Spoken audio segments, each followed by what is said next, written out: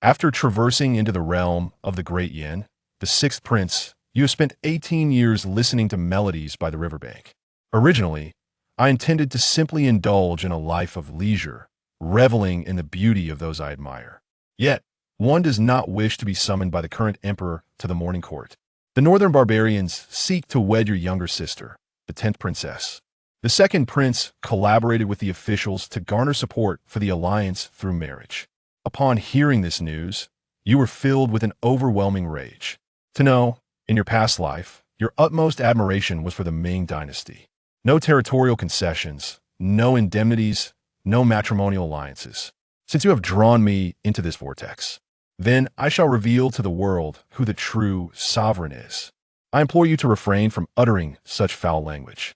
You, a group of misguided souls, should dare to repeat your words once more if you possess the courage. Your sudden outburst of anger rendered the entire court speechless.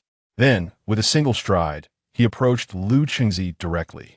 Before all the court officials, he pointed an accusing finger at his nose. His face contorted with fury as he growled menacingly, not affording this venerable statesman any semblance of dignity.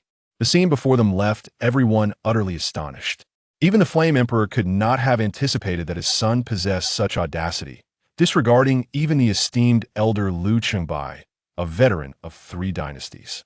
At this moment, the right minister finds himself in a state of utter bewilderment. Old Sixth, are you aware of your actions? The right chancellor is a venerable figure of 3 dynasties, a cornerstone of our great Yin dynasty. Your blatant disrespect towards the right chancellor is truly unbecoming. Do not hesitate to promptly offer your sincerest apologies to him. Upon witnessing your actions, the second prince, Mu Wenjie, promptly stepped forward, expressing his indignation. He endeavored to portray himself as a prince who reveres and values teachings, thereby creating a stark contrast to your stance. You dare to utter such words, being a prince of the great Yin dynasty? If I were in your position, I would have long since dashed my head against the wall in despair. A union with the northern barbarians. Have you been struck by a door, or perhaps kicked by a donkey? To utter such profoundly foolish words is nothing short of disgraceful. Do you comprehend the implications of such behavior? At the very moment you uttered those words, a glimmer of brilliance emerged in the eyes of the Flame Emperor. Sixth Prince, what have I said that is incorrect? How could it lead you to so deeply humiliate me? Unless you provide me with a reasonable explanation, I shall, by heaven, collide thrice within this grand hall. The words of the right minister have indeed incited many of his students to voice their criticisms, as if he genuinely desires to tear you apart. Old fool, it would be wise for you to collide with this grand hall at once. Otherwise, should this prince take matters into his own hands, you shall find yourself drenched in a flurry of snow. The words left all the courtiers in a state of bewilderment. Emperor Yin, Mu Kanglin, also returned to the hall. What nonsense are you speaking? Exclaimed the sixth brother. Quickly informed the right chancellor. Your Majesty, I, your humble subject, stand unerringly correct. This group of fools actually seeks a marriage alliance with the northern barbarians. I cannot fathom what thoughts occupy their minds. Are they filled with nothing but folly? Our great Yin dynasty was founded upon the principles of martial prowess. As our ancestral teachings dictate, it is better to engage in battle thrice than to compromise our dignity. Now, the northern barbarians aspire to forge a union through marriage. The northern barbarians now yearn for a union. Have you not pondered deeply upon the reasons behind their actions at this particular juncture? Upon the utterance of these words, many ministers in the imperial court began to react. They had not considered this aspect until now. Such actions were indeed highly peculiar. Old Six, what do you mean? Father Emperor, what manner of beings are the northern barbarians, who in our grand Yin dynasty remains unaware of their nature? Every utterance that escapes their lips is devoid of any necessity for belief. The reason why Baiman chose to form a marriage alliance at this time is that it coincides with the 7 major snowfalls across various regions. Their livestock and war horses have succumbed to the bitter cold. Even if the northern barbarians wish to invade our great Yin borders at this juncture, such an endeavor would be utterly implausible. It is precisely for this reason that they, the northern savages, seek to recuperate and have proposed a union with our great Yin through marriage. As long as we endure this winter, the iron cavalry of the northern barbarians will continue to invade the borders of our great yin, plundering our resources. Your words caused a palpable shift in the expressions of all present, particularly among the generals gathered in the court, who had never harbored any fondness for confronting the northern barbarians. The esteemed Prince Jinghua declared with conviction, "If the facts are as the sixth prince asserts, then the so-called alliance proposed by the northern barbarians is nothing but a complete ruse. We must not fall for their deceit. We must certainly show the northern barbarians a lesson they won't soon forget."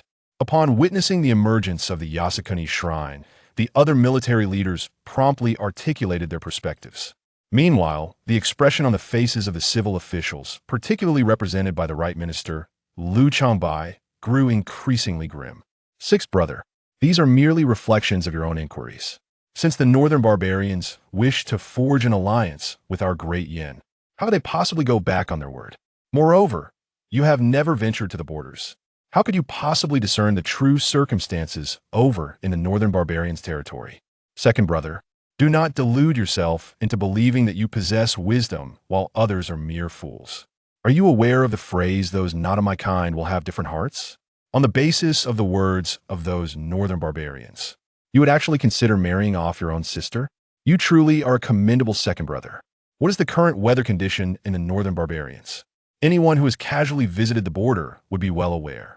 If you still find it hard to believe, you might as well send a message to General Meng of the northern frontier, requesting him to dispatch someone to ascertain what the winter in the northern barbarians is truly like.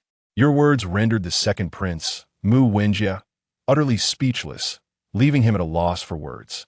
In Yen Huang Mu Tsonglan's gaze, a trace of commendation emerged. Before the second prince had a chance to speak, the first prince, Mu Tianshun, also took a stand. Father, I believe there is some merit in the words of sixth brother. The northern barbarians wish to form an alliance through marriage, yet there is no pressing need for our great yin to acquiesce to their proposal at this moment. One could initially send someone to the northern territories to converse with General Meng in order to ascertain the current circumstances of the northern barbarians. If the situation aligns with what the sixth brother has mentioned, then the proposed alliance with the northern barbarians would indeed be a thoroughly orchestrated conspiracy. If the weather in the north differs from what the sixth brother has described, it would merely amount to a squandered few days. For our great yin, there would be no losses incurred whatsoever. The words of the Grand Prince filled the heart of the Flame Emperor with immense satisfaction. However, the fury within the second Prince Mu Wenjie and the Right Minister Liu Changbai has ignited completely. Brother, your actions are indeed rather excessive. Even if what sixth brother said holds some truth, it does not signify anything of consequence. The union with the northern barbarians brings only benefits to our yin, with no drawbacks whatsoever. What is the true state of the border? We, the common folk, have never ventured there. Yet, fellowship can provide us, the citizens of the great yin, with respite and rejuvenation, alleviating the suffering wrought by the ravages of war. Should conflict arise once more, the inhabitants of the border will undoubtedly endure untold hardships. Moreover, the national treasury is in no condition to bear such burdens. Upon hearing the words of his second brother, the third Prince Mu Baifeng promptly spoke. Father, I find my brother's perspective exceedingly reasonable. Our great Yin dynasty has been embroiled in continuous warfare for many years, and our treasury is nearing depletion. It is increasingly challenging to allocate additional funds for further conquests. Although an alliance through marriage may tarnish the reputation of our great Yin dynasty, it is ultimately for the benefit of our common people. The third prince stepped forth to support his elder brother, not out of genuine allegiance, but rather to exacerbate the situation at this opportune moment. He yearned to witness the fierce rivalry between his elder and second brothers, hoping to see them engage in a battle of wits and ambitions. After all, each of the princes harbored their own ulterior motives, each with a distinct agenda in their hearts. At this moment, the sovereign Yin Huang, Mu Kanglin, bore an exceedingly displeased expression. Although the recent exchange of words between him and the crown prince had brought him considerable joy, he still harbored a deep reluctance to witness his most cherished daughter wed to a man from the northern barbarians. However, Mu Wenjie's words do hold a certain validity. The great Yin has indeed been embroiled in years of warfare, and the national treasury is devoid of surplus funds to sustain further military endeavors. Yet, should they truly acquiesce to the northern barbarians' proposition of marriage. Once this tumultuous period has passed, the northern barbarians will undoubtedly resume their incursions into the borders of Great Yin. This is a scenario that Mu Kanglin fervently wishes to avoid. Upon reflection, the heart of Mu Kanglin, the Emperor of Flames, is undoubtedly heavy with melancholy. As for you, Old Six, what are your thoughts on this matter? Father Emperor, I have but a single statement to make.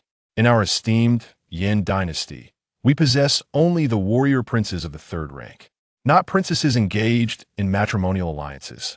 What my second brother has just articulated may seem reasonable, but in truth, it holds no merit whatsoever. He has never ventured to the borders. So, of course, his words can be framed as sensible. Were he to utter such sentiments at the frontier, I firmly believe he would be reduced to mere pulp by the local populace. For many years, the Yin dynasty and the northern barbarians have been irreconcilable foes. The citizens of the northern territories would relish the opportunity to feast upon their flesh and drink their blood. Now, to propose that the people of the north engage in reconciliation with them, would they ever acquiesce to such a notion?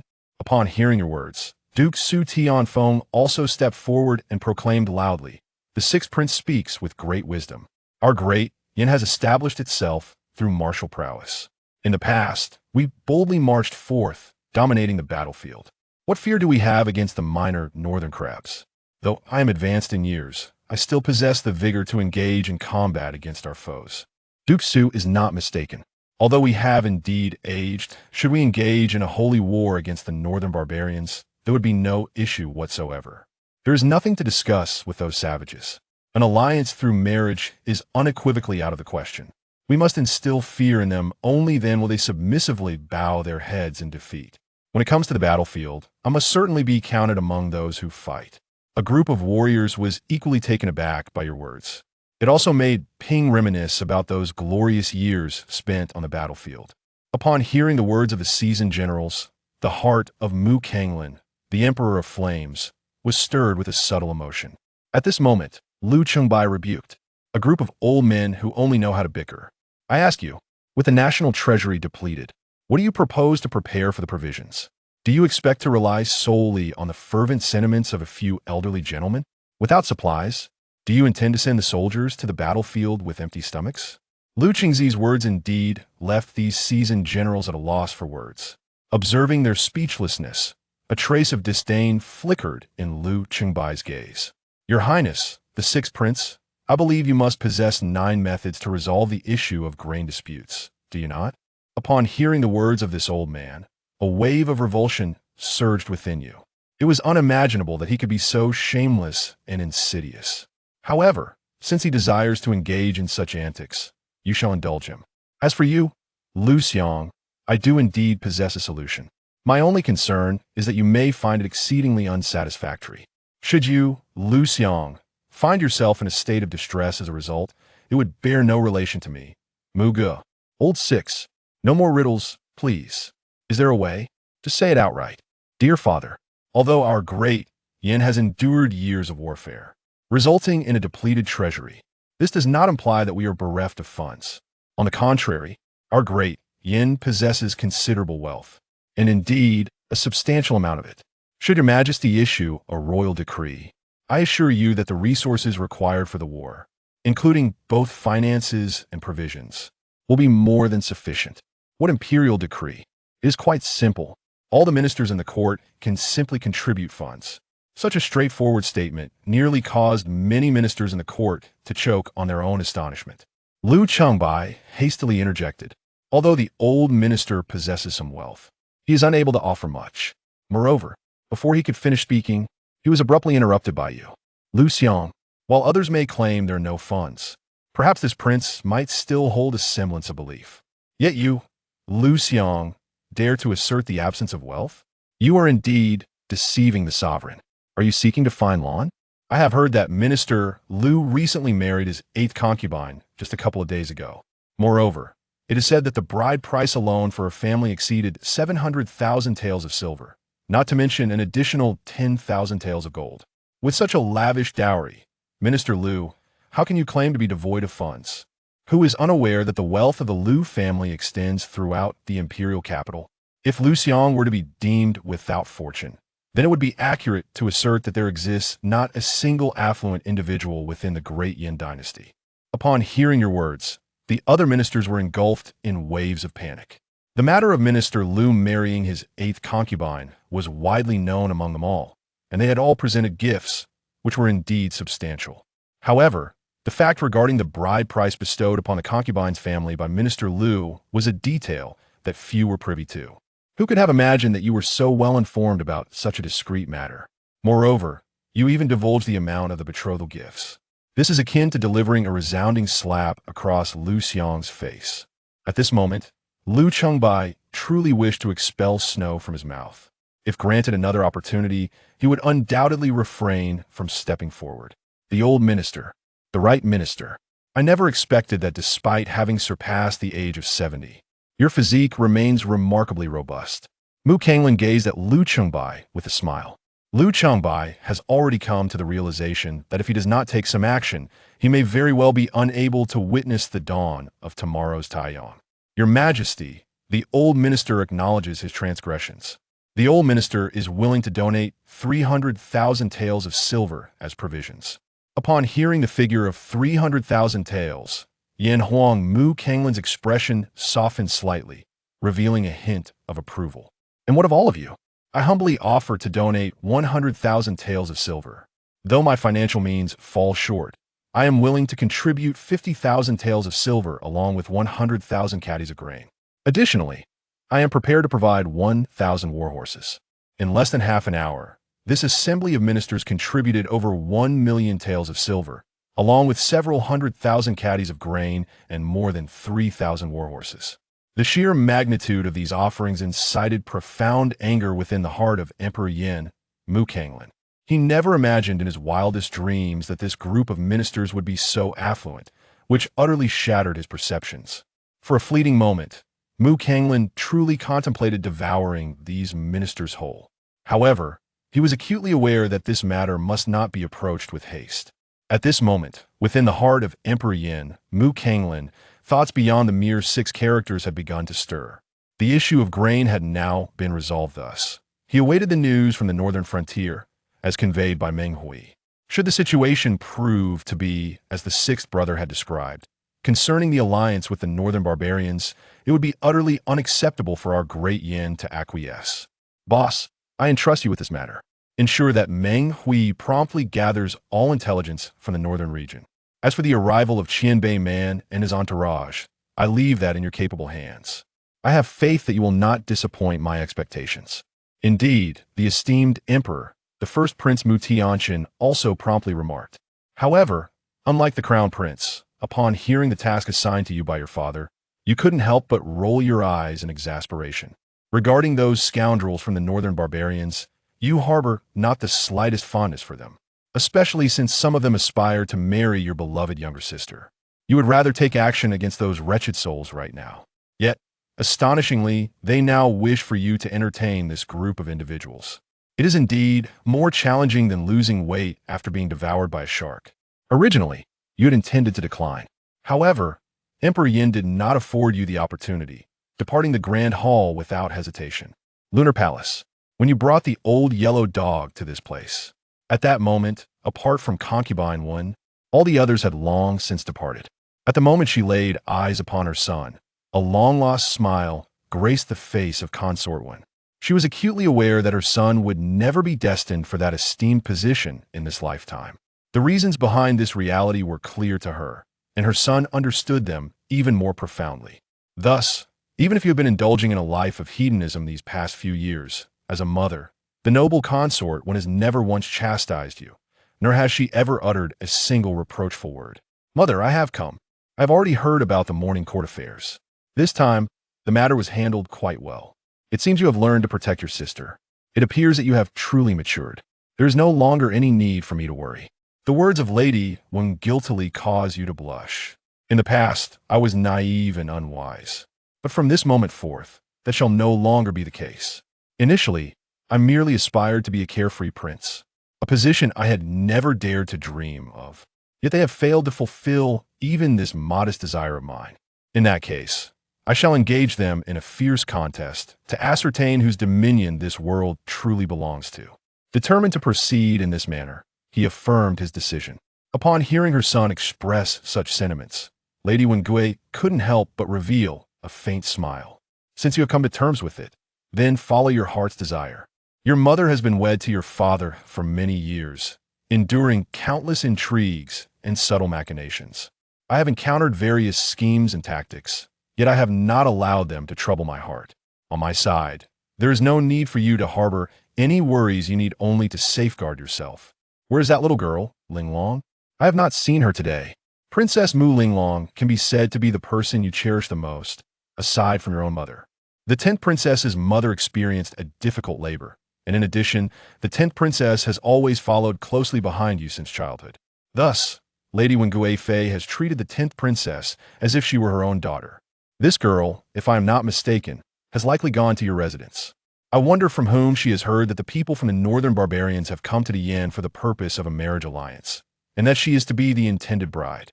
She must be feeling quite discontented in her heart. You are aware that this young lady harbors feelings for your father, the emperor, which surpass her sentiments for you. As a princess, she can only accept this situation passively. I believe she wishes to seek you out to express her grievances. Upon hearing the words of your mother, a glimmer of shark-like ferocity emerged in your gaze. The elegant and enchanting Gui Fei, feeling the weight of this unexpected shark-like intent, harbored a flicker of astonishment within her heart. The entirety of the great Yin dynasty was well aware. Her son is undeniably a complete failure in cultivation. Although she has never doubted him, the fact that he is incapable of cultivating is well known to all. Now it appears that he has deceived everyone around him. If the situation is indeed as such, then the methods employed by one's own son are truly astonishing. Contemplating this, a subtle smile graced the face of concubine Wengui. All right, these are all your favorite dishes. If you do not eat them soon, they will grow cold. Once you have finished, return a check on Linglong and ensure she does not act upon any irrational thoughts. Mother, rest assured, as long as I am here, Linglong shall never be wed to the northern barbarians. Shortly after your departure from the moonlit palace, Emperor Yin entered as well. At the moment she beheld the flame emperor, Wengui Fei's previously ecstatic countenance transformed into one of indifference. She busied herself with tidying up everything before her, as if she were entirely oblivious to the presence of Mu Kanglin, the flame emperor. However, regarding this matter, Mu Kanglin chose to remain silent, as if she had long since grown accustomed to it. As for Lan Yu, I wish to inquire about something, Qing. Below is what I wish to inquire. Is the elderly gentleman beside Gur the one-eye? When Lan Yue dispatched to safeguard him, a faint cold smile also appeared on Lan Yue's face. Indeed, Cheng Ying confided in me that he is no match for this elderly gentleman. You should be well aware of Cheng Ying's formidable prowess. If even he cannot contend with this individual, it stands to reason that this person must possess at least the strength of a latest-stage grandmaster, if not that of a great grandmaster. Such a personage, endowed with profound capabilities, leaves me pondering how old Lu could possibly have achieved this. What I can reveal to you is that Lao Huang was not sent by me, when Lan Yue, to be by Gu Er's side. In fact, I am entirely unaware of where this individual came from or how Gu Er discovered him. It is impossible apart from you. No one else can achieve this. Believe it or not, just moments ago, Gu Er confided in me that he too aspires to achieve excellence in this world. As a mother, I naturally choose to support his ambitions. I am quite eager to witness the day when, if Gu Er truly attains such a position, what sort of expression you, dear Emperor, shall wear at that moment. Indeed, if Lao Lu possesses such capabilities, let him compete with others. As long as he can succeed, even if all the ministers oppose him, they will still grant him that position. He shall receive no assistance, and you must not extend any support to him. Everything must rely solely on his own efforts. Rest assured, since I have stated this, I shall provide no assistance whatsoever to Gur. When Lan Yue, do not require such support.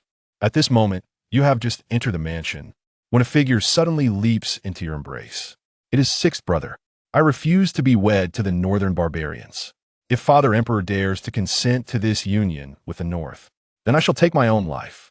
The dissatisfaction of my younger sister regarding her weight loss is palpable.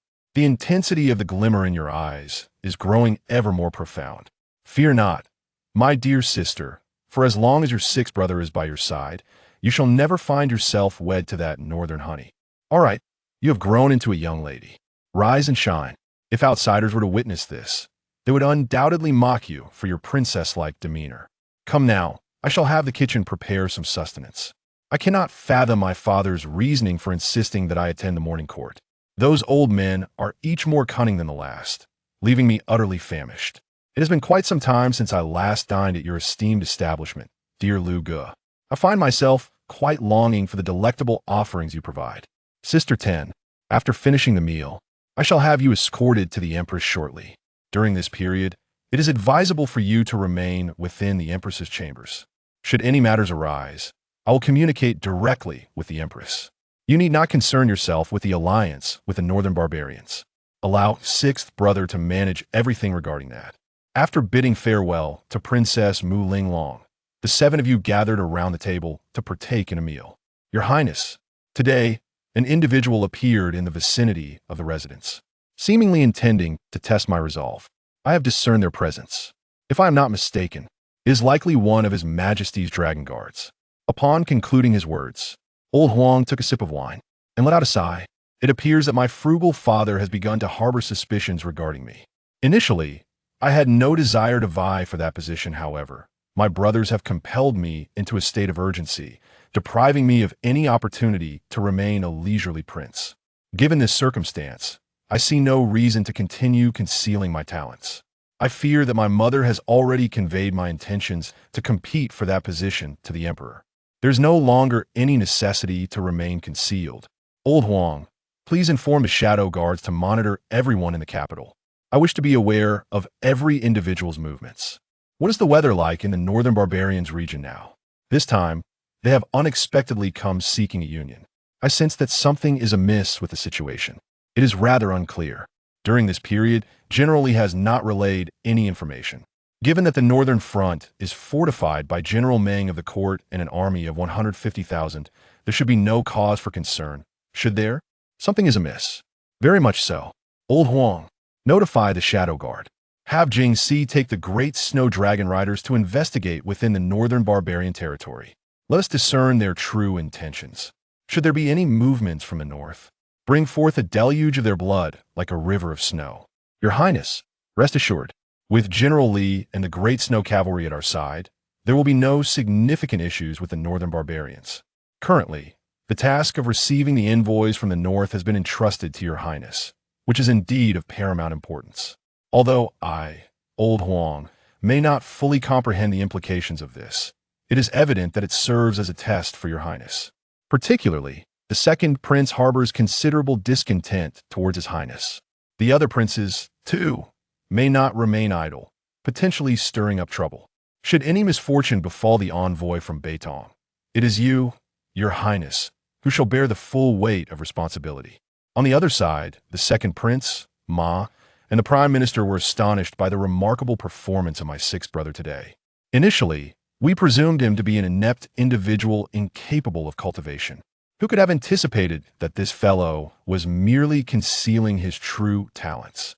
The expression on the face of the Prime Minister, Liu Chengbai, who stood beside him, was undeniably one of considerable displeasure. This was particularly exacerbated by your remark, which had caused Liu Chengbai to incur significant financial losses and experience more harrowing than being robbed of his wealth. As a venerable elder of 3 reigns, Liu Chengbai's alignment with the second prince this time is undoubtedly driven by his own motivations. The singular objective now is to elevate the second prince to that esteemed position. Only in this manner can Liu Chengbai, this esteemed elder, continue to wield significant influence over the court. Your Highness, I am aware of your current discontent, however. The time for us to act has not yet arrived.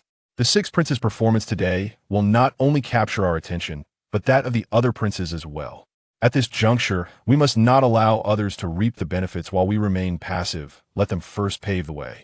The words of the right chancellor possess a certain reasonableness. My third brother must be feeling somewhat impatient by now. Chapter 1. The sixth prince of the Great Yin Old Way. Why is the sixth prince not present? Did I not decree yesterday that all princes must attend the morning assembly today? The current sovereign of the great Yin dynasty, Ning Cangsheng, sat upon the dragon throne. Seething with anger at the absence of his sixth son during the morning court, he turned his ire upon the eunuch Wei Gong, who stood nearby. Your Majesty, I personally visited the residence of the sixth prince yesterday and specifically urged him to attend. He assured me that he would indeed be present today. As for his absence, I am truly at a loss, Wei Gong replied promptly. Upon hearing Wei Gong's words, Ning Cangsheng felt his fury reaching a boiling point. Father, I have heard that sixth brother went to the Red Sleeve Pavilion yesterday afternoon. He is likely still asleep there, the second prince, Ning Wenjie, interjected, a hint of a cold smile playing at the corners of his lips. Rascal! Ning Cangsheng's rage boiled over at the mention of the Red Sleeve Pavilion. He slammed his palm down on the dragon table, causing the courtiers in the grand hall to fall silent in fear. Only a few ministers dared to display faint smirks. Ching-Ying, take your men to the Red Sleeve Pavilion and bring this ungrateful son back to me. If he resists, bind him and bring him back regardless. Ning Cangsheng bellowed. Yes, Your Majesty. Ching-Ying, the commander of the Imperial Guards, immediately set off towards the Red Sleeve Pavilion, accompanied by a dozen guards. Under the watchful eyes of the court officials. Meanwhile, in a room within the Red Sleeve Pavilion, a youth of around 17 or 18 lay contentedly upon the lap of a beautiful woman, a wine cup in hand, reveling in his indulgence. To grasp the power of the world while drunkenly resting upon the knees of beauty. Truly, the ancients do not deceive me, he exclaimed, downing another cup of wine. This young man was none other than Ning Cangsheng's sixth son, Ning Cangsheng. In truth, Ning Cangsheng was not of this world. He had traversed dimensions. Since the day of his arrival, he awakened a unique system that, regrettably, encouraged a rather lax approach to life. Only through such indolence could he acquire greater treasures. Moreover, as the son of a former dynasty's princess, he had long resigned himself to a fate devoid of royal ambition, never wishing to contend with his brothers. However, being born into a royal family, despite Ning Cangsheng's lack of ambition, the other princes viewed him as a rival. More critically, his mother, Consort Wen, was a princess of the fallen dynasty, rumored to possess unfathomable power. This only heightened the sense of threat among the other princes, some of whom resorted to assassination attempts to ensure Ning Cangsheng's demise. However, from the age of 15, Ning Cangsheng became infatuated with the realm of romance and poetry. Particularly, he spent nearly every day at the Hongxiu Tianxiang Pavilion. No one knows when this enchanting establishment emerged, yet within less than a month, it became the most alluring place of entertainment in the Dian Empire. Even more intriguingly, the background of the Hongxiu Tianxiang Pavilion is rather formidable. Anyone who dared to cause trouble there, be they nobles or commoners, even those of innate strength, have faced severe repercussions. The reputation of the sixth prince, Ning Cangsheng, at the Hongxiu Tianxiang Pavilion has spread throughout the entire Dian Empire. Moreover, while the Dian Empire is known for its martial prowess, this sixth prince stands out as an anomaly, notorious for his lack of cultivation talent. His inability to cultivate has become a topic of ridicule across neighboring empires, leading many to consider him a mere idler, destined to live a life of lethargy. Unexpectedly, this label of being a cultivation failure has resulted in diminished interest from other princes, who increasingly view Ning Cangsheng as someone who merely consumes resources without purpose. Young master, news has reached the palace that you did not attend the morning court. His Majesty is exceedingly enraged and has dispatched General Cheng to apprehend you. At that moment, a stooped, ragged old man entered, speaking up. Old Huang, you truly lack awareness. You know how much I despise being disturbed at this hour. Yet you insist on doing so. If it weren't for the fact that I cannot overpower you, I would surely teach you a lesson. Ning Cangsheng retorted. What madness is my dear father up to? It's merely a matter of missing the morning court. I've never attended before, and I have no interest in that position. What I truly desire is to indulge in the pleasures of life. Without a hint of concern, Ning Cangsheng added, deliberately brushing against the legs of the beautiful woman beside him. Wanshi, your legs have grown ever softer, he remarked with a grin. Upon hearing his words, the young woman named Wanshi laughed heartily. Having spent so much time with the sixth prince, she had long grown accustomed to his flirtatious banter. The other ladies of the Hongxiu Tianxiang Pavilion were well aware of the true nature of the sixth prince, despite his daily presence. He had never laid a hand on any of them over the years. Yet, outsiders remained completely oblivious to this reality. To the public eye, Ning Cangsheng was nothing but a thoroughgoing cultivation failure, a wasteful indulgent. Your Highness, perhaps you should consider attending. After all, he is your father, the reigning emperor. Wanshi suggested with a smile. Very well. Since my dear Wanshi has spoken, I shall grant you the favor of meeting my esteemed father, Ning Cangsheng replied nonchalantly. Old Huang. When Cheng-Ying arrives, instruct him to wait outside. Understood, young master. After speaking, Lao Huang revealed a rather unsightly grin, showcasing his two missing front teeth. Before turning and departing the room. A quarter of an hour later, Cheng-Ying spotted Lao Huang standing outside the door. Commander, the young master has instructed you to wait here for him. Although Lao Huang smiled upon seeing Cheng-Ying, the commander of the Imperial Guard, he did not regard him with any seriousness. Lao Huang's words ignited a deep anger within Cheng-Ying, who was on the verge of striking back, yet was momentarily intimidated by a single glance from Lao Huang. What is the matter, Commander? Are you considering taking action? Chapter 2. My actions are none of your concern. Just as Cheng-Ying was about to take action, a mocking voice reached his ears. The door of the room swung open, revealing the sixth prince, Ning Cangsheng, stepping out. The words that had just been uttered were indeed his. At that moment, Cheng-Ying was taken aback. It was astonishing that a master-level warrior like him could be startled by a mere glance from the scruffy old man, indicating that this seemingly decrepit figure possessed a far more terrifying strength than his own. However, the most shocking aspect for Cheng-Ying was still the sixth prince's statement.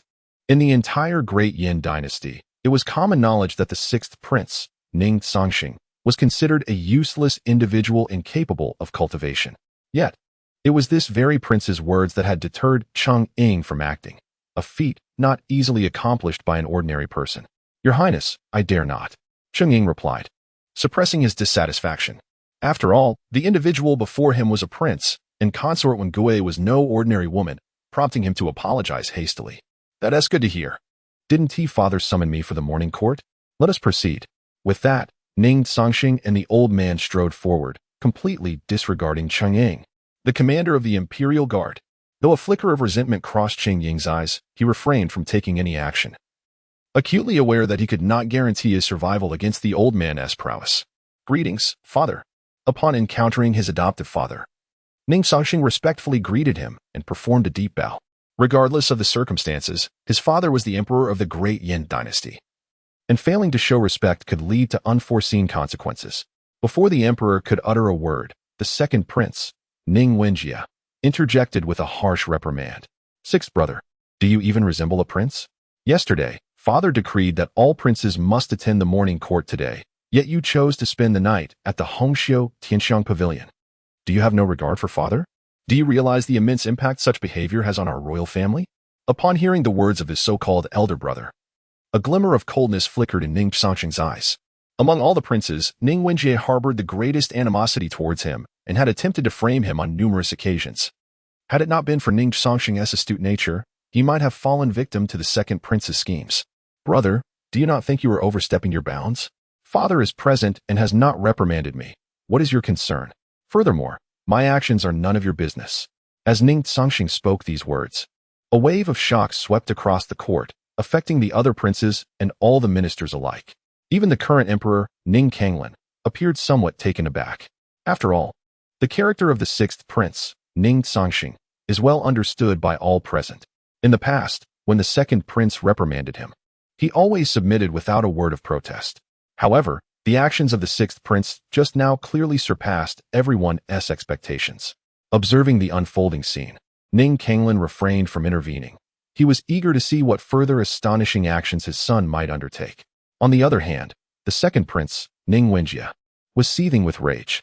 He could scarcely believe that the usually compliant Ning Cangsheng dared to defy him, especially in front of so many court officials, thus bringing him great embarrassment. Outrageous. As your elder brother, it is my duty to reprimand you. You are clearly in the wrong. Yet here you are, creating a scene. Our father labors over state affairs, so allow me to educate you properly. Ning Wenjie bellowed. Uft. In the face of the furious second prince, Ning Cangsheng remained utterly unfazed. A look of disdain etched upon his face. Even if I, Ning Cangsheng, have erred, if our father chooses not to intervene, surely my elder brother will. What? Do you wish to usurp my brother's position? Ning Cangsheng scoffed.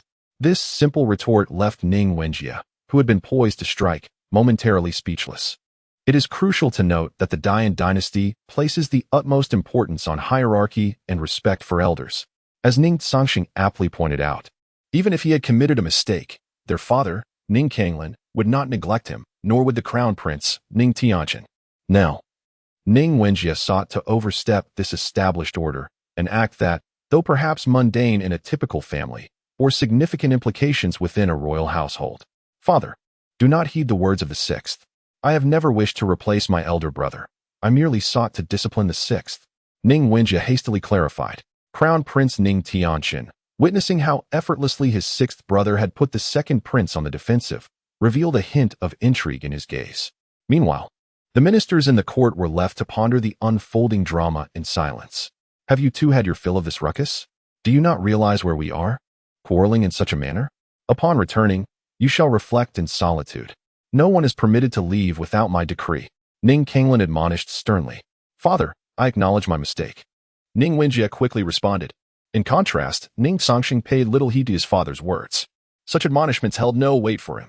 The reason for their summons today was due to a significant matter. The northern barbarians had dispatched a delegation to our Dian, with the intent of seeking the hand of the 10th princess in marriage. I wonder what the esteemed minister's sentiments are regarding this development, Ning Cangsheng stated nonchalantly. Upon hearing the emperor's words, the court erupted into a flurry of discussions. For years, the Dian dynasty and the northern barbarians had been embroiled in continuous conflict, each side claiming victories and losses, with countless soldiers perishing on the battlefield.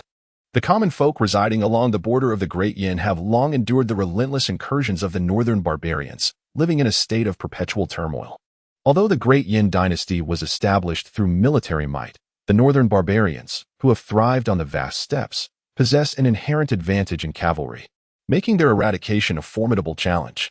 Who could have anticipated that this time, the northern barbarians would send envoys to seek peace, even expressing a desire to wed the 10th princess of the Great Yin dynasty? Such an unexpected development left everyone astonished. Father, I believe this proposition is entirely acceptable. The voice of the second prince, Ning Wenjie, resonated in the ears of all present. Chapter 3, Fury. The words of the second prince, Ning Wenjie, left everyone present in the court momentarily stunned. It was evident that the Emperor Yin sought to gauge the sentiments of those assembled, to discern their attitudes towards this matter. Particularly for the seasoned politicians within the court, the intentions of the emperor were crystal clear. They would never dare to voice their opinions, for the repercussions of displeasing him were too daunting to contemplate. Yet, who could have anticipated that the second prince would be the first to speak up? This left some officials secretly supporting him feeling a sense of helplessness. In comparison to the emperor, the second prince seemed rather juvenile, even overshadowed by the eldest prince. Second brother, do share your reasoning. At this moment, the emperor's expression was notably impassive, leaving one to wonder what thoughts lay beneath his stoic demeanor. Father, the northern barbarians have waged war against our Great Yin dynasty for years, causing untold casualties. This has become a burden for our realm. Now that the northern barbarians express a desire for a marital alliance, it is undoubtedly favorable news for our Great Yin dynasty. I am confident that Sister Tin would also agree to this, for it is a boon for both country and people. As a member of the Great Yin royal family, one should contribute to the welfare of our dynasty.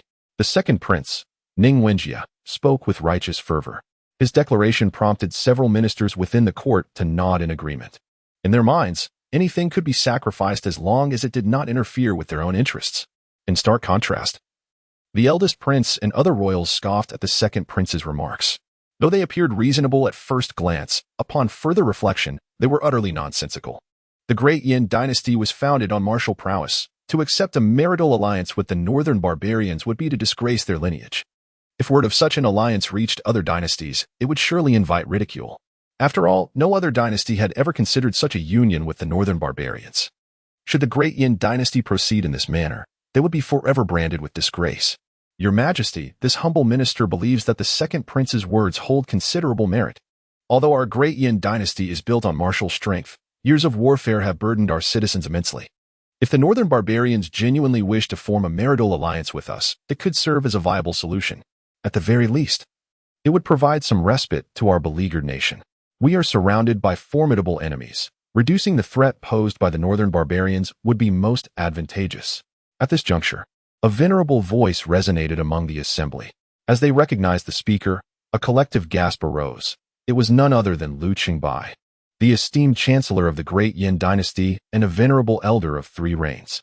More importantly, The former students of this esteemed prime minister are exceedingly numerous. Nearly one-third of the ministers in the court are his disciples, rendering his influence within the Yin dynasty unparalleled. No one could have anticipated that. At such a pivotal moment, he would choose to support the second prince. Even Emperor Ning Cangsheng found himself somewhat taken aback. As for the other princes, their expressions were decidedly grim, particularly that of the first prince, Ning Cangsheng. After all, the first prince had attempted on numerous occasions to pay a visit to this venerable elder statesman, only to be rebuffed by Liu Qingbai. It was utterly infuriating, not to mention jealousy-inducing, for him to witness such an open endorsement of the second prince. With the prime minister's endorsement, those ministers covertly supporting the second prince began to vocalize their agreement, praising the second prince's earlier remarks as profoundly insightful. However, they remained oblivious to the fact that, within the court, two individuals were on the verge of fury, the reigning emperor and the sixth prince, Ning Cangsheng. Particularly for the sixth prince. Upon hearing of the northern barbarian's intention to form a marriage alliance with his beloved 10th sister, his murderous intent surged uncontrollably. It is worth noting that among all the princes and princesses of the Yin dynasty, aside from the first prince, his closest bond was with the 10th princess, Ning Linglong. Since childhood, she had always followed in his footsteps, and they had shared countless experiences together, enduring punishment side by side for their misdeeds. Yet, in the years since, Ning Cangsheng's fondness for the Hongxiu Tianxiang Pavilion had diminished his interactions with the 10th princess. Nevertheless, he had always held a deep concern for her, often thinking of her first whenever there were delicacies or amusements to share. Now, the audacity of these individuals to consider marrying his dear sister off to that despicable Khan of the northern barbarians ignited within him a fervent desire to eliminate these scoundrels. More distressingly, his 10th sister was still not yet 16, while that Khan was a wretched 50 years of age. Was this not the epitome of lechery? The shamelessness of these individuals, particularly his second brother and the prime minister, claiming it to be a benevolent act for the nation, pushed Ning Cangsheng's fury to its zenith. How dare you spew such nonsense?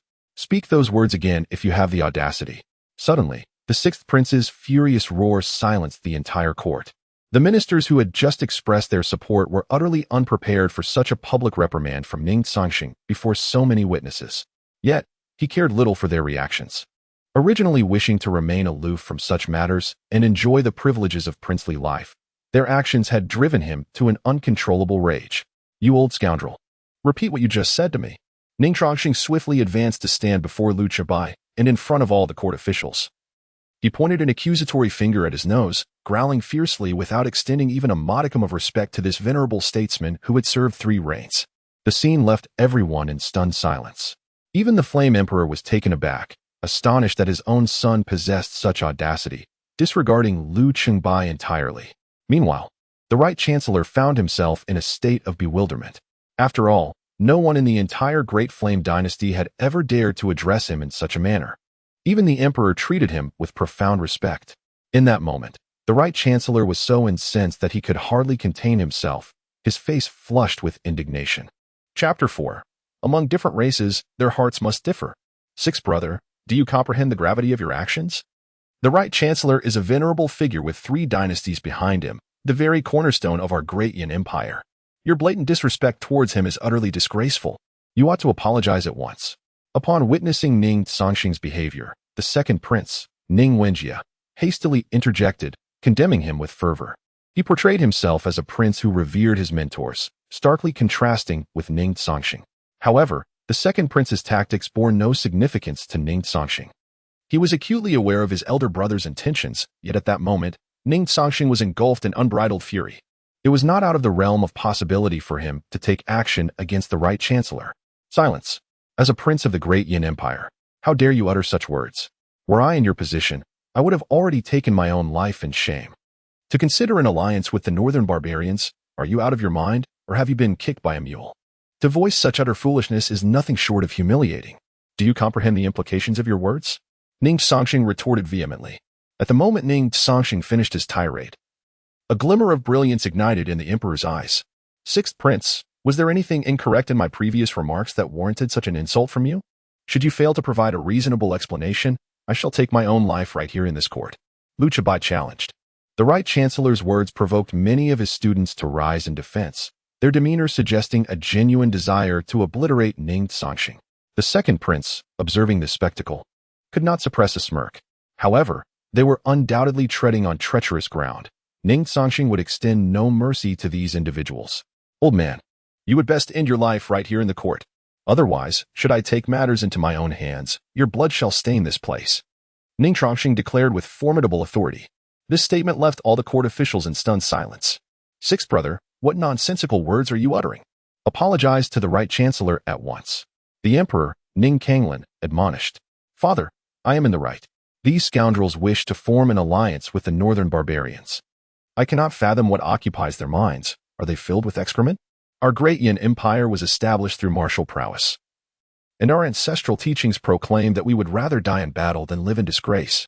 The northern barbarians now seek an alliance. Have you considered why they would take such a step at this juncture? Ning Cangsheng retorted directly. Upon hearing the sixth prince's words, several ministers in the court began to awaken to the implications. They had not initially contemplated this angle. Why would the northern barbarians propose an alliance at such a time? Such a move was indeed highly suspect. Sixth brother, what do you imply? Father, surely, we are all aware of the true nature of the northern barbarians. There is no reason to trust a single word that escapes their mouths. The reason why the northern barbarians have chosen this moment for an alliance through marriage is that it is winter, and heavy snow has blanketed the northern plains, resulting in the death of their livestock and warhorses from the cold. Even if the northern barbarians wish to invade our great Yin borders at this time, such an endeavor would be utterly impossible. It is precisely for this reason that they seek to recuperate and have proposed the idea of a marital alliance with us. Once this winter passes, the iron cavalry of the northern barbarians will undoubtedly invade our great Yin borders, plundering our resources. Ning Cangsheng elucidated. The sixth prince's remarks caused a noticeable shift in the expressions of all present, particularly among the generals in the court, who had never harbored any goodwill towards the northern barbarians. When the proposal for an alliance was first mentioned, these generals expressed strong dissent. Yet their inability to articulate their objections rendered them helpless against the eloquence of the civil officials. However, the sixth prince's statements have garnered approval from these military leaders. Your Majesty, if the facts are indeed as the sixth prince claims, then the so-called alliance proposed by the northern barbarians is nothing short of a nefarious plot. We must not be deceived. We must show the northern barbarians the consequences of their actions. The Duke of Jingwa declared emphatically, following the Duke's bold stance. Other military leaders also voiced their opinions in agreement. Meanwhile, the civil officials, led by the Right Chancellor Lu Chibai, began to look increasingly perturbed. Sixth brother, this is merely your perspective. If the northern barbarians genuinely wish to ally with us, how could they possibly go back on their word? Moreover, you have never been to the border. How could you possibly know the true state of affairs in the northern territories? The second prince Ning Cangsheng retorted. His words prompted many civil officials to nod in agreement, casting doubt on the origins of the sixth prince's assertions. Second brother, do not presume your intelligence makes you superior while others are foolish. Are you not aware of the adage that those who are not of our kind will have different hearts? To consider marrying off your sister simply based on the words of the northern barbarians shows what a commendable elder brother you are. As for the current situation in the northern territories, anyone who has been to the border would be well informed. If you remain skeptical, simply give General Meng of the northern border the order to send someone to ascertain the conditions of the northern barbarians this winter. Ning Cangsheng retorted with a cold smile. His words rendered the second prince Ning Cangsheng speechless, unable to respond. When he mentioned the saying about differing hearts, a glimmer of approval appeared in the eyes of the military officials present and even in Emperor Yan's gaze. The sixth prince's performance today left them astonished and even impressed.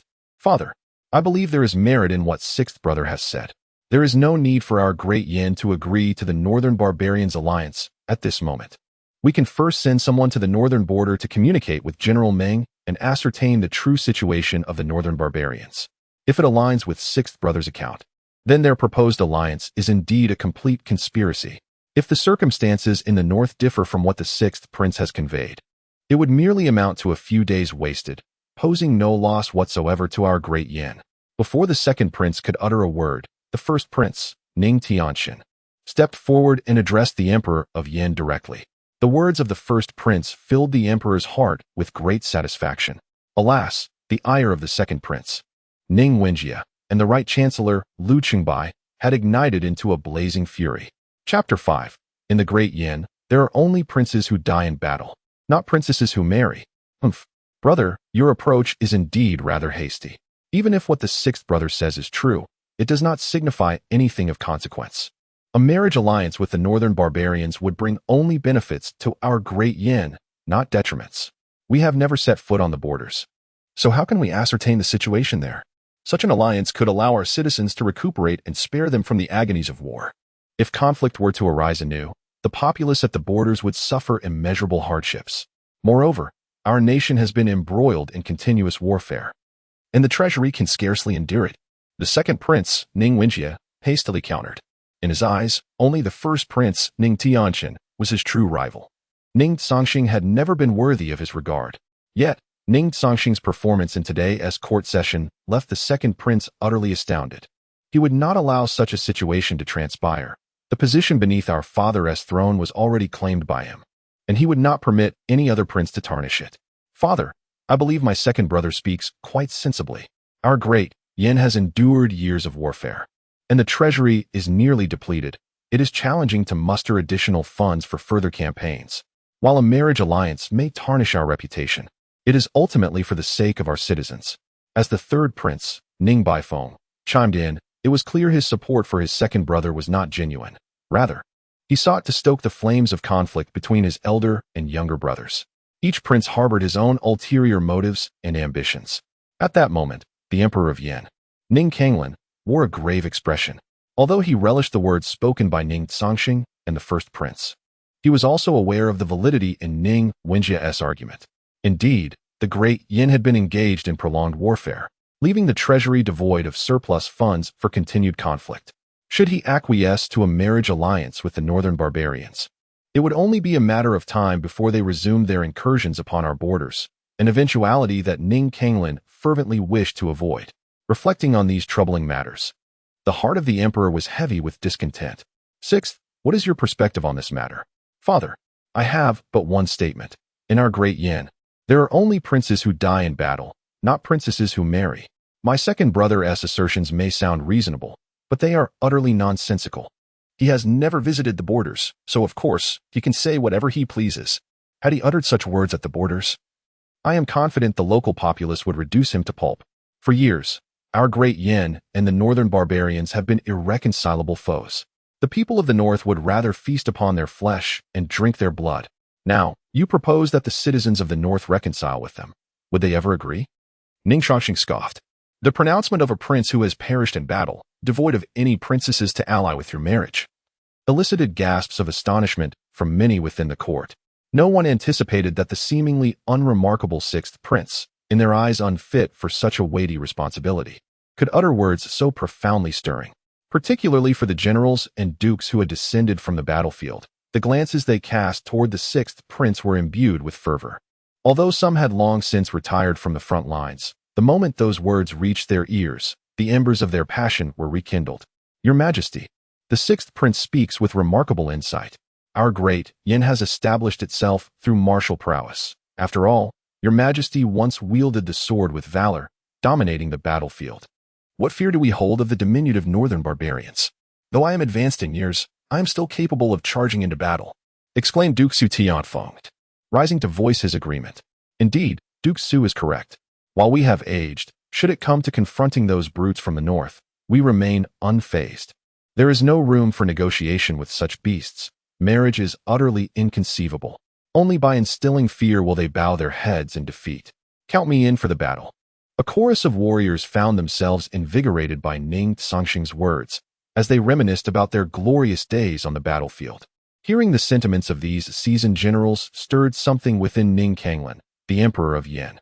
Just as Duke Su had articulated, he too had once gallantly wielded his sword amidst the chaos of warfare, emerging from the tempest of bloodshed, yet now he felt his courage waning. Lacking the audacity of his former self, a band of old warriors fixated solely on bloodshed. I pose this question to you, with our treasury depleted. How do you intend to procure provisions for our soldiers? Are you relying solely on the fervor of your aged hearts? Without supplies, do you wish for our troops to march into battle on empty stomachs? Rebuked Lu Chabai. This query left the seasoned generals momentarily speechless. Enthralled by the fervor ignited by the sixth prince's declaration, they had overlooked this pivotal concern. As veterans, they were acutely aware of the critical importance of provisions in warfare.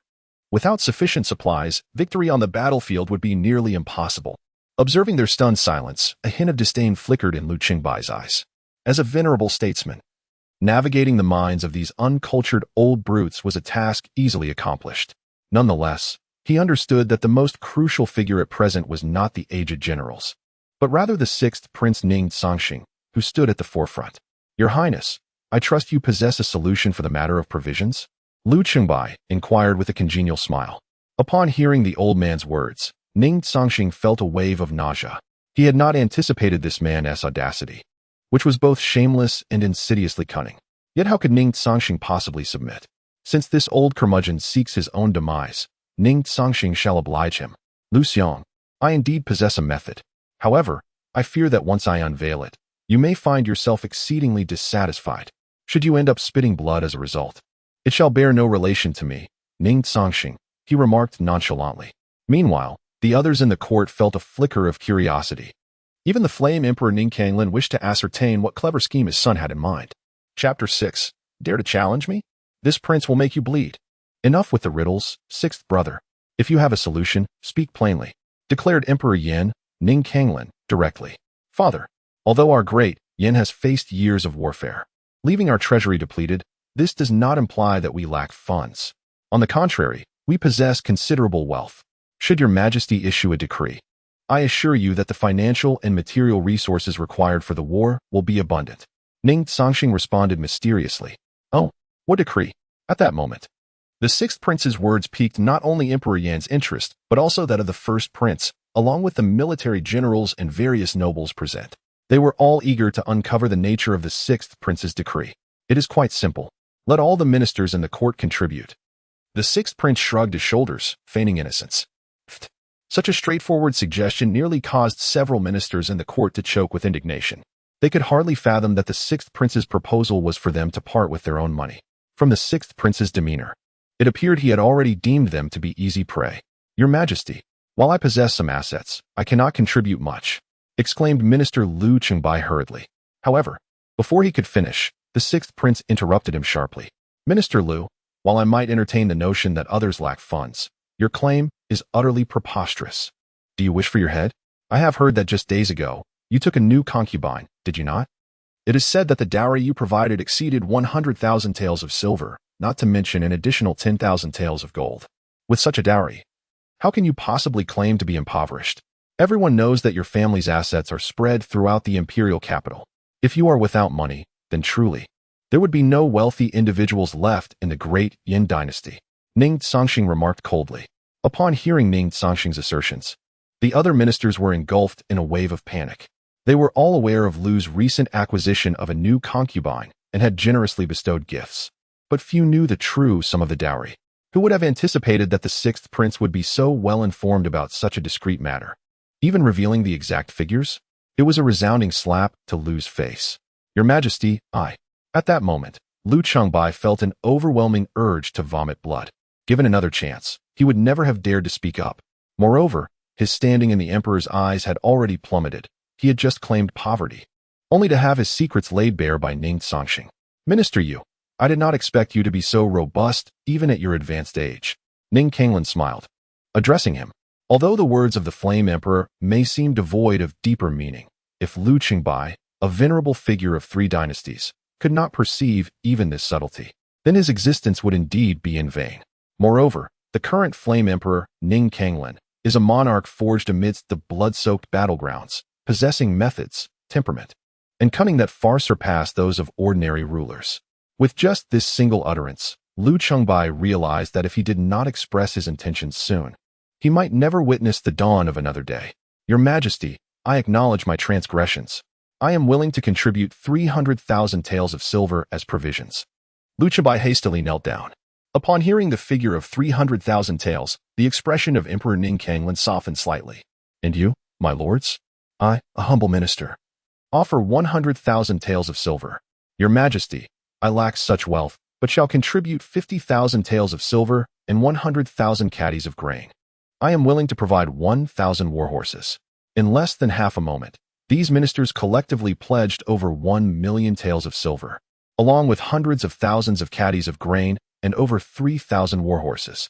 Such an overwhelming amount incited a profound anger within Emperor Ning Cangsheng. He had never imagined that these ministers possessed such wealth. It utterly shattered his perception. Although he was aware that they must have some assets, he never envisioned their holdings exceeding his imagination. For a fleeting instant, Ning Cangsheng contemplated the dire thought of executing these ministers. However, he understood that such a course of action could not be rushed. His gaze then shifted to his sixth son. Were it not for his suggestion, Ning Cangsheng would have remained oblivious to these developments. Moreover, the crucial question loomed. How had his son acquired knowledge of such clandestine matters concerning the chancellor? At this moment, the emperor's thoughts regarding his sixth son began to shift. With the issue of provisions resolved, they now awaited Meng Hui's report from the northern borders. If the situation unfolded as the sixth son claimed, the proposed marriage alliance with the northern barbarians was absolutely unacceptable for our great Yin. Eldest, this matter shall be entrusted to you. Ensure that Meng Hui gathers all intelligence from the northern front at the earliest opportunity. As for the delegation from the northern barbarians, I entrust that to you, sixth. I believe you will not betray my expectations. Emperor Ning Cangsheng stated calmly. Yes, father. The eldest prince, Ning Cangsheng, responded promptly. However, unlike the eldest prince, Ning Cangsheng rolled his eyes upon receiving his father's assignment. He harbored no fondness for the northern barbarians, particularly since they sought to marry his youngest sister. Ning Cangsheng would rather eliminate those scoundrels than entertain the thought of hosting them. The mere idea was more unbearable than death itself. Originally, Ning Cangsheng intended to decline. However, Emperor Yin Ning Cangsheng did not afford him the opportunity and departed the grand hall without hesitation. This left Ning Cangsheng feeling exceedingly vexed. Yet, the most distressed were undoubtedly the second prince, Ning Wenjie, and the right chancellor, Lu Qingbai. Ning Cangsheng's performance today was nothing short of dazzling, causing them considerable financial loss. In that moment, countless gazes turned toward Ning Cangsheng. Had looks been capable of inflicting harm, the sixth prince would have been reduced to mere fragments. Regrettably, Ning Cangsheng paid no heed to these individuals. He had a far more pressing matter to attend to. Chapter 7. In this world, I shall strive. The Moon Palace. As Ning Cangsheng accompanied the old yellow dog to this place, he found that, apart from Consort Wen, everyone else had long since departed from the palace. My son, you have arrived. Upon seeing her son, a rare smile graced Consort Wen's face. She was acutely aware that her son was destined to be estranged from that position in this lifetime, a truth she understood, and one her son comprehended even more deeply. Thus, even though Ning Cangsheng had spent these past few years lost in indulgence, as a mother, Consort Wen had never chastised him, nor had she ever uttered a single reproachful word. Mother, your son has come. Upon encountering his mother, Ning Cangsheng immediately performed the act of kneeling in reverence. Perhaps in his heart, the Emperor Yin, his nominal father, did not merit such honor, but the woman before him was different. Had she not shielded him over the years, he could scarcely fathom the calamities that might have befallen him. At that moment, Ning Cangsheng regarded her as his true mother. I have already heard about the morning court session. You handled the matter well this time, standing up for your sister. It seems you have indeed matured, and I need not worry anymore, Consort Wen remarked with a smile. Her words elicited a blush from Ning Cangsheng. Reflecting on his past reckless actions, he felt a twinge of embarrassment. Mother, in the past, I was thoughtless, but from now on, I shall be different.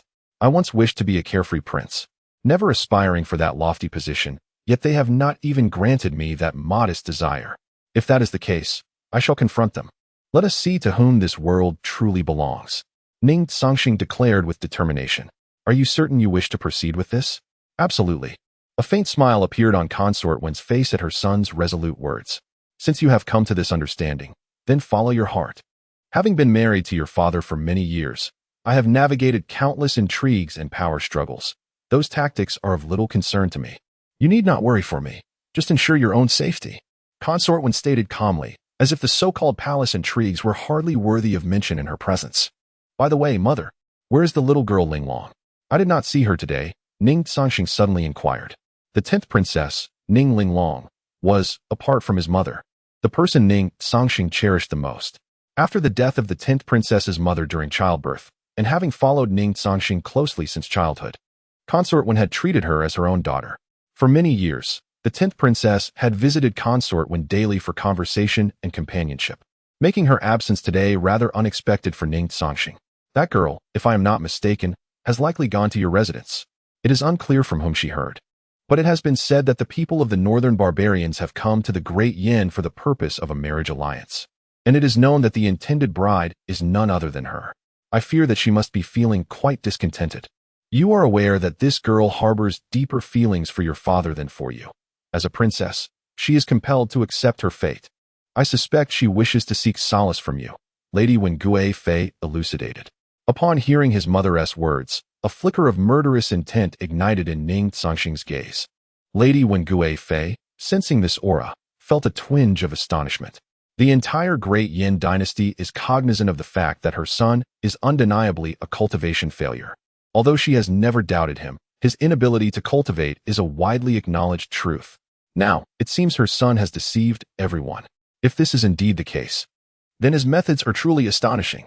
Contemplating this, a faint smile graced Lady Wengue Fei's lips. Enough. These are all your favorite dishes. If you do not eat soon, they will grow cold. After you finish, return to see Ling Long and ensure she does not do anything foolish. Lady Wengue Fei said with a smile. Rest assured, mother. As long as I am here, Ling Long shall not be wed to the northern barbarians. Ning Cangsheng assured her. Mother believes in you. Just after Ning Cangsheng departed from the Lanyu Palace, Emperor Ning Cangsheng entered.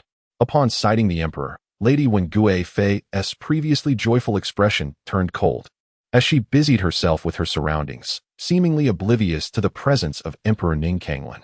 However, he said nothing, appearing accustomed to her demeanor. Lanyu, I wish to inquire about something. Ning Cangsheng initiated. Your Majesty wishes to ask whether the elder by Shinger's side was sent by me, Wen Lanyu. To protect him, correct? A cold smile flickered across Wen Lanyu's face. Indeed, Cheng Ying informed me that he was no match for this elder. You should be well aware of Cheng Ying's capabilities. If even he is not a match, then this individual must at least be at the late stage of the Grandmaster realm. A person of such prowess, aside from you. I cannot fathom how Old Six managed it. Ning Cangsheng inquired without hesitation.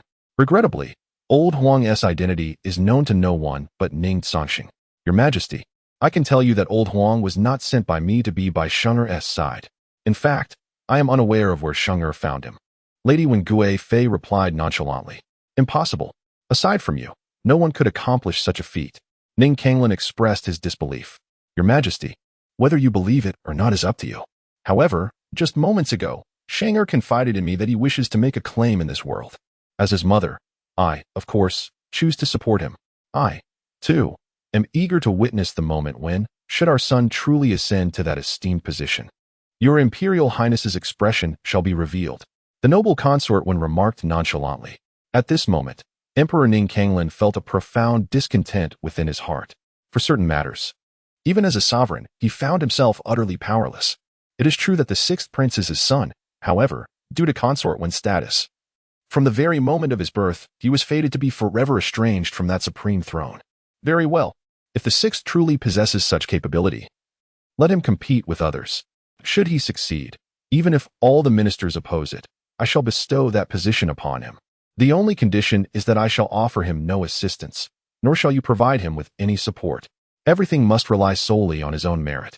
Ning Cangsheng stated with a calm demeanor. Rest assured, since I have declared this, I shall not offer our son any aid. My son, Wen Lanyue, requires no such assistance. Consort Wen replied coolly. Chapter 8. The sixth prince is extraordinary. After parting ways with his mother, Ning Cangsheng returned directly to his residence. As soon as he stepped inside, a figure leaped into his embrace.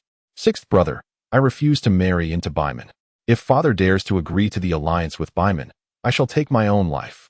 The voice, tinged with tears, reached Ning Cangsheng's ears, and he could feel the tremors coursing through the delicate figure in his arms.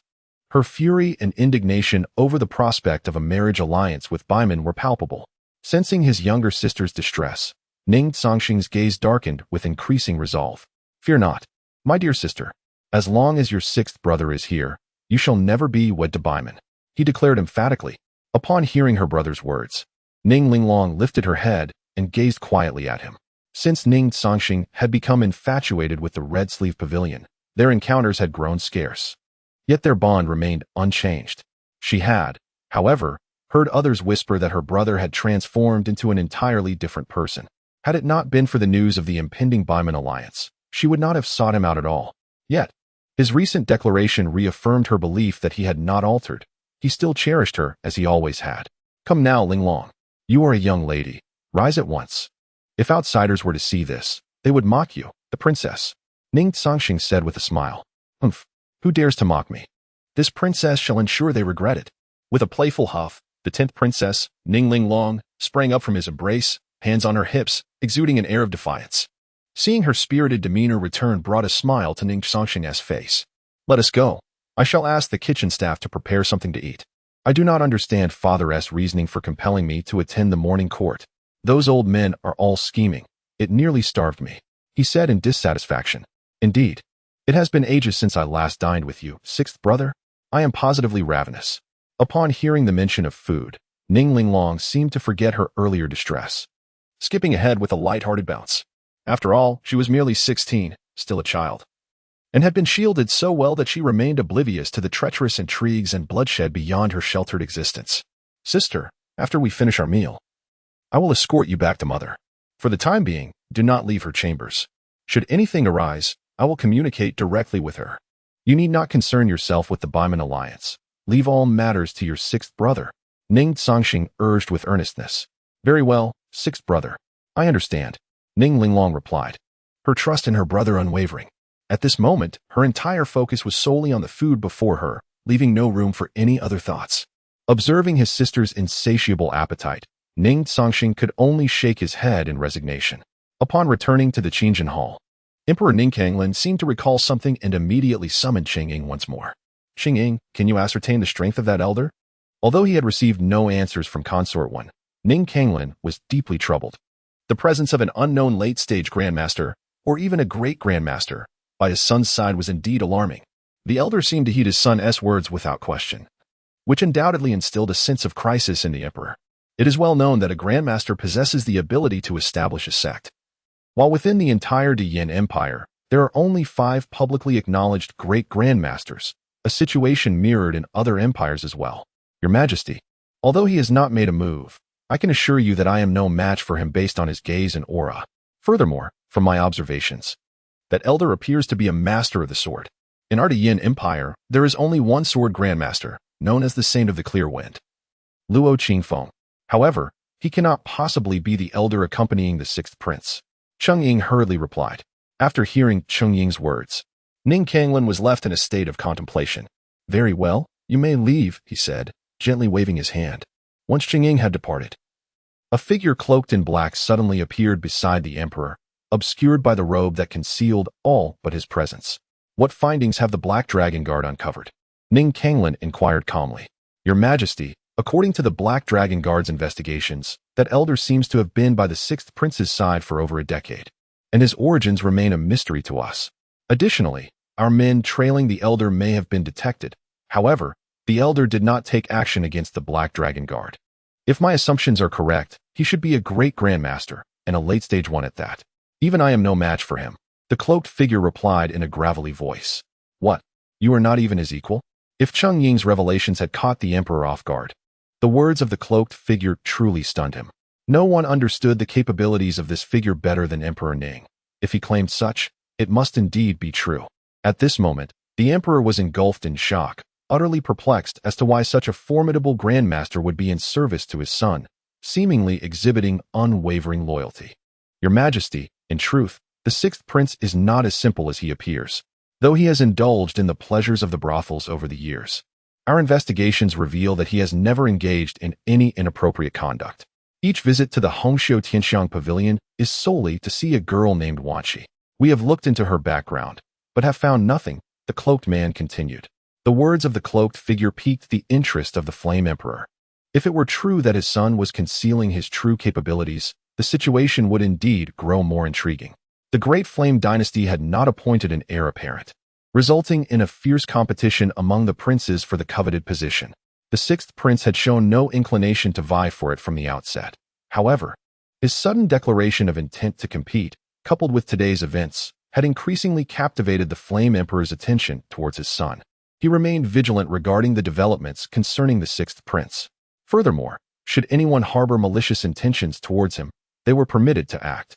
The Flame Emperor issued his command with a calm demeanor. Yes, Your Majesty. Chapter 9, A Treacherous Scheme. The Residence of the Sixth Prince. At this moment, the 10th Princess, Ning Linglong, had already been returned to her mother's side by Ning Cangsheng. Meanwhile, old Huang sat beside Ning Cangsheng, savoring the delectable dishes before him, feeling utterly at ease. However, apart from the two of them, there was also a woman clad in white, adorned with two short blades at her waist, possessing a captivatingly enchanting visage, and wearing a wide-brimmed hat, who sat silently in their midst.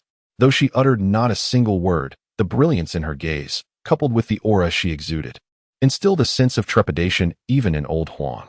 This enigmatic figure was none other than Nangong Push, who aspired to be the foremost in the world and was renowned as the most beautiful woman of the realm. Indeed, she was summoned by Ning Cangsheng, albeit devoid of memories from her previous life, now serving as a guardian alongside old Huang, dedicated to ensuring his safety. Yet, the existence of Nangong Push remained a closely guarded secret, known to few outsiders. Your Highness, there have been appearances around the residence today. It seems they are testing me, but I have caught wind of their presence. If I am not mistaken, it must be the Black Dragon Guard of His Majesty. Only they possess such formidable strength. After speaking, old Huang took a sip of wine and burped. It appears my dear father has begun to harbor suspicions regarding my intentions. Initially, I had no desire to vie for that position, but my brothers have pressed me too hard. They have left me no opportunity to live as a leisurely prince. Given the circumstances, it is unnecessary for me to continue concealing my capabilities.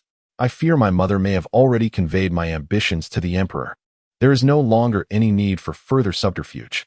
Old Huang, inform the shadow guards to monitor everyone in the capital. I wish to know every movement. Ning Cangsheng instructed with an air of calm. Old Huang nodded in agreement with Ning Cangsheng's directive. Old Huang, what is the situation with the northern barbarians? Their sudden proposal for an alliance raises my suspicions. Although it is winter in the north, how could they not have made preparations after all these years? I sense something amiss. Ning Cangsheng inquired suddenly. I'm not entirely sure. General Li has not relayed any messages during this time. Everything should be normal. After all, General Meng and his 150,000 troops are stationed in the northern territories.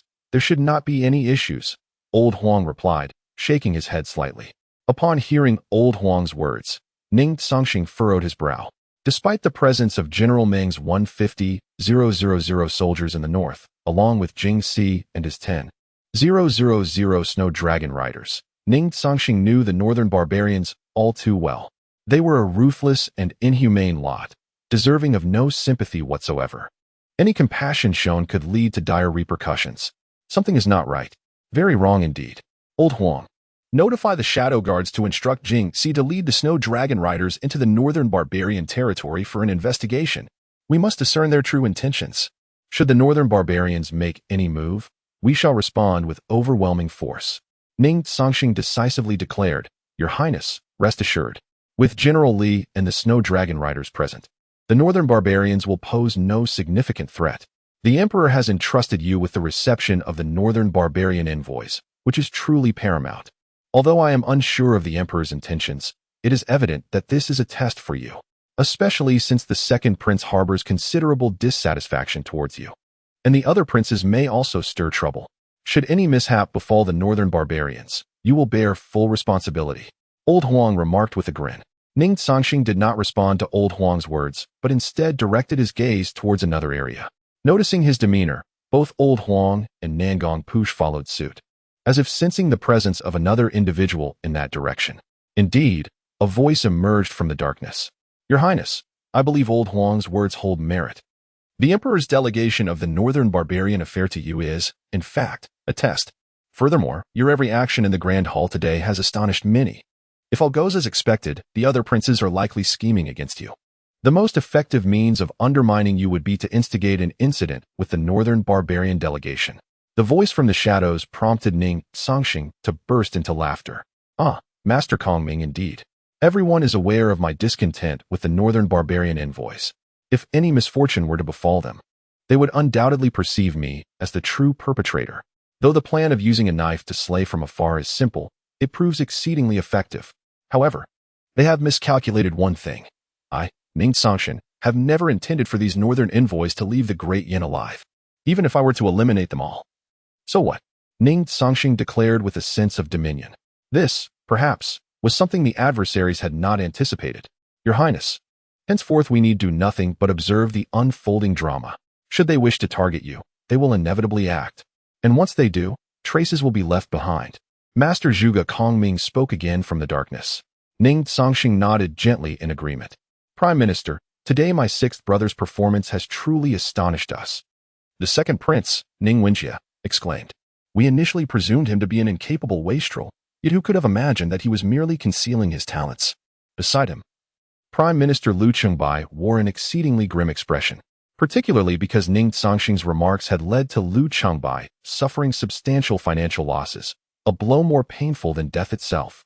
As a venerable figure within the court, Liu Chengbai's alignment with the second prince was driven by his own motives, having already boarded the second prince's ship, making retreat nearly impossible. His sole aim now was to elevate the second prince to the highest throne. Only in doing so could Liu Chengbai maintain his influential position within the realm. Your Highness, I understand that you are currently filled with a sense of discontent. However, this is not the moment for us to take action. The conduct of the sixth prince today has not only drawn our attention but also that of the other princes. At this juncture, we must not allow others to reap the benefits of our efforts. Let the other princes test the waters first, as suggested. Liu Chengbai also stroked his white beard as he spoke. The Right Chancellor's words are indeed sensible. My third brother must be growing rather impatient by now. Ning Wenjie remarked with a cold smirk. Chapter 10. The Dance of Shadows and the Severing of Souls by Yan Luo. Your Highness, 2 little mice have arrived. Upon hearing Lao Huang's words, a faint smile of derision crept onto Ning Cangsheng's face. The events of the morning court had already incited an unsettling eagerness among some to take action against him. It had barely been a day since. And yet there were those who sought his demise. This was not mere impatience. It was a desperate desire for him to perish immediately.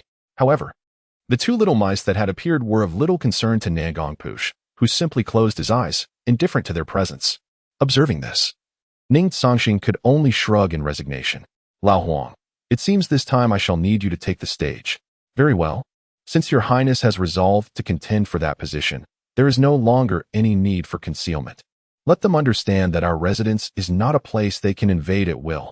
With that, Lao Huang, bearing his sword sheath, strode out. Upon exiting the room, he encountered the 2 figures in the courtyard, clad entirely in black. Their faces were shrouded, revealing only their eyes. Yet it was discernible that one was male and the other female. Intriguingly, the woman wielded an umbrella as her weapon, while the man brandished a uniquely designed knife, notably engraved with the image of Yan Luo himself. What a surprise it was that the 5th and 6th ranked assassins from Tiansha Tower had come to this place. The Dance of Shadows, the Severing of Souls by Yan Luo. How formidable must be the powers behind you to have summoned such skilled individuals. Lao Huang remarked with a smile, inadvertently exposing their identities. As the largest assassin organization, Tiansha Tower boasted countless assassins. Yet only the top 10 ranked could claim the title. Each ranked assassin possessed at least the strength of a grandmaster. The duo, Yuan and Yan Luo, were a married couple, having previously collaborated to eliminate a late-stage grandmaster. Their hiring to target the 6th prince, Ning Cangsheng, underscored the perceived threat he had posed during the morning court. Who would have thought that you, old man, would recognize us? Yan Luo rasped, his voice low and menacing. Yet, what does it matter? Today, the 6th prince must die, and you, old fool, shall meet the same fate. Upon hearing Yan Luo declare their names, those surrounding the 6th prince's estate were overtaken by a flicker of fear. They had come to investigate the situation concerning the 6th prince. Yet they were unprepared for an attempt on his life, and by none other than the 5th and 6th ranked assassins of Tiansha Tower. Such a revelation left many in a state of alarm. Quickly, report back on the situation regarding the 6th prince. Yinming and Yan Luo, this formidable couple of assassins, are no ordinary individuals. Even masters of the late stages of the Grandmaster realm have met their demise at their hands. My heavens, who could have commissioned these 2? Could it be that the 6th prince truly faces peril this time? Meanwhile, nearly everyone in the capital received the news of an assassination plot against the 6th prince. In stark contrast to the other princes and officials, Emperor Yin did not exhibit any reaction upon learning that his son was targeted. His countenance remained unchanged. This was largely due to the words spoken by Cheng Ying, as the emperor also wished to evaluate the true prowess of Lao Huang. Another individual unfazed by the situation was the sixth prince Ning Cangsheng's mother, Consort 1. Having grasped Lao Huang's capabilities, Consort 1 dismissed the matter entirely. Moreover, even if Lao Huang were to falter against the two assassins, Ning Cangsheng would undoubtedly remain unscathed. How could a mother lack means to protect her own son? My child, by dawn, all of Kyoto shall know you are the true dragon, Consort 1 murmured. At that moment, upon hearing Yinluo's taunt, a glimmer of murderous intent sparked in Lao Huang's eyes. Despite his usual indifference, resembling an ordinary stableman, Ning Cangsheng was the one person he vowed to protect throughout his life. How could Lao Huang not feel enraged when someone dared to provoke him in such a manner? The audacity to challenge him was indeed intriguing. Nangong, how do you suppose these two shall meet their end? How long can they endure under Lao Huang's hand? Within the chamber, Ning Cangsheng too heard Yinluo's words. However, he paid them no heed. With both Lao Huang and Nangong by his side, the notion of a successful assassination seemed utterly preposterous. Boring. Nangong, the attendant, merely replied with these two words to Ning Cangsheng's inquiry. The prince could only respond with a helpless expression. Perhaps before Nangong, those two truly amounted to nothing. It is worth noting that Nangong was currently at the threshold of the earthly immortal realm. His emotions stirred. In this world, there was no longer the 19 stops. Although he had yet to fully comprehend the 19 stops, his strength was already perilously close to that of an earthly immortal, rendering the two assassins unworthy of his regard. Very well. You possess formidable strength, and your assertions hold merit. However, when shall you teach me your 19 stops? Ning Cangsheng inquired with an open hand. Once you manage to surpass me, I shall impart it to you. Come on. I've already bested you. Why would I wish to learn your 19 stops? Ning Cangsheng exclaimed, frustration evident in his voice. After observing the distressed Ning Cangsheng, a fleeting smile graced Nangong's typically icy visage, only to vanish as swiftly as it appeared. At this moment, the three individuals in the courtyard began to exhibit other actions. You, as a couple, are the first to dare to declare an assassination attempt on His Highness in front of me, Old Huang. I care not whether you are from the heavenly Death Tower, nor do I concern myself with the identity of those who have employed you.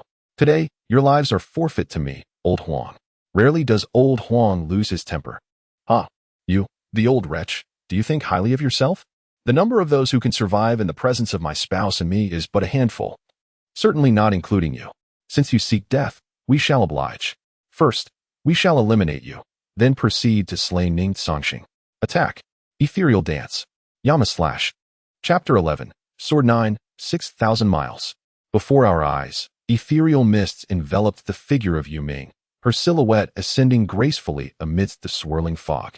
Resembling a dancer in motion, tendrils of dark mist surged forth like shadowy blades towards Lao Huang. A faint smile graced Lao Huang's countenance upon sensing the impact of this misty assault, realizing that within it lay a mental attack. Just as Lao Huang uttered these thoughts, a formidable blade shadow, measuring several meters in length, descended violently towards his head. The combination of a supportive mental strike, paired with Yin Luo's lethal follow-up, elucidated why ordinary individuals could never contend with this formidable couple. However, this time they faced Lao Huang, one of the top 3 swordsmen in the previous life. Witnessing the couple's deadly maneuvers, those who had been hiding in the sixth prince's residence were taken aback. Though they were aware of the couple's immense power, they had never before witnessed their true prowess in action. Concern for Lao Huang began to surface among many. Yet there was an undeniable intrigue regarding whether this humble carriage driver could withstand the couple's lethal onslaught. Before the watchful eyes of the crowd, Lao Huang surprisingly closed his eyes, and unbeknownst to them, the sword box behind him had opened. The moment 6 renowned swords emerged from the box, they illuminated the entire residence of the sixth prince. The onlookers around him were rendered speechless. In this world, sword cultivators were exceedingly rare, and famous swords even more so. Yet, the swords within Lao Huang's box were evidently extraordinary, a fact that incited envy among the gathered spectators. Should Lao Huang's sword box fall into the wrong hands, it might provoke a frenzy among countless sword cultivators. Ning Cangsheng couldn't help but jest. Even Nangong Push, who had previously kept his eyes shut, opened them upon sensing the aura of these 6 legendary swords, his gaze fixated upon them. At this moment, the contemplative Lao Huang appeared to recall something, and his aura began to swell dramatically. In less than a few seconds, His presence transcended that of a master and reached the pinnacle of grandmaster. What? Impossible. How could this old man possibly be a grandmaster? Yin Luo bellowed in rage upon sensing Lao Huang's formidable aura.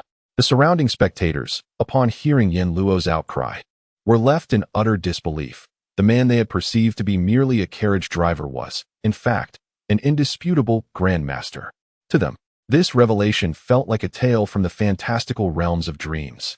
I, Lao Huang, am but the carriage driver of His Highness, granted a second chance at life by him, and I shall dedicate this lifetime to his protection.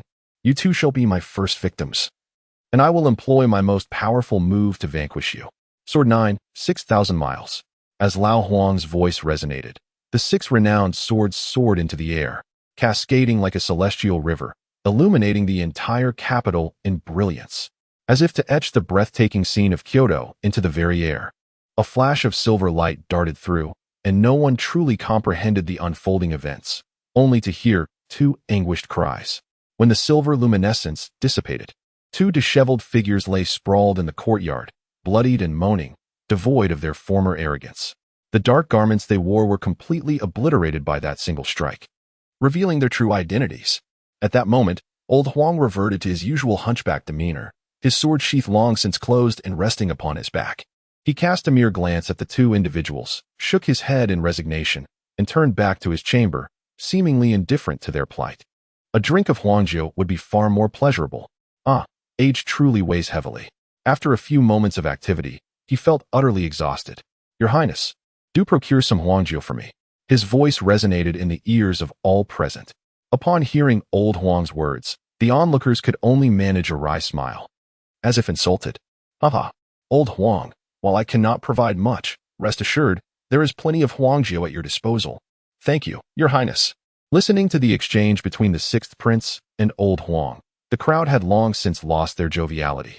They needed to report the events of the night in meticulous detail, especially regarding old Huang's prowess, which had far surpassed their expectations. The husband and wife assassins ranked 5th and 6th in the Tiansha Tower had been unable to withstand even a single strike from old Huang. Such strength was beyond the capabilities of any ordinary grandmaster. It was evident that old Huang's abilities transcended the typical grandmaster realm, potentially reaching the late stages of grandmaster. One must consider that within the entire Yin Empire, only a handful of grandmasters were known. The emergence of such a formidable powerhouse could hardly fail to instill fear in others, particularly for the sixth prince, Ning Cangsheng, who had previously been derided as worthless. The revelation of such a superlative protector at his side necessitated a re-evaluation of all prior perceptions. Additionally, many began to realize that perhaps the sixth prince was not as he had been portrayed, although the entire Yin Empire, and even those from other realms, recognized Ning Cangsheng as a genuine cultivation failure, enamored only by the comforts of life. None had ever witnessed this firsthand. Even if they had, it was merely superficial. The true nature of the sixth prince remained shrouded in mystery. Contemplating these revelations, a chill ran down many spines. If the sixth prince had indeed been concealing his true capabilities, the implications were dire. This would present a formidable rival to those vying for the throne. Your Highness, old Huang's display of strength today has surely left the entire Kyoto in a state of shock. Henceforth, Your Highness, you must be vigilant. Although no one will send an assassin, the adversaries you face will only multiply, necessitating early preparations. Zhuge Liang, shrouded in darkness, hastily remarked, I shall heed Mr. Kongming's words. Yet, since the pursuit of that position is inevitable, we shall inevitably encounter such challenges.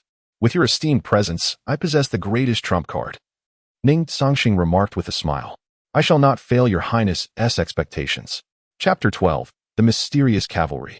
In the Great Yin Dynasty, at the northern city of Yueha, chaos reigned outside the castle walls, where the air was thick with the smoke of battle and the ground littered with the fallen. Less than 2 kilometers from Yueha, the cavalry of the northern barbarians had taken their position, each warrior stained with blood and bearing the marks of numerous wounds.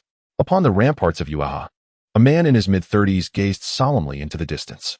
His armor was drenched in blood, with cracks appearing in various places, a testament to the fierce conflict they had just endured.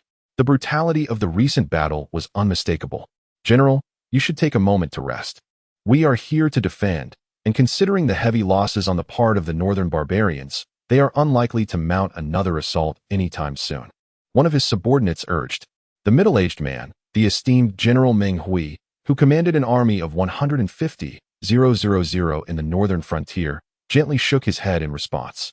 Since assuming command 3 years prior, he had faced the northern barbarians countless times, experiencing both victories and defeats.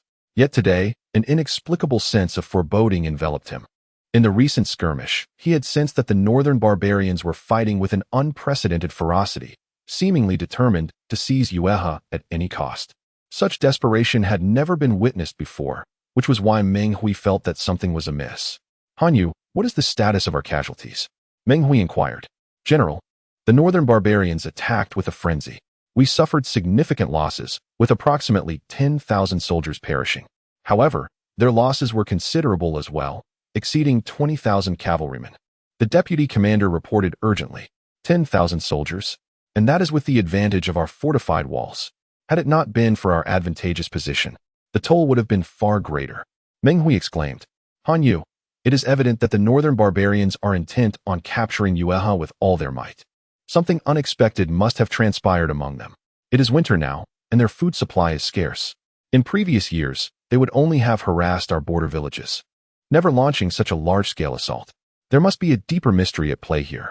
I cannot rest until we investigate," Meng Hui declared resolutely. The general's words ignited a spark of understanding in Han Yu's eyes.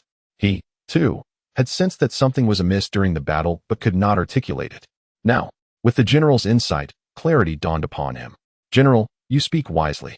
There must be significant unrest within the northern barbarians. Otherwise, they would not dare to attack us so boldly at this time," Han Yu posited.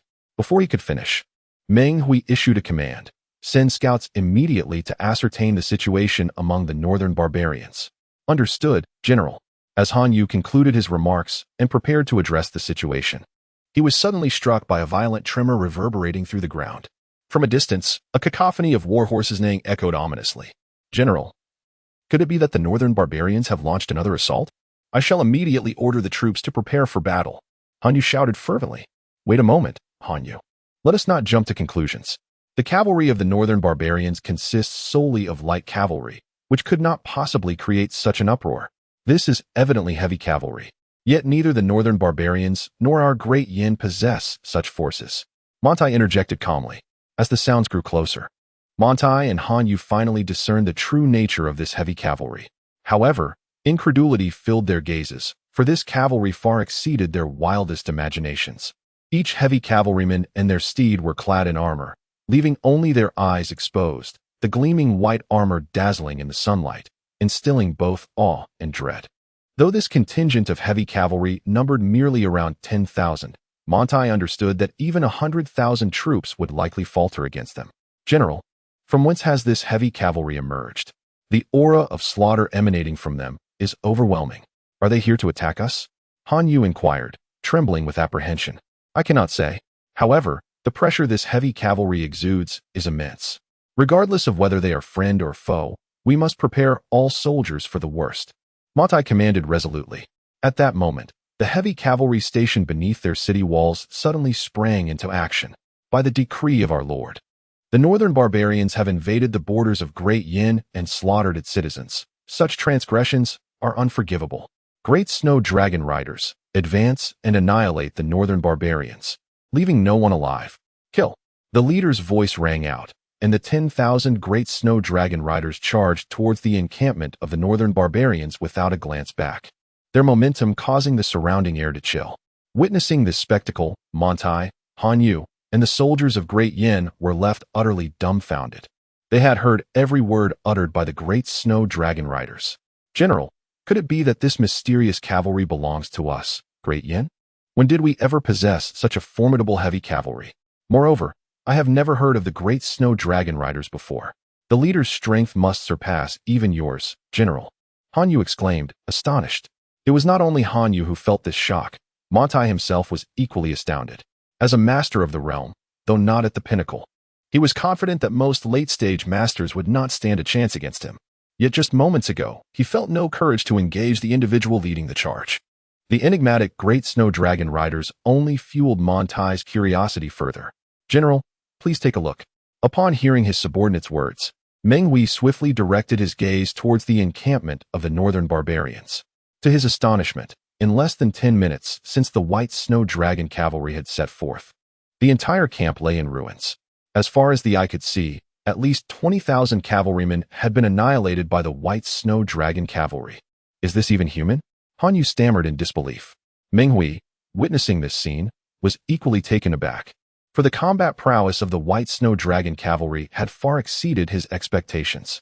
Han Yu, quickly send someone to keep watch. Let us ascertain the true destination of this enigmatic white snow dragon cavalry. Meng Hui shouted emphatically. Chapter 13. The Intentions of the Northern Barbarians. In the Northern Territories, under the watchful gaze of General Meng Hui and the multitude of soldiers, the great snow dragon riders maneuvered with remarkable ease within the temporary encampment of the Northern Barbarians. Each charge resulted in the demise of thousands, if not more, beneath their iron steeds. What instilled even greater terror in Meng Hui was the fact that the formation of the great snow dragon riders remained utterly impervious throughout the engagement. The cavalry of the northern barbarians, formidable as they were, seemed as fragile as paper before the might of the great snow dragon riders, proving utterly ineffective. In less than 2 hours, the encampment of the northern barbarians was completely obliterated, with scarcely a handful of cavalry escaping with their lives. General, am I imagining things? In less than 2 hours, the entire contingent of northern barbarian cavalry has been annihilated? That amounts to over 100,000 warriors. Yet the great snow dragon riders comprise only 10,000. Han Yu exclaimed, his face a mask of horror. The evidence lay bare before them. What more could one doubt? Had I not witnessed it with my own eyes, I would never have believed such a terrifying force of heavy cavalry existed in this world. Such formidable cavalry could not possibly have been trained by our great Yin, nor by any other dynasty. The identity of this mysterious heavy cavalry must be thoroughly investigated. Meng Hui furrowed his brow in contemplation. Yet, despite Meng Hui's words, all were acutely aware of the danger in probing such a powerful force. Should they provoke them? A few charges could easily breach the defenses of Yuez City, no matter how fortified. After all, they had no confidence in their ability to decimate over 100,000 northern barbarians in such a brief span of time. At that moment, the scouts they had dispatched returned. Report, where has the mysterious great snow dragon riders gone? Meng Hui inquired hastily.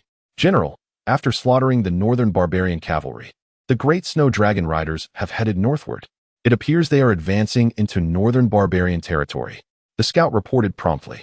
Northern barbarian territory? Could it be that their prior claims were true? Did this great snow dragon riders indeed come under orders from that mysterious sovereign to eradicate the northern barbarians? But who is the sovereign? Why do they bear the banner of Great Yin? Meng Hui pondered aloud, seeing their general lost in thought. Han Yu and the other deputy generals remained silent. Yet, their gazes were fixed on the horizon. The shock imparted by the great snow dragon riders had been so profound that they had yet to fully recover from the spectacle they had just witnessed. Han Yu, dispatch additional scouts to follow in the wake of the great snow dragon riders and ascertain their true intentions. Furthermore, relay the events here back to the capital in their entirety. It is imperative that the people in the capital uncover the background of this great snow dragon riders. Meng Hui commanded decisively.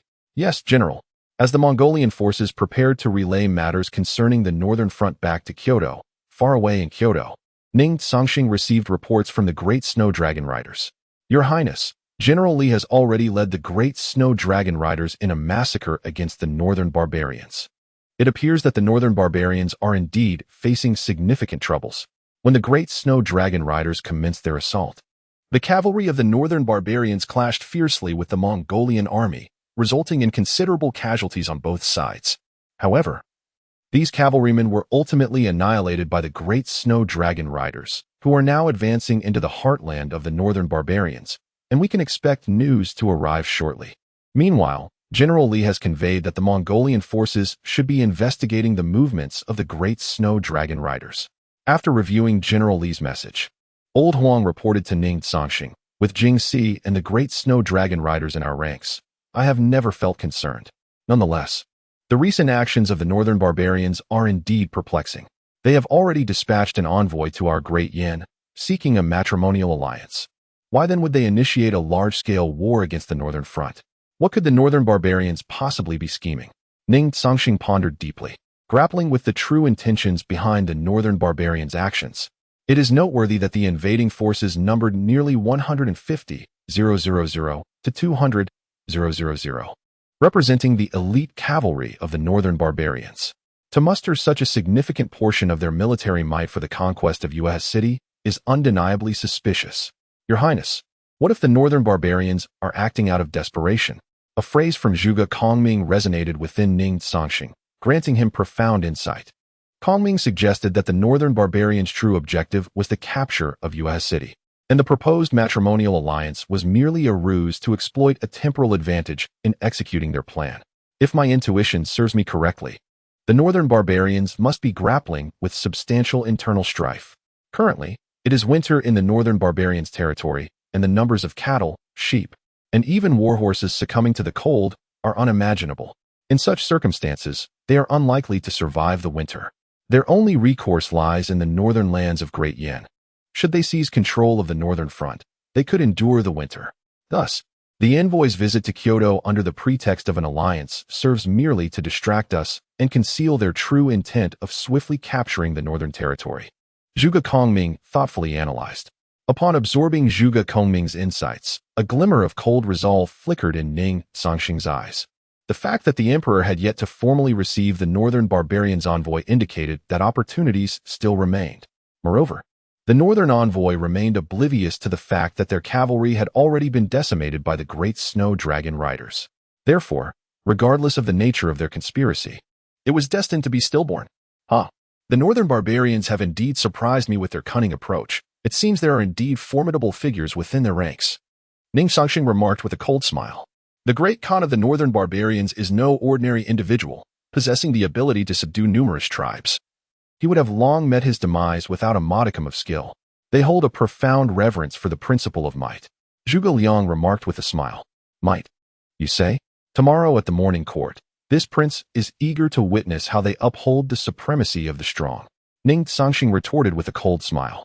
Upon uttering these words, both Zhuge Liang and the old yellow-clad figure concealed in the shadows revealed faint smiles, while Nangong Push maintained her eternally frigid expression, seemingly untouched by the unfolding events. Chapter 14. The Northern Barbarian Crown Prince. The following day, during the morning court session, all the ministers entered the grand hall, only to be met with utter astonishment. Many stood frozen in disbelief, unable to comprehend the scene before their eyes.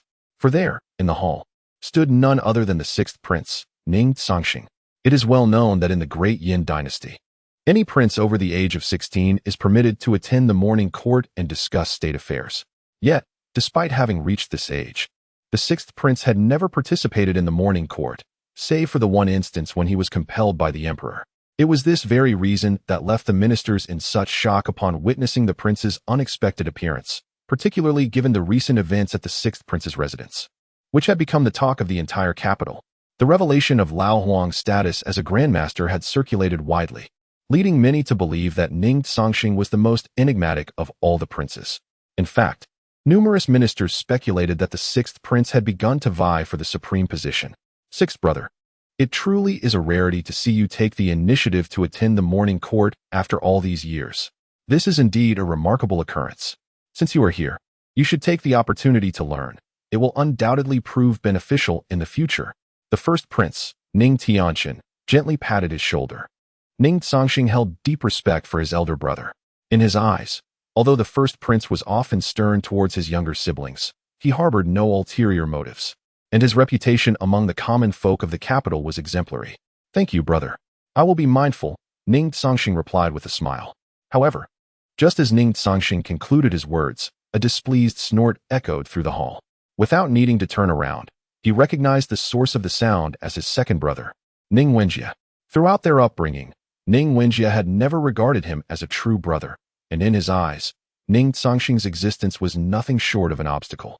Although Ning Cangsheng remained unaware of the identity of the individual who had sought his life, he had an unsettling feeling that his second brother was somehow implicated. Second brother, I would never have guessed that in just a few days, your complexion would be so pale and your brow so clouded. It appears you are on the brink of calamity. I must keep my distance, lest you inadvertently shower me with blood. Ning Cangsheng exclaimed loudly. No one anticipated that the sixth prince would utter such a bold statement. Many ministers stared in astonishment at the exchange between the second and sixth princes. The words of the sixth prince, implying that the second prince was on the verge of death, were not something that an ordinary person would dare to say, nor had anyone else ever spoken in such a manner. Even the crown prince Ning Cangsheng regarded his sixth brother with a visage of skepticism, utterly astonished that such words would escape his lips. It was evident that Ning Cangsheng's remarks were intended to vex the second prince, Ning Wenjie. While he currently lacked the means to eliminate his elder brother directly, he certainly possessed the ability to instigate discomfort. In stark contrast, the second prince's countenance had darkened considerably. Had it not been for the morning court assembly, he might have resorted to violence. "You've grown increasingly sharp-tongued, little brother," he scoffed. "However, do not be deluded into thinking that the protection of a grandmaster ensures your safety. You are still too green to aspire to that position. Is that so? I sincerely thank you for your warning, dear brother. Should that day ever arrive, I trust you shall find yourself unworthy of that position." Ning Cangsheng retorted disdainfully. "Your Majesty has arrived." The words of eunuch Wei abruptly interrupted any further exchange. Upon laying eyes on Ning Cangsheng, the Emperor Yan exhibited a flicker of surprise. He had not anticipated his son would voluntarily attend the morning court. Yet, for the Emperor, this was indeed fortuitous. The recent events in the capital were not lost on him. The emergence of a grandmaster as his son's protector was a development he had never foreseen, leading him to realize that his son was far from the simpleton he appeared to be.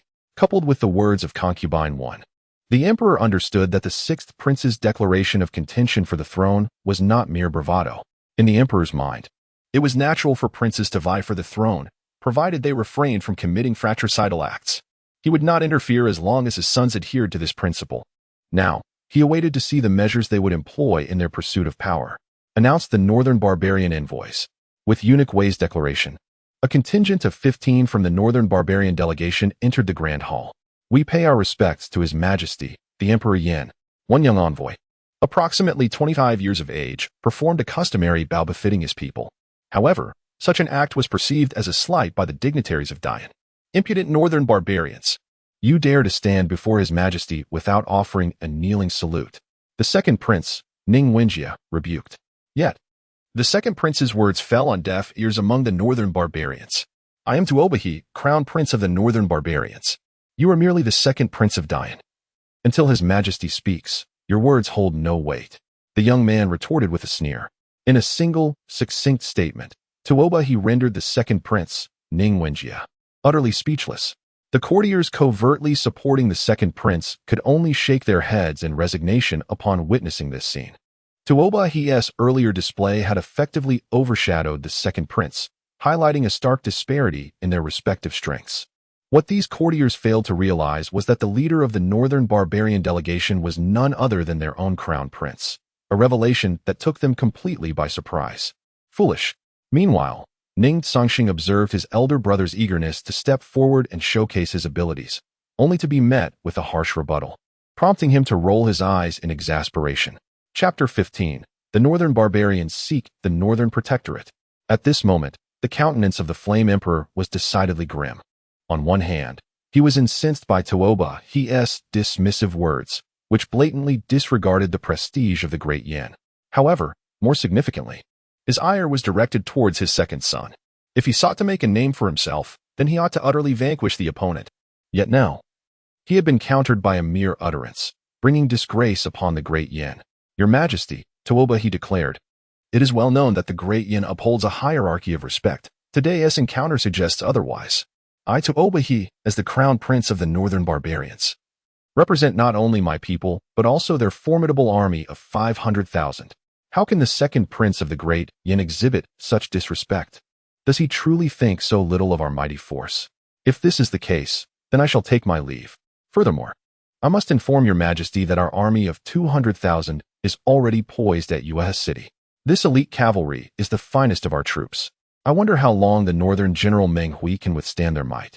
As these words escaped Tuobahi's lips, a cold smirk graced his face. The atmosphere in the court, including the emperor's expression, darkened instantaneously. However, one individual remained unperturbed, Ning Cangsheng, whose expression bore a hint of disdain.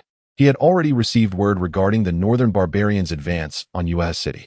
Moreover, The 200,000 troops that Tooba he spoke of had already been decimated by the Snow Dragon Riders. Unfortunately, this information had yet to reach the capital, thus leaving everyone but Ning Cangsheng oblivious to the truth. At this juncture, Emperor Ning Cangsheng's heart was filled with fury. He understood that the northern barbarians' visit under the pretense of seeking an alliance was a ruse, a ploy to achieve their ulterior motives. The presence of their 200,000 troops at Ueda City served as their trump card. Should they refuse the northern barbarians' demands, it would spell doom for Ueda City. Even with General Meng Hui's 15,000 troops, halting the advance of 200,000 elite cavalry was a near impossible task. The northern barbarians' scheme was flawless, and even Emperor Ning Cangsheng struggled to discern a means of breaking this deadlock. Before any action could be taken by the emperor, the second prince, Ning Cangsheng, once again stepped forward, unleashing a torrent of words upon Tooba he. Tooba he, you are the true embodiment of a fool. Ueda City is fortified by General Meng Hui's 15,000 troops. Your ambition to breach it with merely 20,000 cavalry is nothing but a delusion. Should you dare to invade Ueda City, it will mark the end of the northern barbarians. Ning Cangsheng's words garnered applause from many scholars present, particularly those aligned with his faction, their faces alight with smiles, as if the prince's retort had earned universal acclaim. However, the military officials seethed internally, cursing the second prince. While others may be unaware of the prowess of the northern barbarians' cavalry, these seasoned warriors certainly were not. In previous encounters with the cavalry of the northern barbarians, each victory was a Pyrrhic one. As for the 200,000 elite cavalry of the northern barbarians, the great Yin has never triumphed over them. Now, with these horsemen at the gates of Ueda City, no matter how resourceful Meng Hui may be, it seems nearly impossible to vanquish such a formidable force.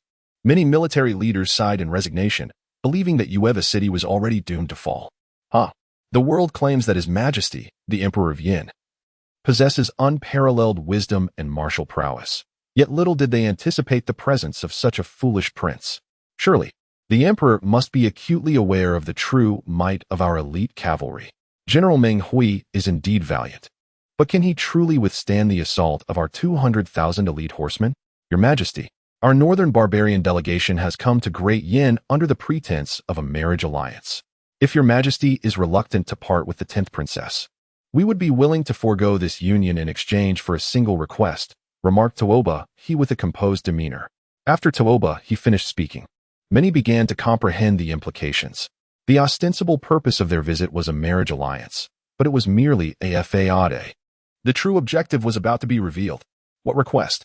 At this moment, Emperor Ning Cangsheng's expression grew increasingly tranquil. Yet, those who truly understood the emperor knew that he was on the brink of eruption. The calmer his demeanor, the greater his wrath. It is quite simple. We, the northern barbarians, desire the northern protectorate of Great Yin. Tooba he stated with a smile. Boom. The moment those words were uttered, a powerful aura erupted from the emperor seated on the throne, chilling the atmosphere of the court. Even Ning Cangsheng's eyes betrayed a glimmer of murderous intent. The northern protectorate is of immense significance to Great Yin, as all of its steeds originate from there. Consequently, Great Yin has stationed an army of 100,000 there, which represents its most formidable military strength, led by the current Prince Kong, Ning Cangsheng. Northern barbarians, do you seek your own demise? The emperor bellowed. One cannot fault the emperor for his fury. The demands of the northern barbarians are utterly outrageous. If the northern protectorate were to be ceded to them, it is likely that Great Yin would never again possess any cavalry, and at that point, the realm would become a target for all. The ambitions of the northern barbarians are glaringly obvious. Yet, in the face of the emperor's wrath, Tooba he displayed no trepidation. On the contrary, his countenance was remarkably relaxed, as if everything was proceeding according to his expectations. Your Majesty, please do not be angered. Our 200,000 elite cavalry are currently stationed at Ueda City. Do you truly not care for the lives of the hundreds of thousands of citizens there? Tooba he stated calmly. A single phrase was enough to alter Ning Cangsheng's expression dramatically. Just as Tooba he had stated, should they refuse to comply, the 200,000 cavalry of the northern barbarians would undoubtedly launch an assault on Ueda City, resulting in untold suffering for its inhabitants. This was certainly not the outcome Ning Cangsheng wished to witness. It could be said that Tooba he's maneuver was an utterly inescapable stratagem. Unless Ueda City could indeed triumph over the 200,000 northern barbarian cavalry, they found themselves ensnared in a predicament with no viable escape. Cursed Northern Barbarians. Chapter 16. Should there be a battle, I, the great Yin, shall accompany you to the end. Countless ministers harbored deep-seated anger, had their gazes possessed the power to slay. The crown prince of the Northern Barbarians would have perished many times over. Although these individuals often engaged in intrigue and rivalry amongst themselves, they stood united in the face of the Northern Barbarians, for the enmity between the North and the great Yin spanned numerous years. They yearned to detain the crown prince of the Northern Barbarians, yet they were acutely aware that his earlier words bore no semblance of falsehood. With 200,000 elite iron cavalry encircling U.S. City, the possibility of a breach loomed ominously. Should the city fall, the lives of hundreds of thousands of citizens within Ueha and the surrounding regions would be plunged into grave peril. Such a catastrophe would lead to an irreparable loss of face for the great Yin. Conversely, conceding to the Northern Barbarians' demands by ceding the Northern Protectorate would not only render the great Yin a target for the barbarians, but would also incite the neighboring empires to stir restlessly. At that juncture, the Northern Barbarians would truly become the proverbial fish on the chopping block. It must be said, the Northern Barbarian stratagem was remarkably astute, ensnaring the great Yin in a predicament of profound dilemma. In the imperial court of the great Yin, silence enveloped all present. Witnessing this tableau, the crown prince of the Northern Barbarians, Tuoba, wore a cold smile, as if everything unfolded according to his design. Meanwhile, the first prince, Ning Cangsheng, bore a grave expression, fully cognizant of the intricate complications at hand. A mere misstep could yield catastrophic consequences. Only Ning Cangsheng dismissed Tuoba's words, for he sensed that a turning point was imminent. Report. Urgent missive from General Meng of the North, 800 li away. As everyone exchanged glances of confusion, a voice echoed from afar, repeated thrice, underscoring the gravity of the situation. Upon hearing the announcement, a smile graced Tuoba's face.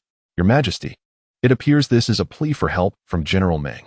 After all, with 200,000 of our troops at the gates, the mere 15,000 of Meng Hui's forces are hardly sufficient.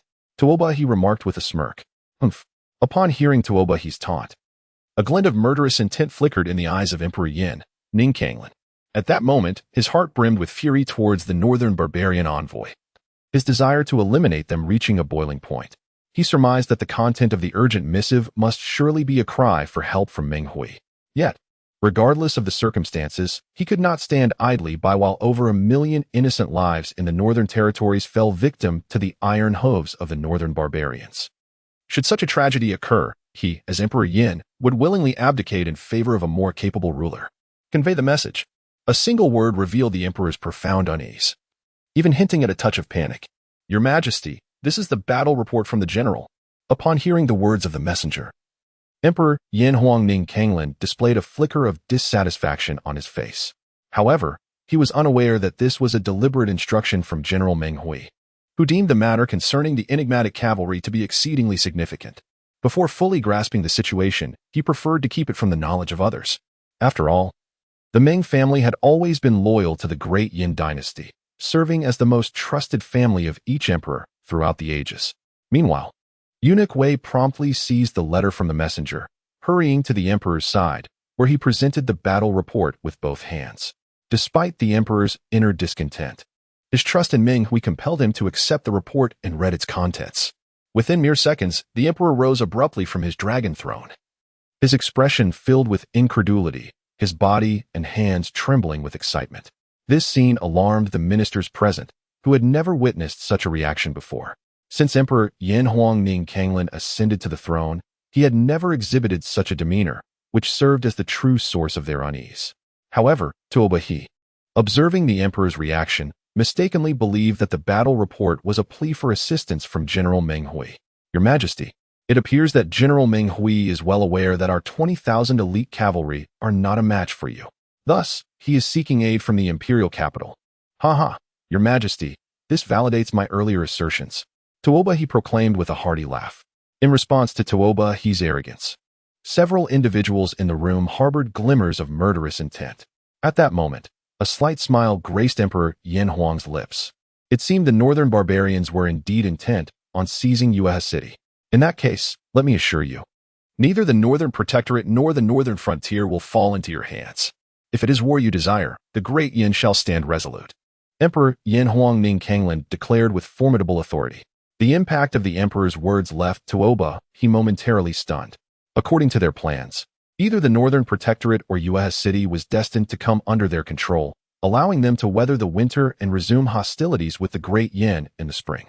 Yet, he could not fathom that the emperor would utter such defiance, shattering all his schemes. Emperor, have you truly considered this? We, the Northern Barbarians, have an army of 200,000 poised at U.S. City. Do you wish to see rivers of blood flowing from the innocent? Tuoba he shouted in desperation. Several ministers had intended to voice their opinions, but before they could speak, the emperor interjected. I shall reiterate, the Great Yin does not succumb to threats. If it is war you seek, we shall meet you on the battlefield. Guards, escort Prince Tuoba back to the relay station. Yin Huang Ning Cangsheng spoke with a serene expression. Although Tuoba, he was oblivious to the precise nature of the events that had transpired. He felt an overwhelming sense of discontent.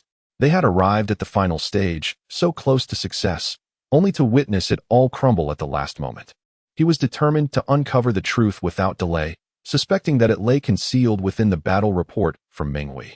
As Tuoba, he departed with a face full of resentment. A faint smile crept onto Ning Cangsheng's lips. After all, apart from his own father, he was the only one privy to the underlying reasons. However, at that moment, Ning Cangsheng also sensed a surge of murderous intent, which swiftly dissipated. Just as he furrowed his brow, he heard the voice of Eunuch Wei. Chapter 17, Conspiracy.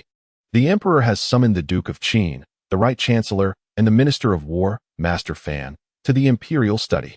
Upon hearing the words of Eunuch Wei, the courtiers exchanged bewildered glances, uncertain of the Emperor's sudden call for these three distinguished individuals. The Duke of Qin, in his youth, was renowned as the most illustrious warrior of the Yin, undefeated throughout his life. As for the Right Chancellor, Liu Chibai, his reputation is beyond dispute. He is the sole elder statesman of 3 reigns. Brother, what could our father possibly want with these 3 esteemed gentlemen? Inquired the second prince, Ning Wenjie. Turning to his elder brother, Ning Tianchen. How could I possibly fathom our father's intentions? However, dear brother, I must caution you. You have been rather ostentatious of late. I have heard numerous accounts of your recent exploits, replied the elder prince, Ning Tianchen, as he departed the grand hall. Nonetheless, before leaving, he offered a subtle nod towards Ning Cangsheng. Ning Cangsheng held a modicum of respect for his elder brother, though he considered him excessively benevolent. Such kindness has little merit within the imperial household. He was acutely aware of the discussions between his father and the 3 summoned dignitaries and wished to distance himself from these matters. As for the affairs of the Snow Dragon cavalry, let others concern themselves with them.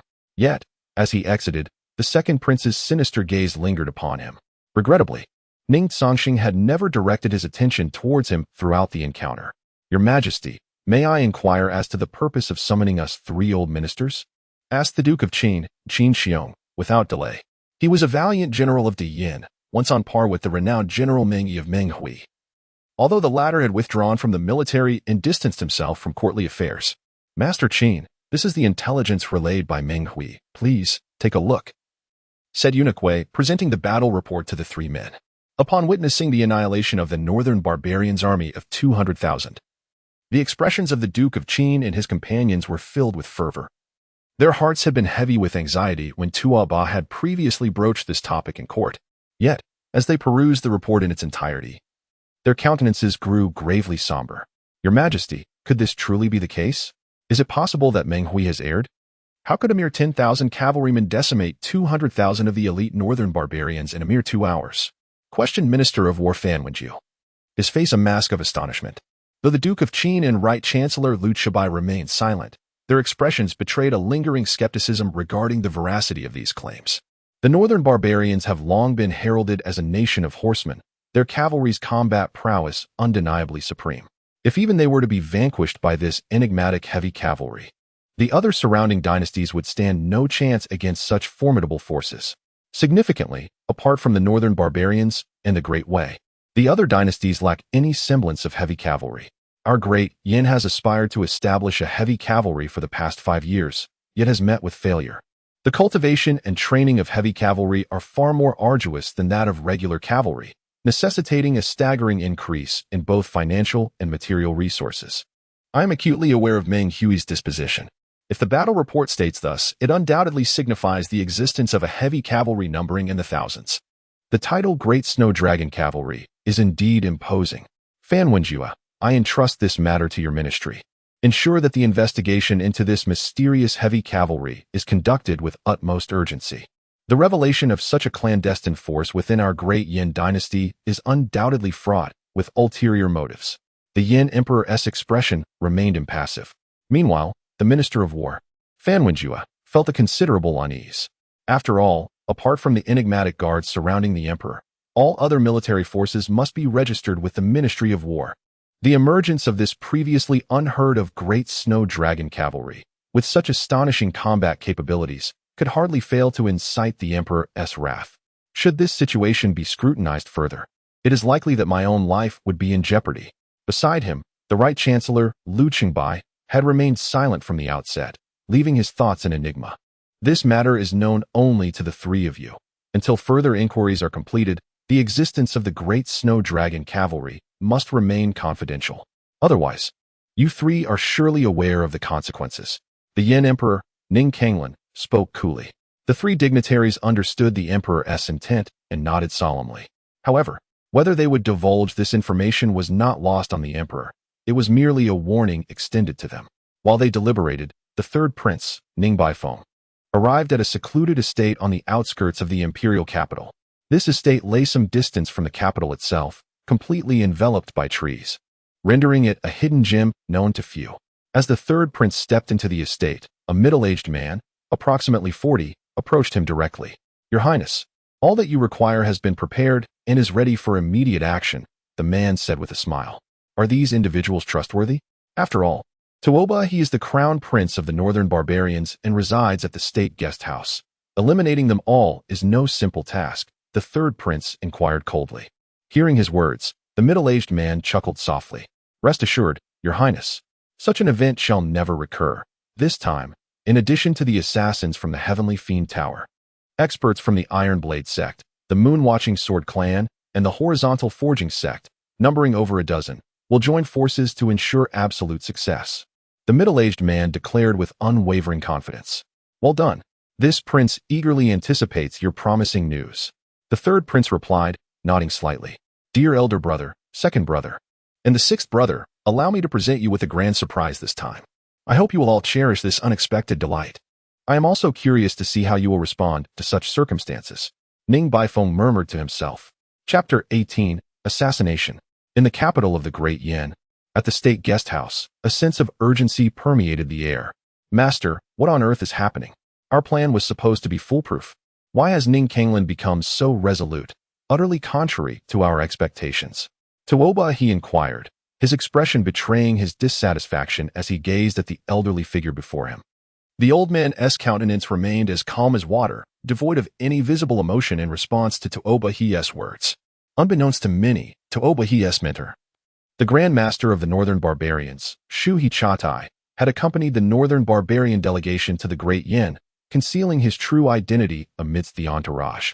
It was well understood that the Northern Barbarians had managed to contend with the Great Yin over the years largely due to the influence of the former Grand Master, who, due to health issues, had gradually withdrawn from the political arena, entrusting everything to his esteemed disciple, Shu He Chatai. Surprisingly, Shu He Chatai's abilities were remarkably formidable, rivaling those of his mentor. The Northern Barbarians' mission to Great Yin was significantly motivated by a suggestion put forth by Shu He Chatai. In their strategic framework, regardless of the choices made by His Majesty of the Great Yin, the outcomes were deemed entirely acceptable to the Northern Barbarians. Such overt strategies were believed to be insurmountable for the Great Yin. However, the Emperor's decision was unforeseen. Your Highness, your thoughts seem unsettled. The Emperor of the Great Yin must have been influenced greatly by the war report from Minghui. Although we remain unaware of the precise developments, their attitudes have made everything clear. A significant event has undoubtedly transpired in U.S. City, one we are oblivious to. Our plans have been completely disrupted. We must vacate the capital at once. Otherwise, before Shu He Chatai could finish his statement, the air was pierced by several swift sounds. Your Highness, trouble is upon us. Someone has attacked. Upon hearing his guard's alarm, Tuoba he erupted in fury, never expecting that someone would dare to strike against him. The crown prince of the Northern Barbarians, within the state guest house. Who dares to attempt to assassinate me? Toba-he. Your Highness, there is no time for such inquiries. We must leave immediately. Let the guards fight with all their might. The celestial wolf god will protect them. We must hurry. Shuichat, I urge loudly. Let us depart. With a determined grit of his teeth, Toba-he turned and followed his mentor out of the state guest house. However, their escape would not be as simple as they hoped. The assailants had clearly prepared thoroughly for this moment, ensuring that Toba-he would not leave the imperial capital unscathed. As the chaos unfolded, Ning Cangsheng and several princes, along with the emperor of the Great Yin and numerous ministers, received the news. In an instant, the entire capital was once again thrown into tumult. To dare to commit murder at the state guest house is to show utter disregard for me, the emperor of the Great Yin. Cheng-ying, summon the imperial guard and surround the state guest house. Not a single murderer shall escape. Ning Cangsheng growled lowly. Yes, your majesty. At this moment, Cheng-ying did not dare to show even the slightest negligence, for it was evident that tonight's events had utterly incensed the emperor of Yin.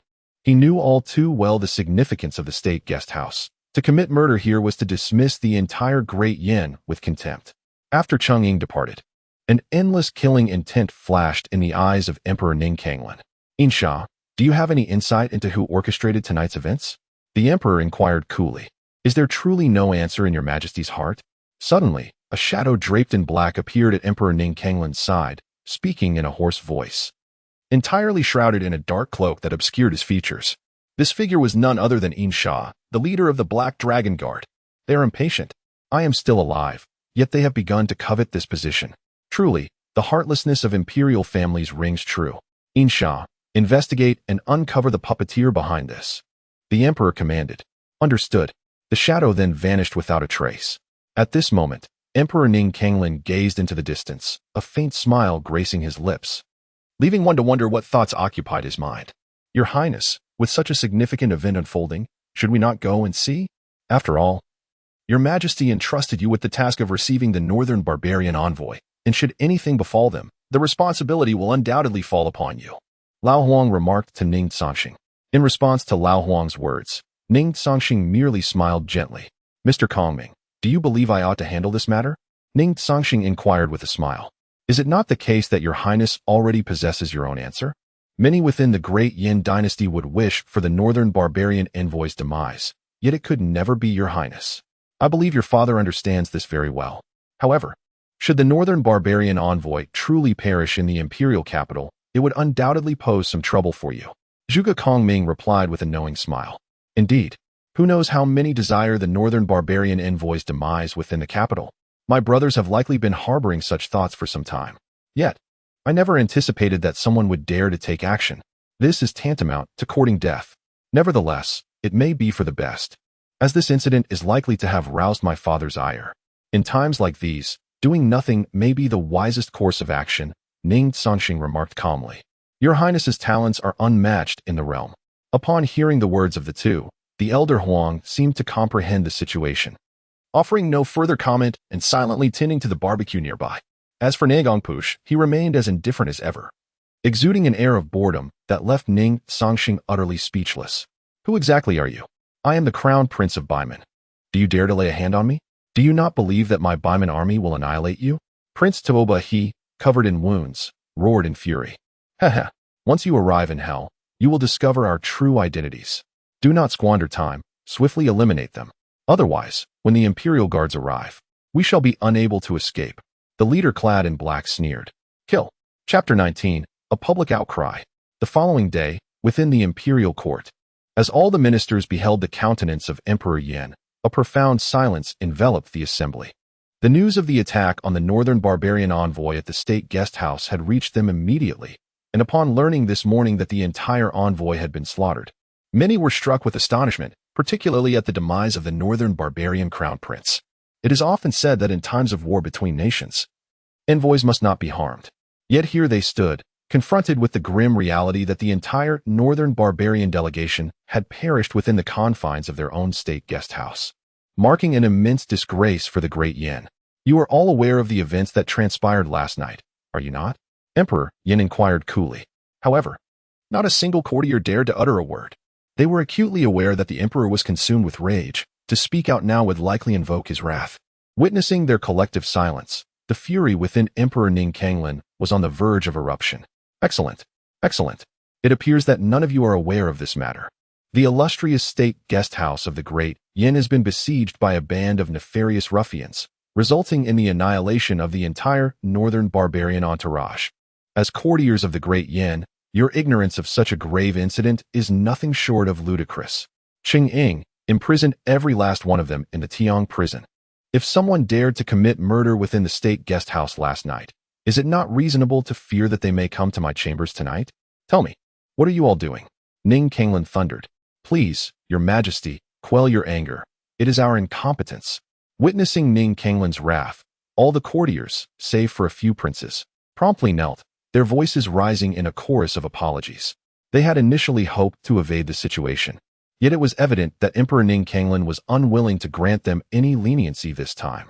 Father, just as the assembly exchanged glances of uncertainty, a voice resonated among them. Upon recognizing that it was none other than the second prince, a flicker of realization crossed the minds of many courtiers.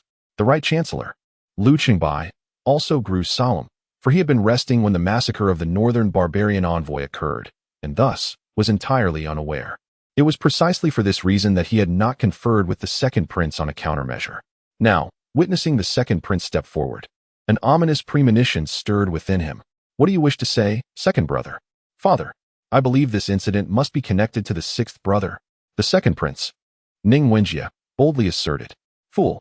Hearing his son utter such words, Emperor Ning Cangsheng silently cursed, feeling an overwhelming dissatisfaction with his offspring, even deeming him beyond redemption.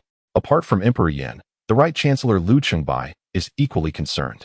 As for the other princes, they are merely spectators, each harboring their own thoughts, secretly hoping for a fierce conflict between Ning Wenjie and Ning Cangsheng.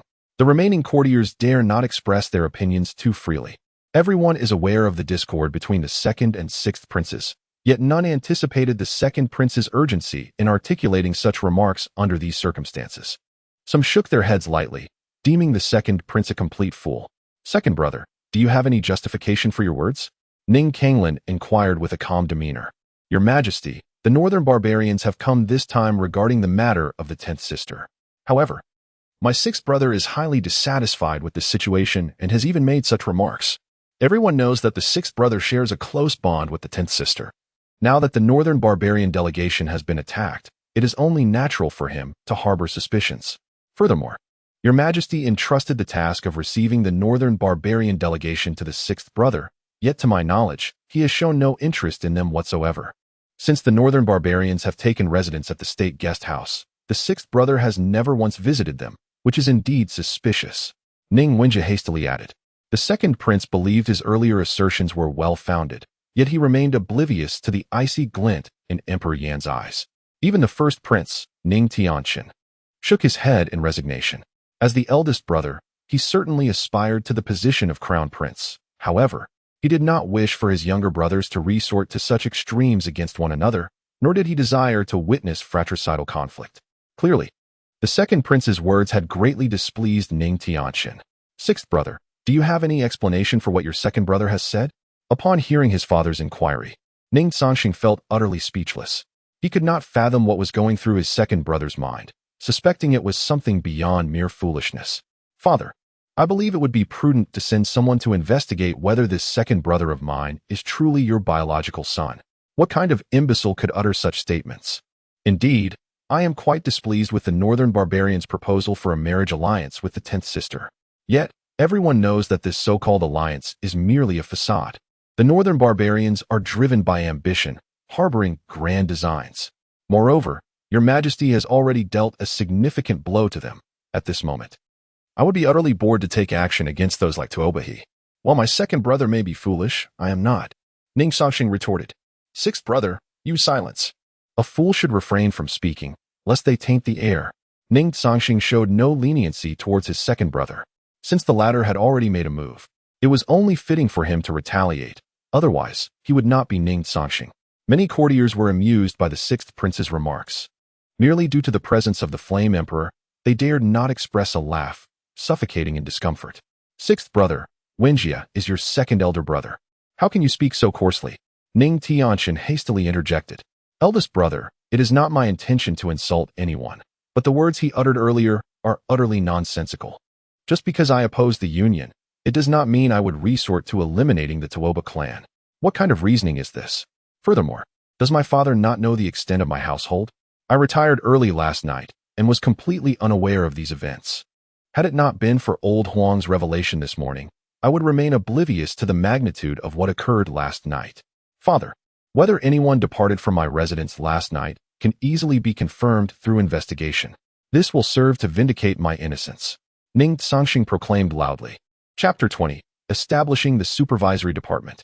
The words of the sixth prince left Emperor Yin, Ning Cangsheng, somewhat astonished. You claim to have retired early last night. I wonder what transpired, inquired Ning Cangsheng. Your Majesty, indeed, I retired early last night, and thus I am completely unaware of the events that transpired at the state guest house. I only learned of them this morning from the steward. However, I find this matter rather peculiar, even somewhat sinister, Ning Cangsheng explained, articulating each word with care. Peculiar?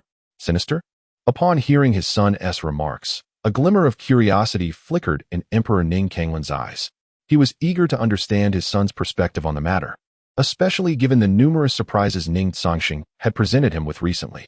Father, the state guest house is a venue for receiving envoys from other dynasties. It represents the dignity of our great Yin. Who would be foolish enough to attempt an assassination within its confines? Such an act would be tantamount to courting death. Ning Cangsheng stated calmly. The other court officials nodded in agreement upon hearing the sixth prince's words. Although his language was somewhat crude, his reasoning was undeniably sound. Continue. Sixth brother, Emperor Ning Cangsheng urged, a hint of delight emerging in his heart. He was keen to see what further analyses his son could offer. Ning Cangsheng was acutely aware of his father's expectations. While he might not know the identity of the assailants, he recognized that there were only a few likely candidates. Since they had made their move, he was determined not to remain passive. If they wished to play a game, he would engage fully. Father, although I am not fully informed about last night's occurrences, prior to attending court, I took the liberty of visiting the state guest house. I indeed uncovered additional clues. The assassins, who could have eliminated the northern barbarians' envoy and departed without a trace, instead left behind the bodies of two individuals. Furthermore, I received a lead from the Grand Commander indicating that these two assassins bore documents confirming their identities, which clearly stated that they were subordinates of second brother. Ning Cangsheng revealed matter-of-factly. At this disclosure, the second prince, Ning Wenjie, was utterly taken aback, collapsing to his knees. Father, it was not me. I swear it was not me. I would never commit such an act, he exclaimed desperately. Silence. At that moment, Emperor Ning Cangsheng felt an overwhelming urge to reprimand his son harshly. He was exasperated by Ning Wenjie's lack of composure. If he were truly guilty, how could sixth brother have spoken so freely in front of so many? Moreover, how could he not recognize that this was a tactic employed by the adversary? Chengying. How is the investigation proceeding? Your Majesty, came the reply. Last night, the events that transpired at the National Guest House have been thoroughly investigated, and it has been determined that the assailants were disciples from various sects within the Jianghu of Dayan. Among those identified are assassins from the Heavenly Killer's Tower and the perpetrators from the Iron Blade sect. As for the others, no leads have yet surfaced. As Cheng Ying stated directly, with a resounding thud, at the conclusion of Cheng Ying's words, Emperor Yin, Ning Cangsheng, struck the dragon table before him with great force. The audacity of these Jianghu individuals to assault the National Guest House is truly outrageous.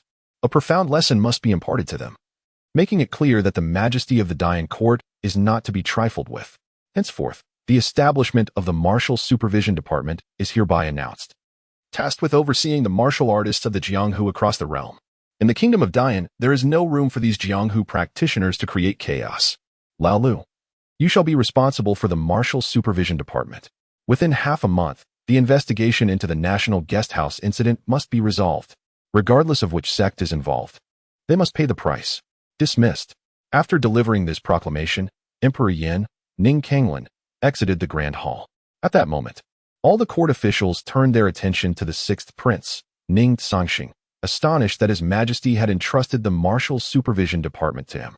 Particularly, the second prince cast a gaze filled with considerable jealousy towards Ning Cangsheng.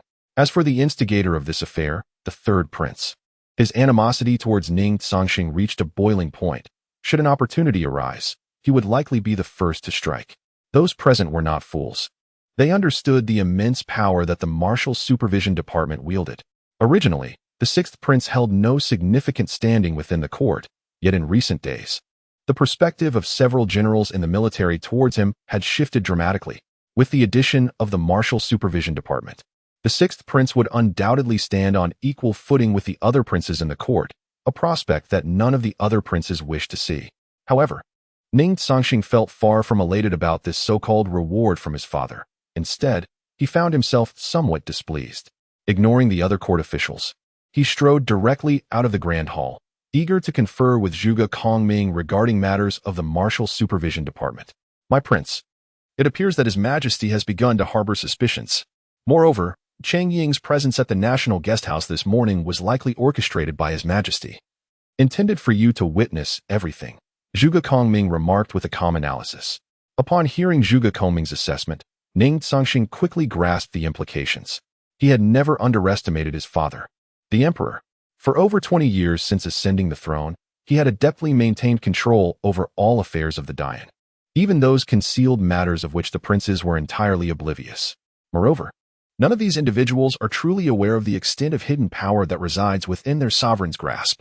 This uncertainty is precisely why the others dare only to engage in covert maneuvers, refraining from any overt actions.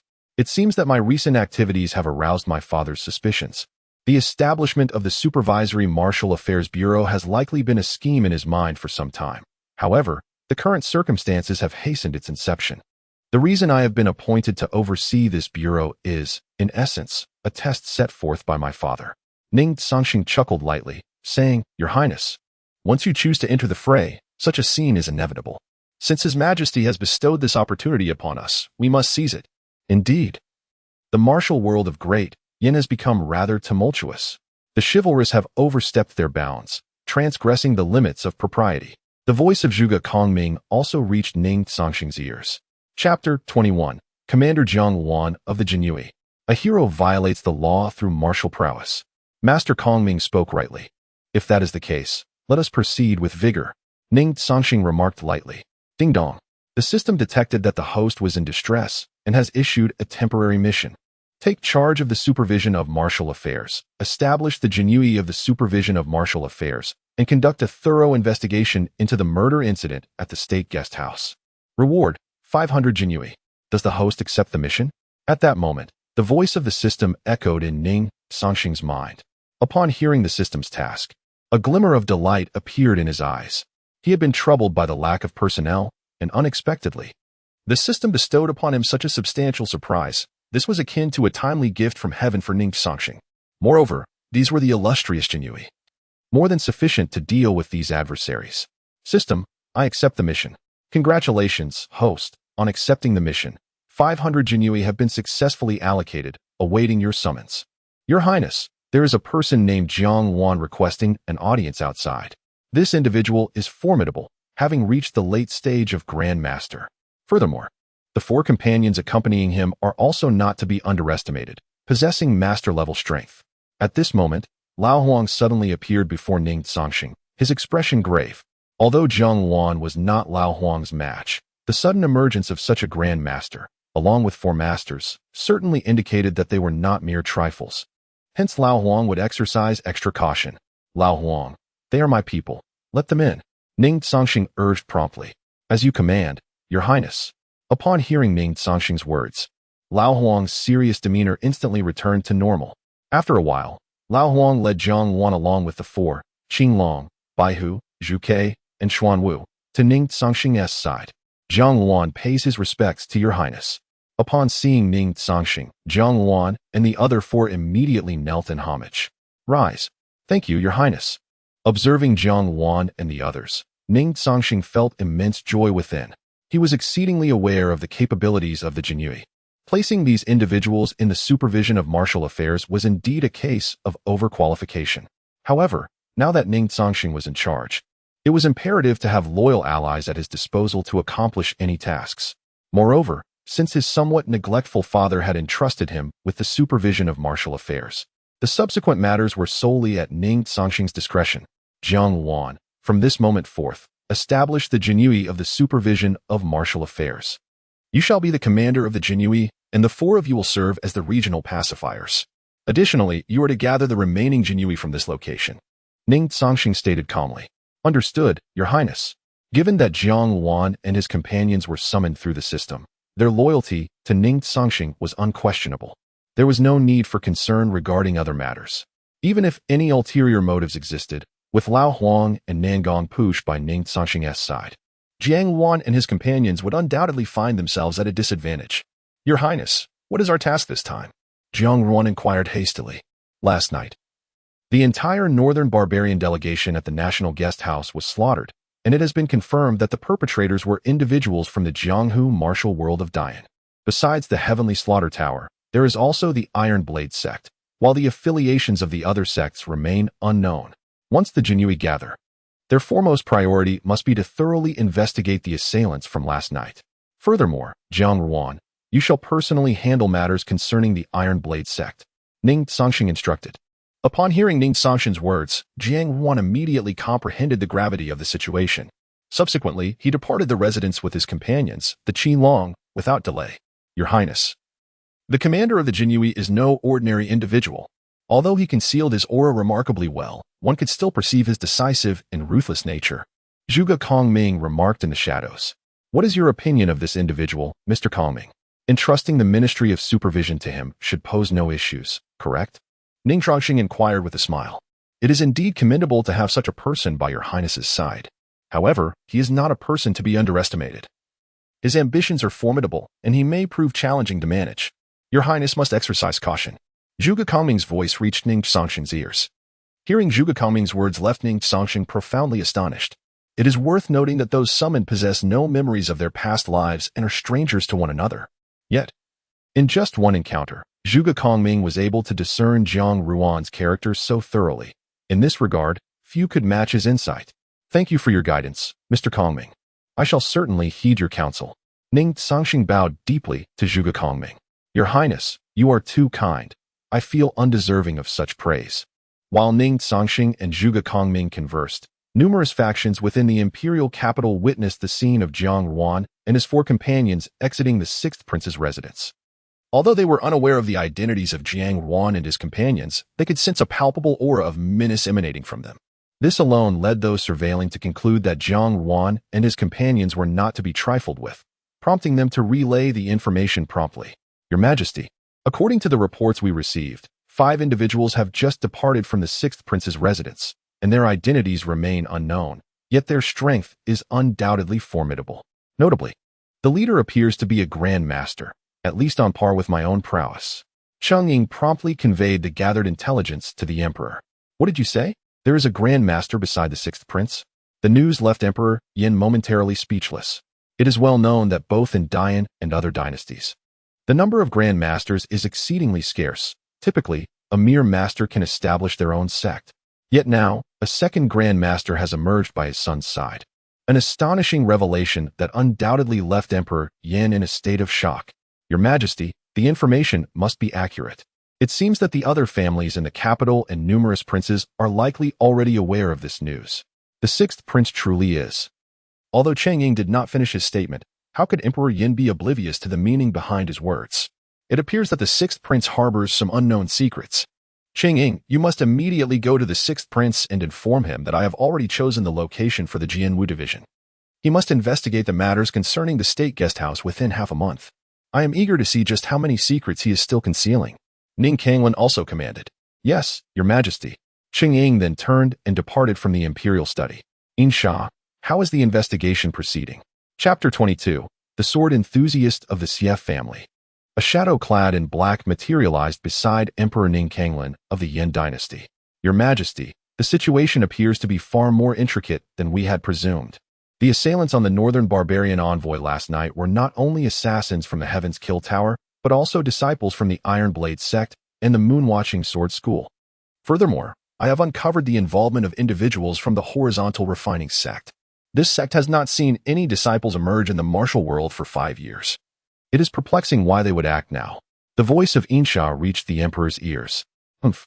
The words of Insha stirred considerable discontent within Emperor Ning Cangsheng, the sovereign of the Yin dynasty. Indeed, When Ning Cangsheng ascended to power, he had conducted a thorough cleansing of the Yin dynasty's martial world, yielding commendable results. Over the years, there had been virtually no conflicts between the court and the martial realm, and the martial practitioners of the Yin dynasty had been more compliant than those of other dynasties. However, it now seemed that this was merely a fade. Those in the martial realm were inherently proud and arrogant.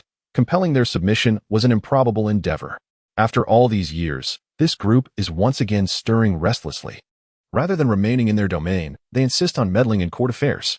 If that is the case, let the matter be entrusted to the sixth prince to handle. Emperor Ning Cangsheng spoke coldly. Although Insha did not voice his thoughts, his impression of these martial artists was decidedly unfavorable. By the way, what is the story behind that Jiang Wan? From where did the sixth prince recruit him? The emperor seemed to have recalled something and promptly inquired. Your Majesty, we truly lack clarity regarding Jiang Wan's origins. It is as if he appeared out of nowhere, and the time frame is exceedingly brief. We have yet to uncover any information about him. However, I have dispatched individuals to investigate. As for his strength, while it does not surpass mine, he possesses at least the prowess of a late Grand Master. Moreover, I sense a profound aura of bloodlust surrounding Jiang Wan. He is undoubtedly no ordinary individual. I believe it is not an easy task for the sixth prince to find such a formidable ally. Insha's words, though not entirely explicit, conveyed their meaning to Emperor Ning Cangsheng. Enough. Conduct a discreet investigation into Jiang Wan. If no results emerge, we shall leave it be for now. Additionally, you shall personally journey to the northern barbarians and inform Tuobo Lai of the envoy's demise. Assure him that I shall provide an explanation regarding this matter. Ning Cangsheng instructed with a calm demeanor. Understood. Immediately, Insha's figure vanished without a trace once more. Meanwhile, Ning Cangsheng's gaze turned toward the direction of the moon-watching palace. The moon-watching, the former Huang, and now Jiang Wan. The sixth prince has attracted one grand master after another, if it were not for some connection. I truly cannot fathom from where these formidable individuals are being gathered. Ning Cangsheng murmured to himself. Unbeknownst to him, the news had reached Consort Wen, who wore a look of astonishment. Although Consort Wen possesses an immensely formidable power bestowed upon her by the former dynasty, she has never wielded the strength nor harbored any aspirations for restoration. Your Highness, where are we headed? Old Huang inquired. Did I not instruct you to address me as young master when we were outside? Ning Cangsheng replied with a smile. Do you recall the events of 8 years ago? 8 years ago? Goodness. Old Huang seemed to have recalled something, and he could not help but exclaim. Young master, has that sword fanatic from the Xie family returned? Old Huang asked, a hint of trepidation in his voice. Despite Old Huang's current status as a pinnacle grandmaster, the mere mention of Xie Lingchen instilled a twinge of fear within him, not due to the young man's prowess, but rather his overwhelming aura. Even someone as seasoned as Old Huang had never encountered a youth quite like Xie Lingchen. Moreover, Xie Lingchen was, without a doubt, the only brother Ning Cangsheng had in the imperial capital. Observing Old Huang's demeanor, Ning Cangsheng could not help but smile and jest. Old Huang, you are on the brink of stepping into the realm of semi-divine beings. How is it that mentioning brother Lingchen renders you like this? This is not the Old Huang I know. At Ning Cangsheng's playful remark, Old Huang gently shook his head. Young master, if it were anyone else, I would not hesitate to engage in a life-and-death struggle. However, that young man, Xie Lingchen, is the first to instill a sense of fear in me, not due to his formidable strength, but because of the aura he exudes. The events of 8 years ago are likely etched in the memory of everyone in the Great Yin Empire. That rainy night, Xie Lingchen single-handedly annihilated the entire Zhuo family. Old Huang sighed. Ning Cangsheng's thoughts drifted back to that fateful night 8 years prior. To this day, no one knows precisely what transpired.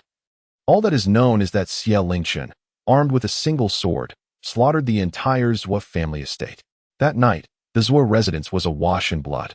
The following day, countless court officials submitted petitions demanding the death penalty for Xie Lingchen, even suggesting that the entire Xie family should be put to death alongside him.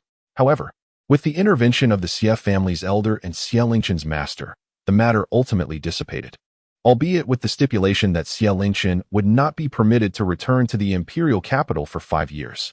Yet, as he departed the capital, Xie Lingchen left behind a chilling declaration. Whoever dared to assume the position of the Zhuo family would be met with death. This proclamation left the position of Zhuo family vacant for a full 8 years. Now, aside from Xie Lingchen himself, No one knows the true events of that time or the reasons behind his deep-seated resentment toward the Zhuo family. To uncover the answers, one must await Xie Lingsheng to elucidate the mysteries himself. Young master, what matters bring the Xie family sword enthusiasts to the capital this time? Old Huang inquired. It has been 8 years since brother Ling Chun last returned. Since that incident 8 years ago, the Xie family has gradually withdrawn from the court of Diyan. 8 years is a considerable span, and this time, brother Ling Chun intends not to depart again. My purpose in seeking him is to hope that he will assume the position of deputy commander of the Jinyue, thereby providing a layer of protection for Jiang Wan. Ning Cangsheng replied quietly. These words from Ning Cangsheng left old Huang with the unsettling impression that perhaps the entire capital was on the brink of transformation. Chapter 23. The Deputy Commander. I, Xie Lingsheng, shall take you. Hongxiu Tianxiang Pavilion. Wanshi, you may leave for now. Without my command, no one is permitted to enter. Ning Cangsheng spoke to Wanshi beside him. Understood, Your Highness. Wanshi then exited the room, leaving only Ning Cangsheng, Lao Huang, and a young man in his 20s. Brother Lingsheng, it has been 8 years since we last met. I never anticipated that your prowess has ascended to the late master stage. Few among the younger generation can rival you. Your sword aura has become even more refined, Ning Cangsheng remarked with a smile. Upon hearing his words, the young man beside them revealed a faint smile. The world has labeled the 6th Prince of Dian as an unequivocal cultivation failure, yet who could have guessed that your strength is nearly on par with mine? Cangsheng, you have deceived the entire world. I suspect even your royal father remains oblivious to your true capabilities. Xie Lingsheng replied with an air of indifference. Brother Lingsheng, you ought to know that my sole desire has always been to live a carefree life. I have never aspired to that position, and my identity renders me forever distanced from it. However, they have pressed me too hard. This time, it is indeed that 10th sister making a move. 10th sister and our mother are my Achilles heel. Since they refuse to accept me, they cannot blame me for the ensuing consequences. Ning Cangsheng shrugged lightly. Xie Lingsheng held a profound trust in Ning Cangsheng's words. Although Xie Lingsheng was 4 to 5 years older, the two had grown up together, cultivating a deep familiarity. He understood that Ning Cangsheng's sentiments were entirely heartfelt. If there were to be any blame, it could only be directed at the circumstances of his birth into a royal family, where intrigue and rivalry were inevitable. Given another chance, perhaps Ning Cangsheng would choose a life far removed from imperial lineage. Brother Lingsheng, you sent word that there is something of great importance to discuss. What is it? Ning Cangsheng inquired hastily. I have received intelligence suggesting that someone harbors ill intentions toward you. Although the exact force remains unclear, the long-standing conflict between the Dian court and the martial world has been brewing for years. The martial sects have been subtly developing their own agendas.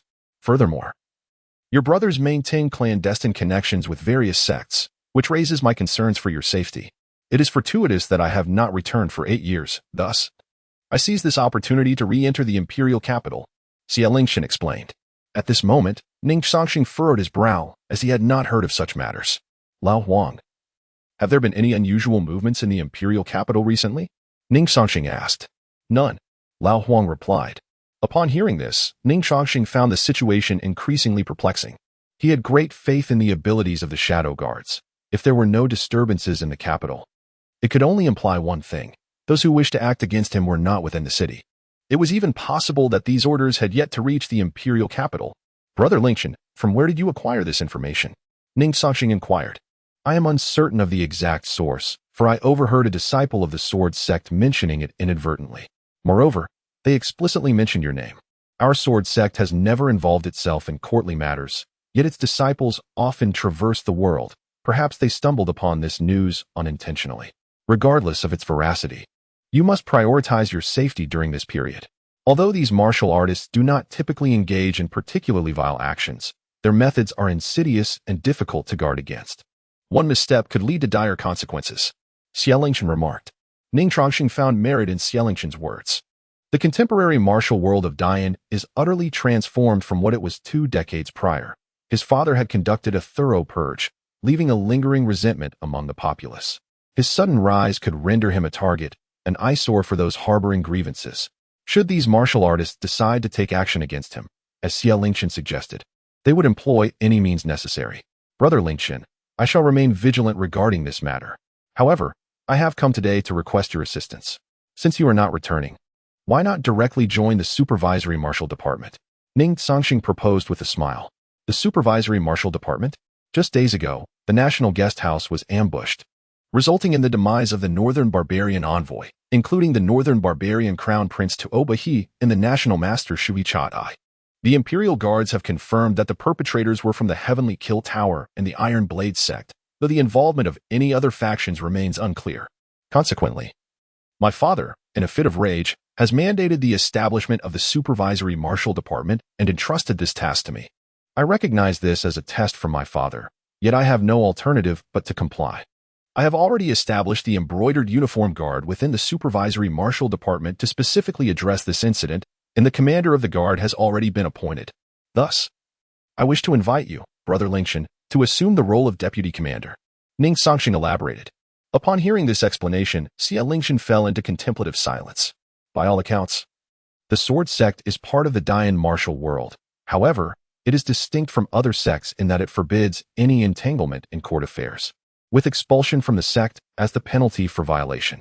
Nonetheless, Xia Lingshan's circumstances are exceptional. His admission into the sword sect was predicated upon events from 8 years prior, necessitating his departure from the imperial capital, rendering the sect a mere refuge. In truth, Xia Lingshan cannot be deemed a true disciple of the sword sect. Thus, his joining the Embroidered Uniform Guard poses no significant issue. Joining the Embroidered Uniform Guard is not a considerable concern for me, as I am not a genuine disciple of the sword sect, and its regulations hold little sway over me. Yet, should I choose to join, I can only imagine the number of individuals in the imperial capital who would find themselves restless.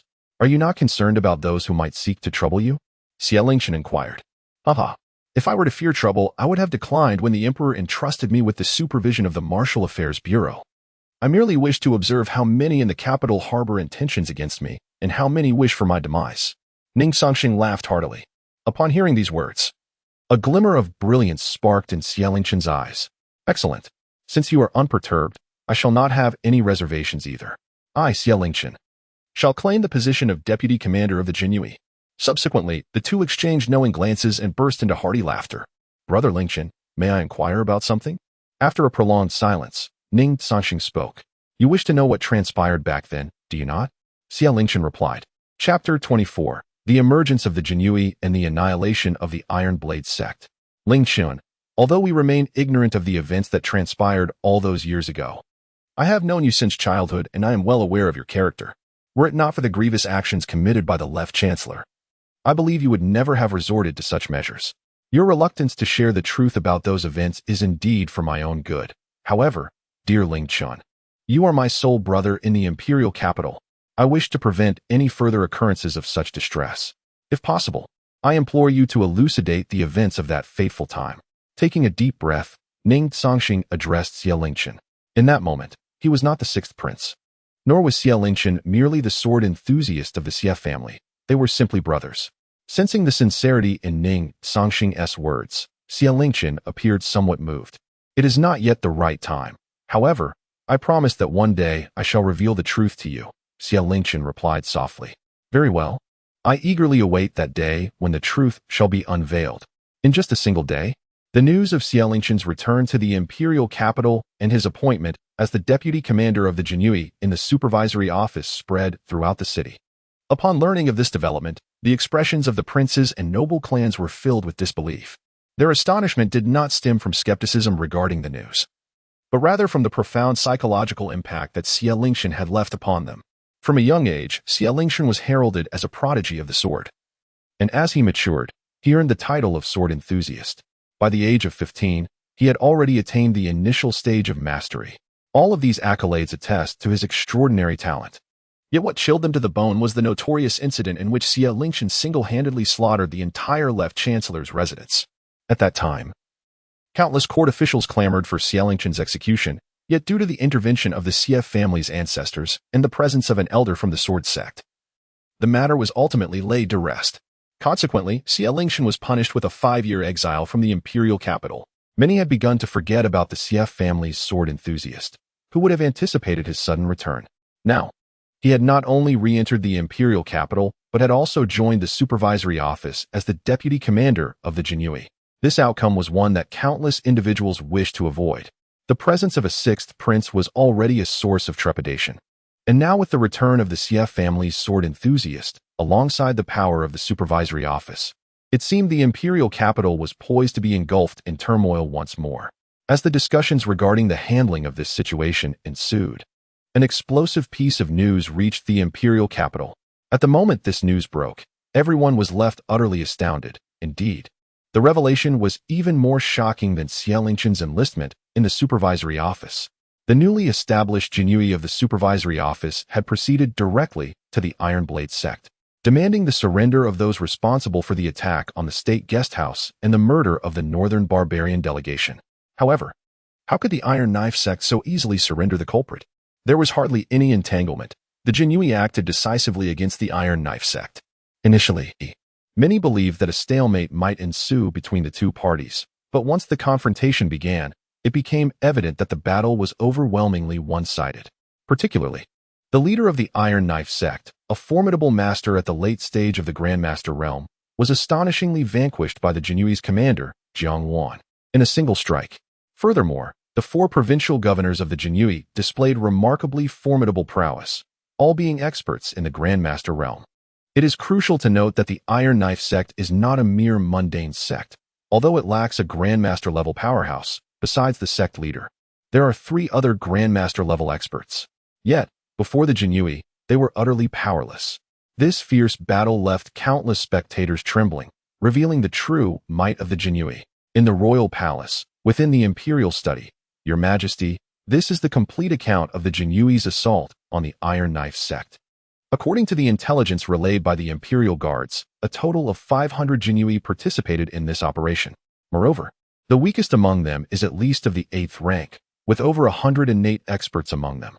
The remaining forces consist of the 4 Grandmaster-level provincial governors and the Grandmaster commander, Jiang Wan. As he listened to the report from the Grand Commander, Ching and gazed at the written account before him, Emperor Yin Huang Ning Cangsheng felt a profound shock within his heart. Although he had assigned the supervisory marshal department to his 6th son, he had provided him with no personnel whatsoever. Yet, who could have anticipated that within a mere few days, his 6th son would have recruited such a substantial force, including a Grandmaster-level expert and 4 Grandmaster-level masters. Particularly, the strength of those 500 Jinyui was beyond Emperor Yan's expectations. Such a formidable configuration of power was even comparable to that of the Black Dragon Guard. In that moment, a flicker of concern crept into Emperor Yan's heart. He had no inkling of where his son had gathered such individuals, which was the true source of his anxiety.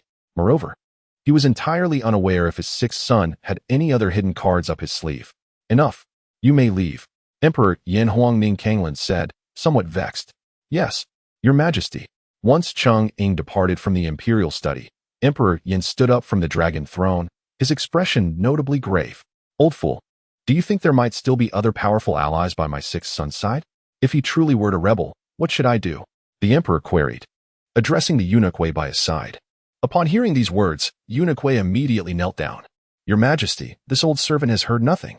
Now, there are only the 2 of us. What pretense do you still maintain before me? Rise and answer my question. Emperor Yin responded, somewhat exasperated. In the entirety of the great Yin dynasty, the one person Emperor Yin trusted the most was certainly not the concubines of the harem, nor his princes and princesses.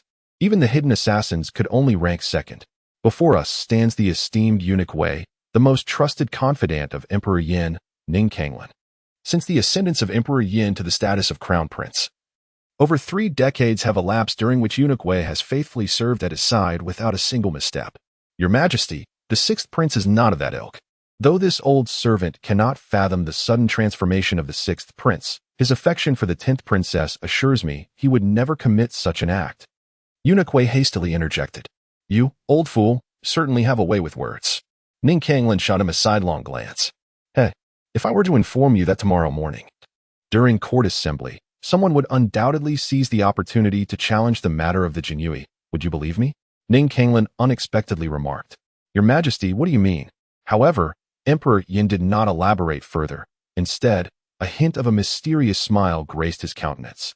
One cannot help but wonder what thoughts reside within the mind of His Majesty, Emperor Yin. Chapter 25. The 6th Prince's Treachery. The night passed swiftly. When the morning court convened the next day, all the ministers seemed to have agreed upon an early arrival at the Grand Hall, including the Crown Prince and his brethren. Yet, the The sixth prince, Ning Cangsheng, appeared to be unconcerned, being the last to arrive. Accompanying him were two distinguished figures, Jiang Wan, the commander of the Imperial Guards, and Xia Lingchen, the vice commander, renowned for his swordsmanship. The presence of these two drew the attention of many, but Jiang Wan disregarded the gazes of the crowd. In his heart, only the sixth prince held true significance, a sentiment that even the emperor could not alter. Xia Lingchen, too, paid no mind to the assembly, viewing them with disdain. Those with matters to discuss, stepped forward. Those without, please withdraw, called out Eunuch Wei, causing a stir among the ministers. They had not anticipated such brevity in the morning court. Ordinarily, even without significant affairs, the session would last at least half an hour, yet today seemed markedly different. The ministers were oblivious to the emperor's intentions, which, for some, was not a favorable circumstance. A sly smile crept across Ning Cangsheng's lips. He was well aware of his father's motives. The moment the Imperial Guards took action, he had foreseen today's developments and had already devised a strategy. "Father, I have an important matter to report," he declared. His intent was to afford those schemers an opportunity. Given their readiness, even if they refrained from striking this time, they would undoubtedly persist in the future. Rather than allowing them to act covertly, it was better to place the dagger directly in their hands. Whether the dagger would wound Ning Cangsheng or cause harm to them remained to be seen. "What matter is this?" inquired Emperor Ning Cangsheng, his tone indifferent. "Father, this is Jiang Wan, the commander of the Imperial Guards. Based on intelligence from General Cheng Yang, we have apprehended the culprits behind the attack on the state guest house and the northern barbarian delegation linked to the Iron Blade sect. Additionally, we have learned that assassins from the Celestial Tower, as well as members from the Moonlight Sword sect and the Forging sect, were involved. The Celestial Tower is a covert assassin organization within our realm, making their location difficult to ascertain. In contrast, the Moonlight Sword sect and the Forging sect possess grandmasters, making their annihilation no simple task," Ning Cangsheng elaborated. Upon hearing his son's swift investigation into the matter, Emperor Ning Cangsheng felt a flicker of astonishment. It was worth noting that General Cheng had only mentioned the Celestial Tower and the Iron Blade sect in his report. The members of the Wangyue Sword sect and the Honglian sect are involved, yet the hidden assassins and what he mentioned, Cheng Ying's side has not uncovered anything at all. However, it is indeed somewhat surprising that his own son has so effortlessly uncovered all the culprits. "Old Six, since this matter has been entrusted to you entirely, you may handle the remaining affairs on your own. To have clarified all the perpetrators in such a short span of time is truly commendable. What reward do you desire?" Yin Huang Ning Cangsheng remarked with a smile. Upon hearing these words, aside from the Crown Prince Ning Tianchen, the other princes were notably unsettled. The fact that the supervision of the martial department had already been handed to Ning Cangsheng had filled them with immense jealousy. If he were to receive a reward now, it was uncertain what he might gain, a prospect that none of these princes wished to witness, causing a wave of anxiety to surge within them. "Your Majesty, I have a matter to present."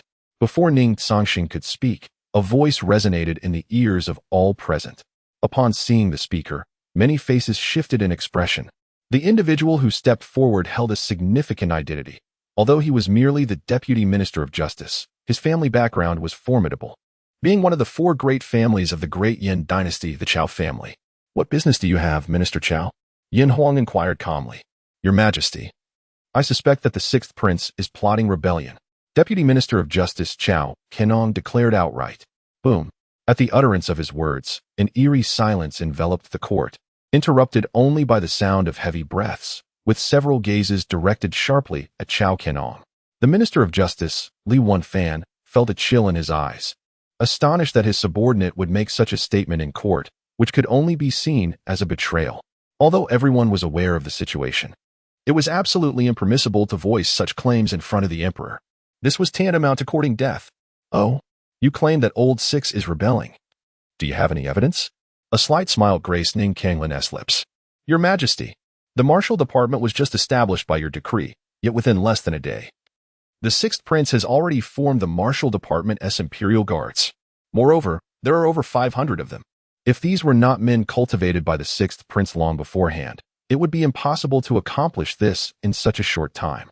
The Great Yin dynasty has laws stating that when a prince comes of age, he may establish a residence and train guards, but the number must not exceed 100. The sixth prince's 500 Imperial Guards are of unknown origin, and their strength is extraordinary. If not secretly trained, How could they possibly exist in such numbers? All of this points to one conclusion. The sixth prince has long harbored intentions of rebellion. Deputy Minister Chao Kenong proclaimed loudly.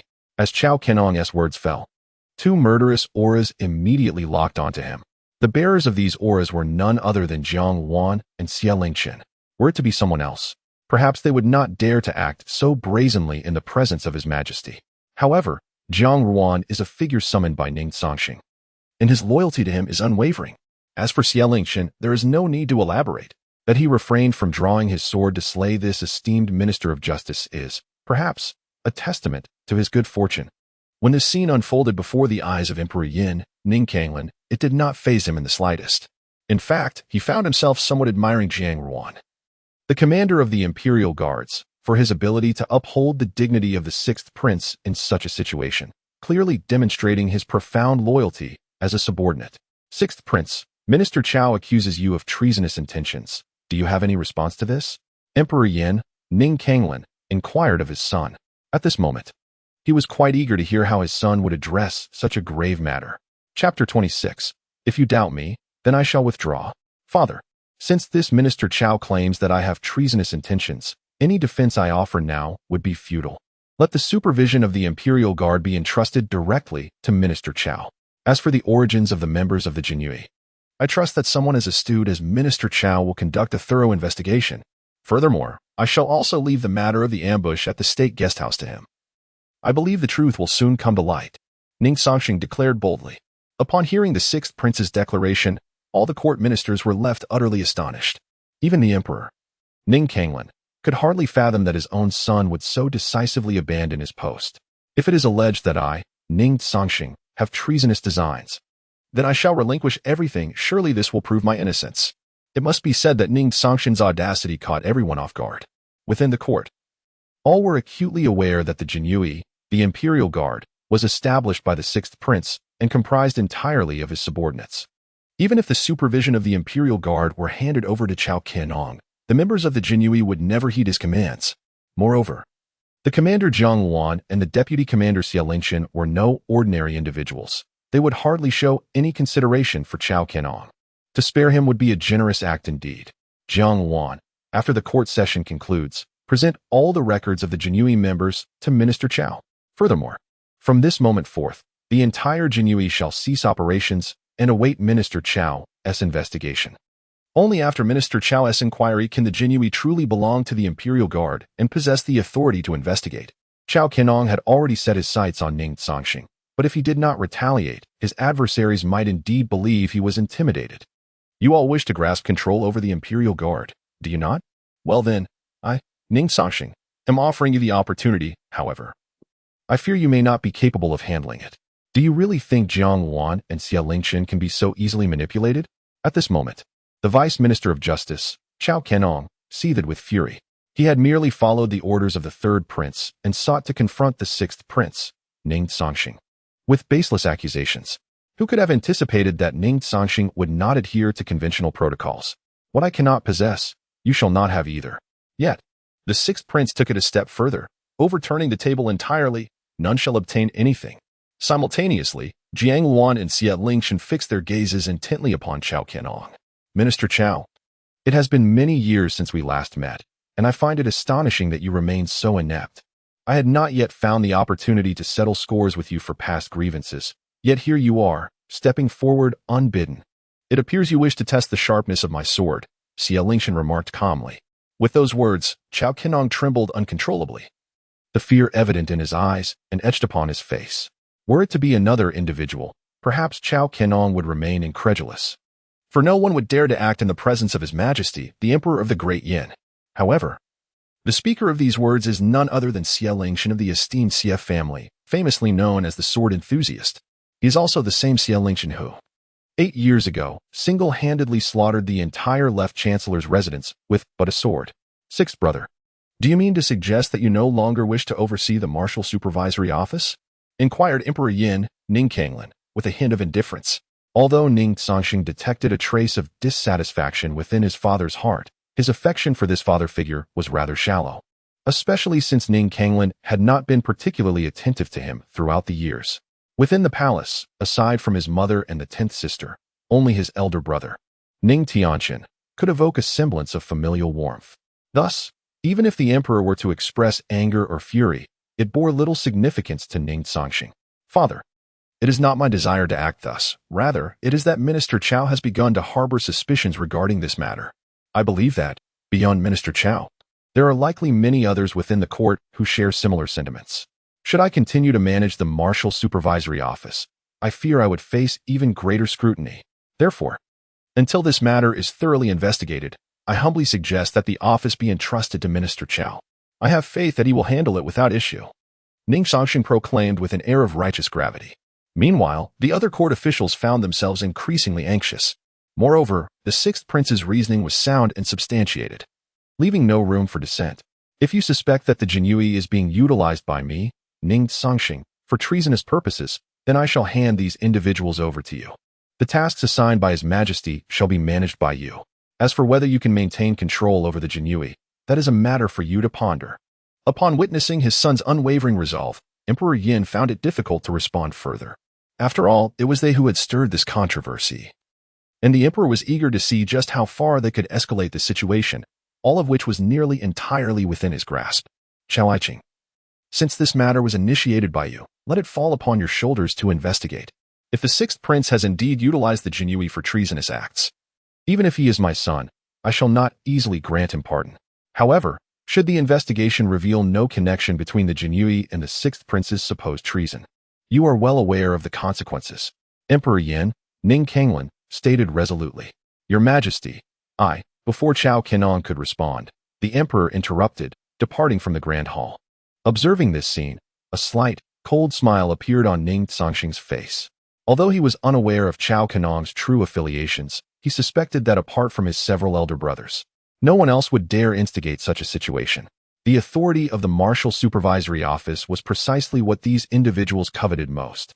Currently, the martial arts world of the Great Yin appears to be stirring with anticipation.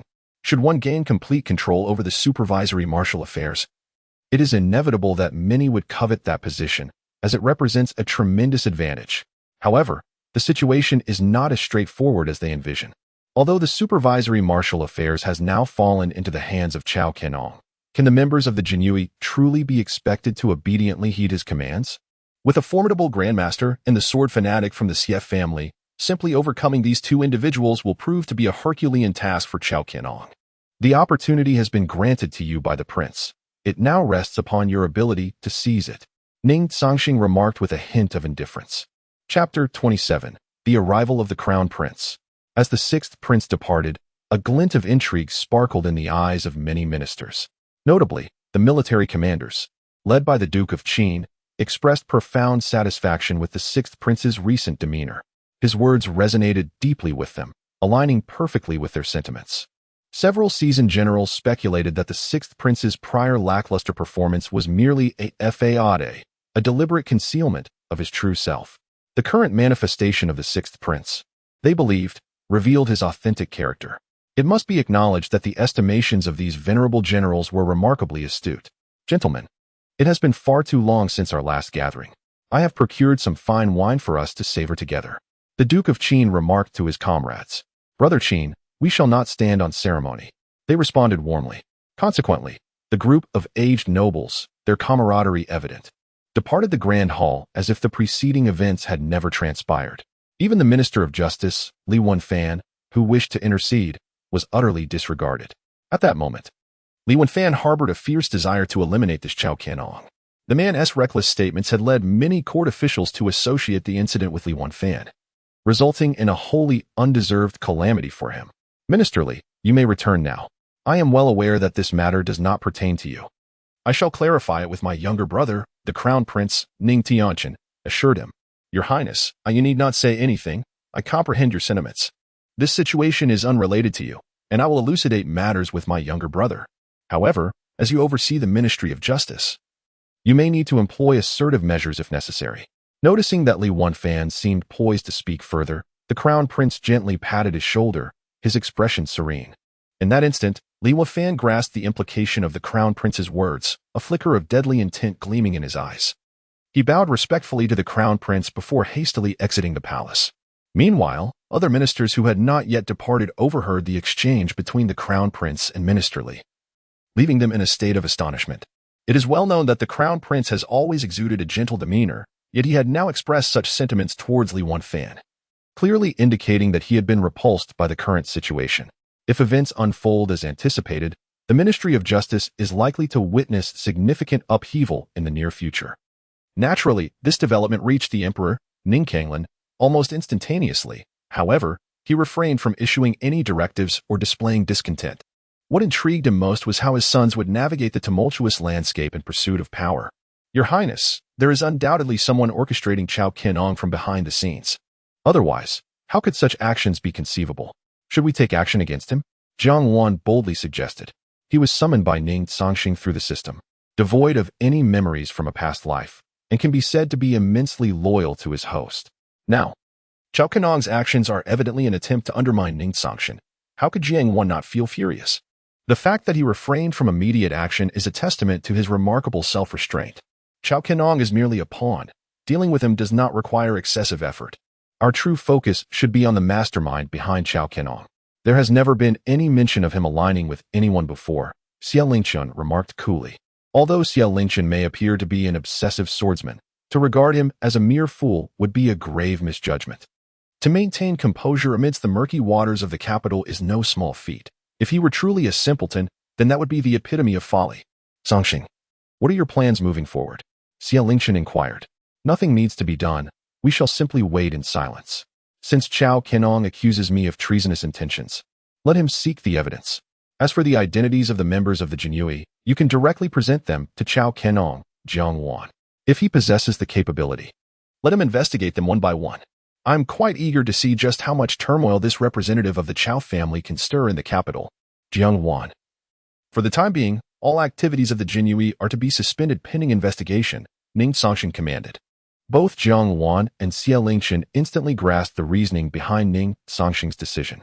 His Majesty demands that the perpetrators of the ambush at the state guest house, who attacked the northern barbarian delegation, be apprehended within a fortnight. Although the Jinyue has already eradicated the Iron Blade sect, there remain the Wangyue Sword sect and the Honglian sect, with the ominous presence of the Tiansha Tower lurking in the shadows. Without the action of the Jinyue, it would be impossible for the incompetent Cao Qianong to confront these three sections. Thus, it is not Ning Cangsheng who is anxious in this situation. Your Highness, the first prince has arrived. Old Huang announced as he entered. Please leave for now. Should anything arise, I will have Old Huang inform you. Ning Cangsheng replied coolly. Understood. Your Highness. Barely a minute after their departure, the first Prince Ning Tianchen arrived at Ning Cangsheng's side, guided by Old Huang. Observing his sixth brother, Ning Tianchen felt a twinge of guilt within him. After all, it had been several years since he last stepped foot in this residence following that incident. And reflecting on it now, a sense of nostalgia washed over him. Were it not for his sixth brother's sudden transformation during this time, it seems unlikely that Ning Tianchen would have come here so swiftly. Sixth brother, eldest brother, you have come. Old Huang, prepare some tea. Ning Cangsheng replied with a smile. Upon seeing his elder brother, Ning Cangsheng felt a sense of delight, fully aware of the purpose behind his brother's visit. Li Wenfan, the Minister of Justice, had always been a steadfast supporter of his elder brother, and notably, his elder brother's legitimate wife was none other than Li Wenfan's niece. The sudden hostility from the Deputy Minister of Justice towards him had led many to suspect a connection with Li Wenfan, which elucidated the reason for the unexpected arrival of the Crown Prince, Ning Tianchen. My brother, everyone in the imperial capital knows of your fondness for tea. Why not sample this cup? Ning Cangsheng remarked with a smile. Oh, to be so highly recommended by you, sixth brother, it must be something extraordinary.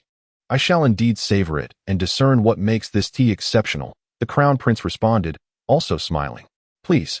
Neither Crown Prince Ning Tianchen nor Ning Cangsheng chose to broach the subject immediately, yet both were acutely aware of the underlying currents between them. Chapter 28. Brother, I believe in you. The two individuals sat quietly, sipping their tea, neither eager to break the silence. After an indeterminate period, it was the elder prince, Ning Tianchen, who could no longer contain himself. He set down his cup and, with a solemn expression, turned his gaze towards his younger brother, directly stating, Sixth brother, I have come to explain certain matters to you. Please, go ahead. I am listening, Ning Cangsheng replied, fully aware of his elder brother's intentions for this visit. However, he refrained from speaking first, allowing his brother to articulate his thoughts. Ning Cangsheng, cognizant of the necessity to address the matter at hand, wasted no time in getting to the point. Sixth brother, I understand that you are deeply dissatisfied with the events that transpired in the court today. Moreover, Minister of Justice Li Wanfan and I share a close relationship, and he was the first to support me. However, none of this concerns him directly. We are as bewildered as you are regarding Chao Kenong's unexpected remarks today. I assure you, I will provide you with an explanation. I have already instructed Li Wanfan to take action on this matter. Such occurrences will not happen again. You can rest assured on this front. Ning Cangsheng held a firm belief in his elder brother's assurances. He recognized that although Li Wanfan, as Minister of Justice, presented a facade of coldness and severity, this demeanor was reserved solely for the guilty. In his dealings with the common people, the minister was quite benevolent and enjoyed a commendable reputation in the imperial capital. Ning Cangsheng had thoroughly investigated this matter and was acutely aware that Chao Kenong's allegations of treason had no connection to Minister Li. Yet, he chose not to clarify this with his elder brother. Despite their close relationship, Ning Cangsheng understood that in his pursuit of power, his elder brother would also be a rival. Thus, some things should not be articulated too openly. Brother, I trust your words, Ning Cangsheng stated calmly. Ning Cangsheng was somewhat taken aback by his younger brother's response. In an ordinary family, such expressions of trust would elicit no surprise. However, within the confines of the imperial household, the credibility of such sentiments was almost non-existent. Brother, I know what you are implying, Ning Cangsheng continued. Although we share different mothers, you have always cared for me since childhood. I cannot believe that you harbor any intentions to harm me. Therefore, since you have said this, how could I possibly doubt your sincerity? Furthermore, I have some understanding of Minister Li's character. He has championed the cause of the common people, and I cannot conceive that such a person would wish me ill. At this moment, the eldest prince, Ning Cangsheng, finally let out a long sigh of relief. Regardless of whether his sixth brother truly harbored such thoughts, the fact that he could articulate such sentiments indicated that he held no grievances against Li Wanfan. On the contrary, he appeared to regard Li Wanfan's actions quite favorably. Thank you for your understanding, dear brother. Although I am unaware of the circumstances you find yourself in, should you require assistance, do not hesitate to confide in your elder brother. I promise to do my utmost to support you, Ning Cangsheng pledged. Although Ning Cangsheng recognized the sincerity behind his elder brother's promise, he had no intention of taking advantage of it. Nevertheless, he nodded affirmatively, acknowledging the commitment. The two brothers then engaged in a lengthy conversation, reminiscing about their childhood and rekindling numerous cherished memories. After nearly 2 hours, the eldest prince finally took his leave. Once the eldest prince departed, Lao Huang entered the room. Lao Huang, how is the investigation progressing? Ning Cangsheng inquired. Your Highness, everything has been thoroughly investigated. Li Wanfan originally sought the counsel of several elder dukes, but was unfortunately overlooked, which prompted the eldest prince's interest in our affairs. However, upon his arrival here, he exchanged a few words with Li Wanfan, advising him to manage the Ministry of Punishment diligently.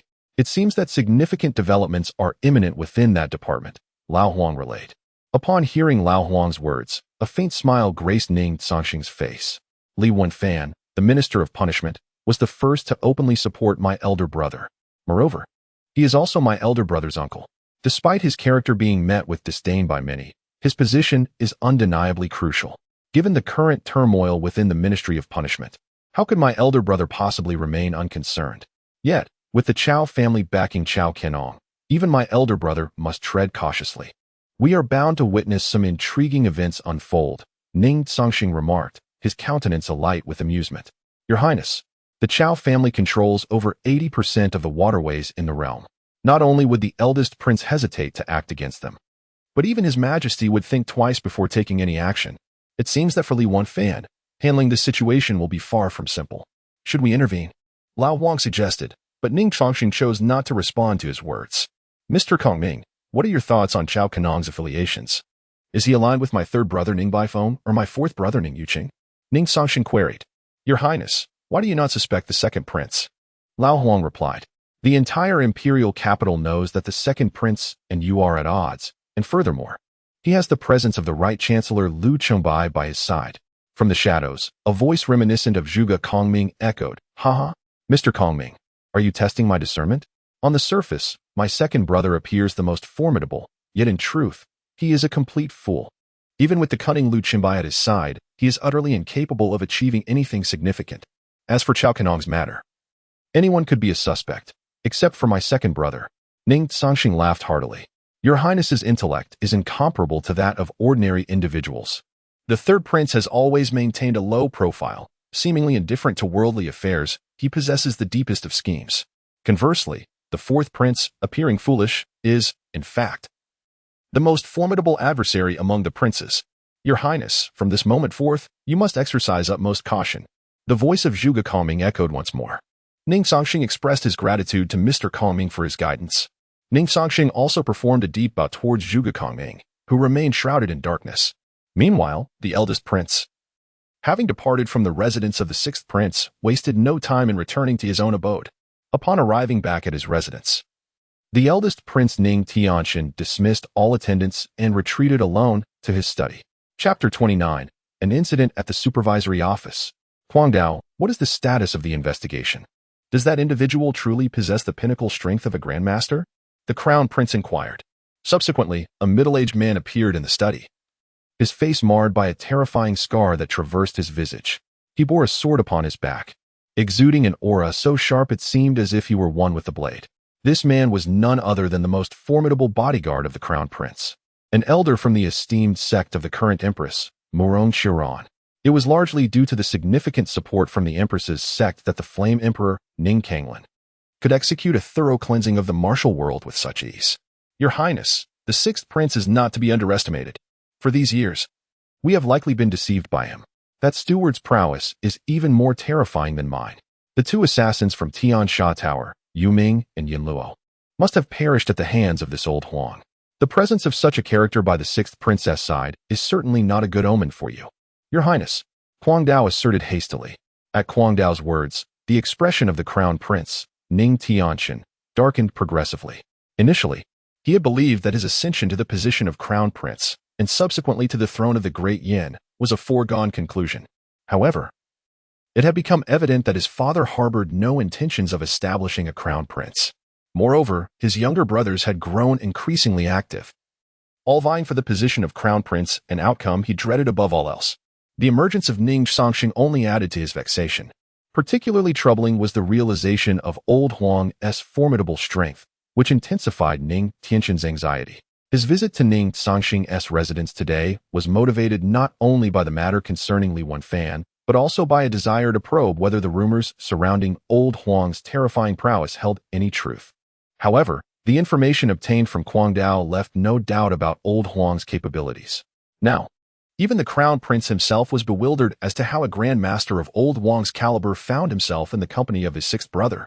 Your Highness, there is indeed another matter of great significance. Yet, I am uncertain if what I sensed was genuine. Within the sixth princess residence, aside from the Grand Master Old Huang, there should be another individual whose strength surpasses that of Old Huang. Huangdao spoke with uncertainty. What did you say? If the previous revelation had shocked the crown prince, this pronouncement rendered him utterly speechless. A being surpassing the Grand Master realm, wasn't that akin to a half-step Earth immortal? Such an extraordinary powerhouse had never been witnessed in the surrounding empires. Your Highness, regarding my reconnaissance of the sixth prince's residence today, it appears that Old Huang has sensed my presence. Yet, he did not take action against me. It seemed as though he was entirely unconcerned. However, the moment I stepped into the sixth princess estate, I was instantly locked onto by an overwhelming force. It left me feeling utterly immobilized. Fortunately, the master of this force harbored no animosity towards me. Their sole intention was to obstruct my inquiry into the residence of the sixth prince. Moreover, the essence of this power was entirely distinct from that of Old Huang, which is the basis for my conjecture. The Mad Blade elucidated. At this moment, the first prince fell into a profound silence. Having been by his side for so many years, the Mad Blade had saved him countless times. And the first prince held his words in high regard. If he spoke thus, then there must indeed be a being of greater terror dwelling within his younger brother's abode than Old Huang. Yet, the more he pondered, the more trepidation swelled within the first prince's heart. Mad Blade, you suggest that there truly exists such a formidable being within my younger brother's household. By what means could they possibly have attracted such a power? Is it truly feasible to draw in someone of that caliber? The first prince queried with a hint of uncertainty.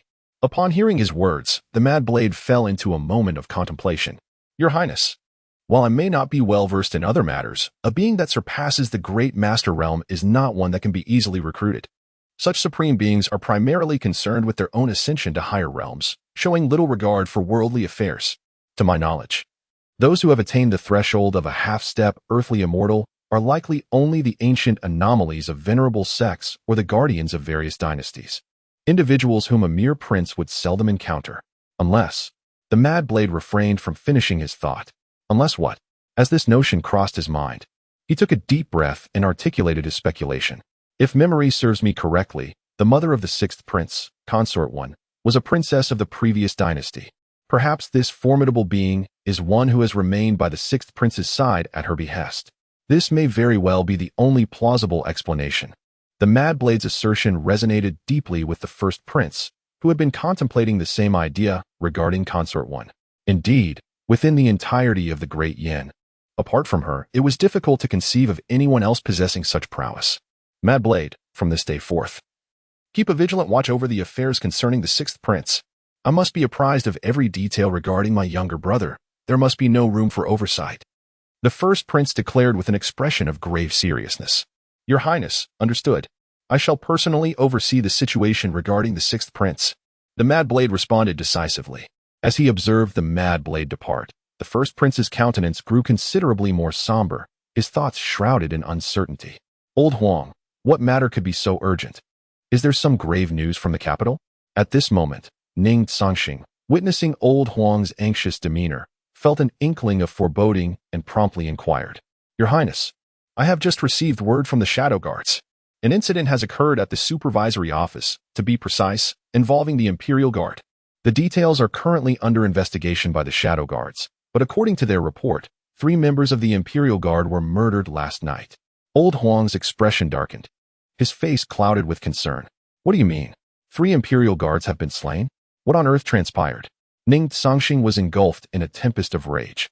Although the Imperial Guards were summoned by him through the system, they were nonetheless flesh and blood individuals, fiercely loyal to him. The fact that they have now been murdered ignited a fury within Ning Cangsheng that could not be contained. Chapter 30, Eerie. Off to the supervisory marshal office. Without a moment's hesitation, Ning Cangsheng promptly set forth with Lao Wang towards the supervisory marshal office. The vastness of the office, coupled with the pressing duties of the Imperial Guards, meant that apart from those investigating cases outside, the remaining members resided in the dormitories of the office. However, an alarming incident occurred last night, as 3 Imperial Guards were found lifeless in their quarters. What compounded the strangeness of the situation was that none of the other guards had heard any disturbances, nor had the sentinels on duty noticed any intruders. This enigma was indeed perplexing. Upon Ning Cangsheng's arrival at the supervisory marshal office, he found Commander Jiang Wan and Deputy Commander Ste Lingchen standing there, their expressions grim. Accompanying them were the 4 regional protectors, Qinglong, Baihu, Zhu and Xuanwu. Particularly Xuanwu appeared troubled, for the deceased guards were under his command. Yet, what struck Ning Cangsheng as odd was the absence of Cao Qianong, the Deputy Minister of Justice. After all, he had entrusted all matters of the supervisory marshal office to Cao Qianong for handling, and in light of such a grave incident, the overseer's absence was indeed noteworthy. Your Highness, upon Ning Cangsheng's appearance, all personnel within the office respectfully greeted him. Jiang Wan, what transpired here? Ning Cangsheng inquired directly. Your Highness, to this day, we have uncovered no clues and remain utterly perplexed as to how these 3 Imperial Guards met their demise. There are no visible wounds on their bodies, leading me to suspect poisoning. However, a thorough examination is necessary to ascertain the truth. I have already interrogated the guards on duty yesterday, and they all reported no unusual occurrences, Jiang Wan explained promptly. Hearing this, Ning Cangsheng furrowed his brow. The circumstances surrounding the guards' deaths were undeniably bizarre. The absence of any leads regarding the perpetrator was equally disconcerting. Regardless, the Imperial Guards were his own kin, and in light of such a significant event, failing to uncover the mastermind would surely erode their trust. What of Deputy Minister Cao? Ning Cangsheng suddenly inquired. Humph, that fellow hasn't even arrived at the supervisory marshal office. I have dispatched someone to summon him, Ste Lingchen retorted with a cold smirk. Ning Cangsheng harbored no fondness for Cao Qianong, with the office freshly entrusted to him. Such a calamity had befallen the Imperial Guards. Should Chao Qinong fail to conduct a proper investigation into this matter, Ning Cangsheng would have no qualms about withholding any favors from the Chao family. Perhaps his imperial father hesitated when confronted by the formidable Chao family, one of the four great clans of the Great Yin, but Ning Cangsheng harbored no such reservations. If truly provoked, it would not be out of the question for him to take action against the Chao family. Brother Lingchen, you are well versed in matters. Please investigate the true cause behind the deaths of those several Jinyui, Ning Cangsheng remarked calmly. Understood, I shall proceed at once. After a lengthy wait of over half an hour, the Deputy Minister of Justice, Chao Qinong, finally made his tardy entrance. Ning Cangsheng could smell the stench of alcohol emanating from him. He was clearly inebriated, swaying as he walked, still not fully awakened from his stupor. What is the meaning of this? Ning Cangsheng's expression darkened upon witnessing the scene, yet he maintained his composure and inquired patiently. Your Highness, Deputy Minister Chao was utterly intoxicated last night. When we arrived, he had yet to rise, came the reply. Moreover, he stated that the deaths of 3 Jinyui were of little consequence. If it were not for, before the Jinyui could finish, the murderous intent emanating from Ning Cangsheng was palpable, instilling a sense of dread among those present. The entire Great Yin Empire was aware of one fact. The 6th prince was considered a cultivational failure. Yet, the killing aura he exuded just moments ago was far beyond what an ordinary individual could possess. This spectacle left many questioning their own perceptions. Deputy Chao, 3 Jinyui have been slain under your watch at the Supervisory Bureau. Shouldn't you provide me with a reasonable explanation? Ning Cangsheng questioned coldly. To the astonishment of all, Deputy Minister Chao responded with an utterly shameless retort. They're dead. So what? It's no great matter. Just 3 lowly individuals. To summon me for such a triviality, do you seek death? Chao Qinong slurred angrily, clearly intoxicated. As he concluded his remarks, all eyes turned toward Ning Cangsheng, the 6th prince. Meanwhile, Jiang Wan, standing nearby, could no longer contain the murderous intent in his gaze. His right hand rested on his embroidered spring knife, poised to strike down Chao Qinong at the slightest command from the 6th prince. It must be noted that at the Supervisory Bureau, it was not solely the Jinyui present. The local magistrate, Yu Song, held significant power and a commendable reputation in the capital. The murder of Jinyui was an extraordinary event, and given that Deputy Minister Chao was in charge, it would be inappropriate to hand the matter over to the Ministry of Justice. It was most fitting for the local magistrate to take charge. Your Highness, Deputy Minister Chao has had too much to drink and has not yet regained his senses. His previous remarks were mere ramblings. I implore you not to take offense. Magistrate Yu Song quickly interjected. I assure you, I will thoroughly investigate the matter concerning the Jinyui. At this moment, Yu Song was inwardly cursing Chao Qinong with fervor.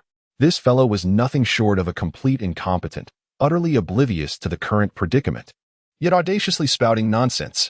Beside him, Jiang Wan was consumed by an urge to eliminate this scoundrel, should the 6th prince decide to issue an order. It was likely that Chao Qinong would soon lose his head. If such a scene were to unfold, even he, the prefect of Jingzhou, would suffer an undeserved calamity. It was precisely for this reason that he felt compelled to intervene immediately. Otherwise, Yu Song would have refrained from getting involved in such matters. Chapter 31. Your Highness. Do not panic. Quickly, escort Minister Chao Wei. Let him sober up properly, commanded Yu Song, also instructing the officers of the Jingzhou prefecture to take Chao Qinong away at once, for there was a significant risk of a violent incident occurring. Although Ning Cangsheng did not fully agree with Yu Song's actions, he refrained from outright rejection, thus granting Yu Song, the prefect of Jingzhou, due respect, which subtly shifted his perspective on the 6th prince.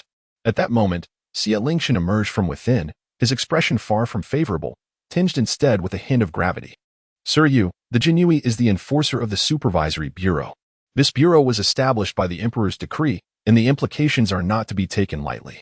With the recent events involving the Jinyui, I kindly ask for your diligence in this matter, Ning Cangsheng remarked calmly. Your Highness's words are etched in my heart. Yu Song promptly replied. Though he was acutely aware that the situation was far more complex than it appeared, he found himself without alternative recourse. The Ministry of Justice and the Supreme Court could not intercede. As the prefect of Jingzhou, it was his prerogative to handle such extraordinary matters, and it was only natural for it to fall to him.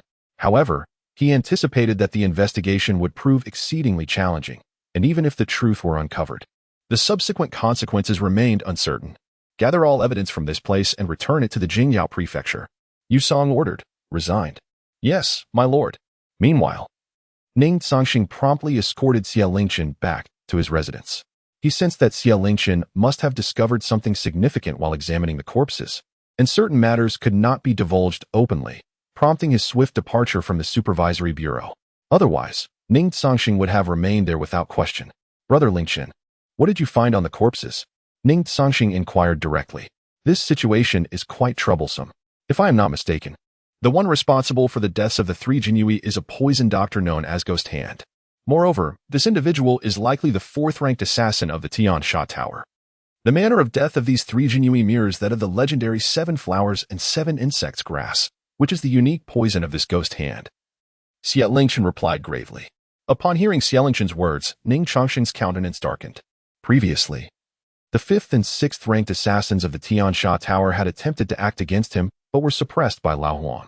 Ning Cangsheng had anticipated that the Tian Sha Tower would remain subdued for a while. However, he did not foresee that, in addition to attacking the Northern Barbarians' envoy, they would extend their reach into the Supervisory Bureau. This had now tread upon Ning Cangsheng's forbidden ground. Brother Lingchen, do you mean to say that the identity of this Ghost Hand is highly unusual? Ning Cangsheng asked, furrowing his brow. Few knew the true identity of Ghost Hand. However, news has emerged suggesting that this phantom hand is linked to the ghostly clan of Lingnan, though the veracity of this claim remains uncertain. Nevertheless, the Lingnan ghost family is renowned for their mastery of poison, leading me to believe that, regardless of its origins, this phantom hand is likely closely associated with the clan. The situation in Lingnan is exceedingly intricate. The entire expanse of 300 miles is shrouded in mist and, indeed, seemingly under the control of the ghost family. Taking action against Lingnan appears almost an impossibility, as Xie Lingchen elucidated. In Lingnan, there exist no gods, only specters. This is no mere jest. The ghost signifies the presence of the clan. I possess some knowledge of the circumstances in Lingnan. My father, on several occasions, contemplated taking action there but ultimately lacked the resolve to do so, regardless of any connection between this phantom hand and the Lingnan ghost family. Anyone who dares to assault the Imperial Guards must be prepared for annihilation. Since the Tian Sha Tower wishes to play with fire, I shall oblige them. After multiple provocations, if they are not taught a profound lesson, outsiders may presume they can trample upon my dignity. Ning Cangsheng.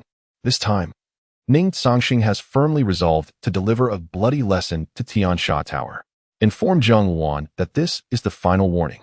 Should there be another assassination attempt on the Imperial Guards, he is to bring the perpetrator before me. I, Ning Cangsheng, have no need for such ineffectual subordinates. Ning Cangsheng coldly reprimanded. Upon hearing these words, Xie Lingchen comprehended his intent and did not dare to delay, promptly departing from the vicinity.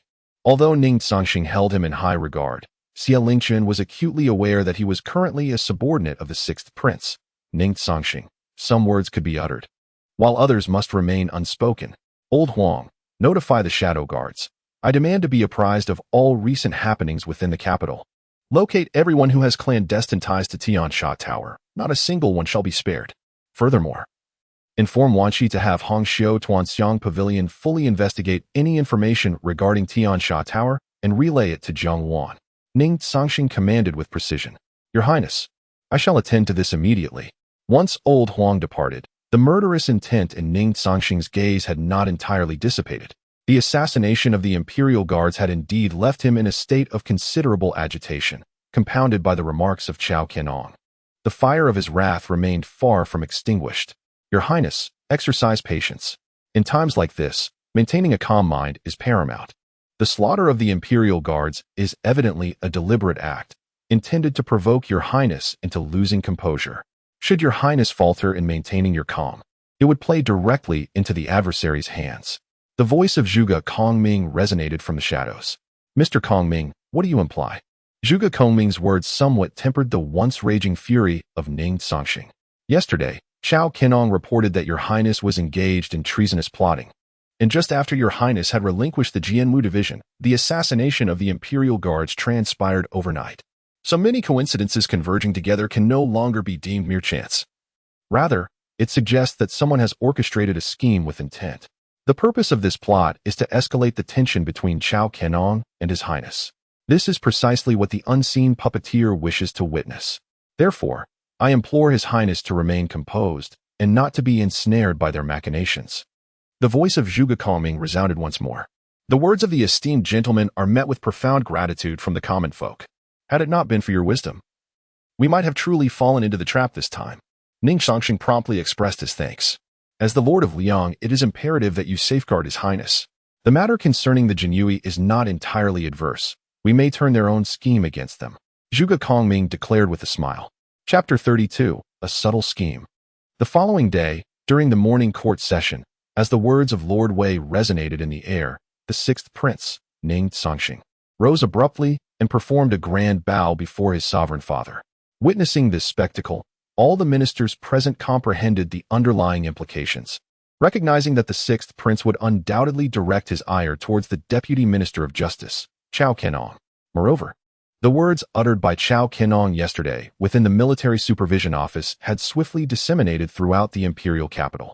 Upon receiving this news, their immediate reaction was to deem Cao Qianong mad. Otherwise, how could he dare to speak so boldly in the presence of a prince? Was he not courting his own demise? Even with the powerful Cao family backing him, few would dare to provoke a royal. Furthermore, the current sixth prince was no longer the same as before. Should he be incensed, it could lead to lethal consequences. Emperor Yin had already been informed of the events occurring within the military supervision office but chose not to dwell on them, preferring instead to observe how his son would navigate this situation. Your Majesty, I have a matter to present, Ning Cangsheng announced. Although the emperor was well aware of what his son was about to convey, he nodded gently, encouraging Ning Cangsheng to proceed. Yesterday, a heinous murder transpired within the military supervision office, where 3 members of the Imperial Guard were found slain in their quarters. Astonishingly, the guards on duty failed to notice any signs of disturbance. This constitutes a grave dereliction of duty. As these guards were recruited by me, I bear an undeniable responsibility in this matter, and I humbly request your punishment, Father, Ning Cangsheng declared. Upon hearing these words, the ministers in the grand hall were utterly astounded. Even the other princes were taken aback, unable to fathom why Ning Cangsheng would willingly take the blame for something seemingly unrelated to him. Many were perplexed by the motivations behind the sixth princess' actions. Even Emperor Yin found it difficult to comprehend his son's reasoning. And what course of action do you intend to take? What punishment do you seek? Emperor Ning Cangsheng inquired with a calm demeanor. Father, I have heard of the rigorous military discipline upheld by the venerable Duke Qin, renowned across neighboring realms. Although the Imperial Guard was recruited by me, they have grown accustomed to a life of leisure, often failing to adhere to commands. Thus, I hope to enter the military camp and train the Imperial Guard rigorously, enabling them to improve, Ning Cangsheng proclaimed with conviction. Meanwhile, the elderly Duke Qin Xiong, observed this exchange with a glimmer of interest in his eyes. Although he was uncertain about the sixth prince's sudden desire to train the Imperial Guard in the military, it did not significantly concern him. Rather, the Duke found himself quite intrigued by the prospects of the Imperial Guard. As for others, they too are bewildered by the motives behind His Highness the sixth prince's actions. Duke Qin, what is your perspective on the proposal put forth by the sixth prince? Emperor Yin inquired. Your Majesty, the old minister harbors no objections, as long as the sixth prince and the Jinyui are prepared to endure hardships. Although I have aged, training some new recruits poses no issue for me. Duke Qin replied with a smile. The words of the venerable Duke Qin evidently caught Emperor Yin off guard. However, he was acutely aware of one fact. Duke Qin, the divine warrior of Dian, has never engaged in any power struggles for the throne and has always remained loyal to Dian. Thus, even if the sixth prince were to join the military, it would undoubtedly have no adverse effects. On this matter, Emperor Yin felt quite reassured. Since you, Duke Qin, harbor no dissent, let us proceed as the sixth prince has suggested. Nevertheless, we must establish a time frame. Let it be half a month. I hope this duration will enable the Jinyui to undergo a remarkable transformation. Emperor Yin remarked with a calm demeanor. Thank you, Father. Additionally, there is another matter. Although we have thoroughly investigated the ambush at the Guabin Inn and the assassination of the Bayman envoy, eradicating the other sects, aside from the Iron Blade sect, within a short span is not a simple undertaking. Furthermore, according to the Jinyui's findings, it seems they have also uncovered the location of the Tian Sha building within Dian. Father, since the Jinyui will soon be entering the military, I entrust the matter of the Tian Sha building to Vice Minister Cao.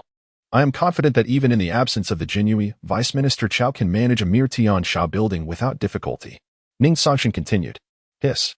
Once the sixth prince concluded his remarks, an eerie silence enveloped the entire court. It was at this moment that everyone realized that the sixth prince's earlier assumption of responsibility and desire to bring the Jinhui into the military for training was, in fact, a strategic maneuver. Vice Minister Chao Kenong had accused the sixth prince of treasonous intentions.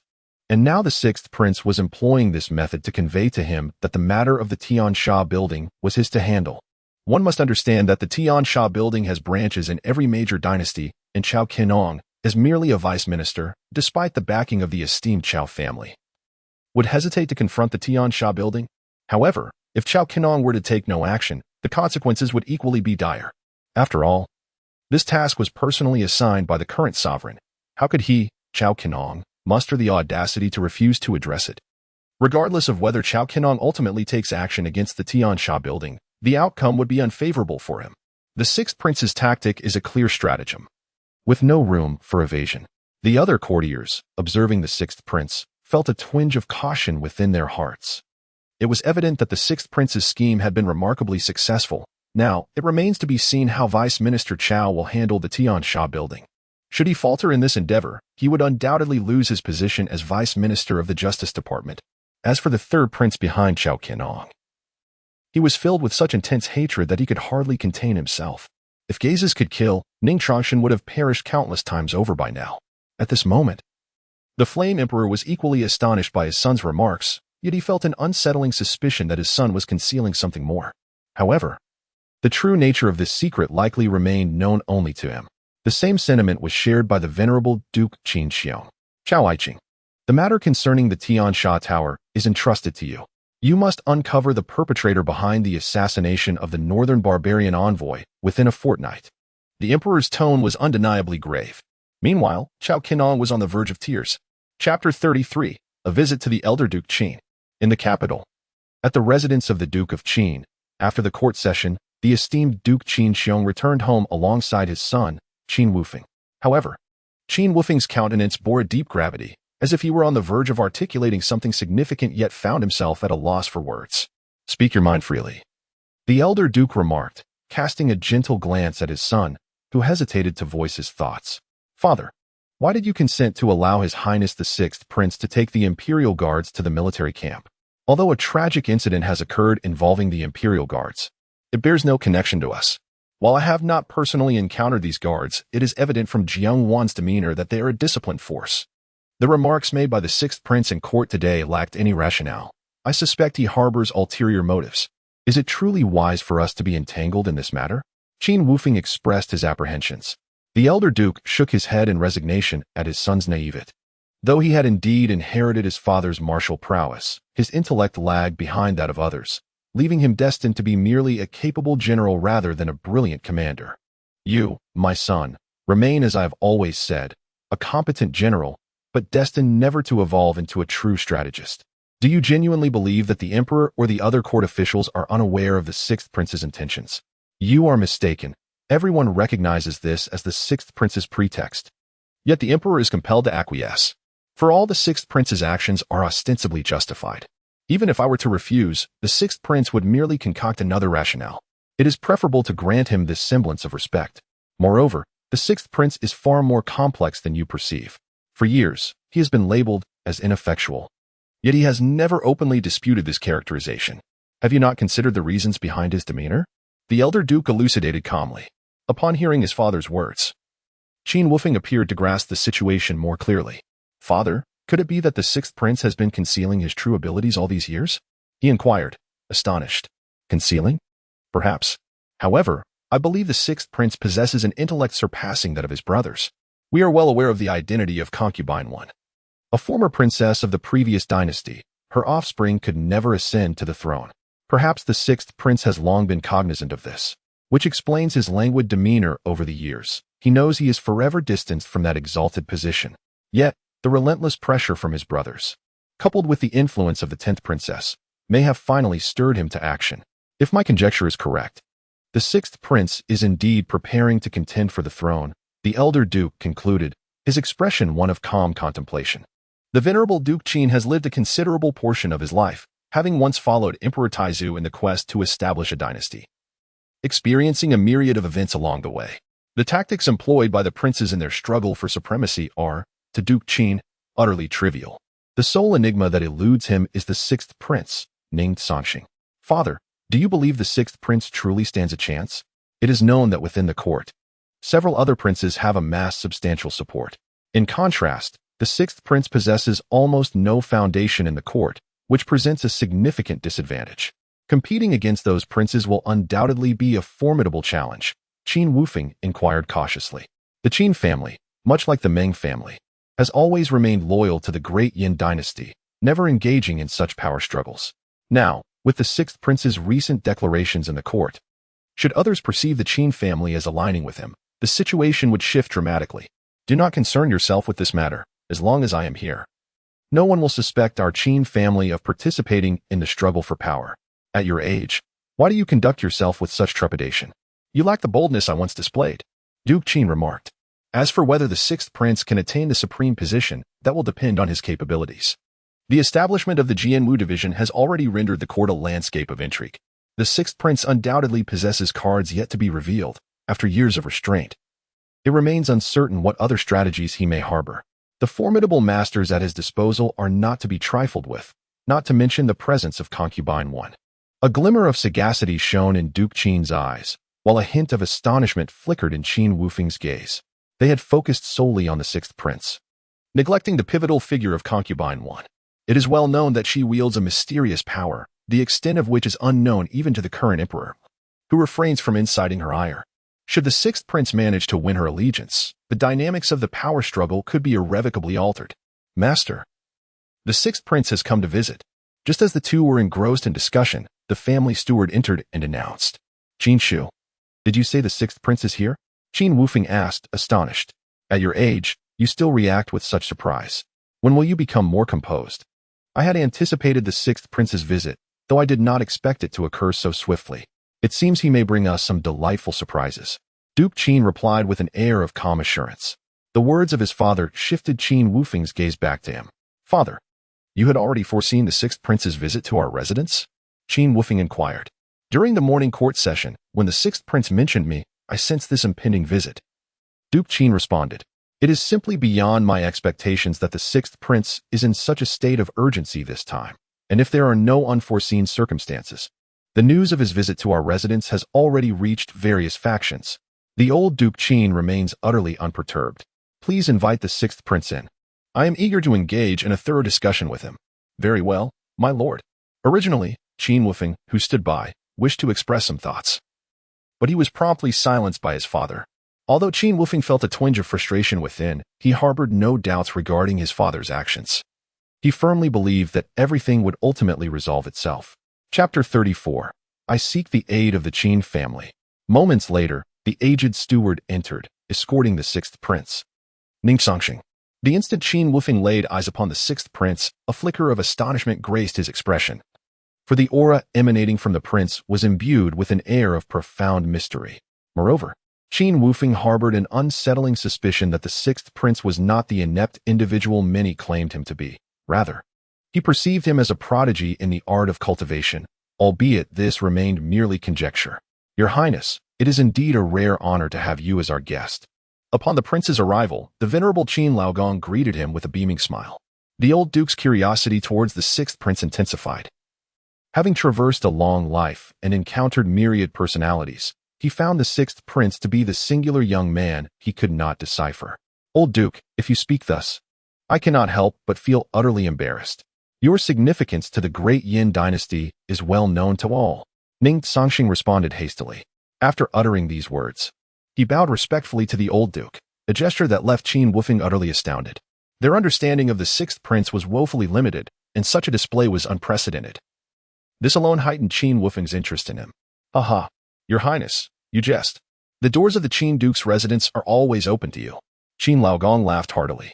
Neither the sixth prince nor the old duke initiated further conversation, and the group engaged in jovial discourse, leading to a significant shift in the attitudes of both Qin Laogong and Qin Wufeng towards Ning Cangsheng, who seemed entirely different from the tales they had heard.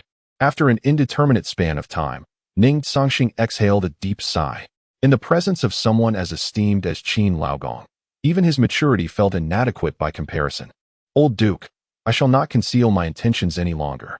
The reason for my visit today is indeed to pay my respects. But I also require your assistance with a matter, Ning Cangsheng stated, taking the initiative to speak. At these words, a glimmer of intrigue flickered in Qin Wufeng's eyes. While Qin Laogong did not voice any immediate response, he had long since surmised that the prince sought his aid. However, the specifics of that request remained a mystery to him. Your Highness, do you truly believe this old body has any capacity left to assist? Qin Laogong chuckled. Old Duke, your words are nothing short of jest. Who among the great dynasties does not recognize the might of the great Yin war god, Qin Xiong? If the venerable Duke Qin were to express such sentiments, it would indeed seem that there are scarcely a few individuals within the entire Yin who could rise to the occasion. Your esteemed reputation has been forged through genuine struggles on the battlefield, and this is beyond dispute. No one dares to question this fact, Ning Cangsheng remarked. While his words may appear to flatter Qin Xiong, they undeniably carry substantial weight. Aha, since His Highness still places such trust in this old man, please feel free to share your concerns. As long as it is within my capabilities, I am more than willing to lend my assistance. The elder Qin responded with a smile. He was determined not to place the old duke in a position of discomfort. Subsequently, Ning Cangsheng directly articulated the purpose of his visit. Upon hearing Ning Cangsheng's declaration, both Duke Qin and Qin Wufeng were struck with expressions of incredulity. Not for any other reason, but due to the sheer shock of the sixth prince's words. Even the well-versed Duke Qin had never anticipated that the sixth prince would utter such statements. For the Duke, this situation was not particularly extraordinary, and for the Qin family, it was merely a matter of convenience, having little impact on them at all. However, should outsiders witness this scene, the implications would be entirely different. It could even be said that the sixth prince was wagering his very life to test the waters. Your Highness, do you truly wish to proceed in this manner? While this matter poses no threat to my Qin family or to this old man, should you go through with it, you would undoubtedly become a target for all. Is the resultant consequence and cost not exceedingly great? The elder Qin voiced his concerns. Nonetheless, it was evident that Ning Cangsheng had anticipated the Duke's apprehensions. Old Duke, I have made my preparations. Since the adversary intends to strike, no amount of caution on my part would suffice. Rather than remain passive, it would be prudent to take the initiative and instill some trepidation in them. The fact that the old Duke was willing to collaborate with him brought Ning Cangsheng immense joy. Thus, I extend my gratitude to the old Duke. As for what follows, it shall no longer concern you or the Qin family. The remaining matters will be handled solely by me, Ning Cangsheng, he stated matter-of-factly. Seeing the sixth prince's resolute demeanor, Duke Qin chose not to press the issue further. He understood that no amount of persuasion on his part would prove effective. Despite the sixth prince's amiable disposition, he was, after all, the offspring of the esteemed consort one, whose character Duke Qin was quite familiar with. After spending over 2 hours at the Duke's residence, Ning Cangsheng finally took his leave. When Ning Cangsheng departed, it was none other than the esteemed old Duke Qin who personally escorted him to the door. A gesture accompanied by a long-awaited smile upon his face, a scene witnessed by many. This was precisely the image Ning Cangsheng wished to project to others. Father, what on earth does His Highness the Sixth Prince mean by this? Is he not placing himself in a perilous situation? The capital is already rife with chaos. The affairs of the Jinyui have instigated a climate of fear throughout the city. At such a critical juncture, the sixth prince's actions only serve to stoke the flames further. If one is not cautious, one might truly find oneself playing with fire. Qin Wufeng inquired, his anxiety palpable. Chapter 35, Qin Jaiwanjin. Upon hearing his son's words, Old Master Qin cast a faint glance at him before turning to take a seat. Father, what are you? However, before Qin Wufeng could finish his sentence, he was interrupted by his own daughter. Father, the reason grandfather aids His Highness the Sixth Prince is that, regardless of his willingness, the Sixth Prince would proceed regardless. Even without grandfather, there are others. The Sixth Princess methods have exceeded our expectations. One might say that he has entered the fray himself. A figure appeared before them, and the speaker was none other than Qin Wufeng's daughter, Qin Jaiwanjin, one of the 3 renowned talents of Dian. Having grown up, I find it hard to believe that my daughter is more astute than you. I truly wonder how I ended up with such a dim-witted fellow. You should learn from your daughter. Otherwise, you might find yourself sold and still paying others. Old Master Qin unabashedly ridiculed his son. Hearing her grandfather's jest, Qin Jaiwanjin couldn't help but laugh. After all, such occurrences were commonplace in the Qin family, and Qin Jaiwanjin had nearly become immune to them. Wanjun, What do you think of the sixth prince? Old Master Qin inquired with a smile. Mysterious, inscrutable.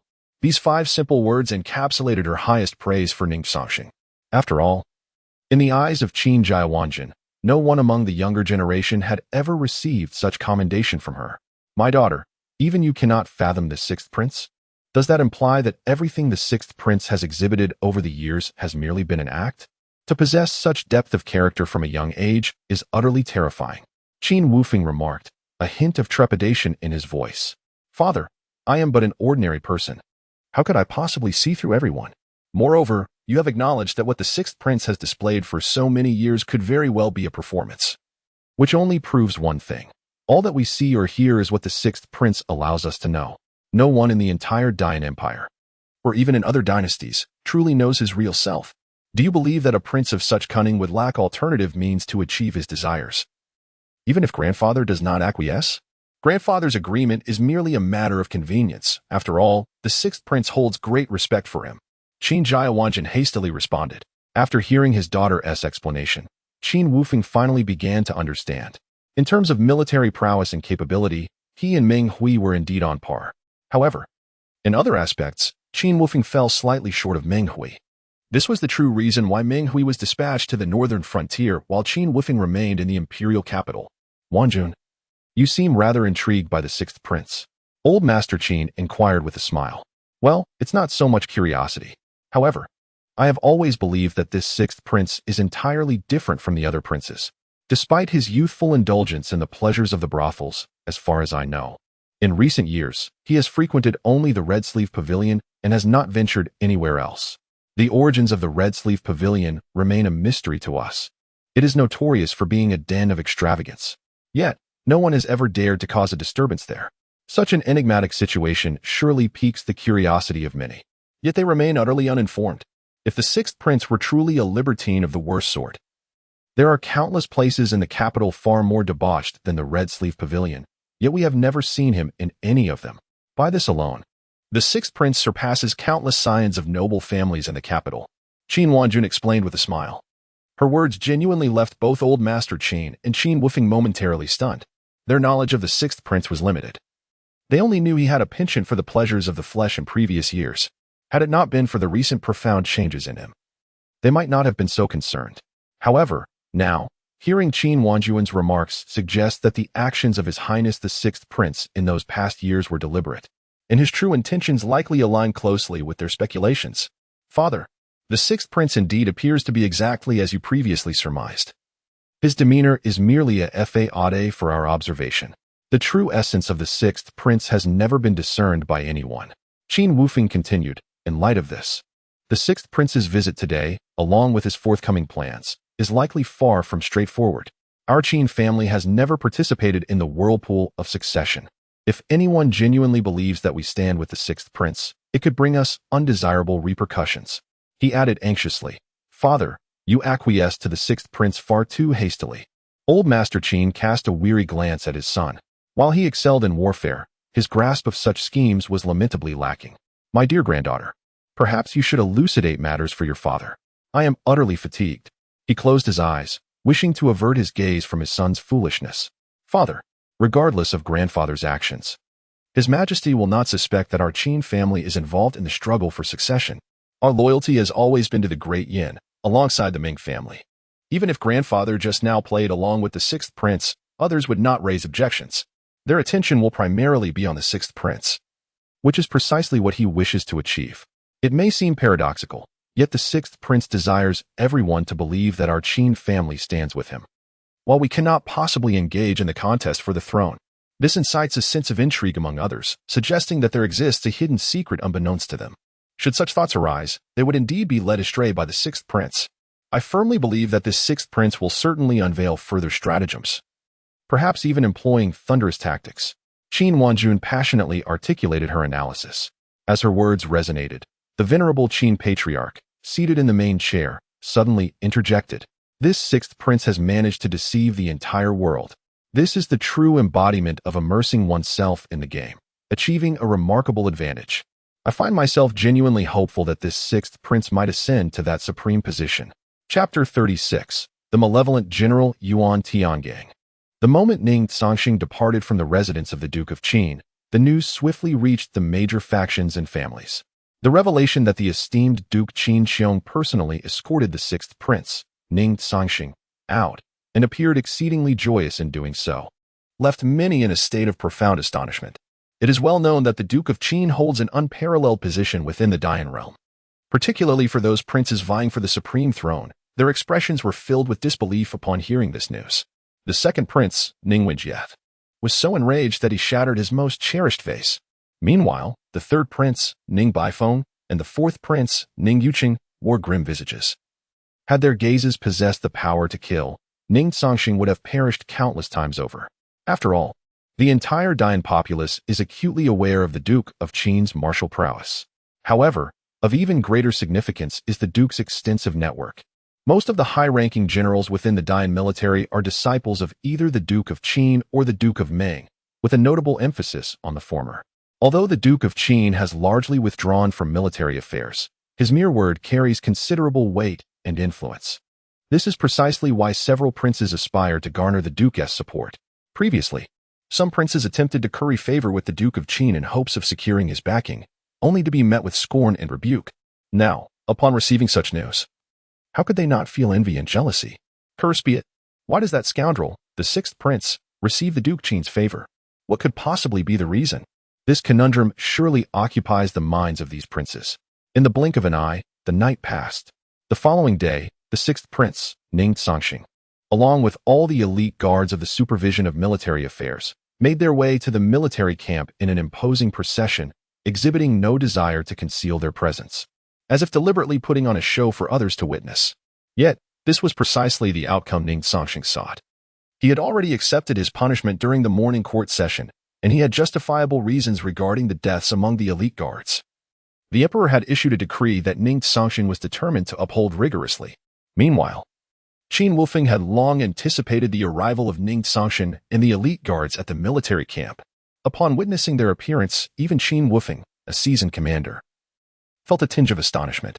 In sheer numbers, the elite guards were vastly outnumbered by the soldiers in the camp, yet the prowess of each elite guard, coupled with their unwavering discipline, was not inferior to that of the soldiers. At that moment, Qin Wufeng felt a sense of resignation. It seemed he was beginning to understand the words of his father. The depth of the sixth prince's cunning was indeed formidable. Observing the actions of these elite guards and recalling the sixth prince's proclamations from the previous morning, it was evident that those assertions were far from mere fabrications. If the Jinui were to grow lax, then the soldiers under Qin Wufeng would undoubtedly need to undergo a rigorous retraining. This illustrates that the words spoken by the sixth prince during yesterday's South morning court session were merely a pretext. The true reason is rather evident. Contemplating these matters, a faint smile crept upon Qin Wufeng's face. He even felt a tinge of concern and sympathy for the Ministry of Justice's vice minister, Chao Kenong. The sixth prince was clearly intent on ensnaring him, yet the latter could not utter a single word. General Qin, I shall temporarily entrust these Jinui to you. Let them experience the atmosphere of the military camp. As for Jiang Wan and his companions, I will take them with me for now. For the time being, let the Jinui reside in the camp. It should not pose any significant issues, right? Ning Cangsheng inquired with a smile. Rest assured, Your Highness, the Jinui will encounter no difficulties in the military camp. Should anything akin to previous incidents occur, Your Highness may hold me accountable. Qin Wufeng replied, his expression grave. General Qin, you speak too highly. I have great confidence in your words. After expressing this sentiment, Ning Cangsheng bowed to Qin Wufeng and then departed the military camp with Jiang Wan and the others. Observing the retreating figure of the sixth prince, Qin Wufeng gently shook his head, choosing not to elaborate further. The waters of the imperial capital were already exceedingly murky, on the brink of eruption at any moment. Now, the sixth prince had chosen to engage, even casting a bomb into the turbulent waters, thus exacerbating the situation. The current state of the imperial capital resembled a vast battlefield, where a moment's carelessness could lead to utter destruction. However, such matters held no relevance for the Qin family, who had never partaken in these affairs. Nor would they serve as a stepping stone for any prince's ascension. After departing from the military camp, Ning Cangsheng led Jiang Wan and Xia Lingchen to the Hongxiu Tianxiang Pavilion, directly entering Wan Qi's chamber. To their surprise, they found Lao Huang had long been awaiting them in the room. In addition to Lao Huang, there was a figure cloaked in black robes, shrouded in darkness. rendering their appearance indistinguishable, save for a pair of piercing eyes. The Shadow Guard, unruly commander, has met His Highness. Upon Ning Cangsheng's entrance, the black-robed individual beside Lao Huang promptly rose, speaking in a raspy voice. The moment the figure stood, both Jiang Wan and Xie Lingchen felt an overwhelming pressure emanating from them, particularly Xie Lingchen, whose hands instinctively hovered over his weapon, ready to strike at any moment. Jiang Wan's expression turned grave as he fixated intently on the black-robed figure, his breathing quickening. This demonstrated the immense pressure the black-robed individual exerted upon them. "We are all allies here," Ning Cangsheng remarked with a calm demeanor. Upon hearing these words, Jiang Wan and Xie Lingchen finally breathed a sigh of relief. However, they dared not let their guard down, for the pressure exerted by the villainous commander was undeniably formidable. "Your Excellency, your efforts are commendable. How is the investigation progressing?" Ning Cangsheng inquired. "Your Highness, based on the clues provided by young Master Xie, the Shadow Guards have commenced their investigation across the entire imperial capital. Unfortunately, they have yet to uncover any trace of the ghostly physician. Nevertheless, during the course of their investigation, they stumbled upon another matter," the villainous commander Yuan Tiangang spoke up. "What matter is that?" Chapter 37. The anomaly at Maple Leaf Temple. Ning Cangsheng possessed a profound understanding of the character of the notorious general. This formidable leader, aside from Lao Wang and Nangang Pushi, was the third individual summoned by Ning Cangsheng, boasting power comparable to Nangang Pushi and even surpassing that of Lao Wang. Over the years, Ning Cangsheng had entrusted the Shadow Guards to the capable hands of the notorious General Yuan Tiangang, and their surveillance of the imperial capital had been exceptionally effective, a testament to the general's prowess. Ning Cangsheng recognized that unless it were a matter of utmost significance, the general would not broach such topics lightly. "Your Highness, 6 months ago, an exceedingly bizarre case unfolded in the imperial capital. In the span of merely half a month, over 50 young maidens mysteriously vanished. At that time, the chief magistrate of Jingzhou, Yu Song, placed great emphasis on this matter. However, after 3 months of investigation, there was not a shred of information to be found. To this day, the case remains unresolved," the notorious general elucidated. Upon hearing these words, Ning Cangsheng nodded slightly. The repercussions of this case had indeed been significant. Even his father had been incensed, commanding Yu Song to solve it within 3 months. Yet, as the deadline approached, Yu Song had utterly failed, nearly facing dismissal from the emperor. "Did the Shadow Guards uncover any leads regarding this case?" Ning Cangsheng inquired. The general nodded gently in response. Initially, the Shadow Guards were investigating the murder of the Genie Wei, but they stumbled upon something peculiar at Maple Leaf Temple, located not far from the capital. This temple, which was merely an ordinary one and not even among the top 5 in Kyoto, had an unusually thriving incense offering. Many dignitaries from the capital frequented it, and each visit resulted in substantial donations that far exceeded ordinary offerings. Consequently, the Shadow Guards tracked one individual, which led to the revelation of some dubious activities at the temple, the notorious general explained. He then proceeded to recount in detail the findings regarding Maple Leaf Temple. By the end of his account, Xie Lingchen could no longer contain himself, his aura of menace fully unleashed. "They are truly a pack of beasts. Do they not fear divine retribution?" Xie Lingchen growled. Although Lao Huang and Jiang Wan remained silent, their expressions betrayed a growing fury concerning the situation at Maple Leaf Temple, a sentiment that had likely reached its zenith. "Who are the frequent visitors to Maple Leaf Temple?" Ning Cangsheng inquired coolly. Observing Ning Cangsheng's demeanor, Lao Huang felt a flicker of concern. Having spent the most time by the side of the 6th prince, he understood his temperament well. Such an expression indicated that the 6th prince was on the verge of fury, perhaps even poised to take lethal action. "I have brought the list," he replied. "Your Highness, must we truly proceed in this manner?" The rogue commander has also submitted the list to Ning Cangsheng. It is abundantly clear that the rogue commander has reviewed this list and is aware of the formidable identities of those named. Should this matter come to light, it would undoubtedly incite a considerable uproar in the capital. The ramifications of apprehending all individuals on this list would be unimaginable. This is precisely why the rogue commander posed such a query earlier. "Your Highness, I understand your profound anger at this moment. However, the general's reasoning is quite sound. This list bears significant weight, and if we are to take action against all involved, your status as a prince alone will not suffice. Furthermore, we will face opposition from various quarters, which would not bode well for us. I propose that we convey this information to Yu Sing, the magistrate of Jingzhou. He has been deeply troubled by this case, and only by entrusting it to him can we ensure that the matter is brought to light, Lao Huang also suggested. Upon hearing Lao Huang's words, Ning Cangsheng's expression began to gradually soften. At this moment, he had realized that indeed, entrusting the matter to U.S. Ing, the magistrate of Jingzhou, was the wisest course of action. He had indeed been somewhat hasty earlier. Your Highness, why must we entrust it to U.S. Ing? Is it not feasible for our Jinyui to intervene? Jiang Wan inquired with some urgency. Though Jiang Wan harbored great ambition and occasionally resorted to unscrupulous means to achieve his ends, he would not stoop to such heinous and inhumane acts. Commander Jiang, this case cannot be entrusted to the Jinyui, nor can we allow their involvement. The Jinyui are currently stationed in the military camp. If His Majesty were to learn that the Jinyui had resolved this matter, what would he think? Moreover, should we take action? It would imply that Your Highness possesses other forces at your disposal, which is certainly not something His Majesty would wish to see. Additionally, you may not be well acquainted with U.S. Ing, the magistrate of Jingzhou. Although he has a fiery temperament, he is upright and unyielding in the face of power. Most importantly, U.S. Ing is personally appointed by His Majesty as the magistrate. Upon receiving this news, he would undoubtedly report it to His Majesty without delay. In that case, regardless of the backgrounds of those involved, could they possibly rival the authority of His Majesty? Lao Huang elucidated directly. Lao Huang's explanation instantly enlightened Jiang Wan. It was evident that this matter was ill-suited for the Jinyui to involve themselves in, and their current mandate concerns the affairs of the martial world of the Great Yin. Thus, it is indeed most appropriate to entrust this matter to the Jingzhou Prefecture. General, let us heed Lao Huang's advice and convey this information to Magistrate U.S. Ing. Furthermore, we must assign personnel to ensure U.S. Ing's protection. I believe that should this matter be exposed, he will certainly become a target. This magistrate must remain unharmed. Ning Cangsheng stated calmly. Very well, Your Highness. After the rogue commander departed, Ning Cangsheng's demeanor did not fully relax. Jiang Wan, Xiaolingchen, I remain somewhat apprehensive about the safety of Yusong during this period. You two must covertly safeguard him.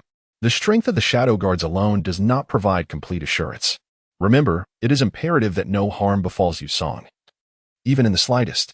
Although we have already dispatched shadow guards to protect him, Ning Cangsheng has persistently sensed an unsettling feeling, as if something ominous is on the verge of transpiring. Nevertheless, Jiang Ruan and Xiaolingchen have readily agreed to assist. With the addition of the shadow guards along with Jiang Ruan and Xiaolingchen, significant issues should be unlikely to arise. Chapter 38. Yusong's resolution in the blink of an eye. 3 days have elapsed.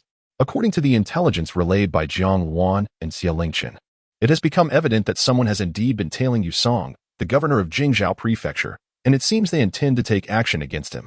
However, due to the presence of numerous protectors surrounding Yusong, along with the shadow guards and Jiang Wan, the opportunity for any assailants to act is exceedingly scarce. Upon receiving this information, Ning Cangsheng's countenance grew considerably grave. He had already commanded his superiors to convey all the gathered intelligence to Yusong. Now, it remains to be seen what course of action the governor will undertake. Old He, how is the investigation progressing? Who provided us with this document? Yusong inquired of his subordinates. Hearing his superior's question, He Jinghong, a military officer in the legal department, could only shake his head in resignation. 3 days prior, they had received an anonymous dossier, the contents of which astonishingly detailed a mysterious case of a girl's disappearance that had transpired 6 months earlier in the capital. This case has cast a shadow over everyone in the Jingzhou Prefecture. They had toiled for 3 months in pursuit of leads, but had ultimately come up empty-handed, as all trails had gone cold. In the end, they had no choice but to shelve the case. To their surprise, the document received 3 days ago disclosed all information regarding the girl's disappearance. Yusong, upon acquiring this lead, was acutely aware that the situation was far from straightforward. Although Hongye Temple was not large, its reputation in the capital was formidable. If any action were to be taken against Hongye Temple, the forces of Jingzhou Prefecture alone would be insufficient. The reason Yusong refrained from immediately reporting this matter to Emperor Yin was to conduct a covert investigation and ascertain the identity of the individual who provided them with this lead. However, it now appeared that the opposing party was unconcerned about their inquiries, having chosen this course of action. Governor Yu, we have employed all our methods, yet we have been unable to uncover any leads, or rather, all leads have been severed by the other party. Furthermore, since they dared to act in this manner, they are evidently unafraid of our investigation. It now seems their intentions are quite clear. They are focused on Hongye Temple, He Jinghong reported with a solemn expression. In response to his subordinate's remarks, Yusong nodded gently. He had prepared himself for this eventuality upon perusing the document. Seeking the mastermind behind this scheme would be tantamount to chasing phantoms. Otherwise, the adversary would not have resorted to such tactics. Nevertheless, Yusong harbored a flicker of hope that perhaps they might uncover a lead that could aid in their forthcoming investigation of Hongye Temple. However, it appeared that matters were unfolding precisely as he had initially surmised. The opposing party would not afford them any opportunities. I am aware that this matter is fraught with difficulty, yet a lingering hope persists within me that there may be some clues. Lao He. Let all the brothers take a good rest in the coming days. It seems that our fortune may soon diminish. The case of the missing girls holds immense significance for us, a truth we both understand well. Now that we have some leads, we must dedicate ourselves wholeheartedly to solving this case. This involves dozens of families. We do not yet know if these girls are all alive. What if?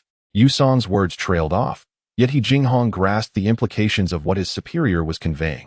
Lord Yu, what exactly do you intend to do? We are all too aware of the situation at Hongye Temple. Countless influential nobles and wealthy merchants in Kyoto hold it in high regard. And it appears increasingly likely that these girls' plight is linked to it. If we act recklessly, we may find ourselves unable to bear the consequences here in Jingzhou Prefecture. Therefore, we must devise a foolproof strategy. Otherwise, we risk incurring a backlash.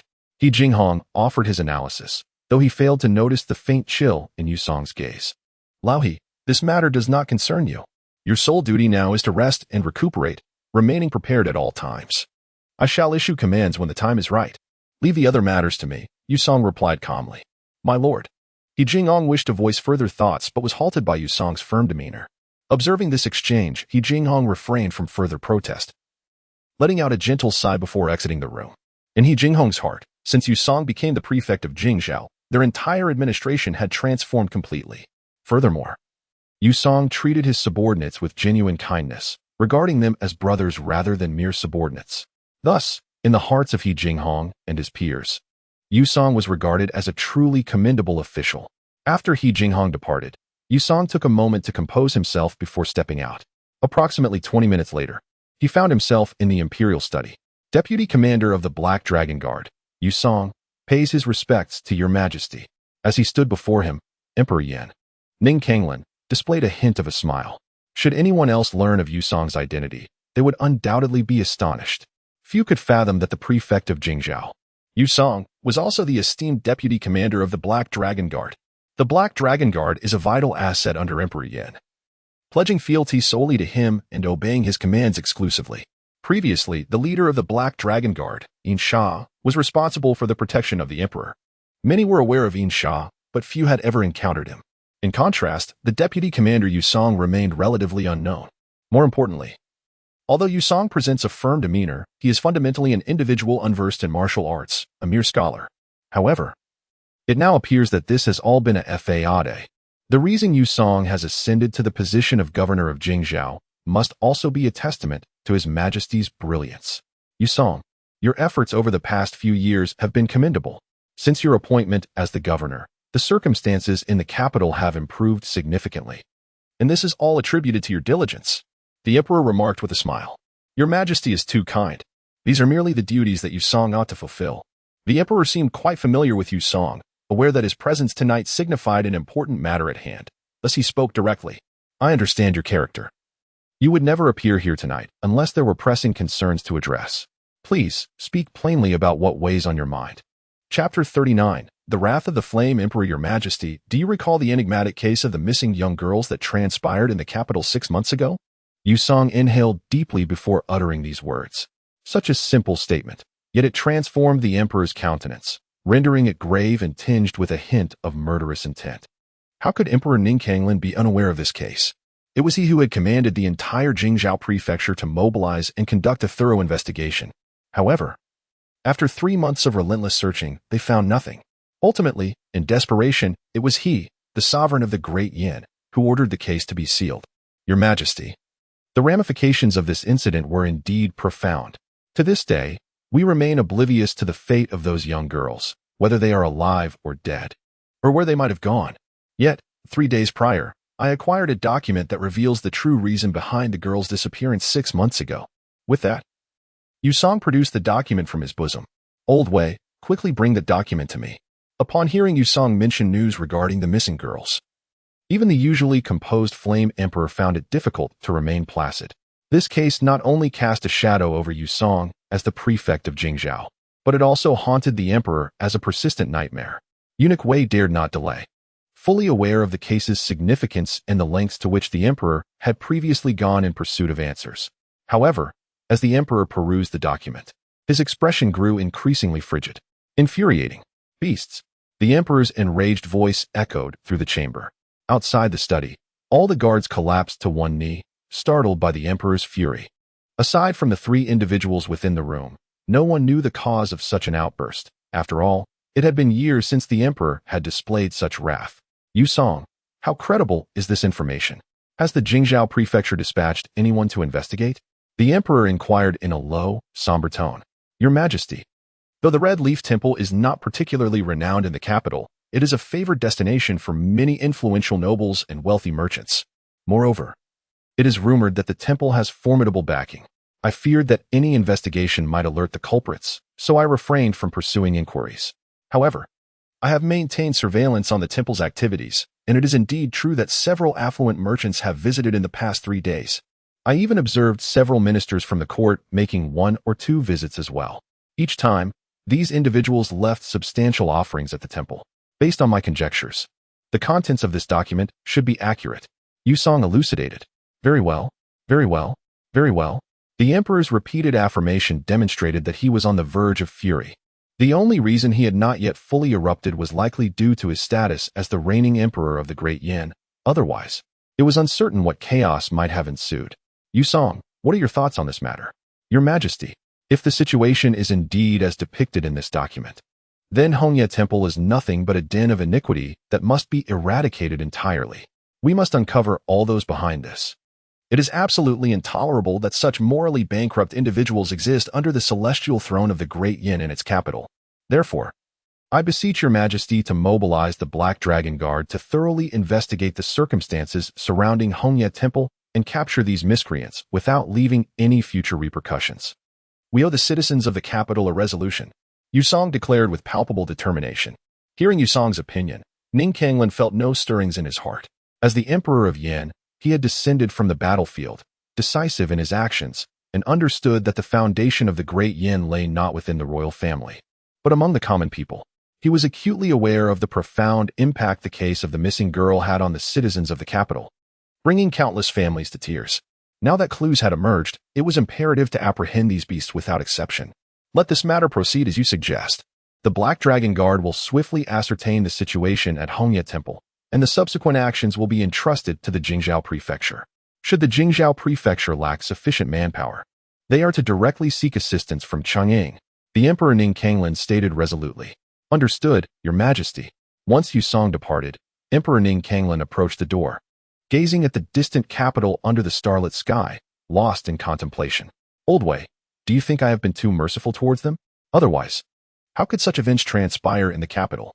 They are challenging my limits. The emperor's words astonished the eunuch Wei, who responded, Your Majesty, your affection for the people is well known, and the citizens of the capital possess a discerning judgment. Wei's words were not mere flattery. The emperor's reputation among the common folk was indeed commendable. Your Highness, news from the palace. Yusong, the prefect of Jingzhou, secretly entered the palace and conferred with Your Majesty in the study for a full hour. During this time, the sound of Your Majesty's anger was heard. It appears that Yusong has reported the situation at Hongye Temple to Your Majesty, Old Huang remarked with a smile. Upon hearing Old Huang's words, a faint smile appeared on Ning Cangsheng's face.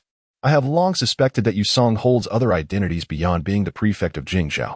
Previously, it was merely a suspicion. But after this incident, it can now be conclusively proven. My father truly possesses remarkable strategies. Perhaps no one else in the court is aware of Yusong's true identity, Ning Cangsheng said calmly. Old Huang was also somewhat astonished. However, the emperor's schemes were indeed impressive. It is worth noting that Yusong has served as the prefect of Jingzhou for several years, which indicates that the emperor's plans began long ago. The emperor's tactics are truly extraordinary. Old Huang, do not underestimate my father. In those days, the emperor emerged from the battlefield, resolute and unyielding, never exhibiting a trace of mercy. Although he has been in a period of recuperation in recent years, the actions of these individuals have crossed a line. They have now provoked the emperor's fundamental limits. It is likely that significant movements will soon unfold within the court. Ning Cangsheng gently shook his head. Your Highness, could it be that? Before Lao Huang could utter a word, Ning Cangsheng subtly nodded in agreement. With the esteemed Jinyui at their disposal, it would be a grave oversight for the emperor not to employ such a formidable asset. Chapter 40. Ambushed. In the ensuing days, both Ning Cangsheng's side and Yusong's, along with others, seemed to have fallen into an eerie silence, as if nothing had transpired at all. More importantly, the situation at the Supervision Bureau left Ning Cangsheng with an unsettling feeling. Not long ago, Chao Kenong had been on the brink of despair, acutely aware of the circumstances surrounding the Heavenly Fiend Tower. The prospect of him discovering the location of the Heavenly Fiend Tower in the Great Yin and avenging the Genie Wei was nearly impossible. Yet, in just a few days, Chao Kenong's demeanor had changed drastically. He appeared invigorated, seemingly dismissing the Heavenly Fiend Tower entirely. Such an incongruous scene led Ning Cangsheng to suspect that something was amiss, prompting him to promptly dispatch someone to investigate the matter. It turned out that members of the Chao family had arrived, which explained Chao Kenong's sudden flamboyance. If that were the case, then he would fan the flames further. Lao Huang, inform our people to disclose the location of the Heavenly Fiend Tower to those from the Chao family. I too wish to discern the machinations at play between the Chao family and the Heavenly Fiend Tower, Ning Cangsheng remarked with a cold smile. Your Highness, I understand. As for the Genie Wei, apart from Jiang Wan and Xia Lingchun, who were assigned to protect Yusong, the rest of the personnel diligently trained within the military camp. Despite the brevity of time, the soldiers in the camp had developed a profound respect for the Genie Wei, even displaying a hint of admiration in their gazes. Even the venerable Duke Qin, upon seeing the Genie Wei, could not help but express his admiration. Wufeng, now do you comprehend why His Highness the Sixth Prince acted as he did? Observe the daily conduct of the Genie Wei. Do you think they lack organization and discipline? In response to his father's words, General Qin Wufeng nodded earnestly. During this period, he had engaged with the Genie Wei the most, thus gaining a deeper understanding of their capabilities. The more he interacted with them, the more profound his astonishment grew. He had no inkling from where the Sixth Prince had recruited these individuals. Their only apparent difference from the soldiers in the army was their number. In every other aspect, they were superior. Wufeng even harbored doubts that these 500 Genie Wei would not falter against 3,000 soldiers. Father, the capital has been peculiarly quiet lately. It seems that all factions have coincidentally fallen silent. I sense that something is profoundly amiss. Moreover, I have heard that His Majesty seems to be taking some action. Though the specifics remain unclear, Qin Wufeng whispered to his father. I have caught wind of that as well. It seems that the minister of the Jingzhou prefecture, Yusong, has secretly entered the palace. The venerable Duke Qin replied nonchalantly. What? Concerning Yusong, he is a well-known figure among the people, regarded as a commendable official who stands up for the citizens. His standing in the hearts of the common folk in the capital is undeniably high. However, the admiration he garners from the populace is matched by the disdain he elicits from many in the court. Yet, due to the fact that Yusong was personally promoted by His Majesty, even those who harbor objections dare not express them, lest they incur the emperor's wrath. Father, something feels amiss. Qin Wufeng exclaimed. We are all acutely aware of who Yusong is. If he has secretly entered the palace, it must indicate a monumental event. Yet, until now, nothing has been reported. This can only mean that everything is transpiring in the shadows. It seems that a great upheaval is on the horizon for the capital. Upon hearing his son's words, the venerable Qin Laogong cast a disbelieving glance at him. It was not that he wished to doubt his son's insight, but rather that he was astonished by his son's newfound ability to analyze the current situation in the capital with such clarity, as if he were an entirely different person. Indeed, to deduce so much, I can hardly believe you're my son. Qin Laogong jested. That Qin Wufeng could only respond with a look of helplessness at his father's teasing. Old Duke, General, an urgent situation has arisen. The prefect of the Jingzhou, Yusong, has been attacked while returning to the capital. According to the reports, over 30 assassins have aimed to take his life. Their intent is unmistakable, murder. At that moment, a military officer approached them and delivered the news directly. What did you say? Just moments ago, the father and son had been discussing Yusong. And who could have anticipated that such a calamity had actually occurred? More than 30 assassins had clearly set their sights on Yusong's life. It was likely that the entire capital was now aware of this news. What astonished Qin Laogong and Qin Wufeng even more was the question of what Yusong had uncovered that warranted such a brutal response. This was a matter of life and death. What is the status of Yusong? Qin Wufeng inquired urgently. Details remain unclear. However, it appears that besides the officials from the Jingzhou, there are others providing protection for Master Yu. The identities of these individuals are still unknown.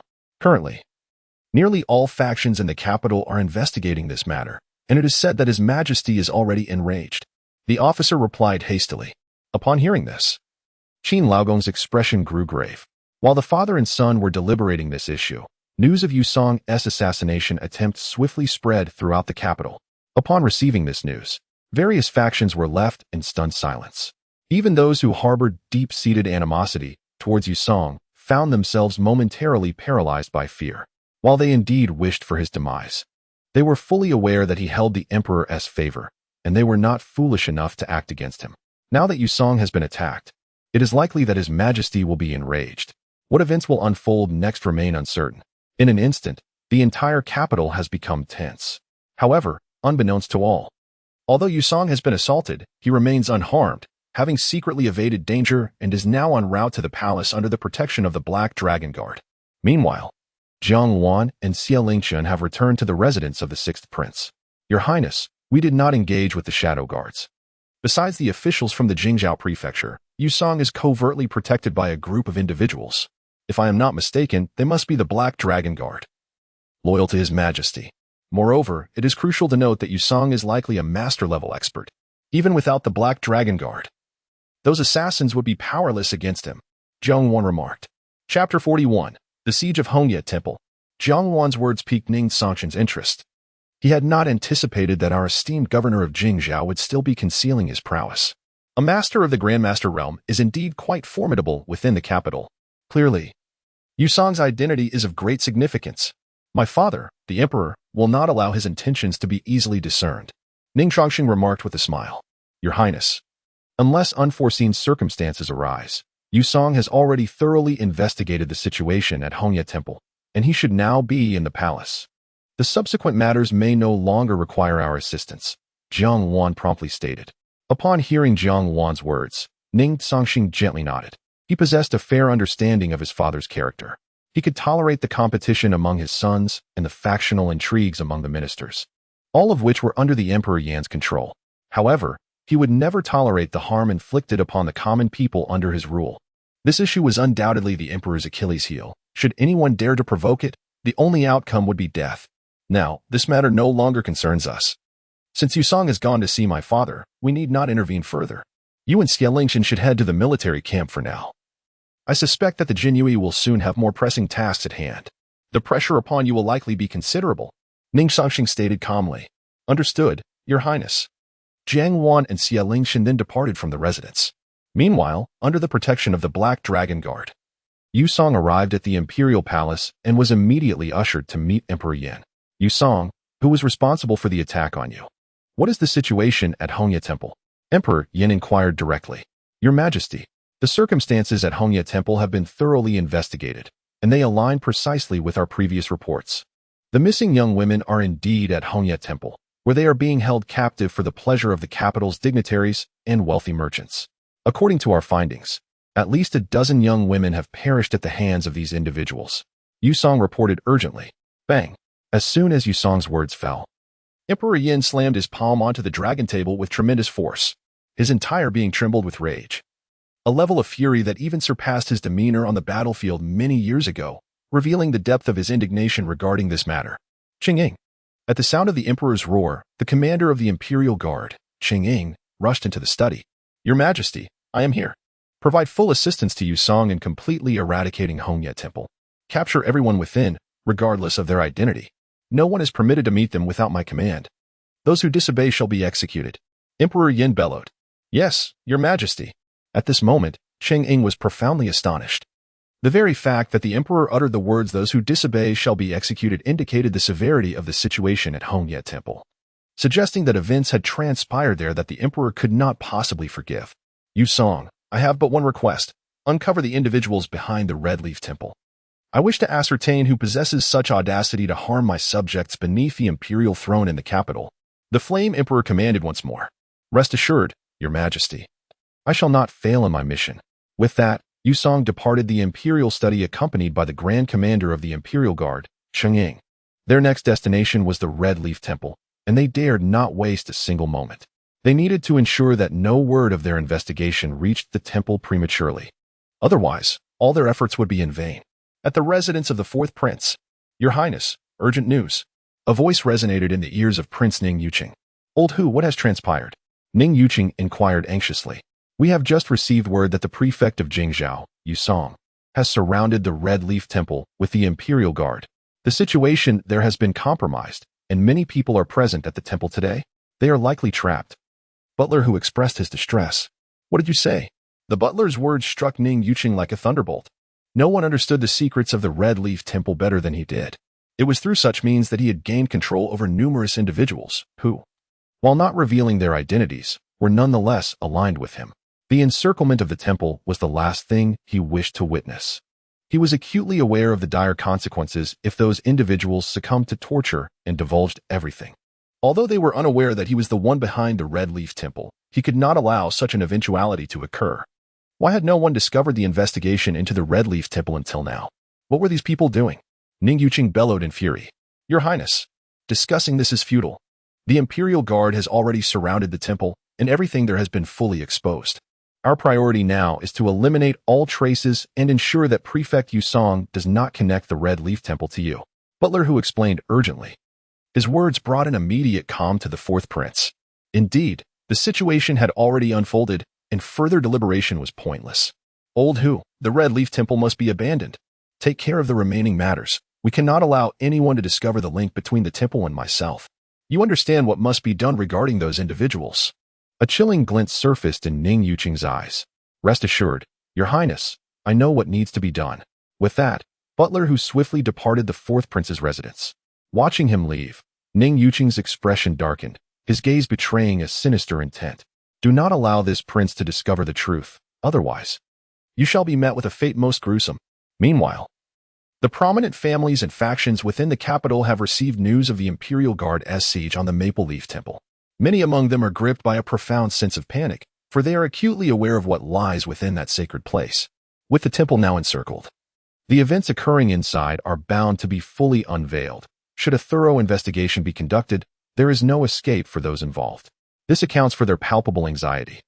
Those who are unaware of the underlying reasons are eager to uncover what has transpired at the Maple Leaf Temple, yet they find themselves utterly unable to glean any information. Chapter 42. The outrage must be settled.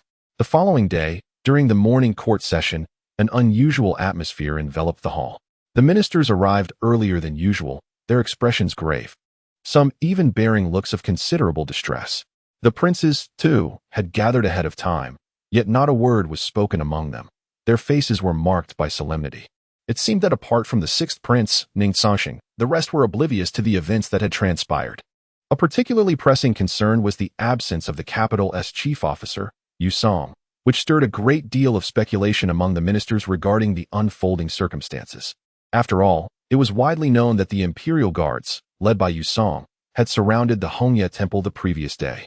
The atmosphere in the court grew increasingly oppressive. Unexpectedly, Ning Cangsheng broke the silence. Fourth brother, given the significant events at Hongye Temple yesterday, do you know what truly transpired? The fourth prince, Ning Cangsheng, was taken aback by his younger brother's inquiry, puzzled as to why Ning Cangsheng would pose such a question, especially since few were aware of his connection to the temple. Dear sixth brother, you jest. Even I am unaware of the circumstances. However, the involvement of the Imperial Guards undoubtedly indicates a grave matter. Perhaps we must await news from father, he replied with a composed demeanor. In truth, Ning Cangsheng himself was uncertain about the forces behind the Hongye Temple. His question to his brother stemmed from a previous remark made by Mr. Kong Ming, who had suggested that Ning Cangsheng possessed a wisdom that belied his apparent simplicity, making him one of the more formidable princes to contend with. Time passed, and after what felt like an eternity, Emperor Yin finally appeared, accompanied unexpectedly by Yusong. The emperor's countenance was notably dark, and before Grand Eunuch Wei could speak, he addressed the assembly directly. Yesterday, The imperial guards surrounded Hongye Temple and uncovered numerous missing young women. Astonishingly, what was once a sacred place of worship has been turned into a den of vice and debauchery by certain individuals. Yusong, you shall enlighten everyone as to the disgraceful scene that has emerged in our capital, beneath the emperor's very feet. The emperor, Ning Cangsheng, declared with righteous indignation. Yes, your majesty. Yusong then recounted the full details of the situation at Hongye Temple. The ministers were well aware of the string of disappearances of young women that had plagued the capital 6 months prior and understood the profound implications of such a scandal. Yet, they could hardly have imagined that these missing girls had been imprisoned within the confines of Hongye Temple. Moreover, the Red Leaf Temple has committed such heinous acts, treating these young maidens as mere instruments for profit, while the affluent and noble class of Kyoto has shamelessly regarded them as mere playthings, subjecting them to unspeakable indignities. It is utterly absurd. These individuals deserve to be executed. Yusong, provide me with a list of those in the court who have frequented the Red Leaf Temple. I shall personally bring them to justice. Should anyone dare to defy me, I, Qin Xiong, will personally enlighten them. Upon Yusong's completion of his report, the venerable Qin, the old duke, was consumed with rage, even directly voicing his wrath. However, within the court, none perceived the old duke's fury as overstepping. The impact of this revelation was too profound. All shared the sentiment that these individuals were indeed worse than beasts. To execute them would be the lightest of penalties. The old duke's words left Yusong feeling somewhat helpless. Old Duke Qin, I understand your profound anger. I share the same sentiment. However, until these individuals speak, I presently lack the means to ascertain who among them was involved. Nonetheless, during yesterday's siege of the Red Leaf Temple, we did discover several court officials who have now been imprisoned in the dungeons, Yusong hastily explained. His remarks managed to somewhat alleviate the tension among the old generals. Yet, these seasoned warriors, having emerged from the battlefield, possessed a keen understanding of the common people's plight. The occurrence of such events beneath the emperor's feet in Kyoto could hardly fail to incite their indignation. Your Majesty, this matter must be thoroughly investigated. No matter who is implicated, none should be spared. If such events can transpire in Kyoto, it signifies a profound chaos in governance. The vast expanse of Kyoto cannot be managed by a single Jingzhou prefecture. Although Yusong bore some responsibility, it was not solely his fault. The old Duke Qin suddenly interjected. His statement left the others in a state of shock, as they were uncertain of his intentions. Nonetheless, the truth of his words was irrefutable. The enormity of Kyoto's landscape rendered it impossible for just one Jingzhou prefecture to govern effectively. Moreover, the situation at the Red Leaf Temple underscored a critical point. The Jingzhou prefecture had no means to contend with the powerful elite. Yusong, do you have anything to say regarding the old Duke Qin's remarks? The Emperor, Yin Huang, inquired with a calm demeanor. Your Majesty, I have no defense against what the old Duke has stated. The events at the Red Leaf Temple are indeed a failure of the Jingzhou prefecture's management. Regardless of the punishment your Majesty deems appropriate, I have no objections, Yusong replied candidly. The scene before them made many feel that something was amiss. The Crown Prince, Ning Cangsheng, was the first to rise. Father, while Lord Yu and the Jingzhou prefecture bear some responsibility for the events at the Red Leaf Temple, it is not entirely their fault.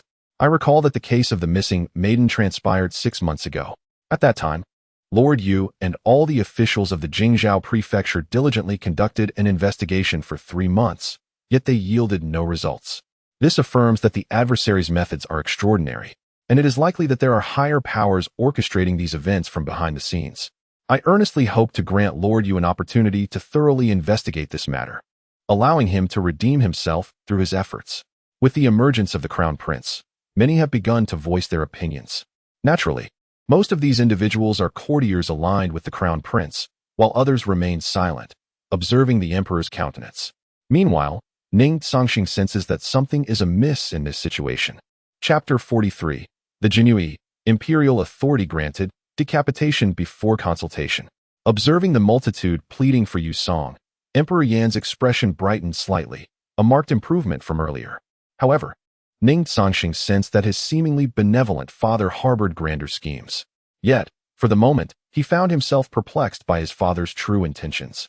Yusong, with so many advocating on your behalf, I shall grant you another opportunity. The matter of Hongye Temple must be thoroughly investigated. Regardless of who is involved or the depth of their connections, all shall be cast into the dungeons. Emperor Yin decreed with resolve. Thank you for your graciousness, your majesty. I shall not betray your trust. Yu Song responded, though he hesitated, as if words lingered on his lips. Is there something further you wish to express, Yu Song? Emperor Ning Cangsheng inquired coolly. Upon hearing the emperor's words, Yu Song clenched his teeth, steeling his resolve. Your majesty, I assure you, I will uncover the truth behind the Hongye temple. No villain shall escape justice. However, I understand that others are likely involved behind the scenes. The presence of numerous nobles and wealthy merchants at Hongye temple indicates that its influence is far from trivial. The Jingyao prefecture alone may prove inadequate to address this matter. Thus, Yu Song articulated his ambition. I beseech your majesty to consider the establishment of a new department to oversee such affairs, empowering it to act decisively when similar situations arise. As his words fell, the sixth prince Ning Cangsheng suddenly grasped the implications. It dawned upon him that today's events were orchestrated by his father in collusion with Yu Song and the venerable Lord Qin, with the likely objective being the Jinyue. He had previously speculated that his father would not neglect the Jinyue, especially given their commendable performance in the military, which Lord Qin had surely relayed to the emperor post-haste. Contemplating these revelations, Ning Cangsheng shook his head. Despite his self-assuredness, he felt woefully inexperienced compared to these seasoned players. He realized he could not contend with the likes of his father and Lord Qin. Conversely, the others present reacted vehemently against Yu Song's proposal. The previous establishment of the Jianwu division had already raised their suspicions. The creation of yet another department would be akin to a sword suspended over their heads, a blade capable of striking at any moment. Such a notion was utterly unacceptable to them. Regrettably, these individuals underestimated the emperor's resolve. Upon learning of the circumstances surrounding Hongye Temple, Emperor Yin had firmly resolved to undertake a sweeping purge of the court. The most suitable force for this task was none other than the Jinyue under his son's command. Indeed, all of this has already been discussed among Yin Huang, Lord Qin, and Yu Song. What transpired in the court today was merely a performance staged by the three of them. The Right Chancellor, Liu Qingbai, took the lead in opposing Yu Song's proposal, citing countless examples in hopes of persuading His Majesty to abandon such notions. However, regrettably, despite Liu Qingbai's prominent stance, there was no doubt that the outcome of this matter was already predetermined. Sixth Prince. Upon hearing his father's call, Ning Cangsheng understood all too well that the Jinyue would soon become the adversaries of the entire court. Father, your son is here. Yet, Ning Cangsheng found himself without a better course of action. This time, his father employed an overt strategy, one that was truly insurmountable, even if Ning Cangsheng wished to refuse. He had no means to do so. I have heard from General Qin that the performance of the Jinyue in the military camp has been commendable. It appears that their recent training has proven effective. Therefore, the Jinyue shall no longer remain in the military camp, nor will they return to the supervision of arms. As for the supervision of arms, I shall arrange for Chongying to assign new personnel. You also heard what Yu Song said. From now on, the Jinyue will be responsible for monitoring the capital. In the event of a situation like that at Hongye Temple, imperial authority permits immediate action followed by a report. Yin Huang decreed. As soon as these words left Yin Huang's lips, nearly all eyes turned towards the sixth prince, Ning Cangsheng. Not for any other reason, but due to the sheer intimidation embodied in the phrase imperial authority permits immediate action. Moreover, the emperor had made it abundantly clear that the Jinyue's duty was to oversee the capital, though not explicitly stated. Every minister understood that this oversight pertained to the officials of the capital. At that moment, the Jinyue transformed into a sword looming over the heads of the officials, a blade poised to sever their heads at any moment. The expressions of many ministers shifted dramatically, turning quite grim. Even the faces of several princes reflected displeasure, their jealousy towards Ning Cangsheng intensifying. Had their gazes possessed lethal force, the sixth prince would have already been torn to shreds. Father, is this truly advisable? Ning Cangsheng inquired softly. It was not that he was unwilling to proceed. Rather, he was acutely aware that such actions would offend many. His rise had already incited significant dissatisfaction among the other princes, and countless individuals had begun to plot against him covertly, employing various schemes. Should the Jinyue be granted such power, it would surely cause unrest among all factions in the capital, depriving them of sleep. The shadowy agents had already achieved this, and Ning Cangsheng saw no need for the Jinyue to act overtly in this manner. Yet, Yin Huang had resolutely decided upon this course, motivated by another purpose. to test his son and ascertain what hidden cards he had yet to reveal. Thus, Ning Cangsheng's refusal was utterly futile. There is nothing adverse about this matter. It has been resolved. The court is dismissed. After uttering these words, Emperor Yin departed the Grand Hall without a glance back. The ministers, led by the Right Chancellor, exchanged a glance with the sixth prince before promptly exiting the hall. They were undoubtedly preoccupied with thoughts on how to navigate this situation, fully aware of the notorious methods employed by the Jinhui. Moreover, the sixth prince is not one to exhibit mercy. Should their vulnerabilities fall into the hands of the sixth prince, the outcome would surely be dire. Concurrently, U.S. Ing, the prefect of Jingzhou, approached the sixth prince. Your Highness, I require the assistance of the Jinhui. Chapter 44, The Plan. Such a simple phrase. Yet it startled the courtiers who had not yet departed from the Grand Hall. His Majesty had already articulated quite clearly that the oversight of the capital had been entrusted to the Jinhui, and those apprehended from the Hongye Temple were now confined in the dungeons. Furthermore, without the Emperor's command, no one else was permitted to see these individuals. Now, with Yusong suddenly speaking thus to the sixth prince, it implied that those imprisoned would undoubtedly face interrogation, with the Jinyui's involvement. Although the Jinyui did not act frequently, all courtiers of the Great Yin were well aware of their ruthless methods. If those from the Hongye Temple were indeed subjected to their interrogation, no matter how unyielding they might be, they would surely divulge their secrets. Lord Yu, since father has already made the request, I shall certainly cooperate fully. How about this? I shall send Jiang Wan and Xie Lingchen to accompany the Jinyui to meet you. You may direct them as you see fit, said Ning Cangsheng with a smile. Many thanks, Your Highness. At that moment, a faint smile appeared on Yusong's face, as if a great weight had been lifted from his shoulders. However, the others did not share his sentiments. To some, Yusong's smile resembled that of a demon, a harbinger of death. Lord Lu, what shall we do now? The sixth prince's Jinyui hangs over us like a sword, and any misstep could lead to our utter destruction. We must devise a better strategy. We cannot allow the Jinyui to operate unchecked. Otherwise, the repercussions for us would be dire. A group of individuals gathered closely around the Right Chancellor, Lu Qingbai, expressing their anxiety. Most of them were Lu Qingbai's former students and supporters of the second prince.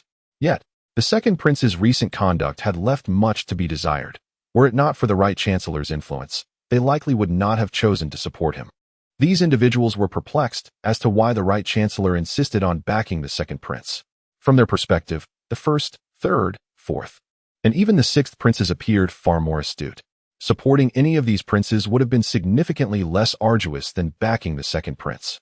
However, given the Right Chancellor's esteemed position and capabilities, his choice to support the second prince indicated that the latter harbored secrets unknown to them. Thus, they too felt compelled to align with the Right Chancellor's decision. In the days to come, the capital would undoubtedly be engulfed in turmoil. Today, you have all witnessed the Emperor's stance. The situation surrounding the Hongye Temple has provoked his wrath, and no one involved will escape unscathed. I understand your concerns, but I advise you, should any of you involve yourselves in this matter, do not expect my assistance in your self-surrender. Moreover, during this period, it is prudent to maintain a low profile. Do not allow the Jinyui to seize any incriminating evidence against you. The matters concerning the Jianwu division are far from resolved, and the Chao family has already become embroiled. Should the Jinyui capture compromising information about any one of you, do not blame me for my ruthlessness. The Right Chancellor spoke gravely. Among those present, a couple of faces also bore an expression of unease. However, these individuals refrained from voicing their thoughts, perhaps clinging to a glimmer of hope. Right Chancellor, if the sixth prince and the Jinyui truly intend to scrutinize all the ministers in the capital, then we. Rest assured, if the sixth prince possesses any self-awareness, he would never dare to do such a thing. Should he truly act in such a manner, he would be placing himself in peril, and before we intervene, others will surely take action. Moreover, for the time being, do not approach the second prince. Do not allow anyone to find a weakness. In the past, His Majesty would merely turn a blind eye to such matters, but now, with the oversight of the Jinyui, should an indiscreet censor present a report, His Majesty would have no choice but to investigate. Lu Qingbei continued to advise. The ministers held great trust in the Right Chancellor's words. As events have unfolded to this extent, the waters of the capital have become thoroughly muddied. Henceforth, their only course of action is to navigate this turbulence with composure. Very well. If there are no further matters, you may depart. The Right Chancellor gently waved his hand. The ministers bowed deeply to the Right Chancellor before turning to leave.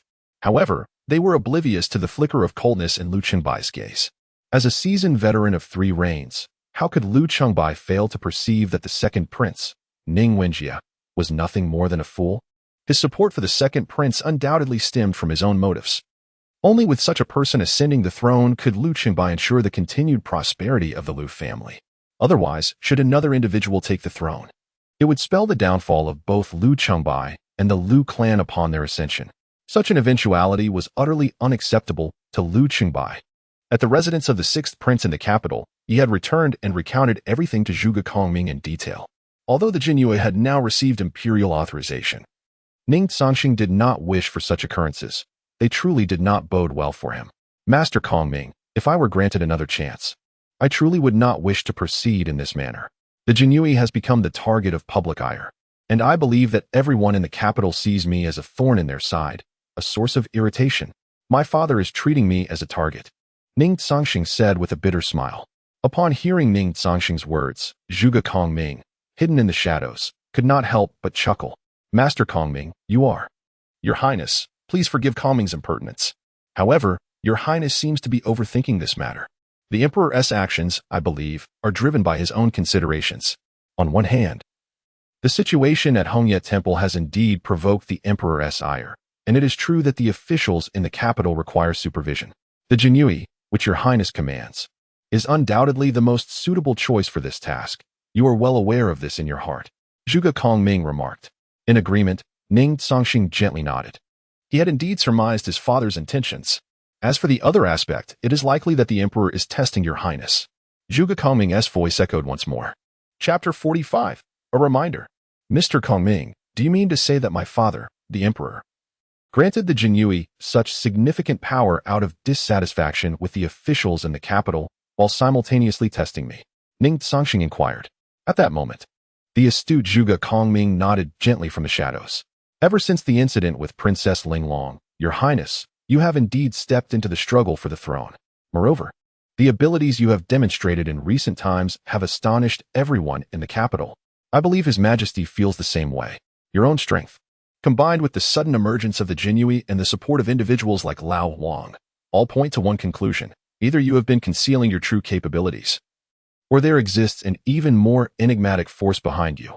Such occurrences are not permissible in the eyes of the Emperor, Zhuge Kongming elucidated.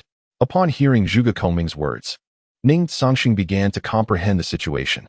Previously, he had indeed been overly concerned with this matter, neglecting many aspects and only considering that the Jinyue might become a thorn in the side of the officials in the capital.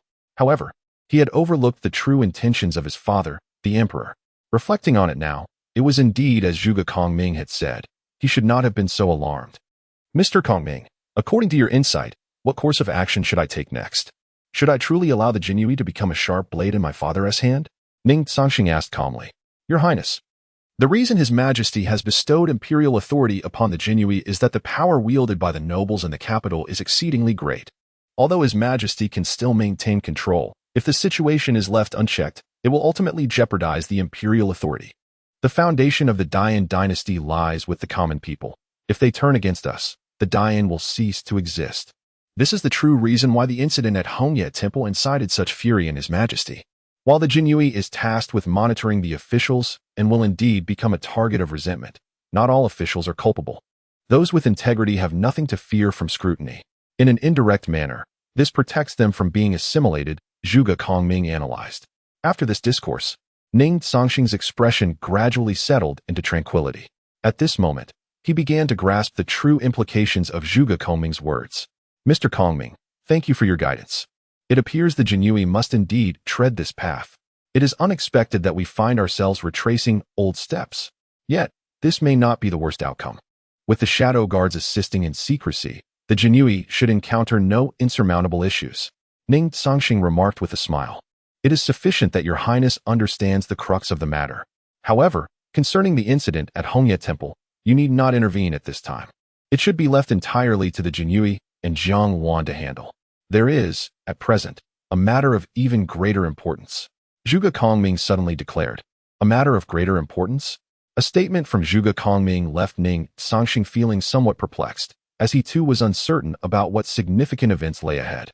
Your Highness, It is already January. The spring examination is set to commence in less than a month, and students from across the nation have begun their journey to the capital. In previous years, Your Highness has never participated and has shown little interest in the spring examination. However, this time is different. Since Your Highness is now involved in the struggle for succession, it is essential to have trusted allies. Within the court, the ministers have largely declared their allegiances, making it nearly impossible to seek support from them. Thus, the spring examination is of utmost importance for Your Highness. Upon hearing this, Ning Cangsheng suddenly realized his oversight regarding the matter. Most of the ministers in the court had already rallied around several other princes. And aside from a few elder noble lords, the remaining officials were nearly inconsequential. Gaining the approval of these elder lords seemed an unrealistic endeavor. They, being veterans of the battlefield, harbored a profound disdain for such power struggles. Rather than seeking their endorsement, it would be wiser, as Zhuge Kongming suggested, to identify promising talents from the spring examination. Mr. Kongming, I must admit my ignorance regarding the spring examination, and I have never participated before, so. Although Ning Cangsheng did not finish his thought, Zhuge Kongming understood his implication. Rest assured, Your Highness, preparations are already in place. This year's participants in the spring examination exceed 450, nearly 150 more than 3 years ago. According to reports, several among them are quite exceptional. Most importantly, their backgrounds are unblemished. They are not from noble families and can be entirely utilized by Your Highness. Zhuge Kongming said with a smile. With Mr. Kongming strategizing for me, it truly is a tremendous advantage. A smile graced Ning Cangsheng's face. Your Highness, you flatter me. At that moment, Lao Huang suddenly entered, his expression notably grave. Lao Huang, what has occurred? Ning Cangsheng inquired. Your Highness, I have just received news that Chao Kenong, accompanied by personnel from the Supervisory Military Department, went to the address of the Heavenly Fiend Tower in the capital, only to be ambushed by the tower itself. The entire force sent to apprehend them has been annihilated, and Chao Kenong narrowly escaped with his life. Furthermore, according to intelligence from the Shadow Guards, among those who attacked, there was indeed the notorious poison doctor, Ghost Hand. Lao Huang hastily reported. Is the information accurate?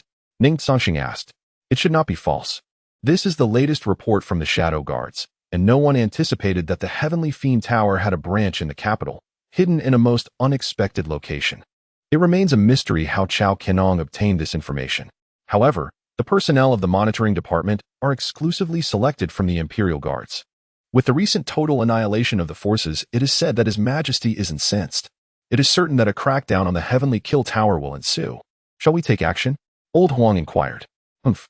At this moment, Ning Cangsheng also let out a cold snort. The Heavenly Kill Tower lives up to its reputation as the foremost assassin organization. Such covert tactics, undetected even by the Shadow Guards, undoubtedly demonstrate a certain level of skill. However, now that they have been discovered, it is imperative to capture these individuals in one fell swoop. My men, Ning Cangsheng declared, are not to be trifled with. Having committed these acts, they shall pay a heavy price. Do you require my assistance? Following Ning Cangsheng's words, the voice of Nangong Push resonated nearby. Chapter 46, Slaughter Under the Dark Night. A single remark from Nangong Push left Ning Cangsheng momentarily stunned. It was perhaps beyond his expectations that she would utter such words. After all, her prowess was that of a half-step earthly immortal.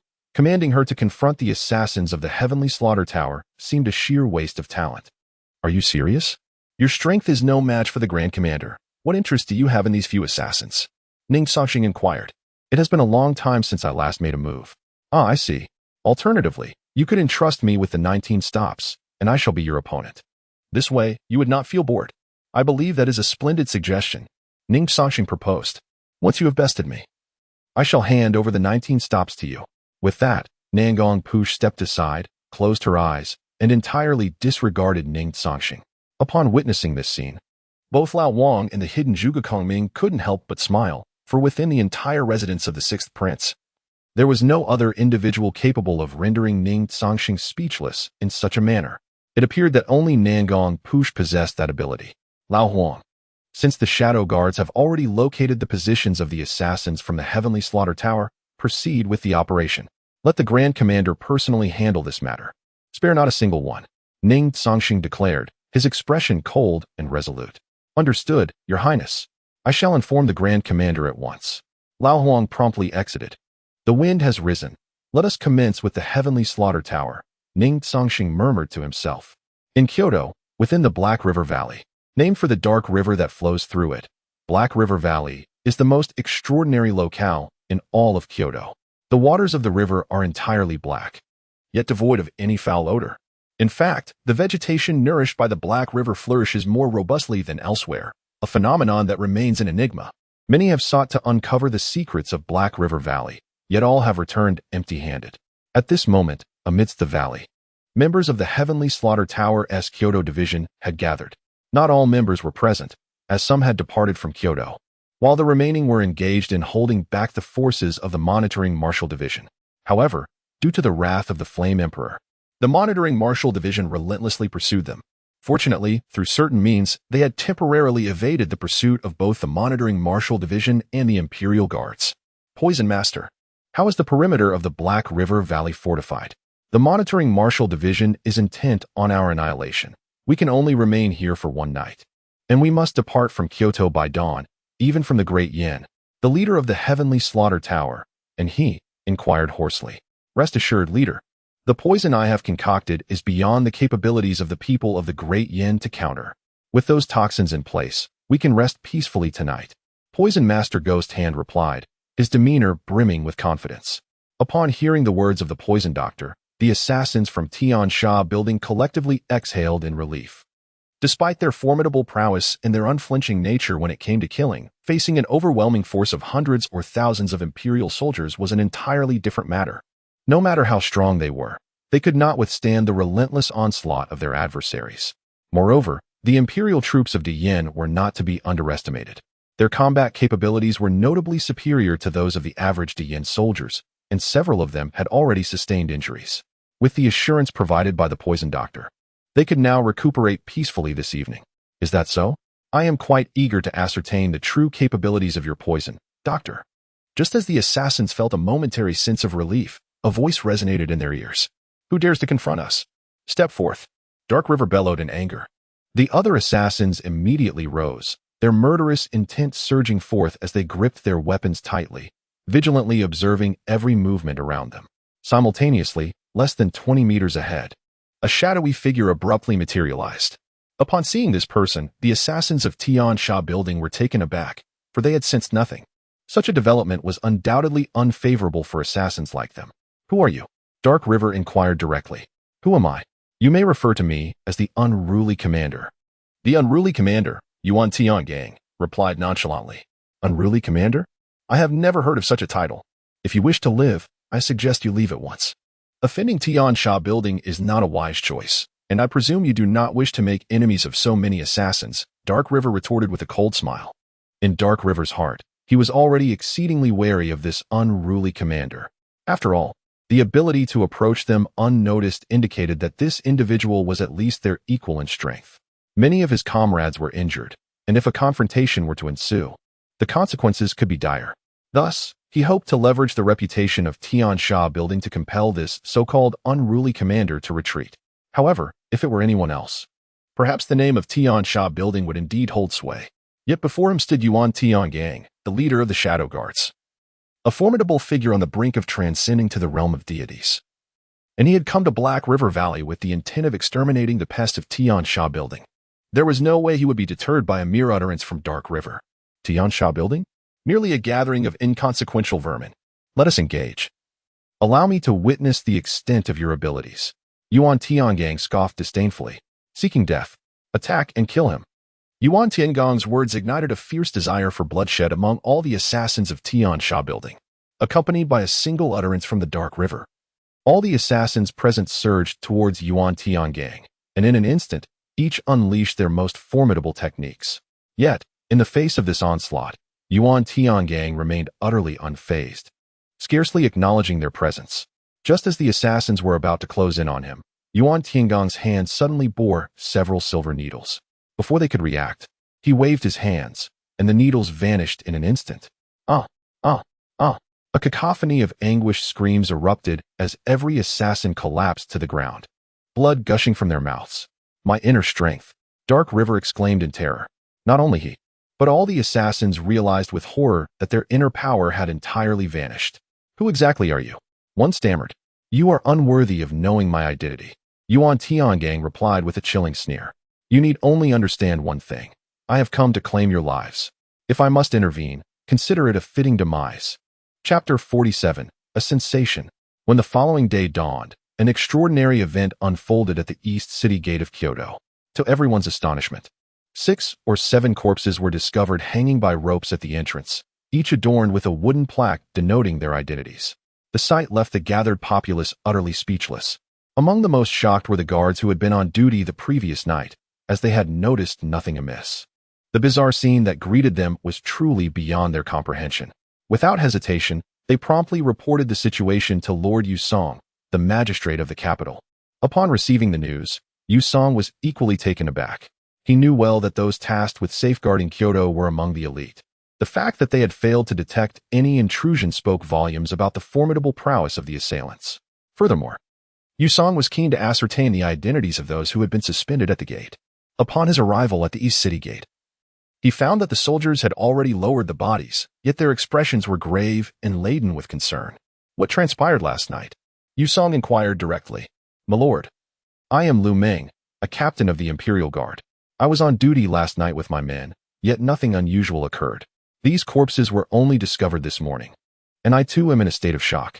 Their identities are quite significant. They are assassins from the Heavenly Kill Tower's Kyoto branch, including a lord of the tower." Lu Ming reported hastily. Yusong's heart raced at this revelation. The news of the pursuit of Heavenly Kill Tower assassins by the Bureau of Military Supervision and the Imperial Guard had spread throughout Kyoto. However, many were aware that the Bureau had ultimately allowed the assassins to escape, much to the displeasure of the Emperor, who was left incensed. Who could have anticipated that within a mere night, these assassins would be slain and displayed at the city gate? It was utterly incomprehensible. It is well known that the assassins of the Heavenly Kill Tower possess formidable abilities.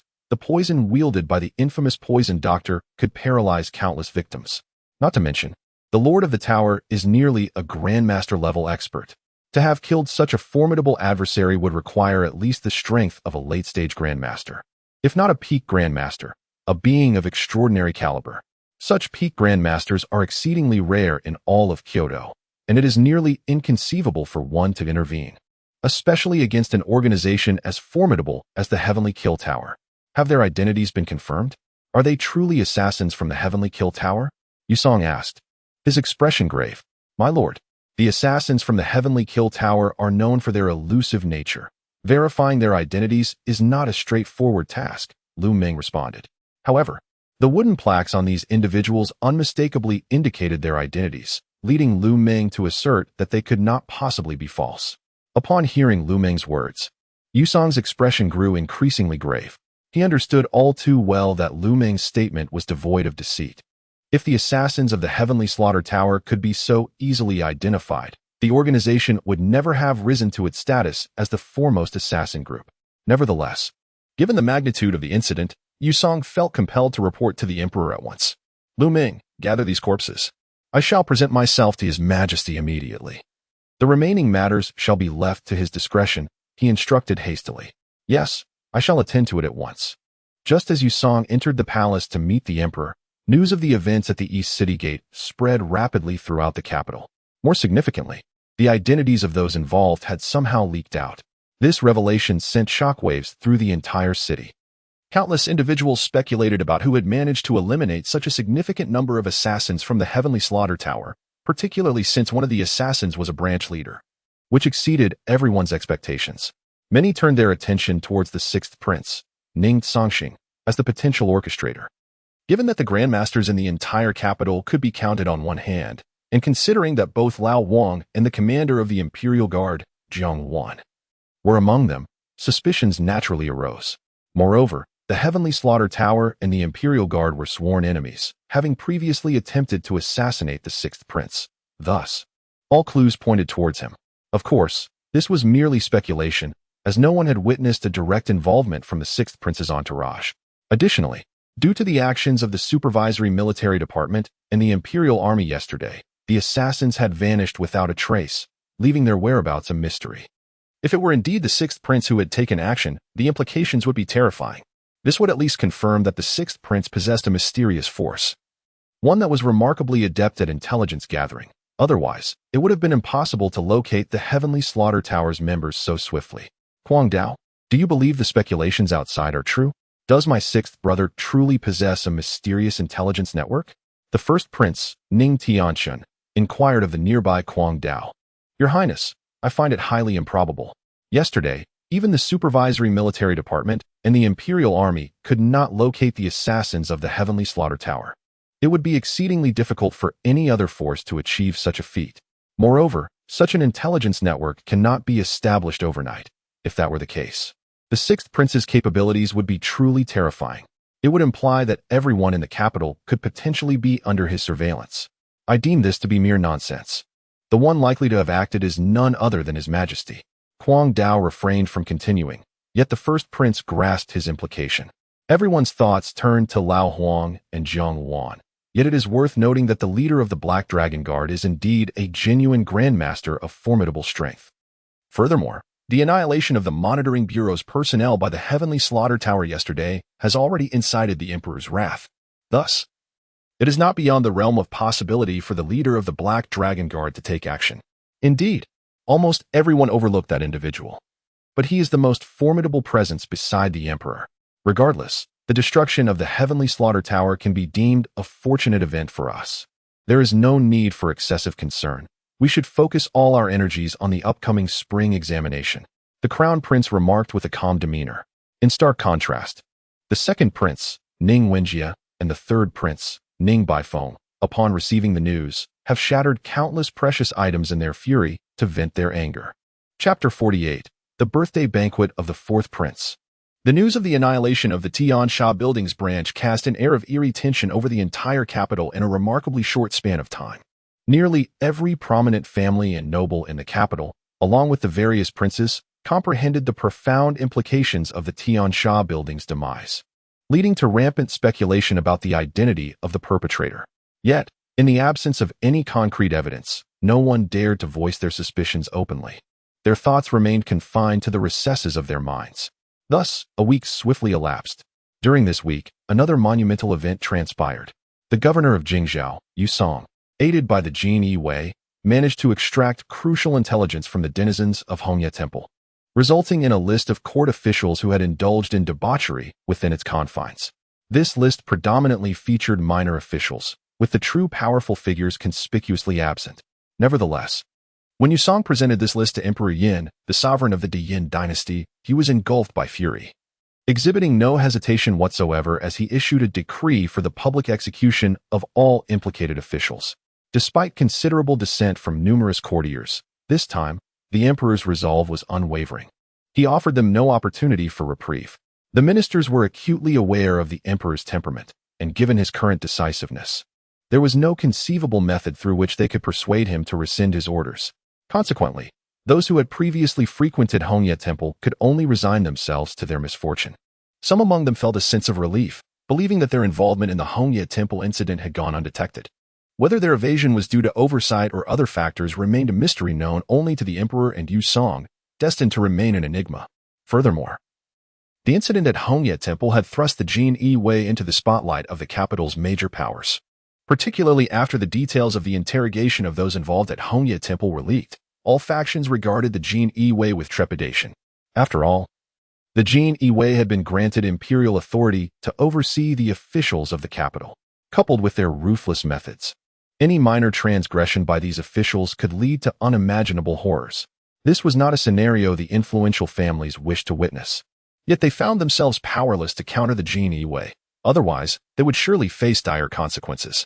Additionally, the surveillance of the sixth prince intensified, with every move he made falling under the scrutiny of these factions. Initially, Lao Huang and the Jin Yi Wei sought to eliminate these individuals entirely, but their plans were vetoed by Ning Cangsheng and Zhuge Kongming. In the words of these two individuals, once these people are dealt with, the opposition will undoubtedly send others to monitor us. It is impossible to eliminate them all. It might be better to keep them around. Besides, if matters escalate to a certain extent, they may even prove to be a significant asset. Your Highness, the steward of the fourth prince has delivered an invitation. It states that 3 days hence, Your Highness is invited to the fourth prince's birthday banquet. Old Huang entered with an invitation in hand. Observing the invitation, a mysterious smile crept across Ning Cangsheng's face.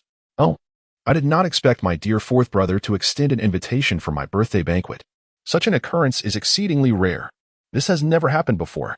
My good fourth brother is no ordinary character, and Mr. Kongming holds him in high esteem." "How intriguing," Ning Cangsheng remarked with a smile. Hearing his master's words, Old Huang's weathered face broke into a wrinkled smile. However, with two prominent front teeth missing, his smile bore a hint of eeriness. "Your Highness, regarding the matter of Hongye Temple, our investigations suggest the final clues lead towards the second prince. Yet these individuals do not seem to belong to the second prince's faction. Their ties appear deeply intertwined with the fourth prince. It is highly likely that the fourth prince is the one orchestrating the affairs behind Hongye Temple. His invitation for your Highness to attend the birthday banquet seems to be insidious in nature." Old Huang hastily commented. "My second brother is rather simplistic in thought. He would never engage in matters like those of Hongye Temple. Anyone could be implicated, but my foolish second brother is the least likely. The fourth prince's attempt to shift all responsibility onto my second brother is undoubtedly a grave miscalculation. Such a straightforward matter is evident to me. How could father be unaware? I know not of others, but the fact that none of the interrogated from Hongye Temple revealed a minister above the third rank is indeed highly unusual. There may be secrets at play that we are yet to uncover." Ning Cangsheng remained composed, as if everything unfolded as he anticipated. "Your Highness, do you imply that His Majesty and Lord Yusong have a complete grasp of the personnel lists? The reason for their inaction is due to the potential adverse impact of suddenly detaining so many individuals?" Old Huang inquired, somewhat astonished. Ning Cangsheng chose not to respond to Old Huang's statement. Instead, it was the enigmatic Zhuge Kongming who spoke. "The fourth prince usually maintains a low profile and appears inconspicuous among the princes, yet he is truly a mastermind of great cunning. Rather than calling him wise, it would be more appropriate to say he has been quietly amassing his power in the shadows. Regarding Hongye Temple, our investigation strongly suggests the fourth prince is the puppet master. He is utilizing this situation to manipulate certain influential elites and wealthy merchants in the capital. If I am not mistaken, the personnel involved with Hongye Temple likely remain unaware of the true mastermind being the fourth prince. There are leads concerning His Majesty and Lord Yusong, albeit limited. Thus, they did not rush to take action. More importantly, should they act rashly, the entire court of the Great Yin would be shaken, a scenario His Majesty would not wish to witness." Master Zhuge Liang articulated. "Indeed, Mr. Liang speaks with utmost accuracy. My father, the emperor, is not one to exhibit leniency. The reason for his inaction must either be a lack of thorough investigation or a state of unpreparedness. Those who wish to deceive my father are akin to dreamers." Ning Cangsheng scoffed. "Then, Your Highness, will you attend the fourth prince's birthday banquet? It is evident that the fourth prince's intention is to test you." Old Huang interjected suddenly. "Of course. Why would I not go? If my fourth brother wishes to test me, do I not have the same desire to gauge him? Moreover, that esteemed individual has returned. I am eagerly anticipating the ensuing developments between him and my fourth brother." Ning Cangsheng replied with a smile. Chapter 49, Grievances. Upon hearing His Highness's words, both Zhuge Kongming and Old Huang could not help but chuckle. The individual previously mentioned, known as Gu Tianheng, is the son of Gu Yunhe, the Minister of Works of the current Yin dynasty, and also the nephew of Gu Yunyu, the present head of the illustrious Gu family. The enmity between the fourth prince and Gu Tianheng originated 2 years prior. Though the fourth prince is not yet married, he is already betrothed to a lady of considerable stature, hailing from a prominent second-tier family in the capital, boasting remarkable influence. However, the fourth prince's fiancé, he has a brother who is quite unruly. 2 years ago, this brother-in-law, Li Lin, and Gu Tianheng clashed fiercely over a woman, resulting in a tumultuous conflict that nearly cost them their lives. Gu Tianheng, known for his reckless disposition and having never faced such a setback, vowed to make Li Lin pay dearly. Ultimately, Gu Tianheng was unable to fulfill his threat due to the fourth prince's intervention, which led to his expulsion from the capital for a duration of 2 years. This incident has rendered the relationship between the fourth prince and Gu Tianheng irreparably hostile. Now that the 2 years have elapsed, it is certain that Gu Tianheng, with his vengeful nature, will seize the opportunity presented by the fourth prince's birthday banquet. This is precisely why Ning Cangsheng expressed his desire to witness the unfolding drama. Your Highness, Gu Tianheng is indeed a man who harbors grudges.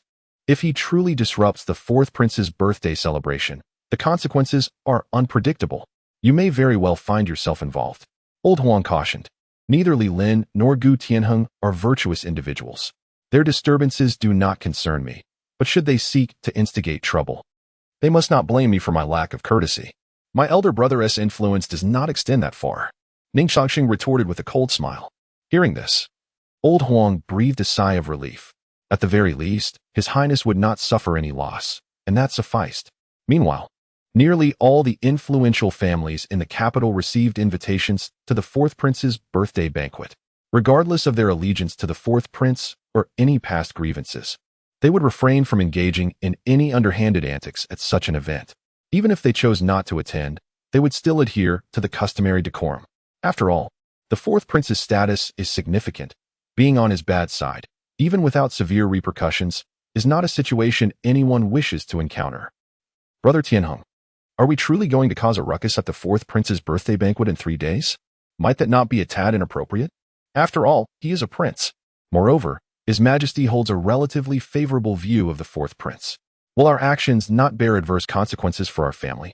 A young man inquired of Gu Tianheng. 3 days ago, Gu Tianheng returned to Kyoto from the southern Gu family. However, this time, his return was shrouded in secrecy. Aside from a select few within the Kyoto Gu family, no one was aware of his arrival. Accompanying him were several young members of the Gu clan, equally frivolous and notorious for their misdeeds, contributing little to meaningful pursuits. Yet, compared to Gu Tianheng, these individuals paled slightly in comparison. When Gu Tianheng expressed his intention to create a disturbance at the fourth prince's birthday banquet, a flicker of concern crossed their minds. After all, the fourth prince was a royal offspring, his status far more exalted than theirs. Why are you all so worried? Gu Tianheng remarked with a dismissive air. If anything goes awry, I shall bear the consequences alone. You need only to observe from the sidelines. It was 2 years prior that he was expelled from Kyoto, a situation instigated by that scoundrel Ning Cangsheng. During his exile, Gu Tianheng had endured considerable discontent, dreaming of returning to Kyoto to reclaim his place among them.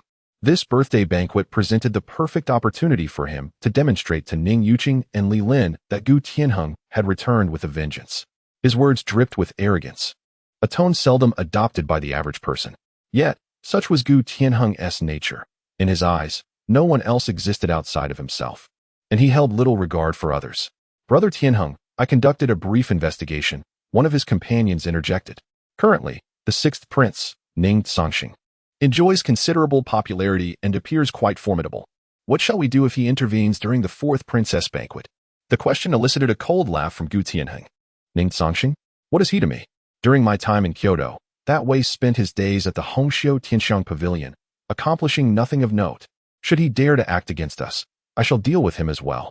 Gu Tianheng declared with unabashed bravado. The others exchanged helpless glances before shaking their heads gently. After 2 years of acquaintance with Gu Tianheng, they understood his character all too well.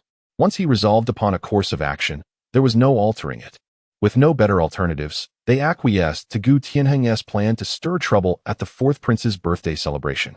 Little did they realize that this decision would become the gravest error of their lives, revealing to all the undeniable truth.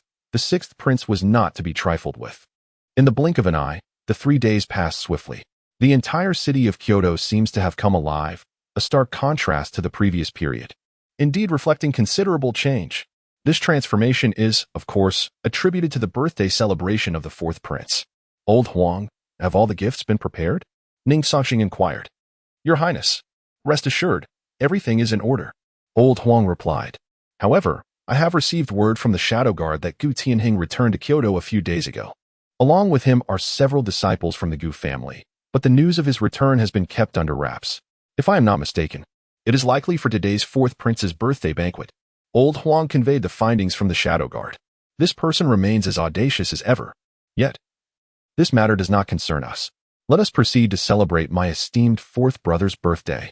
Ning Cangsheng remarked nonchalantly. Very well, Your Highness. Chapter 50, Uninvited Arrival. When Ning Cangsheng arrived at the residence of the fourth prince with Lao Wang in tow, the others had already gathered.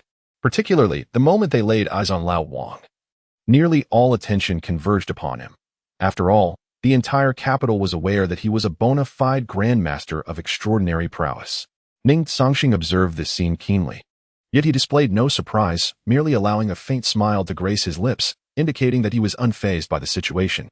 As for Lao Huang, he seemed utterly oblivious to the gazes directed his way, quietly trailing behind Ning Cangsheng, gift in hand, without uttering a single word. Fourth brother, happy birthday. This is a humble gift for you. I hope you do not find it lacking in value. Upon seeing his fourth brother, Ning Cangsheng hurried to his side, taking the gift from Lao Huang and presenting it to fourth Prince Ning Cangsheng. Sixth brother, this is quite unexpected. Must we be so formal among brothers? Eldest brother and the others have already arrived, so you should join them. Since father is not coming today, we brothers can enjoy some time together. Such opportunities are rare. Fourth Prince Ning Cangsheng said, laughing heartily while draping an arm around Ning Cangsheng's shoulders. Hearing these words, a smile flickered across Ning Cangsheng's face. However, his thoughts were far from agreeable. He was acutely aware that Gu Tianheng would undoubtedly seek him out today, and the ensuing troubles would likely pose a significant challenge for Ning Cangsheng. Thank you, fourth brother. I shall engage in conversation with eldest brother and the others. Lao Huang, you may remain here to assist. Ning Cangsheng replied with a smile. Certainly, your highness.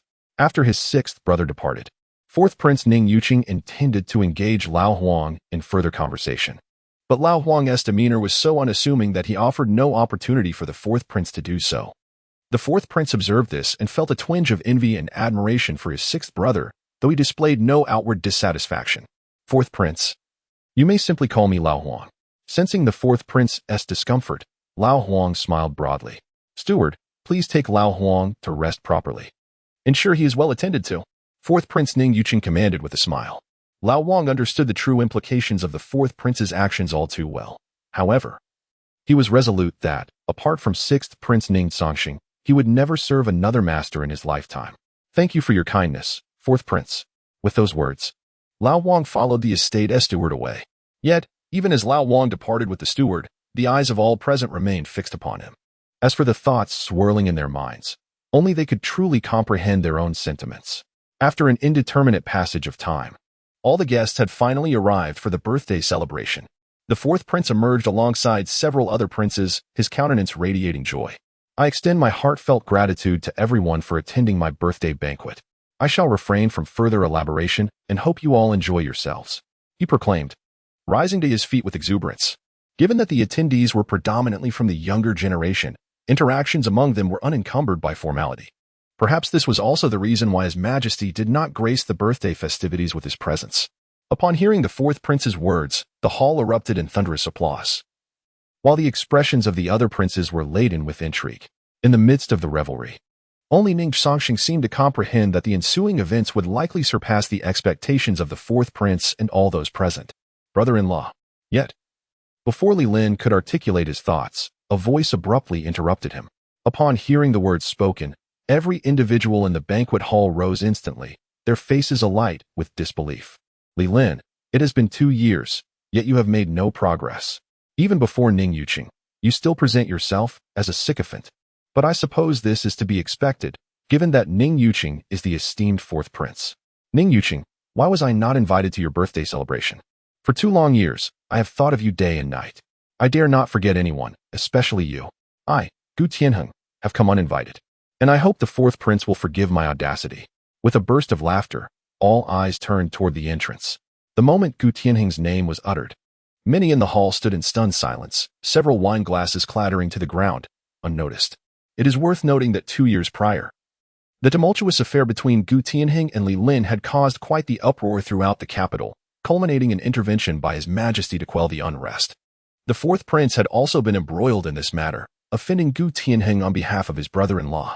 Yet, in the end, Gu Tianheng was merely exiled from the capital for 2 years, a punishment that was widely regarded as rather lenient. After all, the Gu family, one of the 4 great clans, controlled nearly half of the salt production in the Great Yin. As long as the emperor had not secured a definitive means to deal with the Gu family, he would not willingly antagonize the 4 great clans. Otherwise, should a prince personally intervene, Gu Tianheng's fate could have been dire. Much like the esteemed Xiao Qianhong, the deputy minister of justice, Gu Tianheng had the backing of the 4 great families, making any potential action from the emperor a matter of careful consideration regarding the involved interests. By heavens, how did he come to be here? He has been expelled from Kyoto for 2 years, Yet he returns at this particular moment. Could it be that he truly intends to cause a disturbance at the birthday banquet of the fourth prince? Hush! Are you courting death? Are you not aware of his temperament? The enmity between him and the fourth prince is common knowledge among all of Kyoto. Is there any other explanation for his return at this time, aside from creating chaos? Moreover, do you genuinely believe that he has only just returned? He must have arrived several days in advance. It's simply that no one is aware of it.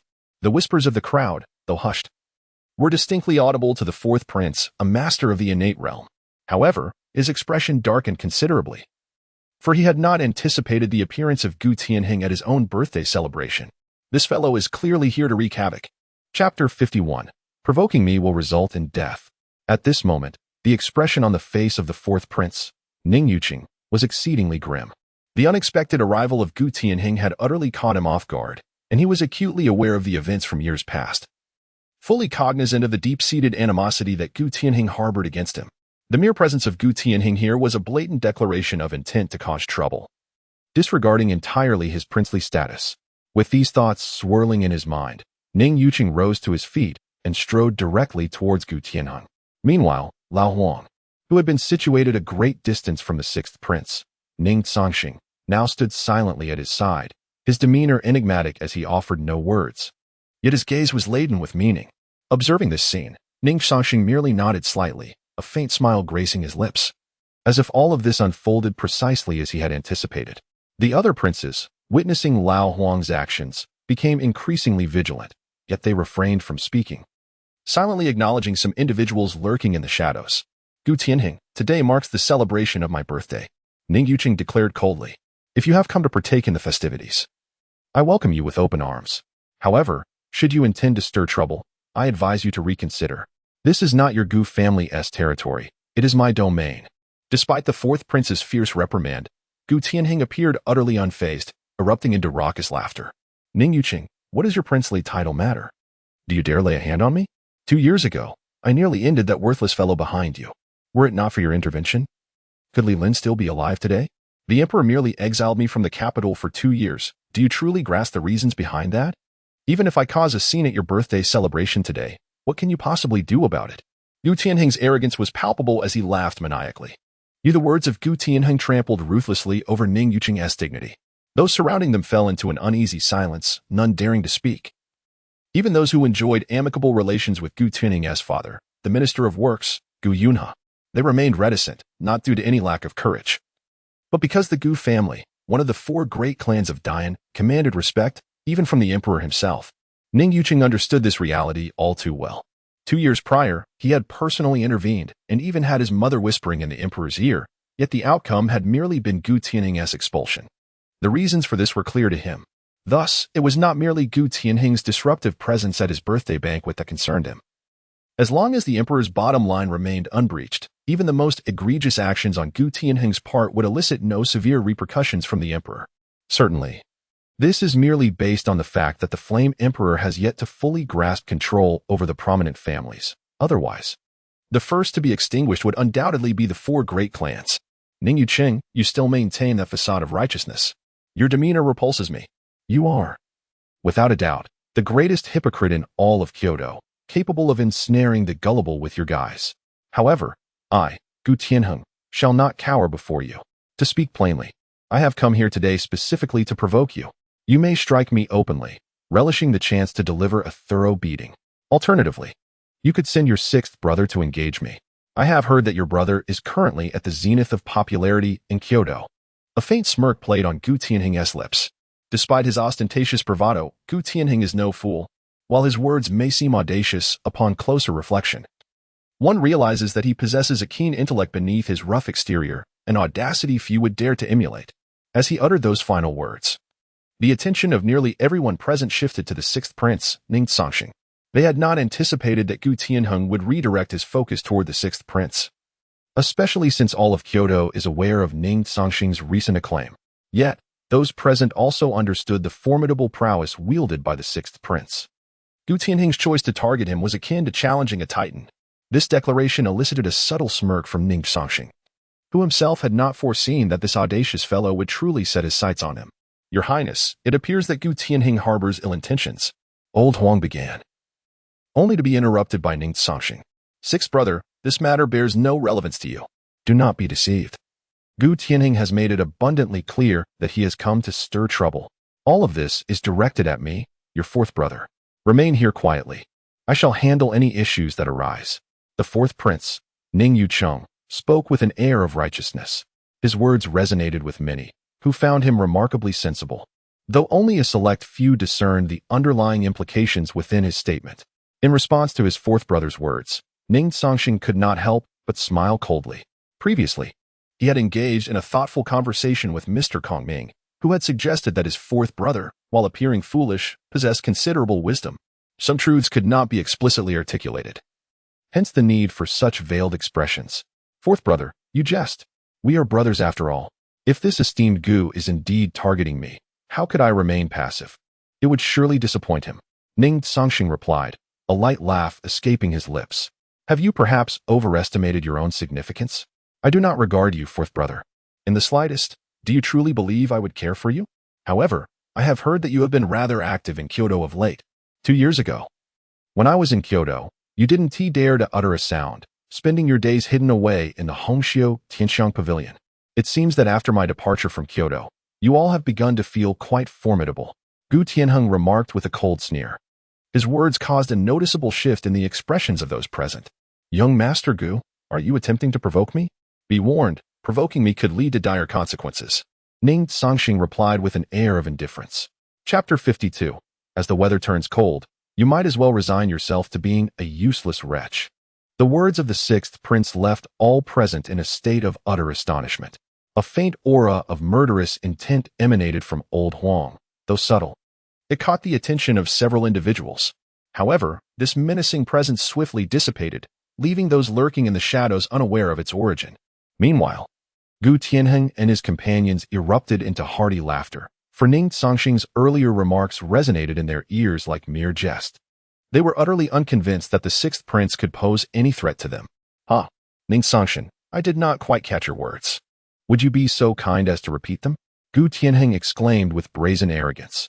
Faced with such obstinacy, Ning Cangsheng merely shook his head in resignation. Regardless of whether Gu Tianheng had always been this conceited or harbored ulterior motives, Ning Cangsheng felt no desire to engage in further banter. One might spend a lifetime trying to teach a fool, but it only takes a single lesson for one who is wise. As the weather cools, it would be prudent for you to remain at home, a mere shadow of your former self. Perhaps then, Gu Tianheng, you will cease to wreak havoc upon the capital. Ning Cangsheng stated calmly. Yet, his words ignited a flicker of murderous intent in Gu Tianheng's eyes. Humph. I shall see for myself what capabilities you possess, esteemed sixth prince, who has stirred such turmoil in the capital. Should you attempt to incapacitate me, I doubt you possess the qualifications or means to succeed. I shall act, and should any consequence arise, I alone shall bear the burden. As he uttered these words, the fierce gleam in the eyes of his companions was unmistakable, and without a moment's hesitation, they charged toward Ning Cangsheng. Having been raised in the Gu family, they were accustomed to being the aggressors, never the victims. Therefore, Ning Cangsheng's earlier words had stirred considerable discontent within them. As the group surged toward Ning Cangsheng, gasps of shock rippled through the gathering. Though the sixth prince's recent exploits had defied all expectations, the entire Yin Empire recognized him as an inept individual incapable of cultivation. On the other hand, Gu Tianheng was a master of innate prowess, and while his companions may not have matched his strength, they were formidable in their own right. To them, the sixth prince appeared utterly defenseless against their combined onslaught. Many gazes turned toward old Huang, curious to see if this grandmaster would intervene. Yet, to everyone's astonishment, old Huang seemed oblivious to the unfolding conflict, closing his eyes and disregarding the chaos surrounding him. As for the princes present, aside from the first prince who appeared slightly tense, the others seemed utterly indifferent to the situation, particularly the second prince, who audibly laughed, as if eager for everyone to witness the discord between him and the sixth prince, practically inviting applause for their rivalry. A troop of jesters. Since you choose to forego dignity, I shall grant you the semblance of it myself. In the face of these individuals' aggression, the sixth prince, Ning Cangsheng, exhibited no trepidation. On the contrary, his demeanor was remarkably relaxed. With a swift stroke of his sword, he unleashed a flurry of strikes. Unbeknownst to the onlookers, a soft sword had mysteriously appeared in his hand, and he deftly thrust it at the advancing figures with astonishing speed, leaving them bewildered. By the time the group regained their composure, they were met with the sight of Gu Tianheng and his companions, clutching their midsections in agony as they crumpled to the ground. The tableau utterly stunned the onlookers, not for any other reason, but because they all recognized that the sixth prince was, without a doubt, considered a cultivation failure. Yet, with but a single strike, he had incapacitated Gu Tianheng and his companions. Such a feat was beyond the capabilities of an ordinary innate realm expert. Only a master could achieve this. Was the sixth prince truly a master? Good heavens, an 18-year-old master? Could this be real? Was he branded as a cultivation failure? How could he possess such prowess?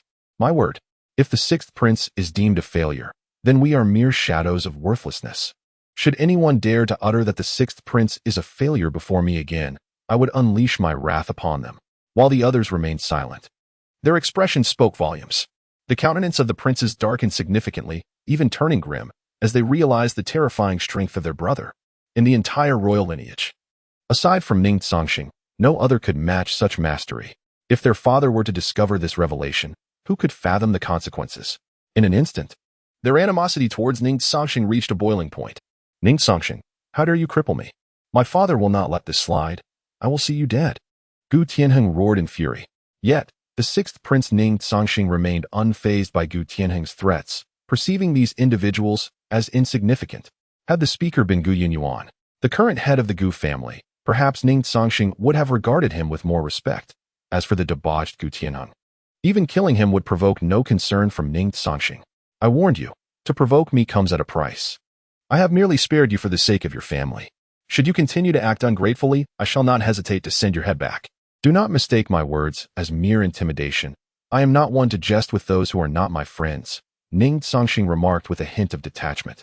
Having delivered this statement, he turned and departed the banquet hall without a backward glance. Observing his retreating figure, the fourth prince's gaze revealed a swirl of unspoken thoughts. Yet, the events that had just transpired were likely to spread like wildfire among the various factions of the capital. Particularly concerning was the formidable prowess of the sixth prince, Ning Cangsheng, which may indeed instill a sense of trepidation among the influential powers of Kyoto. Chapter 53. The Target. The Imperial Palace. The Study. Your Majesty.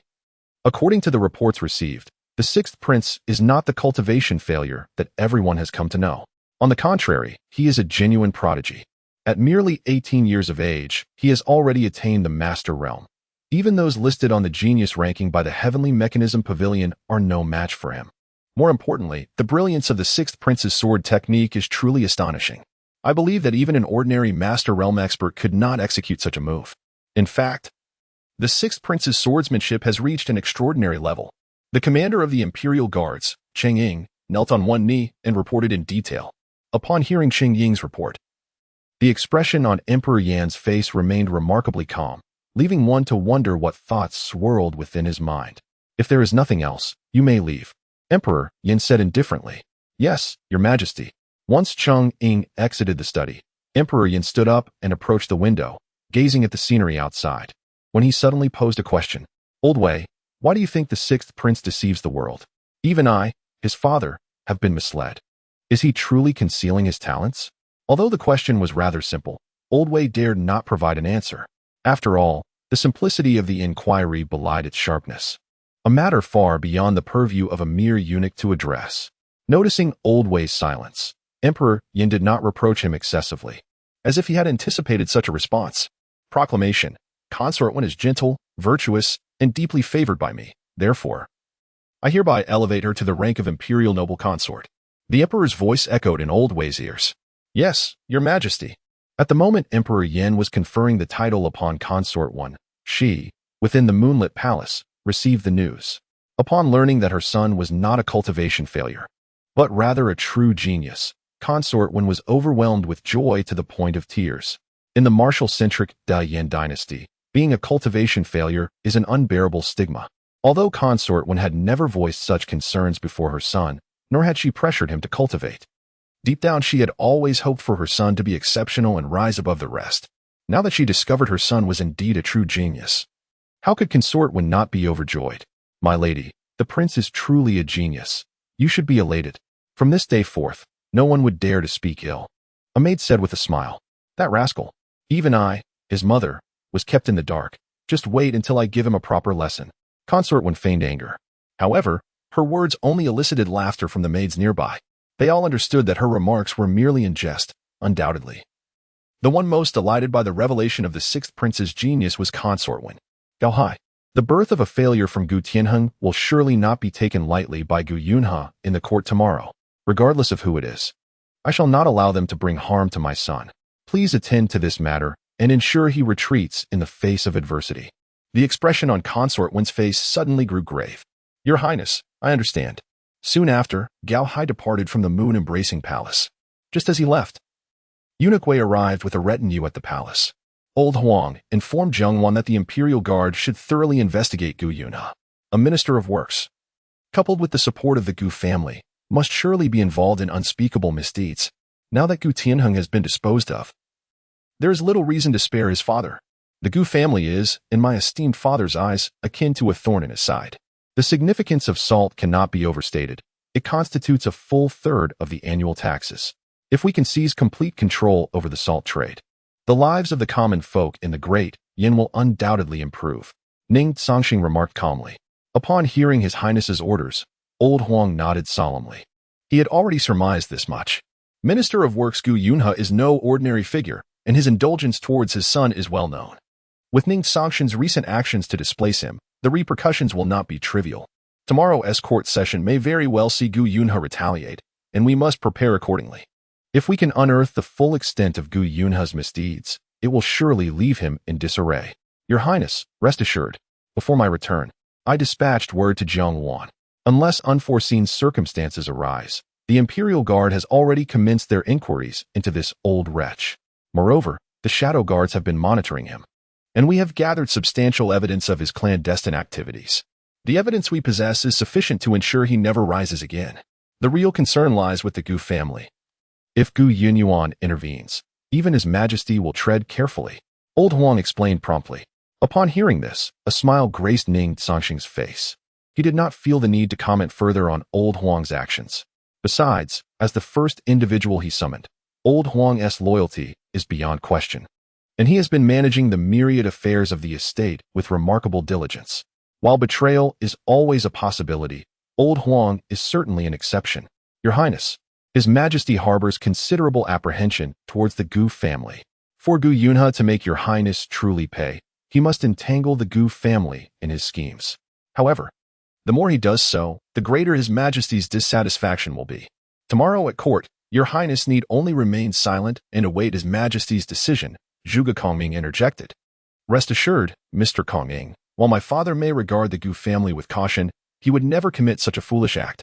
Moreover, aside from my esteemed father, the Empress would never passively allow Gu Yunhe to lay a hand upon me. Ning Cangsheng remarked with a smile, while Zhuge Kongming also offered a gentle smile. How could one forget about the noble consort? With her presence, the Gu family cannot stir up any significant turbulence. Meanwhile, within the residence of the Minister of Works in the capital, a beautiful lady gazed sorrowfully at her son, tears streaming down her face as she wept inconsolably. Gu Yunhe, my son has been rendered incapacitated, and you remain unmoved. Must we wait until others come to our doorstep to slay both mother and child before you find satisfaction? Chapter 54. Your Majesty, please provide an explanation regarding the sixth prince. Upon hearing his wife's words, the countenance of the Minister of Works, Gu Yunhe, darkened considerably. It is essential to recognize that although Gu Tianheng was notoriously extravagant and known throughout the capital, he was nonetheless Gu Yunhe's only son. The fact that he had been rendered incapacitated was a source of immense fury for the minister. 2 years prior, due to circumstances surrounding the Gu family, the emperor had merely exiled his son from the capital. Gu Yunhe, aware of his own culpability in that matter, had not protested, especially since the emperor had refrained from imposing severe punishment, and thus he had returned his son to the Gu household. Yet, who could have anticipated that mere days after his return, his son would be reduced to a state of helplessness? Moreover, the perpetrator was none other than the recently ascended sixth prince, Ning Cangsheng, who had become a thorn in the side of the various factions within the capital. Silence. I have my own thoughts on this matter. Ensure that Tianheng is well cared for. Gu Yunhe admonished his wife sternly. The following morning during the court assembly, all the ministers had arrived, except for the tardy sixth prince. Their gazes were fixated upon Gu Yunhe. for the events of the previous day's birthday banquet of the fourth prince had already spread throughout the capital. While the incident involving Gu Tianheng's downfall was indeed significant, many were more intrigued by the news that the sixth prince, Ning Cangsheng, was not merely a survivor but had emerged as a prodigious talent in cultivation. Initially, it was well known even beyond the great Yin dynasty that Ning Cangsheng was considered a complete failure in the realm of cultivation. Thus, the sudden revelation of his prowess was a staggering shift that most could scarcely comprehend. More crucially, the current sixth prince was no longer the same individual. His recent displays of capability had left the people of the capital in awe, elevating him as one of the most formidable contenders for the title of crown prince. With his newfound status as a genius cultivator, one could only speculate how many would rally to his cause. In this light, the prestige of the sixth prince had reached unprecedented heights, a development that other princes would undoubtedly prefer to avoid. Just then, the sixth prince, Ning Cangsheng, made his entrance into the grand hall.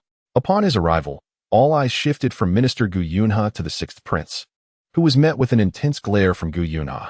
If looks could kill, the sixth prince would have found himself utterly annihilated. However, Ning Cangsheng appeared unperturbed by Gu Yunhe's menacing gaze, displaying not the slightest hint of trepidation, as if the events of the previous day had never transpired. Observing this scene, the aged Duke Qin could not help but smile, his eyes reflecting approval. Aside from the esteemed Duke Qin, the military's perspective on the sixth prince diverges entirely from that of the civil officials.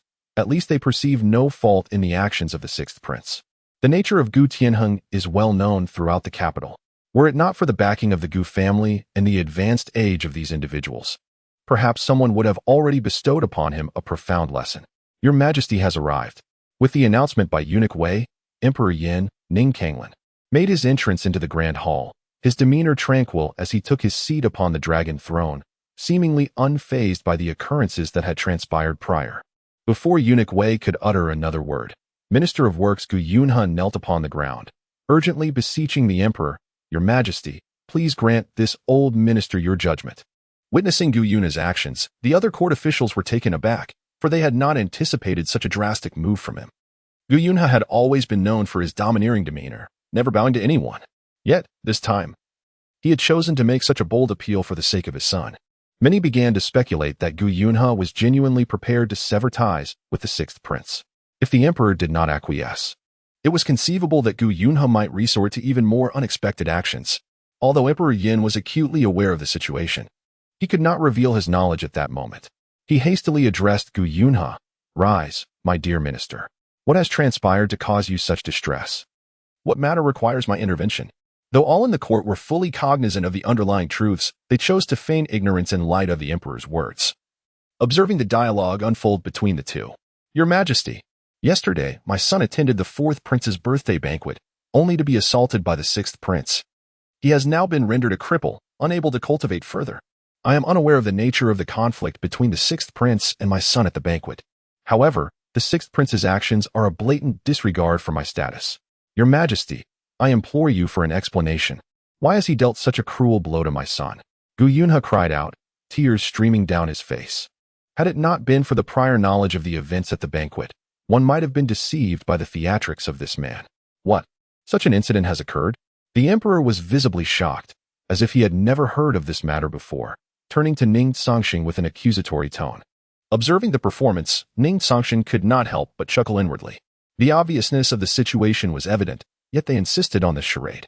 Nevertheless, since both his father and the old minister wished to proceed in this manner, Ning Cangsheng would indulge them, for he already possessed some evidence in hand. "Your Majesty, it is indeed true." Ning Cangsheng spoke softly. "Your Highness, the sixth prince, may I inquire how my son has wronged you to warrant such a cruel act? I, Gu Yunhe, as the Minister of Works for the great Yin dynasty, have diligently devoted myself to serve the realm for many years. Is this truly the reward bestowed upon me, Gu Yunhe? Your Majesty, I have but this one son. This would leave me without an heir." Gu Yunhe cried out. Witnessing Gu Yunhe's pitiful state, Ning Cangsheng felt a twinge of sympathy. However, he was eager to observe what further actions this old man would undertake. Chapter 55, Inexpressible. However, the words of Gu Yunhe left the Flame Emperor, Ning Cangsheng, profoundly dissatisfied. In fact, within the depths of the Flame Emperor's heart, Gu Yunha's statement felt like a veiled threat, implying that the Yin dynasty treats its loyal subjects with such harshness and cruelty. Gu Yunha, rest assured, I shall investigate this matter thoroughly. If your son truly possesses the virtues you claim, regardless of whether the sixth prince is my son or not, I shall administer justice impartially. The tone of the Flame Emperor, Ning Cangsheng, grew increasingly frigid. Yet, it appeared that all of this was part of Gu Yunha's design. He was acutely aware that his previous remarks would surely displease the Flame Emperor. However, he understood that without such a bold approach, it would be nearly impossible to make the sixth prince, Ning Cangsheng, face consequences. Moreover, Gu Yunha was more cognizant than anyone that as long as the Gu family stood behind him, the Flame Emperor would not impose severe punishments upon him. At most, he would face minor reprimands. This conviction was the source of his audacity. Sixth prince, I grant you an opportunity to defend yourself. Should you find no justification, do not blame me for my ruthlessness. The Flame Emperor Ning Cangsheng addressed his son. In the emperor's mind, he was truly perplexed by the actions of his son. Based on his prior understanding of Ning Cangsheng, the Flame Emperor could not fathom that he could be capable of such deeds. However, the sixth prince's transformation over this period had been remarkably pronounced, and the emperor sensed that his son surely had a well-considered plan behind his actions. Thus, the Flame Emperor was even more eager to uncover what means Ning Cangsheng had at his disposal. Father Emperor, this matter was indeed instigated by me. No justification is necessary. If granted another chance, the outcome would remain unchanged. I harbor no regrets regarding the incapacitation of Gu Tianheng, Ning Cangsheng asserted resolutely. Hiss. Upon hearing the sixth prince's declaration, everyone in the court collectively gasped in astonishment. They could hardly believe that, in the face of such circumstances, the sixth prince would stand so defiantly, offering no room for defense and openly admitting to his actions. While many present were aware that the sixth prince acted in response to Gu Tianheng's provocation, they were left bewildered by his willingness to take full responsibility for his actions, wondering what evidence he might possess. Sixth prince, do you truly mean what you just said? The expression on the Flame Emperor's face darkened. Father Emperor, I indeed am responsible for Gu Tianheng's downfall. Many witnessed this at yesterday's birthday banquet. Even if I were to argue now, it would be futile. I alone shall bear the consequences of my actions and will not seek any alternative justifications. Ning Cangsheng did not shy away from this truth. However, Ning Cangsheng's words managed to slightly brighten the countenance of Emperor Yin. At the very least, compared to several others, Emperor Ning Cangsheng favored such conduct. Nevertheless, there was a matter I truly wished to inquire of the Minister of Works, Gu Yunha. For the praise he just bestowed upon his son was utterly revolting to me. I wonder if Gu Minister would be willing to address my questions. Ning Cangsheng's voice resounded once more, and this utterance not only sparked a glimmer of brilliance in the emperor's gaze, but also elicited faint smiles from several esteemed generals and dukes in the military who held a favorable opinion of Ning Cangsheng. They had sensed that the sixth prince would undoubtedly have a backup plan. However, they were unaware of its nature. Now, it appeared that the sixth prince was targeting not only Gu Tianheng, but also his father, the Minister of Works, Gu Yunha. At this moment, Gu Yunha's expression was exceedingly grim. Prior to embarking on this endeavor, he must have contemplated various outcomes. He initially believed that the sixth prince, Ning Cangsheng, would employ alternative justifications to deny the matter, yet he never anticipated that the sixth prince would so straightforwardly acknowledge everything. On the contrary, he was now being asked about it, which caught Gu Yunha off guard. Sixth prince, feel free to ask whatever you wish, Emperor Yin stated nonchalantly. Yes, father.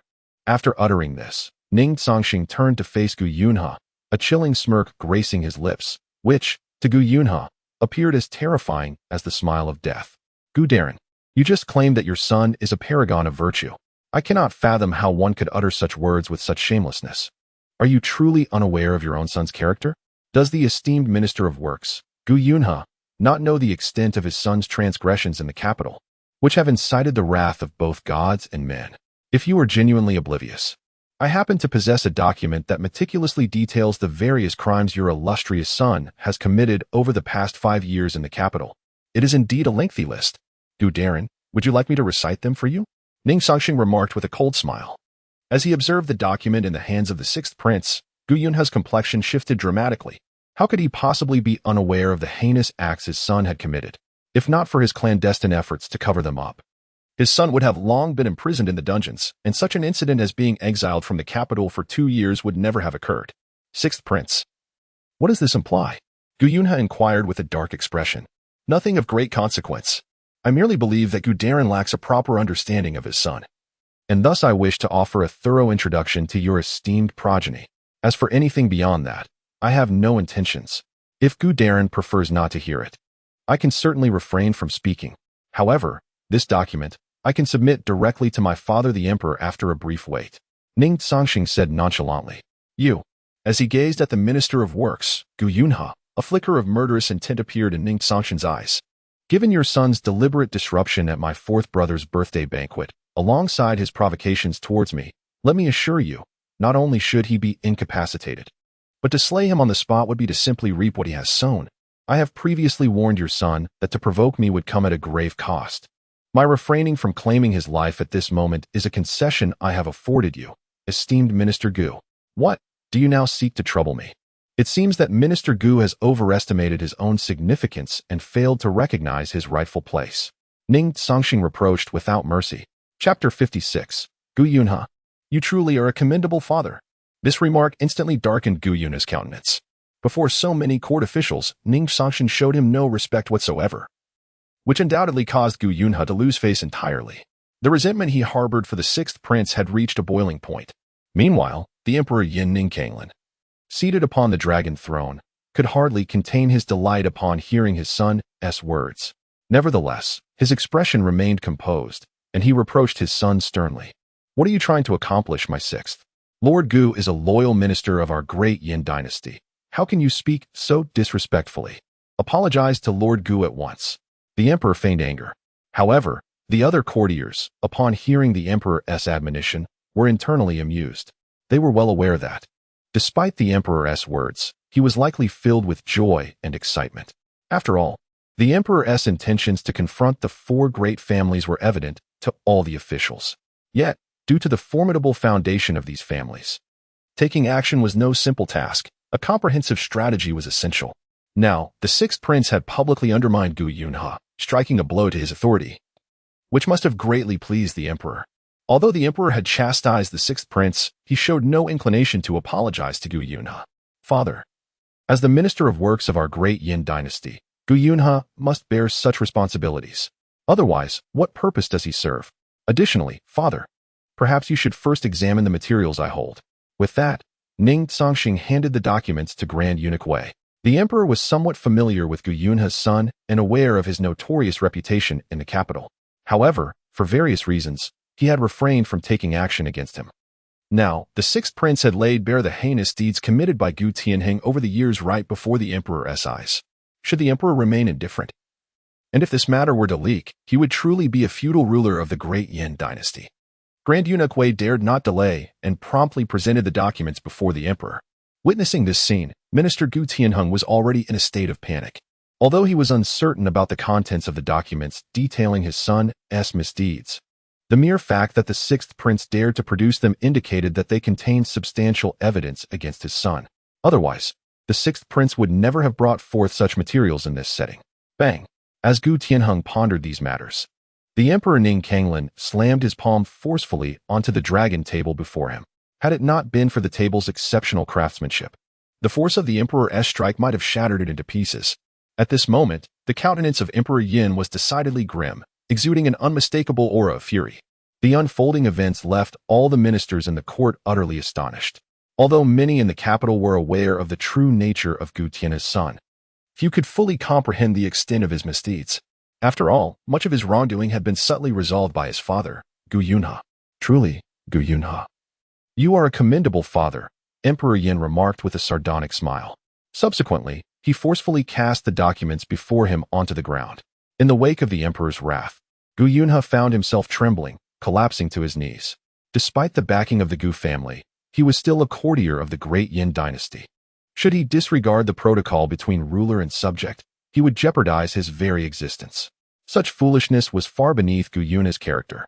Your Majesty, I am filled with trepidation. With those words, he attempted to gloss over the matter. Unfortunately, not everyone was inclined to allow such an evasion. Old Duke Qin, a seasoned military general, stooped to retrieve the fallen documents eager to ascertain the extent of Gu Tianheng's transgressions. Yet, after merely a cursory glance, his fury erupted like a tempest, his gaze brimming with lethal intent. Had Gu Tianheng been present in the hall, old Duke Qin might well have struck him down on the spot. Fourth Prince, why did you not eliminate that scoundrel Gu Tianheng yesterday? If all these actions were indeed his doing, it would be insufficient merely to ruin him. Eradicating his entire lineage would not quench the thirst for vengeance. Gu Yunhe, is this how you raise your son? Your offspring wreaks havoc across the capital, and you stand behind him as his shield. This is the legacy of your family? I assure you, pray that your son does not cross my path, for if he does, I shall slay him before all. At that moment, not even your elder brother Gu Yunyuan's pleas would sway me. Old Duke Qin thundered. Upon hearing his words, the ministers in the court were consumed with curiosity regarding the contents of the documents. They were well aware of old Duke Qin's temperament. Though his disposition had mellowed over the years since his retirement, it was clear that he would not utter such words without just cause. The only plausible explanation was that the revelations within those documents had incited his ire.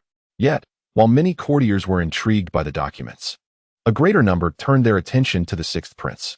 One must recognize that Gu Yunhe, in his unwavering commitment to safeguard his son, has undoubtedly undertaken numerous clandestine actions. Yet, those individuals remain oblivious to these undertakings, unable to unearth even a fragment of the clues, while the sixth prince effortlessly uncovers them all, seemingly possessing a comprehensive grasp of the entire situation. The intricacies involved are indeed far too extensive to be elucidated in merely a few sentences. This further suggests an undeniable truth. There exists a mysterious force behind the sixth prince that remains unknown to them. Chapter 57. Father, I wish to investigate Gu Yunhe. Initially, there were numerous individuals within the court who sided with Gu Yunhe. However, with the esteemed appearance of Lord Qin, those ministers who harbored intentions of taking action fell into an uneasy silence, scarcely daring to cast a glance in Gu Yunhe's direction. They understood all too well that should they choose to support Gu Yunhe, while the emperor may remain indifferent, Lord Qin could very well take matters into his own hands.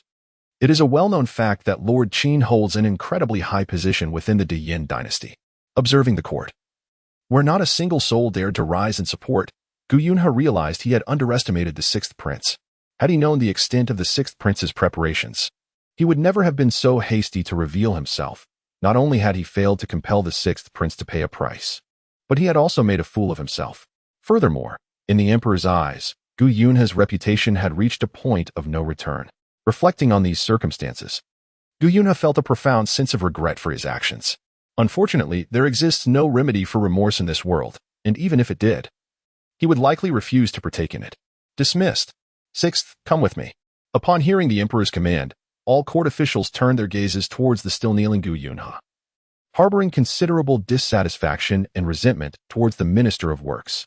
Meanwhile, several esteemed military officials approached Lord Qin, eager to ascertain what had incited his apparent fury. Ning Cangsheng paid little heed to these matters. His thoughts were consumed by the question of why his father had summoned him privately, pondering the underlying reason. The other princes, witnessing the scene, felt their jealousy and animosity ignite. Ever since the northern barbarians' envoy proposed a marriage alliance, their younger brother seemed to have transformed entirely. The most discussed prince in the capital was now the sixth prince. This development was far from what the other princes desired. Damn that sixth. What have you been scheming? That position is mine. Do not even think of usurping it. The second prince, Ning Cangsheng, exclaimed in a low growl. Speak. Why did you act as you did in court today? The emperor, Ning Cangsheng, regarded his son with an expression of calm inquiry. Ning Cangsheng held great respect for his father's cunning and strategies. He understood that his lack of consideration for Gu Yunhe was not solely motivated by the frivolity of Gu Tianheng. Thus, when his father posed the question, Ning Cangsheng chose not to obfuscate his intentions. Father, I wish to investigate Gu Yunhe, Ning Cangsheng stated, articulating each word with clarity. Upon hearing his son's words, although Ning Cangsheng had already formed a conjecture in his mind, the moment he truly heard it, he was nonetheless profoundly shaken. After all, investigating Gu Yunhe was not particularly arduous. The real challenge lay with the Gu family behind him. As one of the four illustrious families, the Gu family commanded over 1/3 of the salt trade in the Great Yin dynasty, their wealth rivaling that of nations. Furthermore, the four prominent families had covertly forged an alliance. If the Great Yin dynasty were to take action against any one of them, it would likely trigger a chain reaction. plunging the entire dynasty into a state of turmoil.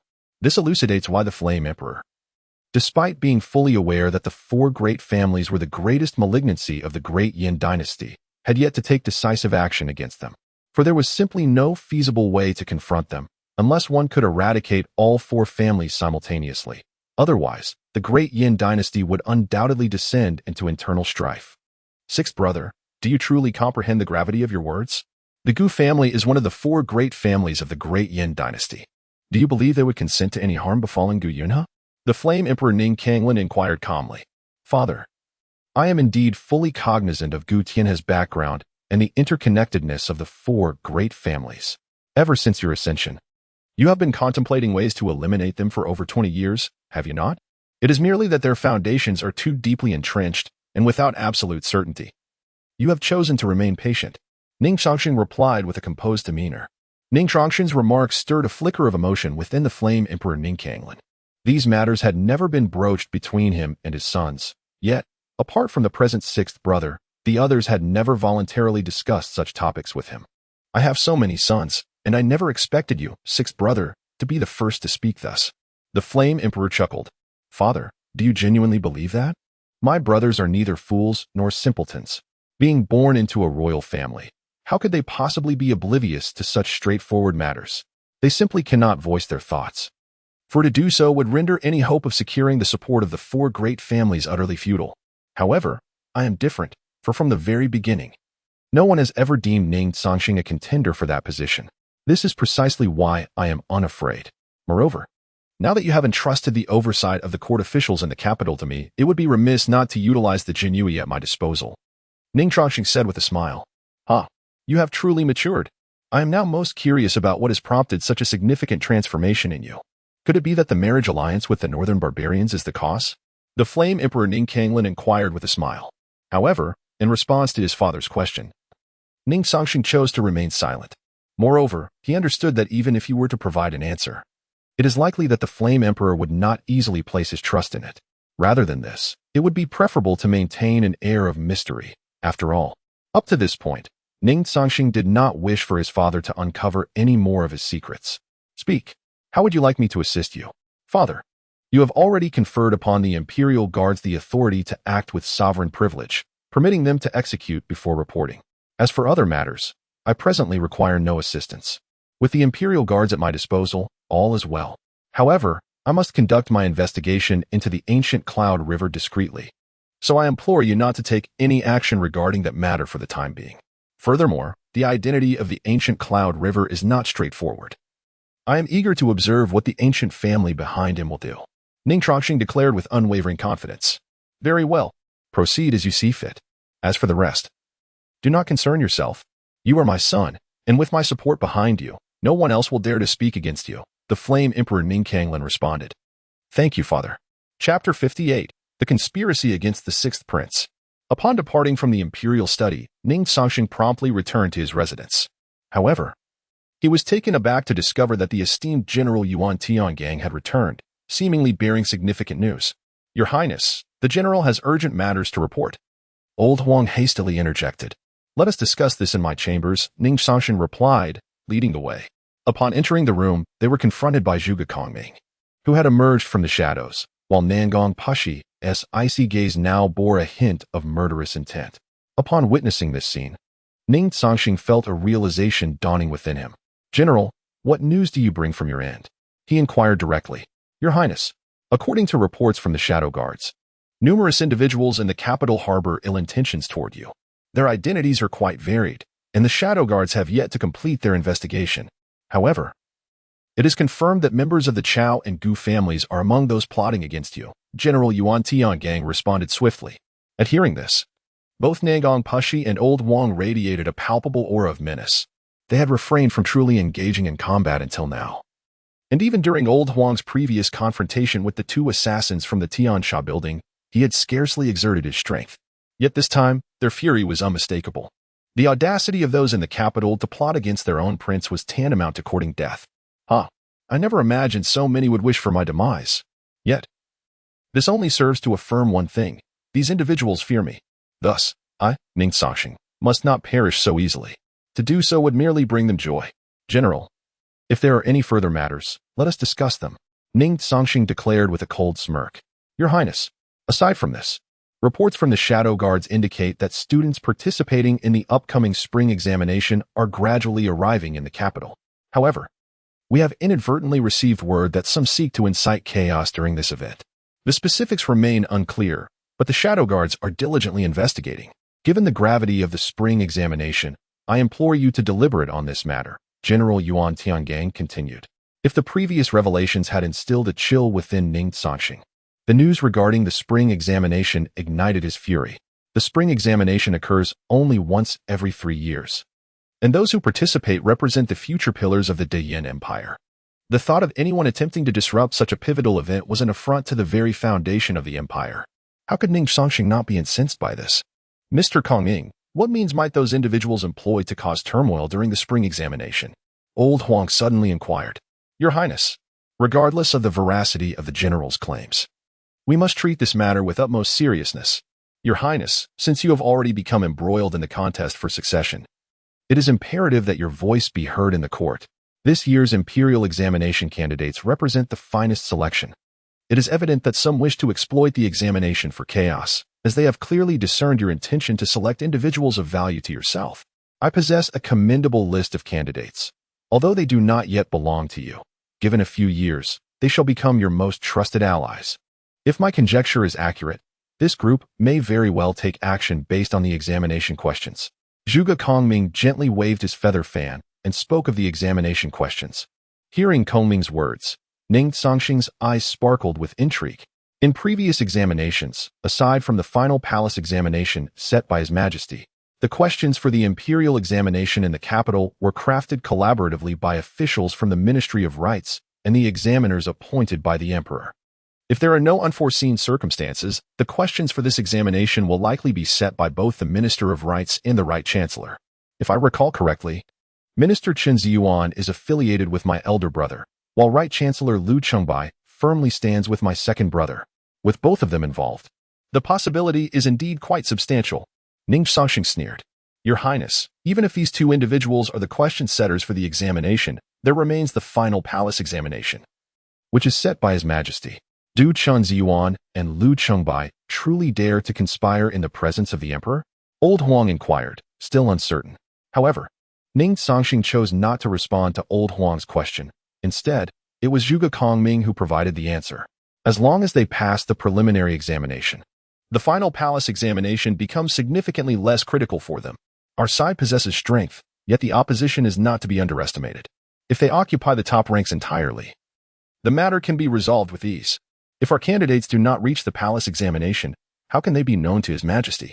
This is the ruthless nature of the opposition, Zhuge Kongming stated. Upon hearing Zhuge Kongming's explanation, the others were utterly incensed. If what Zhuge Kongming articulates is true, then this year's imperial examination will indeed deprive our esteemed prince of all worthy talents. Not only would it severely undermine his dignity, but should the opposition seize all the talents, it would bode ill for the great Yin dynasty. More critically, if the first and second princes unite, His Majesty may remain oblivious to the truth of the matter. Commander, the situation is exceedingly grave. We require the full force of the Shadow Guard. We must monitor the students aligned with the first and second princes. When necessary, we cannot afford to show mercy. Zhuge Kongming remarked, his expression grave. At this moment, Commander Yuan Tiangang was also plunged into deep contemplation. After a long while, Yuan Tiangang nodded gently. We are well aware of the students associated with the first and second princes within our Shadow Guard. If we are to monitor all students discreetly, rest assured that there shall be no issues arising from it. This task can be entrusted to our Shadow Guards. Very well, let it be handled by the Shadow Guards. Furthermore, regarding those who harbor intentions to harm His Highness, it is imperative that you take personal charge of the investigation, General. As for His Highness, it is time to take decisive action. Since the adversary seeks to target him, we shall strike first. The existence of the Imperial Guards is not merely ornamental. Let chaos reign in the capital. Zhuge Liang confidently instructed, with Mr. Kongming present, this realm shall know no worry. Chapter 59. The fifth Prince Ning Fengya. After completing all arrangements, Ning Cangsheng and Old Huang departed from the residence. However, they headed towards the outskirts of the capital, stopping approximately 10 kilometers from the city, at the foot of a towering mountain. As they approached, a contingent of roughly 100 soldiers emerged not far ahead, exuding an unmistakable aura of menace, far surpassing that of the imperial guards surrounding His Majesty. "Stop! This is the Great Yin Imperial Tomb," the commanding officer proclaimed with authority. Upon hearing these words, Ning Cangsheng produced a token from his possession. The moment the officer and his soldiers beheld the token, they immediately knelt before him. "I have the honor of greeting His Highness the Sixth Prince." "General Tian, there is no need for such formality. Rise," Ning Cangsheng replied with a cordial smile. "How has my brother fared during this time?" "The fifth prince has been much improved. He often converses with us subordinates and occasionally engages in sparring. However, he spends most of his time in solitude, with no visitors besides yourself, Your Highness," General Tian responded quietly. Ning Cangsheng nodded, seemingly accustomed to the situation. "General Tian, please dismiss everyone. I wish to have a private conversation with my brother," Ning Cangsheng instructed. "Yes, Your Highness." Approximately 10 minutes later, Ning Cangsheng and Old Huang entered a chamber within the imperial tomb. Upon seeing the tall figure within, a genuine smile illuminated Ning Cangsheng's face, reminiscent of the joy he felt when encountering the 10th princess, Ning Linglong. "Brother," Ning Cangsheng called softly. Without hesitation, the tall figure turned at the sound of his voice. The fifth prince's eyes gleamed with delight upon recognizing Ning Cangsheng. In a swift motion, he bounded to his side and, before Ning Cangsheng could react, enveloped him in a warm embrace. Were it anyone else, Ning Cangsheng might have retaliated with a forceful strike. However, this was his brother, the fifth prince of the Great Yin dynasty, Ning Fengya. It is worth noting that the fifth prince suffered a traumatic incident in his youth, resulting in a significant cognitive impairment. Though he had reached adulthood, his intellect resembled that of an 8 or 9-year-old child. Yet, this misfortune had endowed him with tremendous physical strength and an increasingly intense aura of menace, alongside a somewhat volatile temperament. With no better recourse, the young prince had been entrusted to the imperial tomb in hopes that its noble spirit would temper the violent tendencies within him. 10 years had passed in this manner, and aside from the sixth prince Ning Cangsheng, no other royal family members had deigned to visit the fifth prince even once. Even the Flame Emperor seems to have nearly forgotten that he has a son residing in the imperial tombs. "Fifth brother," inquired Ning Cangsheng with a smile. "I heard from General Tian that you have been suppressing the murderous aura within you quite well lately. Do you feel that your health has improved?" "Brother," replied the fifth prince, Ning Fengya, "though it is rather suffocating here, I sense that the energy within me has become remarkably docile. Furthermore, I find myself less prone to fits of anger. General Tian even sparred with me, though I still cannot match his prowess." Upon hearing Ning Cangsheng's words, the fifth prince appeared transformed, eagerly engaging him in conversation, as if wishing to share every thought that resided in his heart. Ning Cangsheng, undeterred by any semblance of displeasure, held his fifth brother's hand, listening intently, his smile unwavering. Old Huang, observing this scene, let out a soft sigh. It is well known that the fifth prince became this way to save His Highness. Over the years, His Highness has never forgotten the fifth prince, visiting him at the tombs periodically, a tradition unbroken for the past decade, something Old Huang has witnessed. Moreover, the circumstances surrounding the fifth prince's birth are rather tragic. His mother passed away shortly after giving birth due to a severe illness, and it was concubine who raised him. Thus, among the many princes, the bond between the fifth and sixth princes is the strongest. However, no one could have anticipated the calamity that befell the fifth prince. Since that fateful incident, the sixth prince has been covertly investigating the matter for years, yet to no avail. He remains devoid of any leads. After an indeterminate period, the sixth prince rose to his feet. "Fifth brother, I have other matters to attend to. I will visit you again when time permits. During this period, please take good care of yourself. I promise to resolve the issues you face, and then you shall be free from the tombs," Ning Cangsheng stated with deliberate clarity. "Very well. You must promise to visit when you can." The fifth prince's gaze reflected deep reluctance. "Rest assured, fifth brother, whenever I have the opportunity, I will certainly come to see you." Though filled with profound reluctance, Ning Cangsheng departed from the tombs alongside Old Huang. However, at the very moment Ning Cangsheng left the tomb, the murderous intent in his eyes was fully unleashed. "Old Huang, it has been a full decade since that incident transpired. Yet, there remains not a single clue, revealing just how meticulously that affair was orchestrated. My fifth brother is one of the few individuals I hold dear in this lifetime. He has always stood by me through every ordeal. Now, to see him in such a state without knowing the identity of his assailant, how can I find peace?" Ning Cangsheng's voice was frigid and resolute. Your Highness, we have conducted a covert investigation into the affairs of the fifth prince for many years. Yet we have uncovered no trace of him, which is undoubtedly quite unusual. It appears that the fifth prince is indeed favored by the heavens. However, like a fox, he will eventually reveal his tail. The truth of this matter will inevitably come to light. Old Huang hastily added, those who dare to lay hands on my companions, regardless of their identity, shall find that I, Ning Cangsheng, will not let them escape. After uttering these words, both Ning Cangsheng and Old Huang turned away from the imperial mausoleum.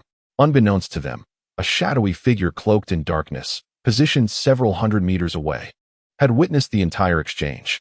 Following Ning Cangsheng's departure, this figure also vanished from the vicinity of the mausoleum. Chapter 60. The Jinyui have gone mad. Upon learning that certain individuals in the capital were plotting against him, Ning Cangsheng initiated a series of decisive actions. Previously, the governor of Jingzhou had temporarily assigned the Jinyui to conduct interrogations of the people from Hongye Temple, but with the conclusion of these interrogations, the Jinyui, under the leadership of Jiang Wan, departed from the Jingzhou governor's office. Now endowed with new responsibilities and freed from prior constraints, the Jinyui, following Ning Cangsheng's directives, began to oversee the officials throughout the capital. Remarkably, within a mere 2 days, at least 5 officials were apprehended by the Jinyui, leaving the remaining officials in a state of shock and trepidation. No one had anticipated that the Jinyui would embark on such frenzied actions during this critical time.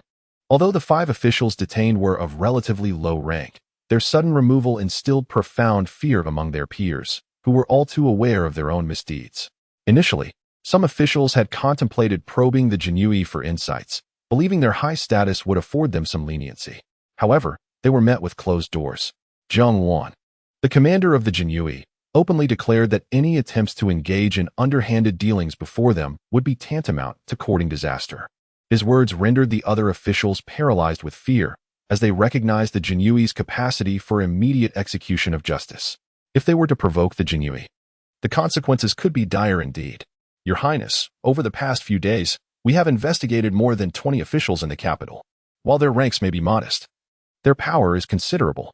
Over 10 of these officials are embroiled in serious misconduct, with one individual's embezzlement exceeding 30,000 taels. Additionally, several others are implicated in cases of homicide, Jiang Wan reported urgently. 30,000 taels? These individuals truly are the parasites of Dian. 50 taels is sufficient for the annual sustenance of an ordinary citizen in our empire. Their audacity knows no bounds. There is no need for leniency. Apprehend them all. Prepare all the evidence. I shall present it to Father for his judgment. Ning Cangsheng replied with a cold smile. Though he was aware of the opulence of the officials in the capital, the extent of their corruption astonished him. It was alarming to consider that even minor officials would engage in such blatant wrongdoing. He could only imagine the wealth amassed by the Prime Minister and the various ministers. These fortunes were derived from the exploitation of the common people of Dian, a group devoid of any moral compass. Observing the 6th prince before him, Jiang Wan seemed poised to speak further. Jiang Wan, feel free to express whatever is on your mind. There is no need for concealment in my presence. It seems that Ning Cangsheng has perceived Jiang Wan's predicament, for he directly spoke up, Your Highness. During the interrogation of one of the individuals, the Jinyui disclosed an additional matter of significance. This issue pertains to a second-rank official, thus rendering our handling of it rather delicate. We seek your guidance on how to proceed. Jiang Wan recounted slowly. A second-rank official? Who is it? Ning Cangsheng's countenance grew notably grave. Although he was aware that his father had granted the Jinyui the imperial authority of cutting first and reporting later, and recognized their duty to oversee the officials of the capital, there remained a certain threshold. If the matter involved merely 5th-rank officials or lower, the Jinyui could certainly manage it independently. However, the fact that it now directly implicated a second-rank official rendered the situation considerably serious, thus necessitating the knowledge of Prince Ning Cangsheng. It is a vice minister of the Ministry of Revenue, named Dong Chenchou. I have instructed the Jinyui to conduct a discreet investigation into this individual, uncovering some rather clandestine matters. Moreover, this person is affiliated with the 3rd prince, possessing over 10 businesses in the capital, all orchestrated by Dong Chenchou. Jiang Wan elucidated. Upon learning that it was a matter concerning his 3rd brother, a faint smile of cynicism appeared on Ning Cangsheng's face. One must note that among the 6 ministries, Aside from Minister of Rights Chen Ziyuan and Minister of Justice Li Wanfan, who openly aligned with the first prince, the others had refrained from revealing their true positions, at most nurturing slightly closer ties with one of the princes. These individuals were seasoned foxes, and until the struggle for succession became unequivocally clear, they would not easily reveal their allegiances. Thus, Ning Cangsheng's brothers could only vie for officials such as the Vice Minister of Justice and the Vice Minister of Revenue. Nevertheless, even these officials represented significant power within the capital. Garnering their support constituted a formidable force.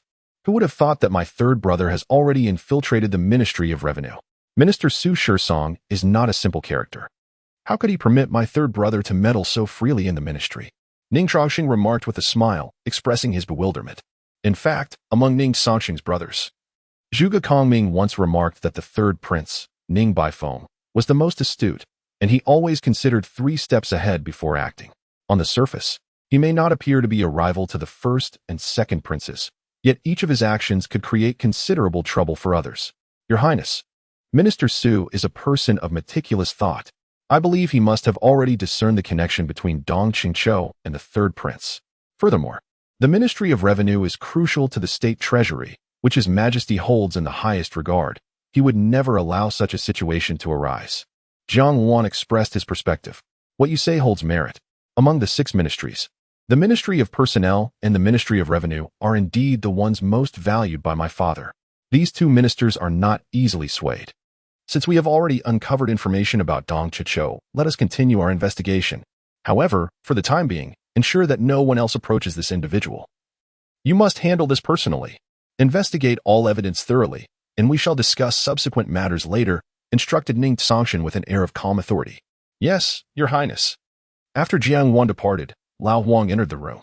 Your Highness, we have received word from the general that the scholars from the factions of the first and second princes have arrived in the capital. They are now lodging in an inn here, but they are currently under the surveillance of the shadow guards. Lao Huang reported. At last, they have arrived. Chapter 61. The Flame Emperor. Eliminate these pests entirely. For an entire week, the Jinyui stirred up a tempest in the capital. All officials believed that the 6th prince and the Jinyui had completely lost their sanity. Their actions would undoubtedly offend every official in the capital, and it was certain that the 6th prince would face suppression as a result. Nevertheless, many speculated that the 6th prince would eventually exercise restraint. Otherwise, when all the court officials united against him, it would mark the moment of his reckoning. However, to their dismay, the 6th prince and the Jinyui showed no mercy. Anyone with solid evidence against them was taken away by the Jinyui. More importantly, those officials apprehended were not detained in the Ministry of Justice or the Supreme Court, nor were they confined in the dungeons. Apart from the Jinyui, no one else was privy to their whereabouts. Simultaneously, the 6th prince, Ning Cangsheng, arrived at the imperial study with irrefutable evidence to meet his father, the emperor. Upon seeing his son, the Flame Emperor nodded gently. He was well aware of the recent turmoil caused by the Jinyui in the capital, though he refrained from expressing his thoughts. Wishing to observe how far his son could go, Ning Cangsheng's actions did not disappoint him. Should he ascend to the supreme throne, any signs of leniency would surely lead to his downfall at the hands of others. The resolve exhibited by his son even evoked a sense of unfamiliarity in the Flame Emperor. Do you realize how many censors have reported you during this time? They claim that the Jinyui, with its immense power and ruthless methods, has thrown the entire court of the great Yin into disarray. Look at the memorials on my desk. They all vehemently criticize you. Do you have nothing to say to me? Ning Cangsheng calmly inquired. He had anticipated the censors' memorials long before. In fact, he held a certain admiration for these officials, for their intentions were aligned with the interests of the great Yin. They would not commit acts devoid of conscience.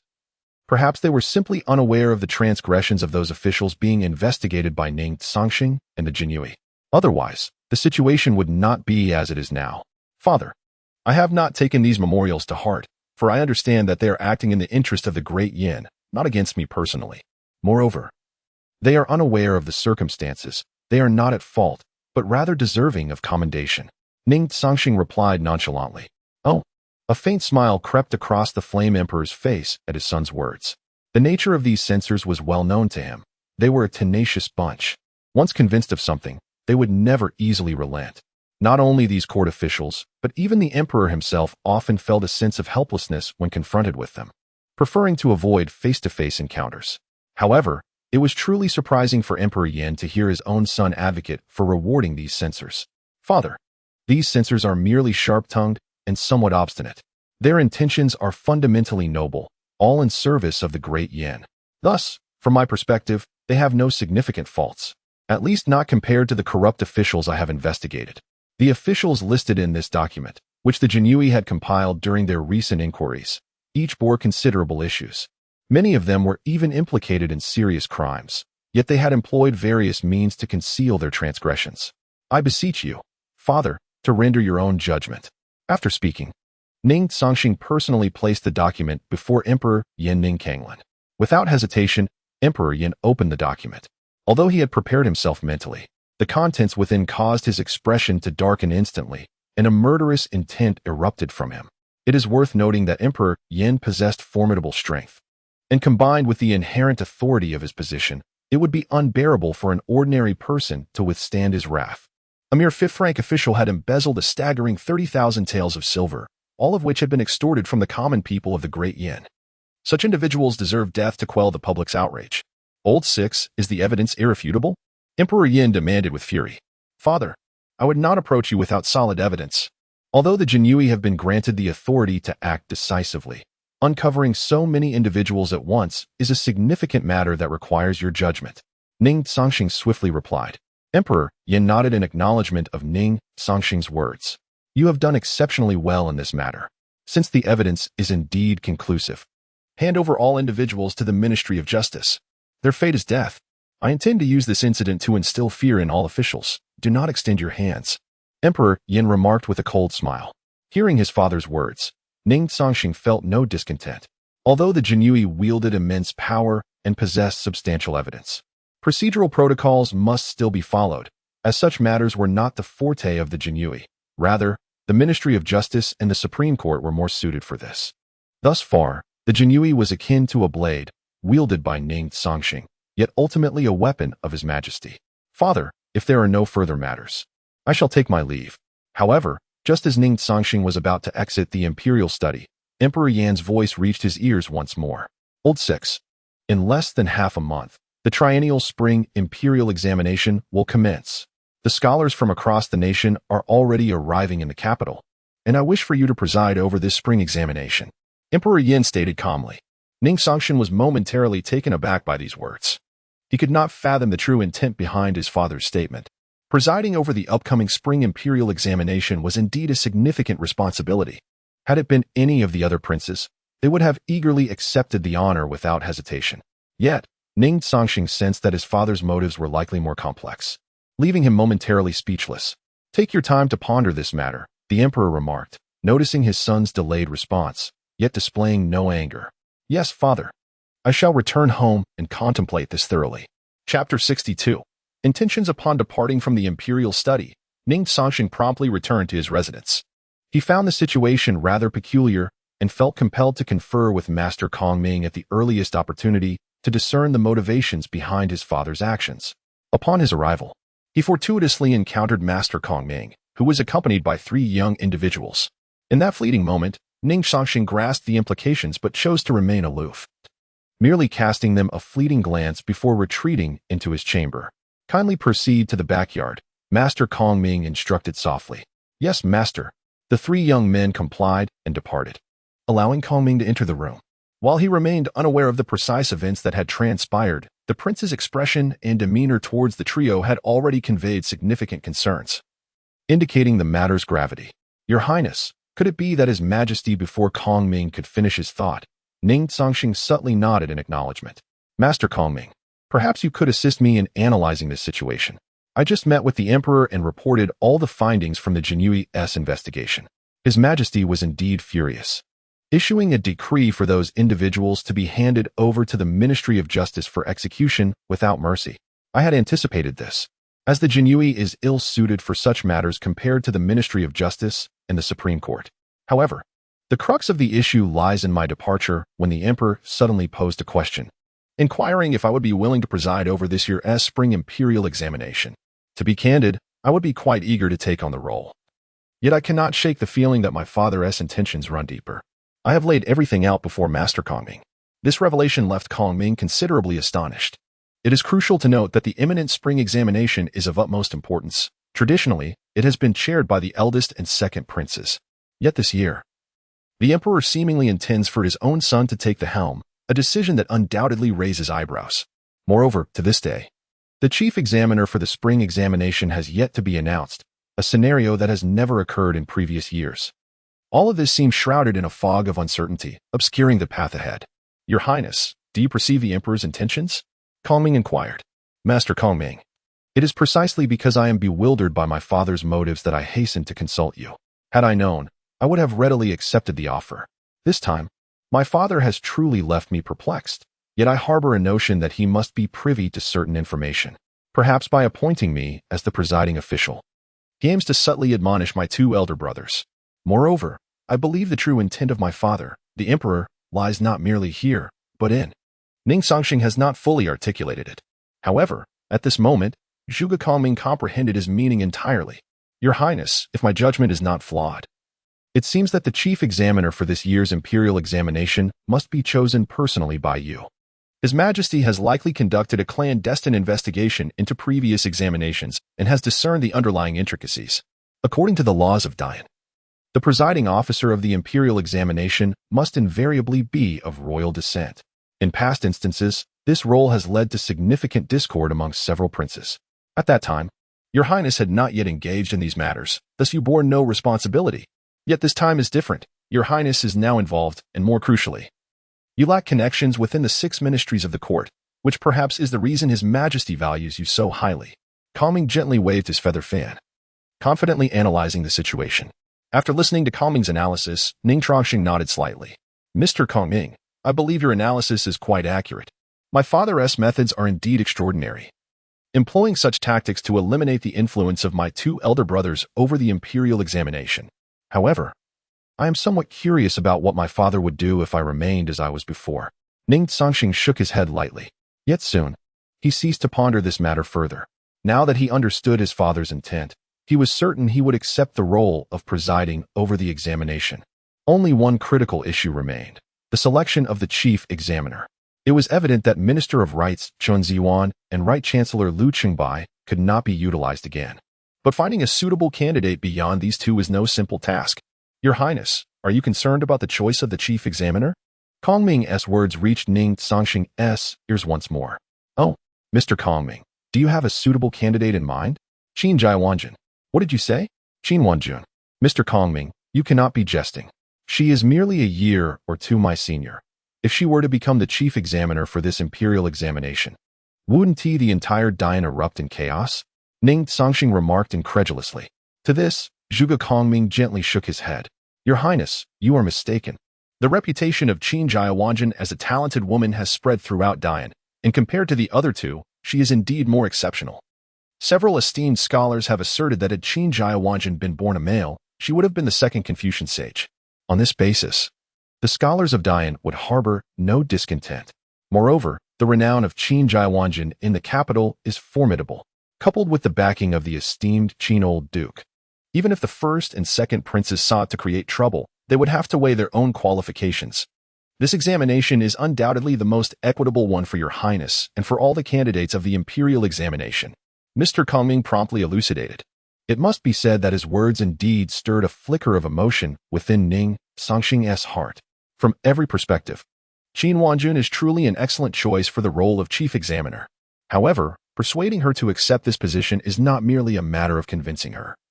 It is of paramount importance to also gain the approval of Duke Qin. If Duke Qin remains silent, all efforts will be in vain. Mr. Kongming, let us temporarily set aside the matter of the chief examiner. Take me to meet the 3 individuals. Ning Cangsheng said calmly. Certainly, Your Highness. Chapter 63. What I require is your loyalty. Moments later, Ning Cangsheng and Kongming arrived in the courtyard. The 3 young individuals present appeared noticeably anxious, especially upon catching sight of Ning Cangsheng, the 6th prince of the Great Yin dynasty. Relax, before you stands His Highness, the 6th prince of the Great Yin. Kongming spoke with an air of composure. Hearing his words, the 3 young men promptly bowed in respect. Student Gu Yunhan pays his respects to His Highness, the 6th prince. Student Chui Haowen pays his respects to His Highness, the 6th prince. Student Yang Qianli pays his respects to His Highness, The sixth prince. Ning Cangsheng regarded them with a gentle nod. Although the three were older than him, their maturity paled in comparison to his. A result of the different environments they had been raised in, an aspect beyond their control. Your Highness, their backgrounds are untainted and pose no issues. More importantly, they performed exceptionally well in the previous examinations. However, due to their lack of influential connections, they have not been granted the opportunities they deserve. Their talents far surpass those of their peers, and with proper guidance, they will undoubtedly excel, Kong Ming remarked, standing by with a composed demeanor, refraining from further comment. After the introductions, he understood that while he could assist the sixth prince in finding promising talents, the ultimate decisions lay with Ning Cangsheng himself. The reason was simple. As the strategist by the sixth prince's side, Kong Ming had his own responsibilities and must not overstep his bounds, for that would be unbecoming of his role. Please rise, Ning Cangsheng said calmly. Gu Yunhan and the others stood, now more at ease than before, though a trace of nervousness lingered. Observing this, Ning Cangsheng felt a sense of affirmation. Regardless of their backgrounds, the composure they displayed in the presence of royal members was commendable, indicating their capabilities and psychological fortitude. I believe Mr. Kong Ming has conveyed the details clearly. This spring's imperial examination will be presided over by me. Should you wish to serve under my banner, I can offer you this opportunity. However, I shall not provide any conveniences. Everything must be earned through your own efforts. If you manage to secure positions among the top ranks in this examination, I shall fulfill my promises to you, Ning Cangsheng stated with a measured tone. Upon hearing the sixth prince's words, the three exchanged glances. Their lineage posed no issues, and crucially, they were entirely distinct from the scions of noble families. They would never forge friendships with such individuals. To alter one's destiny, perhaps aligning oneself with the sixth prince is the only viable option. Your Highness, we three possess no avenue of retreat. If your Highness does not disdain us, we are willing to dedicate the remainder of our lives in your service. Gu Yunhan spoke candidly. From the earlier display of the trio, Ning Cangsheng discerned that Gu Yunhan was the most exceptional among them. With further cultivation, he would undoubtedly secure a prominent position within the court of the great Yin dynasty in the future. Splendid. Until the spring civil examination, you need not concern yourselves with any expenditures in the capital. All matters shall be managed by me. Your sole responsibility is to prepare thoroughly for the upcoming examination. Furthermore, I must clarify one aspect. Since you wish to serve under my banner, certain considerations must be firmly established. What I require is your unwavering loyalty. Should you fail to meet this expectation, it would be prudent to depart now. Otherwise, you three should be well aware of the consequences. Upon concluding his remarks, Ning Cangsheng departed the courtyard without a backward glance, accompanied by Master Kong Ming. Gu Yunhan and the others were left somewhat taken aback. Gu, what did His Highness's final statement truly signify? Yang Qianli inquired softly. What, Yang? Do you still fail to grasp the essence of His Highness's concluding words? Since he has granted us an opportunity to transform our fates, we have, from this moment, become his people, branded with his mark. Henceforth, whatever we undertake must be predicated on considerations for His Highness. You too still have the option to choose, but I have resolved to serve under His Highness. This may be the singular opportunity one can seize in this lifetime, and I do not wish to let it slip away, Gu Yunhan asserted resolutely. Yang Qianli and Shui Haowen exchanged glances, seemingly having reached a consensus. Brother Gu, you have made your decision. If we do not accompany you, would that not be rather ungracious? Let us strive together. Yang Qianli responded with a smile. Indeed, let us endeavor collectively. Laughter soon resonated through the courtyard as the three of them rejoiced together. All of this was observed by Ning Cangsheng and Zhuge Kongming. What is your opinion of the trio, Master Kongming? Ning Cangsheng inquired with a smile. Your Highness, this maneuver is truly masterful. I believe the gratitude Gu Yunhan and his companions feel towards you is beyond expression. Their choices are their own and will not be altered, Zhuge Kongming remarked, gently fanning himself with a feather fan. Ning Cangsheng's face revealed a hint of a smile in response to Zhuge Kongming's words. Since Master Kongming perceives it so, you must possess an accurate judgment regarding them. Which department among the 6 ministries do you think they are best suited for? Ning Cangsheng suddenly asked. Your Highness, among the 3, Gu Yunhan stands out as the most capable, possessing a remarkably agile mind and navigating social interactions with great finesse, making him the unequivocal choice for the Ministry of Personnel. As for Yang Qianli, he is best suited for the Ministry of Works. However, the Minister Gu Yunha holds a significant animosity towards Your Highness, and thus, for Yang Qianli to gain prominence, he must conceal his true identity. Zhuge Kongming remarked. Why does Master Kongming not mention Cui Haowen? Cui Haowen's situation is indeed unique. He is ill-suited for any of the 6 ministries and would be far better placed at the Board of Censors, Zhuge Kongming stated calmly. Following this discourse, Ning Cangsheng felt quite satisfied. Chapter 64. A return to the Duke of Qin's residence. The night swiftly passed. As the sun rose the following day, Ning Cangsheng's mood was far from cheerful. Observing the expression of His Highness, the old Huang seemed to grasp the underlying sentiment. He was aware of Mr. Kongming's remarks from the previous day. It was evident that the suggestion to appoint Qin Wanjun as the chief examiner for this year's imperial examination could only have originated from Mr. Kongming. No one else could have conceived such an idea, no matter how hard they tried. Old Huang, what do you think would happen if I were to propose this to Duke Qin and General Qin? Ning Cangsheng murmured. Upon hearing this, Old Huang fell into deep contemplation. After an undetermined period, he spoke, his words striking a nerve with Ning Cangsheng. Your Highness, given the temperaments of Duke Qin and General Qin, they would undoubtedly give you a severe reprimand. Everyone in the capital knows how dearly they cherish Qin Wanjun. The position of chief examiner for the imperial examination is a coveted one, fiercely contested by various factions. To put it bluntly, it can be a thankless task. If your Highness were to involve the talented Qin Wanjun, the Qin family would never consent to it. Though Old Huang's words were rather harsh, they held undeniable truth. Regardless, I must make an attempt. My father has made it clear that he wishes for me to preside over this year's imperial examination. Since I have been chosen, it signifies that a change in the chief examiner's position is inevitable.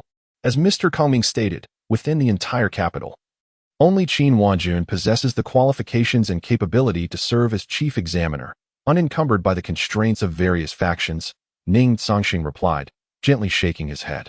Having reached this point, Old Huang understood that His Highness was still inclined to make one last effort, so he refrained from further admonitions, silently standing behind the 6th prince.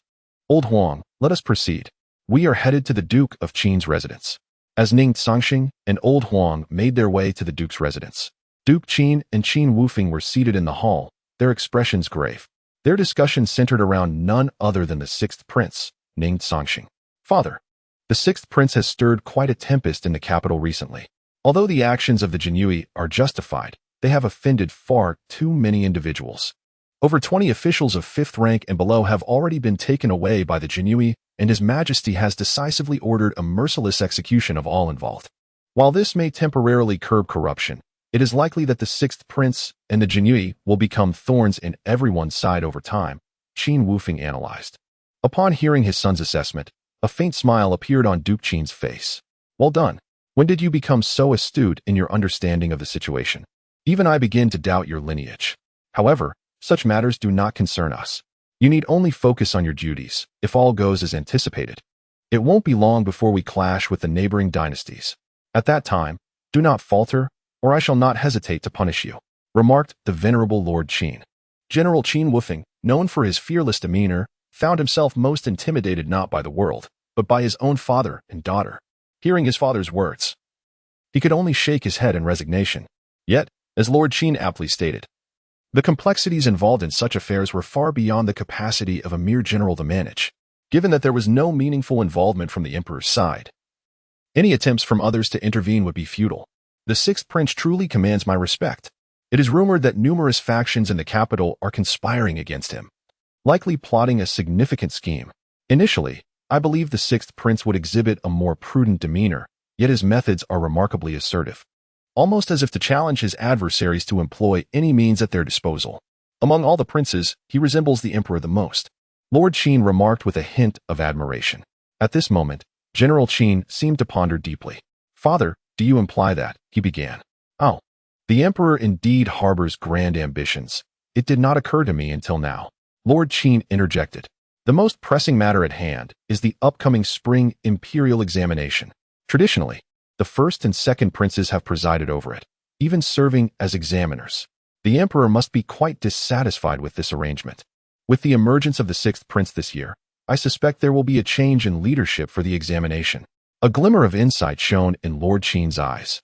Once he had voiced this thought, both he and General Qin fell into a contemplative silence.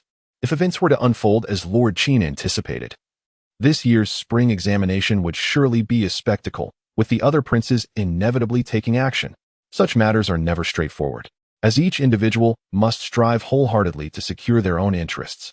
Father, do you think those covertly opposing the sixth prince might create disturbances during the examination?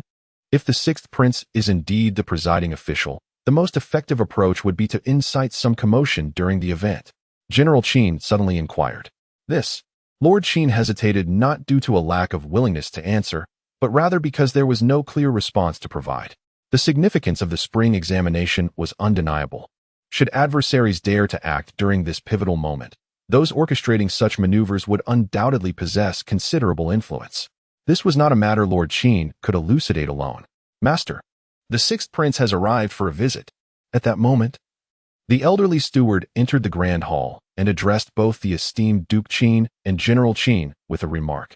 Upon hearing the steward's words, Duke Qin and General Qin Wufeng exchanged puzzled glances, as they were uncertain why His Highness, the sixth prince, had chosen to visit the Qin residence at such an unexpected time. However, they were acutely aware that the sixth prince's visit was far from a trivial matter. Father, what do you suppose is the reason for the sixth prince's visit to our Qin family? Regardless of his intentions, it is undoubtedly significant. Duke Qin stated earnestly. Please invite His Highness to the hall for a discussion. Chapter 65. Absolutely not.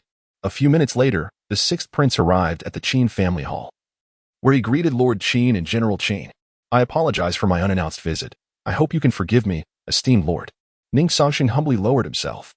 Upon hearing his words, a faint smile appeared on Lord Qin's face. Your Highness is indeed too courteous, Lord Qin replied with a smile. Noticing that neither Lord Qin nor General Qin seemed inclined to inquire further, Ning Cangsheng took a deep breath and articulated the purpose of his visit. Lord, the reason I have come to the Qin residence today is to seek your assistance with a matter of great importance. Ning Cangsheng spoke without hesitation. Oh, what is it that your Highness requires my help with?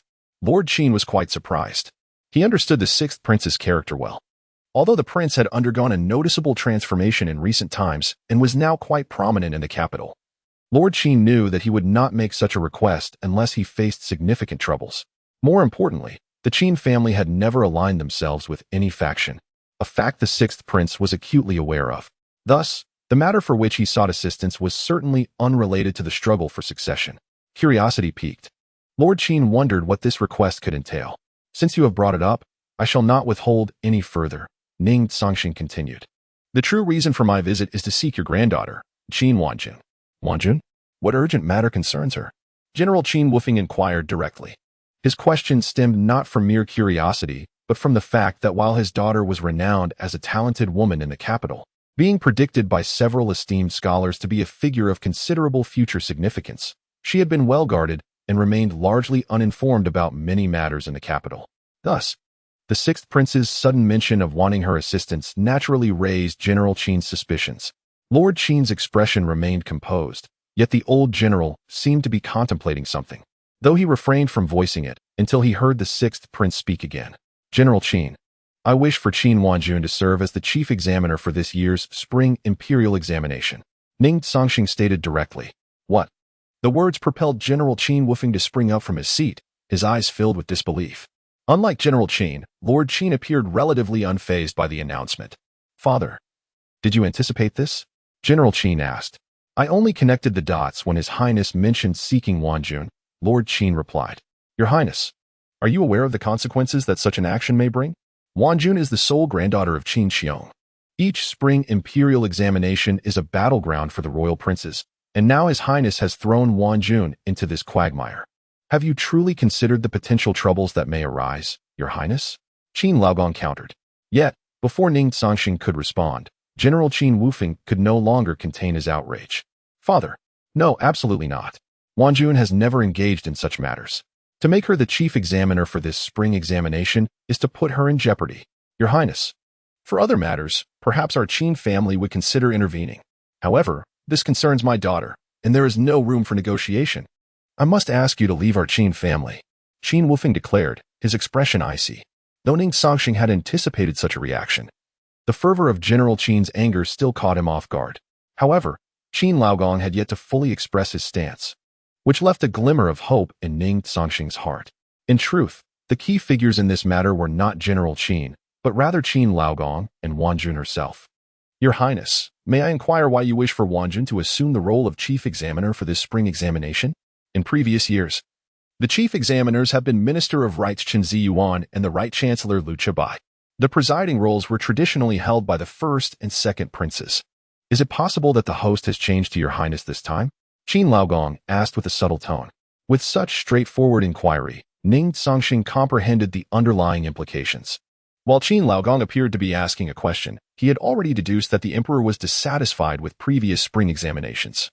And since there was no better alternative until now, the emergence of the sixth prince would mark a shift beginning with this session. You are quite perceptive. My father has sought my opinion, and I am inclined to accept the role of chief examiner for this spring examination, Ning Cangsheng affirmed directly. Both Qin Laogong and Qin Wufeng were profoundly shaken. The sixth prince's statement had revealed everything. This year's spring examination was likely the start of the emperor's desired change.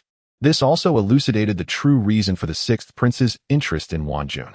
Everyone was aware that, despite the sixth prince's recent acclaim, he lacked connections within the court's 6 ministries, making it nearly impossible to find a genuine supervisor for the examination. Conversely, Wanjun held a prestigious standing among the scholars of the Dayan Empire. Should she indeed assume the role of chief examiner, there would be no dissent from the students.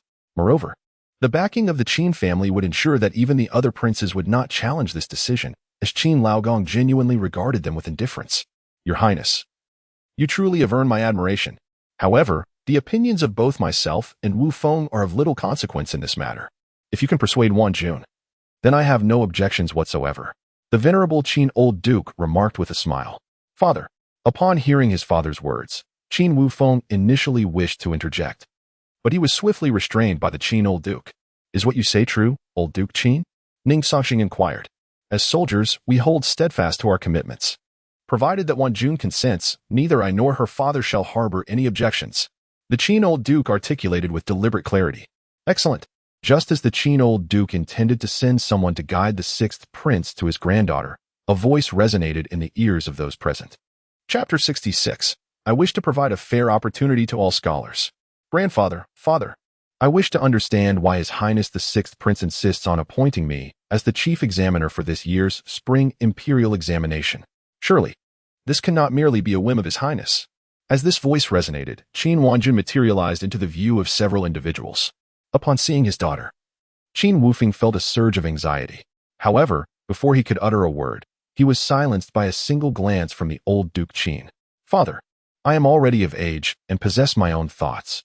Furthermore, I do not believe that His Highness the Sixth Prince intends to harm me by assigning me this role, especially with you and grandfather still present. I trust that His Highness must have his own reasons. Qin Wanjun spoke with a composed demeanor. Upon hearing Qin Wanjun's words, Ning Cangsheng could not help but feel a deep admiration. The entire capital referred to Qin Wanjun as one of the 3 great talents, and many surrounding dynasties recognized her name. Initially, Ning Cangsheng had thought such praise was exaggerated. However, based solely on her previous statement, he was convinced that Qin Wanjun was indeed the most suitable candidate for the position of chief examiner in this spring's imperial examination. Reflecting on these thoughts, Ning Cangsheng took a deep breath and uttered a statement that left the 3 members of the Qin family astounded. Qin Wanjun, if I were to say that I wish to provide a fair opportunity to all scholars, would you believe me? This simple yet profound declaration shifted the attention of the 3 members of the Qin family towards him. The old Duke Qin and Qin Wanjun, who had already regarded Ning Cangsheng with a degree of admiration, were taken aback by the weighty words of the sixth prince. They were acutely aware that although many participated in the spring imperial examination, very few emerged from humble beginnings. The elite families dominated the outcomes. And despite the emperor's desire to alter this reality, progress had been minimal. To hear the sixth prince express his aspiration to grant a fair chance to all scholars was undeniably an extraordinary ambition. However, both the old duke and Qin Wanjun understood the immense challenges that lay ahead. Your Highness, do you comprehend the formidable perseverance and resistance required to undertake such an endeavor? The prominent families of the Dayan Empire have maintained their influence largely due to the significance of the spring imperial examination. If you pursue this path, you will directly infringe upon the fundamental interests of these esteemed families, including my own. Have you truly considered the ramifications of such actions? I trust that a person as astute as you would not overlook such critical matters, the old Duke Qin articulated with clarity and depth. Upon hearing the old Duke's remarks, Ning Cangsheng felt a profound sense of validation. The profound implications and consequences of this matter have been thoroughly conveyed to Ning Cangsheng, even revealing the circumstances surrounding the Qin family. This has essentially laid bare the entire foundation of the Qin clan before him. After a brief pause of silence, Ning Cangsheng resumed his discourse. Lord Qin, I am well aware of the immense difficulty this undertaking entails. Should we proceed, it is certain that the various factions and noble families throughout the capital will regard me as their adversary. Yet, I assure you, I am not daunted by their machinations. If they wish to contest, let us engage in a fair struggle. Since my father has chosen to entrust this matter to me, I trust Lord Qin comprehends the Emperor's true intentions. This course of action cannot be impeded, nor can it be prevented. Ning Cangsheng spoke with a smile. The sixth prince's words rendered Lord Qin momentarily speechless. He was acutely aware of the Emperor's character and understood the genuine purpose behind this decision. As the sixth prince articulated, once the Emperor resolved to alter the status quo, even in the absence of the sixth prince, others would inevitably rise to the occasion. Compared to others, the sixth prince may indeed be the most suitable choice at present, for he possesses no vested interest within the court, thereby ensuring true fairness and impartiality. This may very well be the Emperor's rationale for selecting him.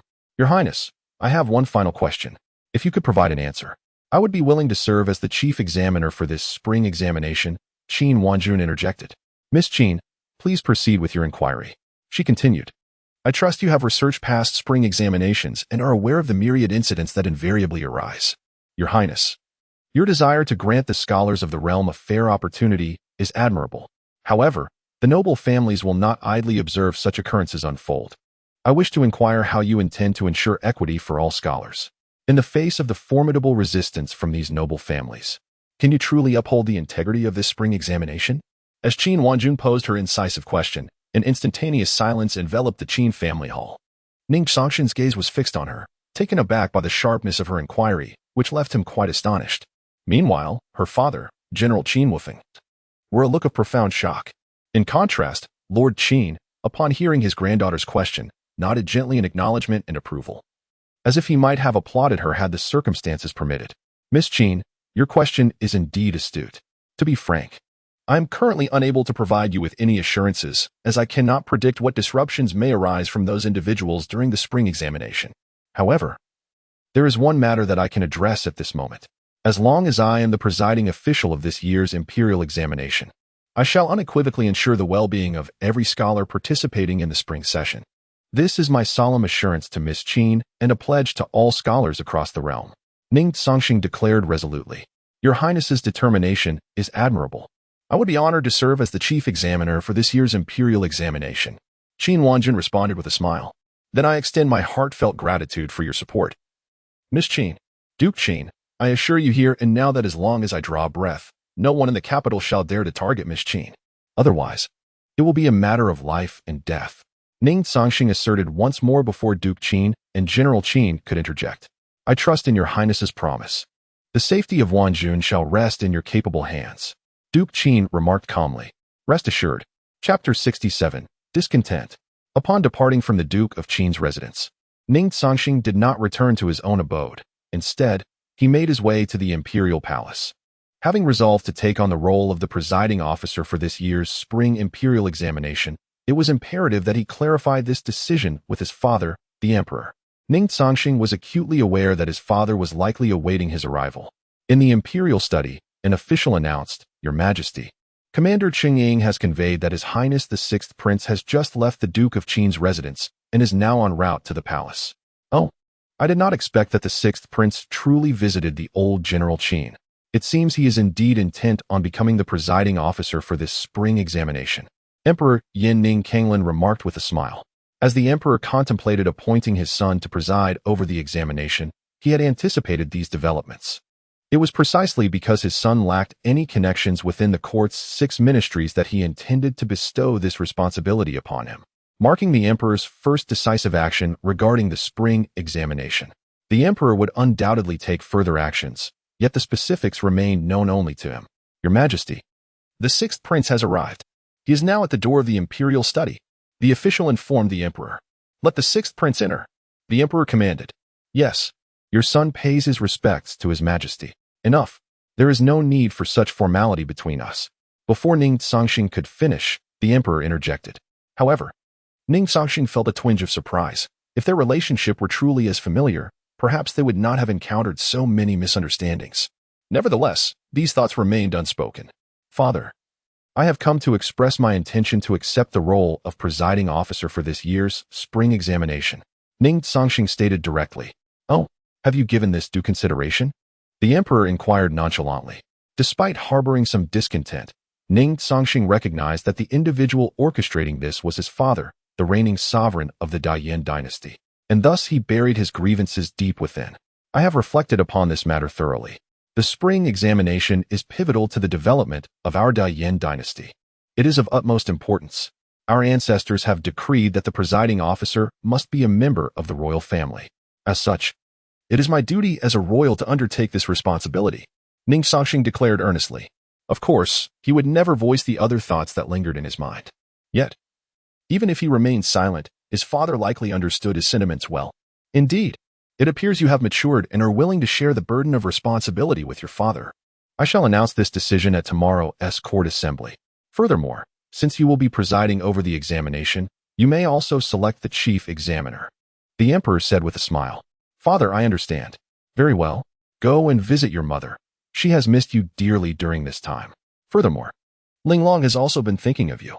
At this moment, the emperor gently waved his hand, urging him to leave the imperial study promptly. Ning Cangsheng understood well that his father certainly had other matters to attend to. Thus he did not linger, bowing respectfully before turning to depart. Observing his son's retreating figure, the emperor's gaze was inscrutable, yet the smile playing upon his lips betrayed his contentment. In the Lanhua Palace, upon Ning Cangsheng's arrival, he found the 10th princess, Ning Linglong, engaged in cheerful conversation with his mother, both radiating joy. Witnessing this scene filled Ning Cangsheng with happiness. Yet he also felt a pang of guilt for being an inadequate son. The past days had been exceedingly busy, preventing him from visiting his mother to pay his respects. Had it not been for his sister's company, he could hardly bear to think of the solitude his mother must have endured. Mother Linglong, Ning Cangsheng called softly. Sixth brother. The moment the 10th princess heard his voice, she rushed towards him without hesitation. A genuine joy flickered across the face of concubine one, who was well aware of her son's recent undertakings in the capital, though she had been deeply concerned and had discreetly dispatched guardians for his safety. She was astonished to realize that he had managed everything remarkably well on his own. However, she refrained from questioning him. For he had matured and surely harbored his own secrets. Some matters did not require her inquiry, as he would share when he deemed fit. If he chose to remain silent, no amount of questioning would yield answers. Mother, I am unfilial. I have not come to pay my respects in such a long time. Please forgive me, Ning Cangsheng hastily expressed. Enough. You are my son. There is no need for such formalities between us. Linglong has informed me of your recent endeavors in the capital.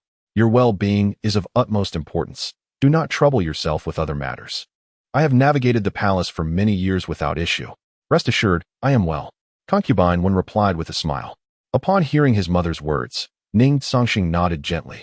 Were these sentiments expressed by anyone else, he might have found them hard to believe. However, spoken by his mother, they carried a different weight. My son, what was your purpose in seeking your father? Concubine one inquired suddenly. Mother, you are aware of my reasons for visiting father? Ning Cangsheng replied. Do you truly think I have squandered my time in the palace these past 20 years? In those years, I too once followed your imperial father onto the battlefield, vanquishing foes, truly believing that the empress mother was oblivious to everything. The noble consort one cast a gentle glance of reproach at her son. Mother, I acknowledge my mistakes, he declared. I have come to seek father because I have resolutely decided to assume the role of the presiding officer for this year's spring examination. Ning Cangsheng hastily interjected. What? Upon hearing this, the expression on Consort Wang's face was one of utter astonishment. She was well aware of the immense significance of the position of presiding officer for the spring examination, and it was precisely for this reason that she was so profoundly shocked. Chapter 68. A Heated Argument. My son, you must comprehend the gravity of becoming the host for the spring imperial examination and the inherent dangers that accompany such a role. Within the 6 ministries of the court, you possess no connections. Have you thoroughly considered the potential consequences of assuming this position? The expression on concubine Wen's face turned grave. She was well aware that appointing her son to this role was undoubtedly the emperor's directive. At this moment, a flicker of dissatisfaction toward the emperor stirred within concubine Wen's heart. Others may be oblivious, but the emperor should undoubtedly understand that the common people and the six ministries are utterly disconnected. To have him preside over the spring imperial examination is to render him a living target. Soon, every noble family and even his own brothers would see him as a thorn in their side. Ning Cangsheng nodded gently in response to his mother's words. It was no surprise to him that his mother could perceive the situation so clearly. After all, her status afforded her insight into such matters. In stark contrast, the 10th princess, Ning Linglong, remained oblivious to the conversation, sitting quietly to the side, unable to interject. Mother, I am already well aware of the matters you speak of. Father proactively inquired about my thoughts, and I chose to consent. Ning Cangsheng declared with a smile. Knowing the gravity of the situation, you still agreed. Do you believe you have grown strong enough to spread your wings? Concubine Wen retorted sharply. Ah, mother, I shall refrain from elaborating on the significance of the spring imperial examination. Since father wishes for me to oversee this matter, he must already harbor considerable dissatisfaction with the examination. Even if I were to refuse, he would certainly have other candidates in mind. Yet, as you surmised, my lack of connections within the six ministries renders me the most suitable choice. I merely wish to provide all scholars across the land with a fair and just opportunity. This endeavor is not solely for my benefit, but for those students and, indeed, for the Yin dynasty. Ning Cangsheng articulated. Upon hearing these words, concubine Wen let out a soft sigh. Her son had articulated such profound reasoning. What more could she say as a mother? Surely she could not oppose him, for he was still a prince of the Yin dynasty, bearing the bloodline of Yin. Since you have made your decision, I shall not press further. Should any insurmountable challenges arise, come directly to me. There is no need for you to concern yourself with me, as Linglong's company suffices. Focus on your own affairs. Concubine Wen expressed her concern. I shall remember your teachings, mother. However, today, I am here to share a meal with you. Ning Cangsheng said with a beaming smile. Very well, I shall have someone prepare it. The following day, during the morning court session, before the ministers could fully grasp the situation, the emperor spoke before all present, declaring, this year, the host for the spring imperial examination shall be the 6th prince, Ning Cangsheng. Such a seemingly simple statement ignited a tempest among all the ministers in the court. Apart from the old Duke Qin and Duke Qin of Jiang, who were already aware of the matter, the gazes of the others turned towards the 6th prince, Ning Cangsheng. However, upon witnessing the calm demeanor of the 6th prince, they discerned a profound truth. Surely, the emperor and the 6th prince had conspired beforehand. Otherwise, such a monumental event would not elicit such tranquility from the 6th prince. In contrast, the other princes seethed with indignation, particularly the 1st and 2nd princes. It was well known that they had presided over the recent spring imperial examinations, a consensus shared by many. Now, with the sudden announcement that the 6th prince would assume this role, the ensuing events would undoubtedly diverge from expectations, rendering the preparations of countless individuals futile. Your Majesty, the 6th prince has never before officiated at the spring imperial examinations. Furthermore, this event is of utmost significance to our great Yin dynasty. Thus, I believe the 1st and 2nd princes are far more suitable for this role. At that moment, the Minister of Rites, Qin Ziyuan, was the first to step forward and voice his objection. As he spoke, other ministers chimed in, whether aligned with the 1st or 2nd prince, or even those from other factions. It seemed as though the 6th prince, Ning Cangsheng, had committed an unforgivable transgression in their eyes. Their singular aim was to prevent Ning Cangsheng from becoming the host of the spring imperial examinations. Yet, they were oblivious to the fact that the expressions of both the emperor and the 6th prince were growing increasingly somber, even as the clamor of dissent continued unabated. Qin Ziyuan, enlighten me as to why the 1st and 2nd princes should preside over the spring examinations. Neither of them possessed any prior experience at the outset. Why should they be deemed worthy? And now that it is the 6th prince's turn, why is he unfit? Provide me with a reasonable explanation, or I shall take drastic measures against you. Amidst the uproar, the old Duke Qin suddenly interjected. His words were pointedly directed at Minister Chun, leaving him momentarily speechless. It was known that similar situations had arisen before, yet the old dukes and generals of the military had never spoken out. Who could have anticipated that the old Duke Qin would champion the cause of the 6th prince this time? Indeed, what the old Duke Qin just articulated is quite sound. If the first and second princes can gain experience, why should the sixth prince be denied the same opportunity? Despite being princes, there is little distinction among them. I believe the host might as well refer to His Highness the Sixth Prince. Your objections, Qin Ziyuan, are utterly nonsensical in my view. The venerable Lord Ming chuckled coldly. Upon hearing the words of Lord Ming, Qin Ziyuan trembled visibly. At that moment, the other ministers seemed to truly grasp the significance of Lord Ming's presence, who had not attended court for several years, now appearing in the imperial court. Furthermore, like Lord Qin, he had chosen to directly support His Highness the Sixth Prince. This was undoubtedly a troubling omen for them. While Lord Qin is revered as the war god of the Great Yin dynasty, Lord Ming is, in fact, the true god of death of the Great Yin dynasty. Reflecting on this, those who had previously celebrated were left wishing they could strike themselves in remorse. Chapter 69. The Prince's Malice. At this moment, the court fell into a profound silence, no one daring to utter a word. The appearance of the venerable Duke Ming had solidified the matter. And although others might have wished to refute it, the mere sight of the Duke quelled their indignation and dissatisfaction. The other princes too were filled with discontent. Alas, they were but princes, and in the presence of the stalwarts Duke Qin and Duke Ming, the pillars of the Great Yin, they could not stir the waters of dissent. Upon witnessing this scene, the Emperor Yin, seated upon the dragon throne, could not suppress a faint smile. Unbeknownst to him, Duke Ming's presence in the court that day was unexpected. However, a glance at Qin Xiong elucidated the situation. It was likely that this old rascal had orchestrated events from behind the scenes, as their camaraderie was indeed profound. Your Majesty, His Highness the Sixth Prince is able to preside over this year's spring examination. However, the position of Chief Examiner has yet to be determined. At this juncture, the Right Chancellor Liu Chenbai spoke up unexpectedly. His words breathed life back into the previously desolate court. Just moments ago, many had been entranced. And upon hearing that the Sixth Prince would chair the examination, their singular thought was to remove him from that position. Yet, they had forgotten that. Aside from the presiding official, the Chief Examiner's role was paramount in the spring examination. In past years, the Chief Examiners had been Minister Qin Ziyuan of the Ministry of Rights and Right Chancellor Liu Chenbai, both of whom supported the first and second princes respectively. Consequently, these two princes had reaped the greatest benefits from each examination. Of course, other princes also garnered their share, as the balance among them was key. However, with the sixth prince now presiding, the outcome could be unpredictable, and thus they must secure the chief examiner's position for themselves. Only then could they truly command the entire spring examination. Regrettably, while their aspirations were commendable, the Emperor Yin, having appointed the sixth prince as the host, would certainly have anticipated this. Does the Right Chancellor have any candidates in mind? The Emperor inquired nonchalantly. Your Majesty, in previous spring examinations, the chief examiners have always been Minister Chun and myself. This position is of utmost significance and must be held by someone qualified to evaluate the scholars of the realm. Furthermore, one must possess extraordinary literary talent, above reproach from the multitude of scholars.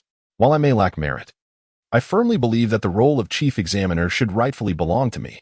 Moreover, Minister Qin, as the Minister of Rights, is most familiar with the various regulations. So I beseech your Majesty to decree that this year's chief examiners remain as Minister Qin and myself. The Right Chancellor proclaimed with an air of righteous conviction. Upon hearing the words of the Right Chancellor Liu Chenbai, Ning Cangsheng could not help but laugh coldly within himself. Had he not been acutely aware of the true nature of this old man, he might have actually been swayed by his rhetoric, perhaps even agreeing with him. However, both Yin Huang and Ning Cangsheng were fully cognizant of the ulterior motives behind their desire to seize the position of chief examiner for the upcoming imperial examination. Following Liu's remarks, numerous court officials began to voice their opinions. Although their words were largely similar, the ultimate aim was singular: to beseech His Majesty to appoint the Right Chancellor and Minister of Rights, Qin Daran, as the chief examiner for this spring's examination. Observing the fervent performances of these officials, both the first and second princes wore faint smiles. To them, the position of chief examiner seemed to be within easy grasp. Securing this role would ensure that, even if the hosts were not themselves, they would still emerge as the principal beneficiaries of the examination. Yet, they appeared oblivious to the fact that if Yin Huang had already replaced the host for the examination, it was entirely plausible that the chief examiner could also be changed. The Right Chancellor had indeed dedicated himself tirelessly to the Great Yin dynasty. This loyalty was acknowledged by the Emperor. Nonetheless, given the Chancellor's advanced age, It was questionable whether he could adequately fulfill the responsibilities of the chief examiner. As for Qin Ziyuan, the role of the Ministry of Rites was crucial to the examination, and it was better to ensure that the ministry performed its duties well first. The chief examiner for this year's spring examination will be entrusted to you, sixth brother. I have faith that you will select the most suitable candidate for the role, the emperor stated with a calm demeanor. However, as soon as the emperor's words fell, an eerie silence enveloped the entire court. Several officials shook their heads in disbelief, thinking their hearing had betrayed them, but upon witnessing the bewildered expressions of their peers, they began to comprehend the gravity of the situation. It became clear that the emperor genuinely intended to enact sweeping reforms for the spring examination. This was no mere jest. Of course, the most incensed were the first and second princes, who had assumed the matter was already settled, only to find the reality starkly different from their expectations. At that moment, they realized that their father had likely never intended for them to preside over the examination. Nor had he planned for Qin Ziyuan or the Right Chancellor Liu Qibai to take on the role of chief examiner. Everything had likely been meticulously orchestrated from the outset. With these thoughts swirling in his mind, the second prince, Ning Wenjie, felt a surge of anger directed toward Ning Cangsheng.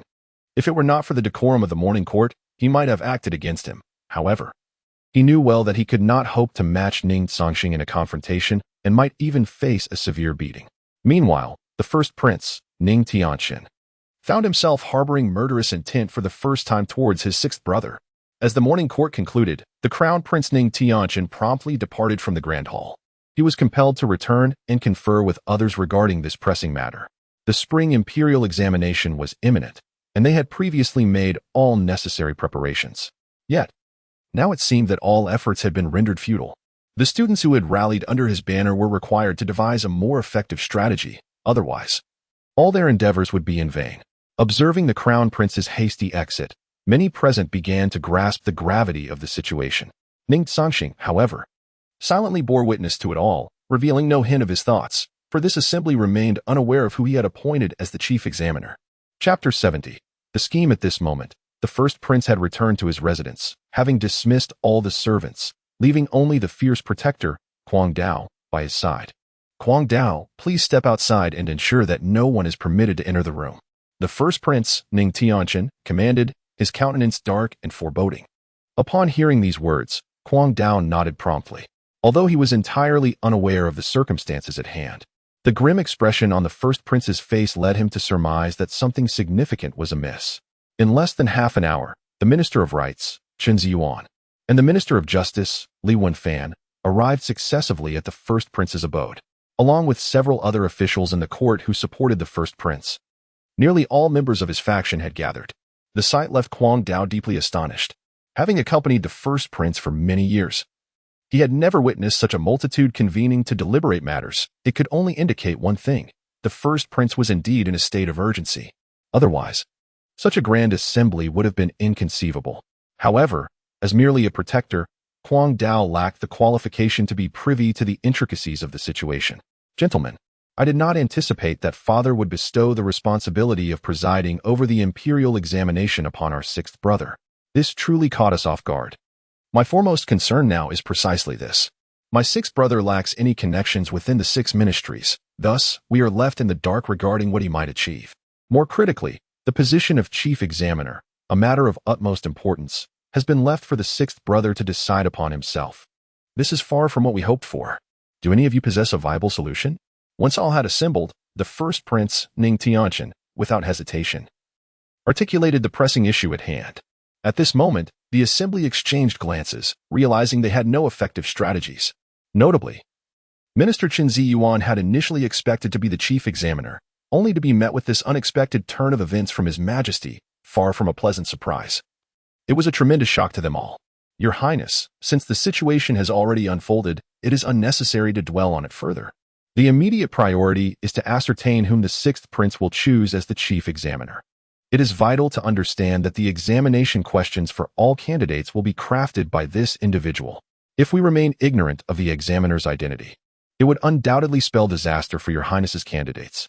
Such an outcome is not one we desire to witness. Minister Qin Ziyuan asserted with urgency. As the Minister of Rites, he was most knowledgeable about the regulations surrounding the imperial examination. Given his assertion, the others were inclined to trust his words. Indeed, Your Highness, Master Chen speaks truthfully. Our immediate priority is to locate the chief examiner. Once we ascertain the situation regarding this individual, the subsequent matters will be far easier to manage. Indeed, we must identify this person's identity. A group of individuals is also voicing their opinions and perspectives. Although their sentiments are largely similar, each person ultimately conveys the same essential message. We must first endeavor to find the chief examiner for this spring examination. Meanwhile, the Minister of Justice, Li Wenfan, wears a grave expression. He had not participated in the earlier discussions, as his mind was preoccupied with other matters. Lord Li, what occupies your thoughts? The Crown Prince suddenly inquired. Were it not for the presence of outsiders, the Crown Prince might have directly addressed Li Wenfan as uncle. But given the multitude of court officials present, certain formalities must be upheld. Your Highness, what has been discussed is indeed quite reasonable, yet we have overlooked a critical matter. Although the sixth prince now presides over the spring examination and personally selected the chief examiner, the ultimate authority lies with His Majesty. The Emperor's motives for this arrangement are likely well understood among us. Under such circumstances, how could we expect the sixth prince to reveal the identity of the chief examiner? Moreover, even if we were to entertain a different perspective, the sixth prince's choice for this role would undoubtedly be extraordinary, and he would fear no one. Such individuals are rare in the capital, Li Wenfan analyzed. Initially, the group felt quite optimistic, believing that locating the chief examiner would resolve all issues. However, the moment Li Wenfan finished speaking, a profound silence enveloped the room. Even the Crown Prince Ning Cangsheng, standing to the side, found himself at a loss for words. Though we few brothers have had limited interaction with the sixth prince, if he wishes to keep something concealed, there is little chance anyone could extract information from him. This has been conclusively proven. Therefore, the notion of finding the chief examiner can be dismissed outright. The sixth prince will certainly not grant us such an opportunity. Crown Prince Ning Cangsheng gently shook his head. The others now found themselves uncertain of what to say. Your Highness, the spring examination is no simple matter. The chief examiner is indeed a pivotal figure, but aside from the chief examiner, all student submissions will ultimately be sealed. During the sealing process, numerous unforeseen events may occur. After an indeterminate period, a minister spoke up, and his words ignited a spark of realization in the eyes of the others. They had previously focused all their attention on the chief examiner, neglecting this crucial detail. For all participants in the spring examination, the submissions would require transcription prior to being sealed. The process requires an immense number of hands, and there is indeed ample opportunity for manipulation. Lord Chen, Your Highness, this method is indeed viable. However, it is likely that the second prince and several other princes have already considered this possibility. Achieving success will be quite challenging. And we must also be prepared to relinquish some quotas. Otherwise, no one will succeed. Chen Ziyuan promptly added. In that case, let us divide the quotas equally. Just as before, the imperial examination is of utmost importance, and I need not elaborate further. We must ensure perfection. Absolutely no missteps can occur. The first prince stated with great seriousness. Yes, Your Highness. Chapter 71. Li Chong. Much like the residence of the Grand Prince, the abodes of the other princes are also witnessing a similar scene unfold. The foremost concern for these princes is whether their disciples can distinguish themselves in the upcoming spring imperial examination. They have all devised a similar strategy, contemplating how to manipulate the examination process. Although the sixth prince, Ning Cangsheng, lacks connections within the six ministries, it does not imply he is entirely oblivious. He possesses some understanding of the examination's dynamics. However, he is rather uncertain about the methods of cheating involved. Old Huang. If my brothers truly intend to cheat during the spring imperial examination, where might they begin? They cannot manipulate the chief examiner, so what other avenues are available to them? Ning Cangsheng inquired calmly. Faced with such a question, even old Huang found himself at a loss for words. In matters of this nature, old Huang felt utterly powerless. Your Highness, if my assumptions are correct, your brothers will likely engage in some form of deceit during the examination process. However, the specifics elude me. It would be prudent to locate someone well-versed in the spring imperial examination, who may even resort to underhanded tactics during the process, Mr. Kongming interjected. Ever since Zhuge Kongming personally escorted those 3 scholars back, he seemed to have undergone a transformation, no longer shrouded in darkness as before. For Ning Cangsheng, this was indeed a welcome change. Mr. Kongming, do you believe my brothers might secretly manipulate the examination papers? Ning Cangsheng asked. This spring imperial examination is presided over by your highness, and the chief examiner is chosen by you, with the imperial guards at your disposal. If I were in their position, I would certainly avoid attempting anything with the chief examiner. From this perspective, it appears their only opportunity for interference may lie either during the examination itself or at the point of sealing the examination papers. However, whether they will actually resort to such actions is beyond my ability to predict, Mr. Cangsheng elucidated. Upon hearing these words, Ning Cangsheng fell into deep contemplation. After all, he had no connections within the court, making it exceedingly difficult to find someone familiar with the intricacies of the spring imperial examination. Your Highness, just now, a messenger from Qin Wanjun delivered a letter, claiming it contains answers that may assist you in resolving your current predicament. Old Huang announced as he entered with the letter in hand. Oh, Old Huang's words piqued Ning Cangsheng's curiosity.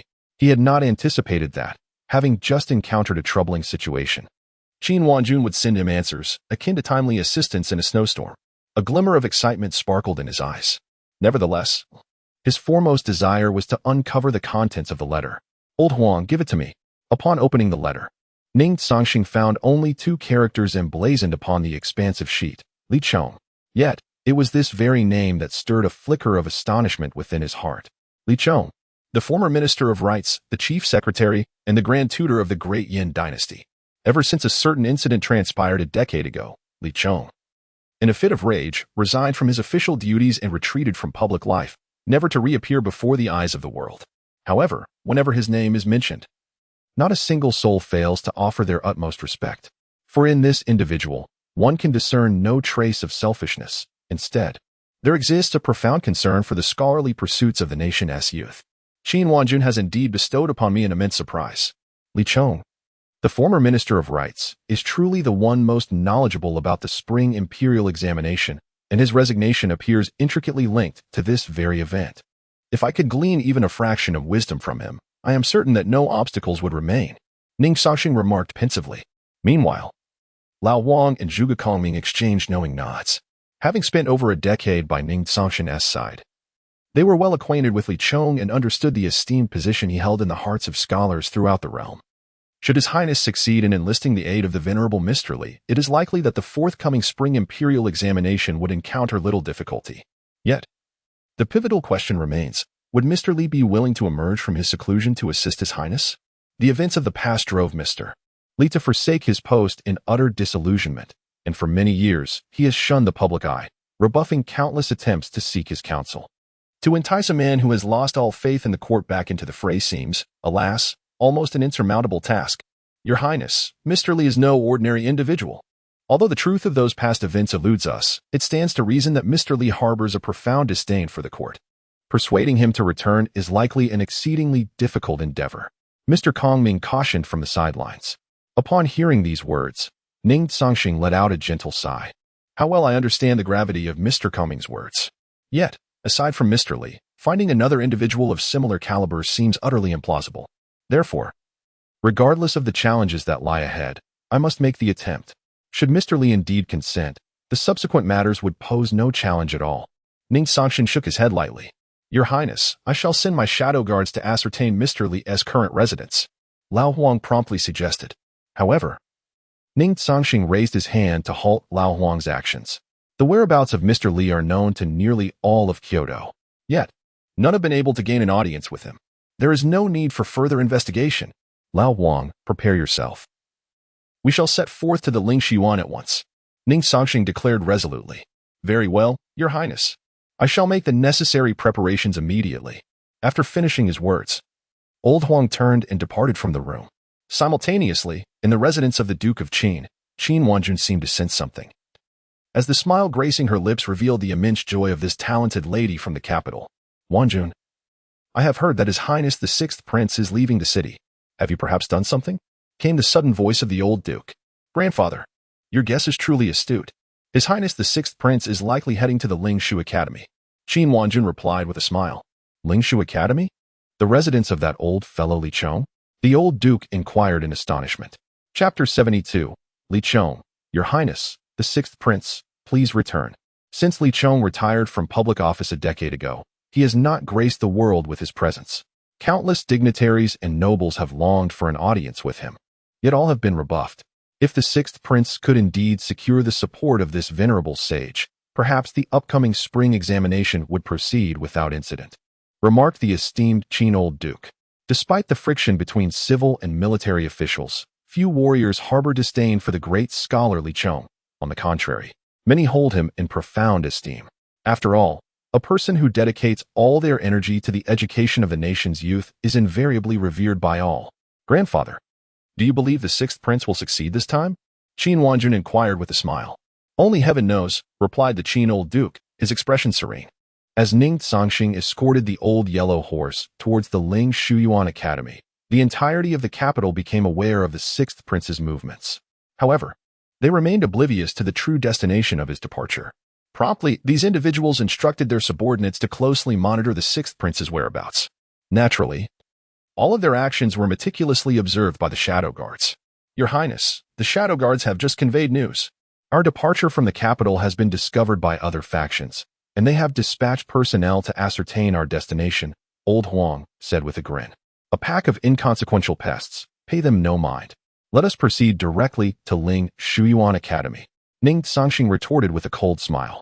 Understood, Your Highness. Ning Cangsheng had anticipated such occurrences. The important thing was that the gaze of nearly everyone in the capital was now fixed upon him. It was impossible to conceal such matters. Rather than shroud their intentions, it was preferable to allow this group to witness their movements openly. Furthermore, from the outset, Ning Cangsheng had no desire to hide this fact. Even if the others discerned that his purpose was to visit the venerable Li Chong at Ling Shuyuan Academy, they would harbor no ulterior motives. However, as those lurking in the shadows observed the direction of the sixth prince's journey, they seemed to grasp the significance and hastily relayed the information back. Upon learning that the sixth prince's target was the esteemed scholar Li Chong, the noble families and several princes of the capital fell into a contemplative silence. Many among them had previously attempted to invite Li Chong back to the court, yet they had never even caught a glimpse of him. Now, with the sixth prince aiming to approach Li Chong, many regarded it as a mere flight of fancy. After all, it was well known that Li Chong had shunned visitors since the incident a decade ago, retreating into seclusion and vowing never to return to public life. Thus, many believed that the sixth prince's endeavor to invite Li Chong to Ling Shuyuan Academy was nothing short of a fantastical notion. Upon learning of this matter, numerous factions unexpectedly ceased to pay attention to the sixth prince, redirecting all their efforts toward the impending spring examination. After spending the better part of the day, Ning Cangsheng and Old Huang finally arrived at the Ling Shuyuan. Your Highness, we have arrived at Ling Shuyuan, Old Huang exclaimed eagerly. As Ning Cangsheng beheld the Ling Shuyuan and inhaled the surrounding air, a faint smile graced his face. It must be said that Master Li Chong possesses a remarkable talent for selecting locations. The environment of Ling Shuyuan is indeed exquisite, instilling a sense of tranquility and delight. At that moment, the voices of a group of children reached Ning Cangsheng's ears. Old Huang, why do I hear the voices of children here? Ning Cangsheng inquired with curiosity. Your Highness, I conducted an investigation earlier. Since Master Li Chong resigned from his official duties and retired to Ling Shuyuan, he has taken in many homeless orphans and has dedicated himself to teaching them to read and write. That is why you hear the voices of children. They must be in class at this time, Old Huang explained, sharing the findings of his inquiry. Upon hearing Old Huang's words, Ning Cangsheng fell into a moment of contemplation. However, considering Master Li Chong's character, he deemed such occurrences entirely reasonable. Old Huang, let us proceed, Ning Cangsheng said softly. As you wish, Your Highness. Yet, as they approached the entrance, they were halted by a young attendant. Ling Shuyuan, no entry for idle folk. The young attendant, though youthful in appearance, spoke with an air of authority that brooked no dissent. Young one, would you kindly inform your master that we have come to visit Master Li Chong? Ning Cangsheng replied with a smile. You wish to see the master? That is impossible. The master would never meet with you. You would do well to leave at once. The young attendant insisted, shaking his head vigorously. Observing the earnest demeanor of the young attendant, Ning Cangsheng could not help but smile wryly. Clearly, Master Li Chong had instructed this young one, for how else could he have uttered such words? Fear not, little one. Please convey to your master that Ning Cangsheng has come to pay his respects, Ning Cangsheng said, gently ruffling the young attendant's hair. The young boy tilted his head, scratching it thoughtfully, as if pondering something. Very well. Wait here. I shall inform the master. With that, the young attendant skipped inside. Witnessing this exchange, Ning Cangsheng's expression remained calm, yet he felt a flutter of anxiety within. The entire capital was well aware of Li Chang's disposition. If he truly wished to avoid meeting anyone, no amount of persuasion would compel him to appear. Nevertheless, Ning Cangsheng had his contingencies in place. Should the situation escalate, he would not hesitate to act. Approximately 10 minutes later, the young attendant reappeared at the mountain gate. "What did your master say?" Ning Cangsheng inquired. "My master said, 'Your Highness the Sixth Prince, please take your leave. Ever since I resigned from my official duties a decade ago, I have severed all ties with the court. Matters of the court have no bearing on me. I am currently living quite contentedly at the Academy of Spiritual Scriptures and wish for no disturbances.'" The young scholar quickly echoed his sentiments. Upon hearing the young scholar's words, Ning Cangsheng's expression grew grave. Although he was already aware that the esteemed Mr. Li Chong would not easily make an appearance, this statement still left Ning Cangsheng feeling somewhat helpless. However, he was well aware that Mr. Li Chong was far from the way the young scholar had just described him. His heart was ever filled with concern for the students of the world. Chapter 73. My presence here serves as the most compelling testament. If the esteemed Mr. Li Chong truly harbored no desire for worldly affairs, he would never have taken in so many orphans, nor would he have dedicated himself to teaching them literacy. This clearly indicates that Mr. Li has never relinquished the aspirations that reside within his heart. Contemplating this, Ning Cangsheng set aside all other concerns. "I, Prince Ning Cangsheng, the sixth prince of the Dian dynasty, have come to seek an audience with Mr. Li Chong. I implore you, Mr. Li, grant me this meeting," Ning Cangsheng shouted fervently. Despite the persistent attempts of the young scribe to dissuade him, it was all in vain. After all, Ning Cangsheng was a bona fide master of the realm. And how could a mere child hope to impede him? Once his proclamation echoed through the air, both Ning Cangsheng and the elder Huang stood quietly by, refraining from any further actions. Moreover, Ning Cangsheng firmly believed that if Mr. Li Chong still harbored thoughts for the scholars of the world, he would surely emerge to meet him. Otherwise, no amount of shouting would avail. Thus, the two waited patiently for nearly half an hour, until at last an elder appeared at the mountain gate. Though he had surpassed his 70th year, Mr. Li Chong emanated an extraordinary presence that left a profound impression on Ning Cangsheng. Upon the moment Mr. Li Chong made his appearance, Ning Cangsheng hastened to his side. "I have met with Master Li before. I am no longer the esteemed master. I am merely an old man living in the wilderness. What need is there for your highness to go to such lengths?" Mr. Li sighed. "If I truly wished to retreat into the mountains, I would not have taken in so many orphans nor taught them to read and write. In my heart, I have always cherished the scholars of the world. This is my enduring aspiration, is it not?" Ning Cangsheng replied calmly. Upon hearing these words, Mr. Li Chong fell into a contemplative silence. His reluctance to appear was precisely due to the stirrings within his heart ignited by Ning Cangsheng's statement. A decade prior, he had resigned in anger over a certain matter, yet, as Ning Cangsheng had articulated, he had never forgotten the desires that dwelled within him. Fostering these orphans and imparting knowledge was a manifestation of his long-held ideals. "Your Highness, please come inside." "Thank you." As they entered the inner sanctum of the spiritual academy, Ning Cangsheng felt increasingly assured that his assumptions were indeed correct. Although Mr. Li Chong had resigned and shunned the court for many years, he had never forgotten the scholars of the realm, as evidenced by the arrangements within the academy.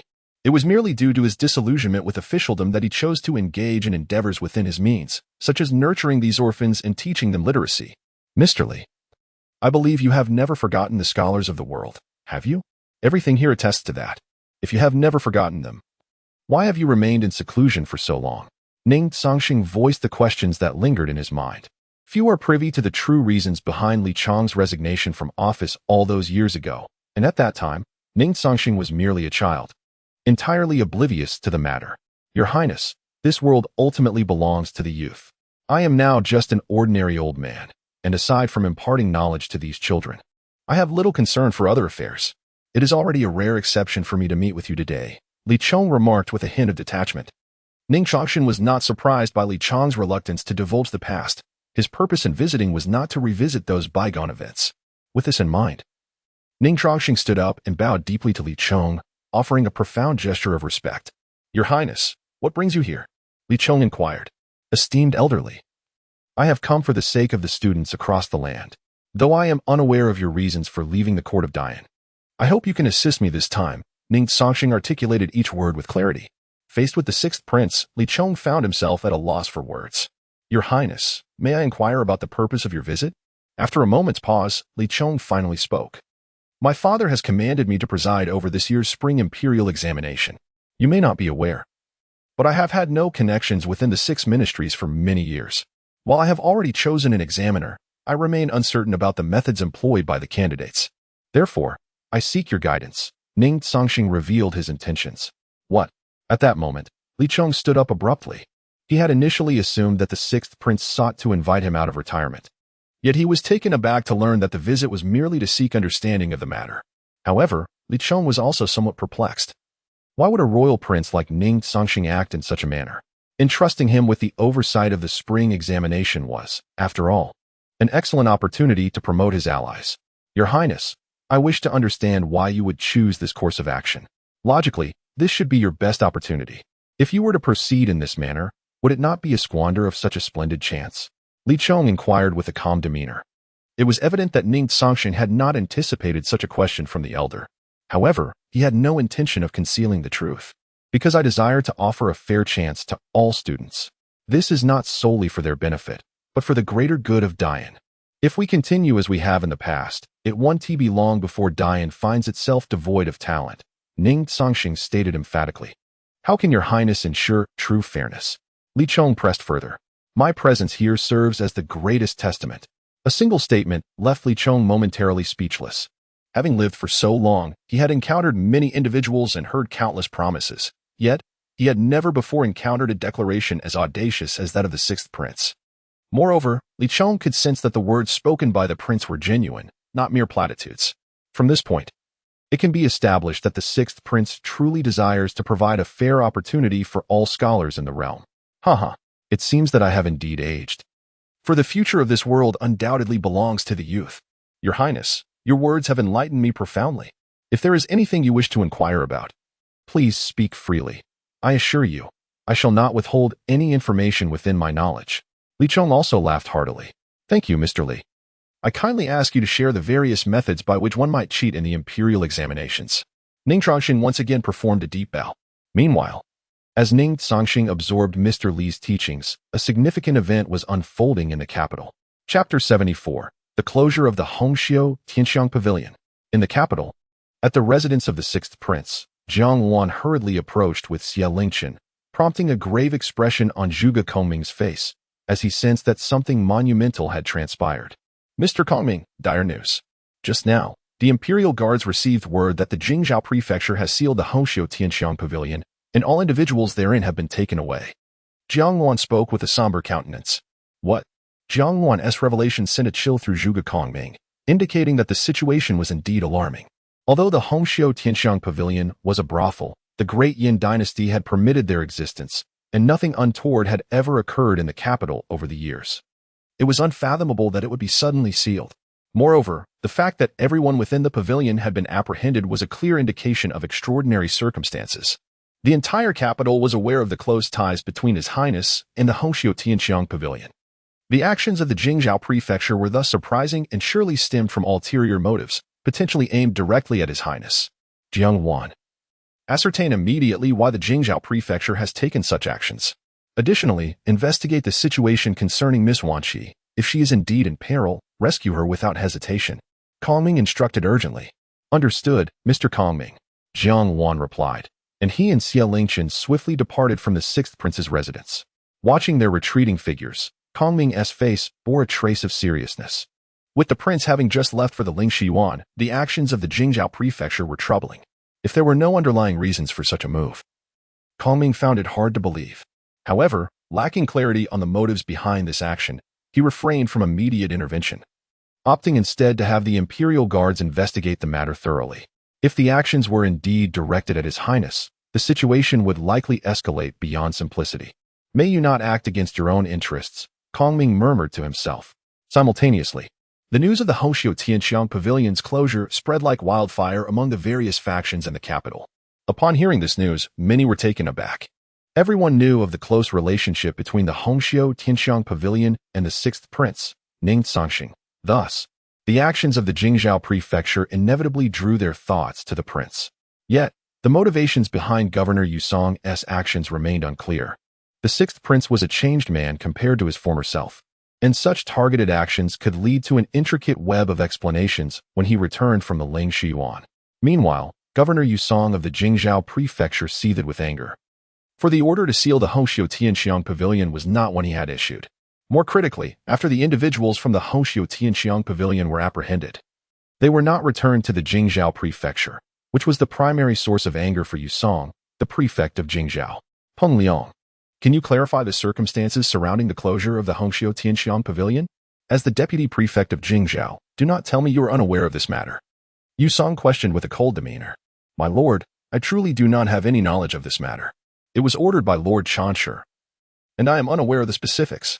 Peng Liang replied, a look of helplessness on his face. Although he was indeed the one who carried out the orders to seal the Hongxiu Tianxiang pavilion, it was all at the behest of Lord Wan Shanhong. As the deputy prefect, his role was to assist the Chansher in managing affairs within Jingzhou. When a command from the Chansher was issued, he had no choice but to comply. Where is Wan Shanhong now? Yusong inquired. Reporting to you, my lord. After I brought those individuals from the Hongxiu Tianxiang pavilion back, Lord Wan took them away. Peng Liang hastily responded, I truly do not know their destination. Upon hearing this, Yusong felt a wave of frustration wash over him. He was acutely aware of Wan Shanhong's affiliations, even if Peng Liang remained silent. He knew that Wan Shanhong was likely at the Ministry of Justice, and the individuals from the Hongxiu Tianxiang pavilion had probably already been imprisoned there. The Hongxiu Tianxiang pavilion had never posed any issues for many years, and its sudden closure at this particular moment suggested that someone was deliberately orchestrating this situation. It was likely not merely about the pavilion itself, but rather about the hidden machinations of the sixth prince. As the deputy commander of the Black Dragon Guard, Yusong possessed insights that surpassed those of others, understanding the motivations behind such actions, likely tied to the impending imperial examinations in the spring. Yet, as the prefect of Jingzhou, with his subordinates having sealed the Hongxiu Tianxiang pavilion, he faced dire consequences if he could not provide a satisfactory explanation to the sixth prince. The sixth prince wielded the power of the Jinyue, the imperial secret police, and had the support of two formidable grandmasters. Should the sixth prince be provoked, those involved in this affair would face dire repercussions. With these thoughts weighing heavily on him, Yusong resolved to act decisively. He needed to resolve this matter satisfactorily before the sixth prince returned to the capital. Otherwise, there would be a bloodbath in the city. Go to the Ministry of Justice and summon Wan Shanhong back. If he fails to return, inform him that he need not come back again. Yusong commanded coldly. Ah? Peng Liang was momentarily stunned. What do you mean by ah? Did you not hear my instructions? Go to the Ministry of Justice and bring Wan Shanhong back to me immediately. Yusong's tone was filled with ire. Yes, my lord. I shall go at once. Peng Liang replied, hurrying away. As Yusong watched him depart, a glimmer of coldness, tinged with a hint of murderous intent, flickered in his eyes. The Duke of Qin's residence. Father, how could the Jingzhou prefecture choose this moment to seal off the Hongxiu Tianxiang pavilion? That establishment is merely a brothel. There are at least 10 such establishments throughout the capital. Why target only the Hongxiu Tianxiang pavilion?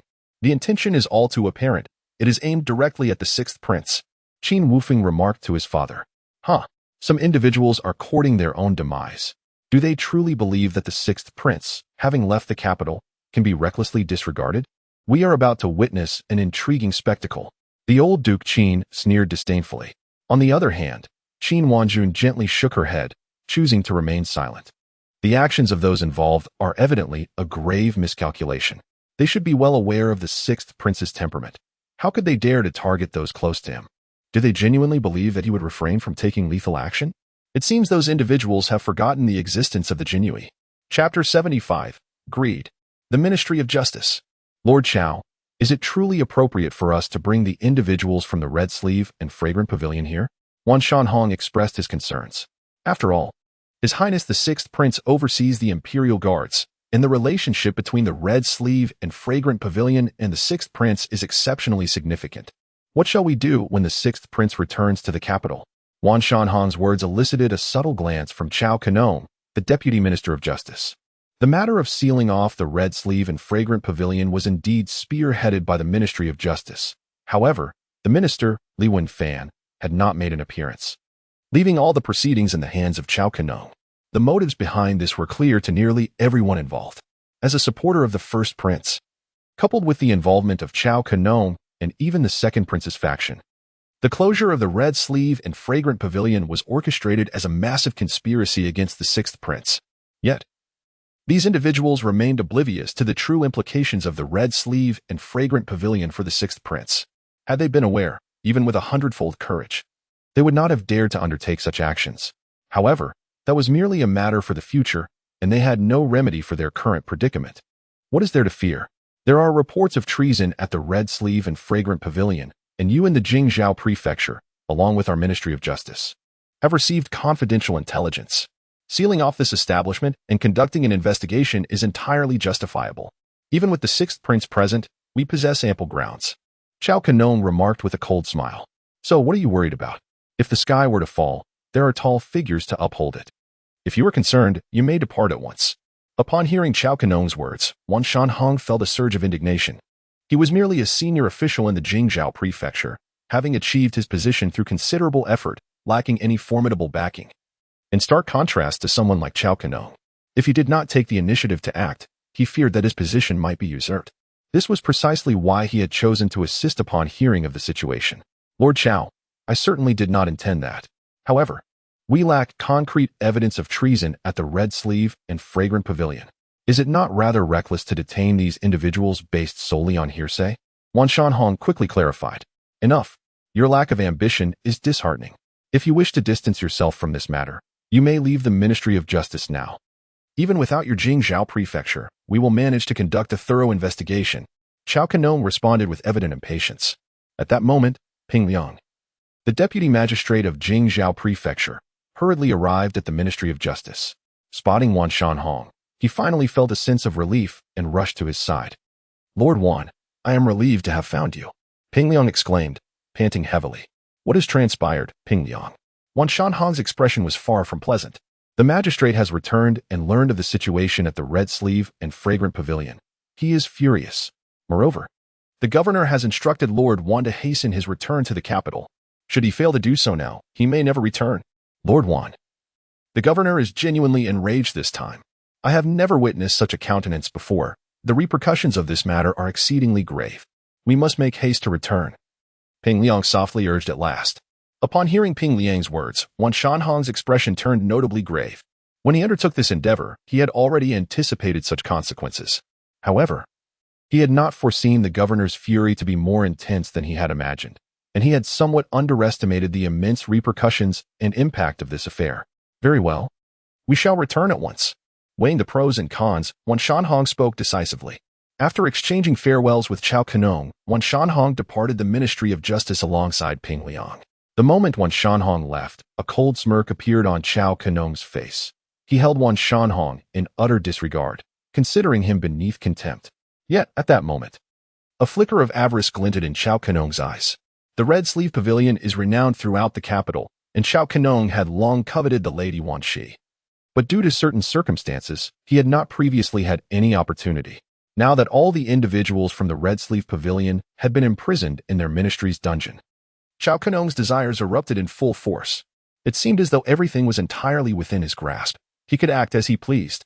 With this thought, Chao Canong became immensely exhilarated, exchanging pleasantries with others before striding towards the cell where Wan Shi was held. Gazing upon Wan Shi in the cell, the flames of desire within Chao Canong blazed fervently.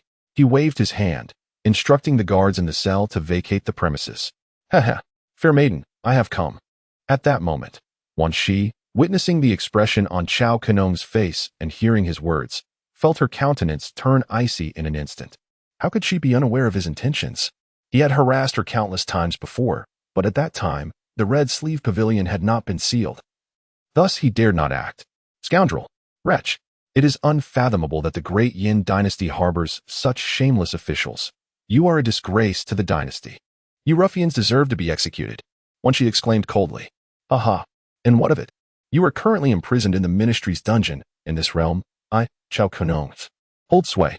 I have heard of your extraordinary relationship with Ning Cangsheng. I wish to see if you remain unblemished. With that, Chao Canong lunged towards Wan Shi. Yet, he failed to notice the fleeting glimmer of murderous intent in Wan Shi's gaze. Just as this fellow was on the verge of success, he suddenly noticed that Wan Shi had completely vanished. Before Chao Canong could react, a gust of wind swept from behind him. Bang!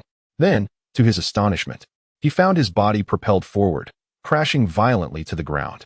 The impact nearly rendered him unconscious. Without waiting for him to utter a word, Wan Qi extended her right hand and grasped his throat, lifting him effortlessly from the ground. Humph, a worthless fool. Were it not for the concern of causing trouble for His Highness, you would already be a corpse. Wan Qi's expression was marked by an icy demeanor. Chapter 76. Ning Cangsheng. Do they truly believe I lack the courage to take a life? The sudden strike from Wan Qi left Chao Kenong utterly stunned. He had never anticipated that the seemingly delicate woman before him was a formidable expert, nearly taking his life in an instant.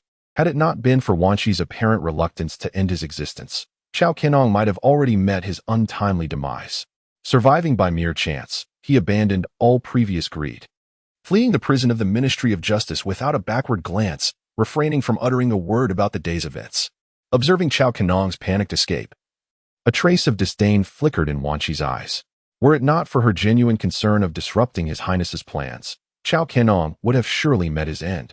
Meanwhile, the sixth prince, Ning Cangsheng, and Lao Wang returned to the capital from the Ling Academy. The journey had proven immensely fruitful, as Ning Cangsheng acquired invaluable insights regarding the methods employed in the imperial examinations. Had he not learned these tactics, he might have fallen victim to the schemes of others, rendering this year's examination no different from the last.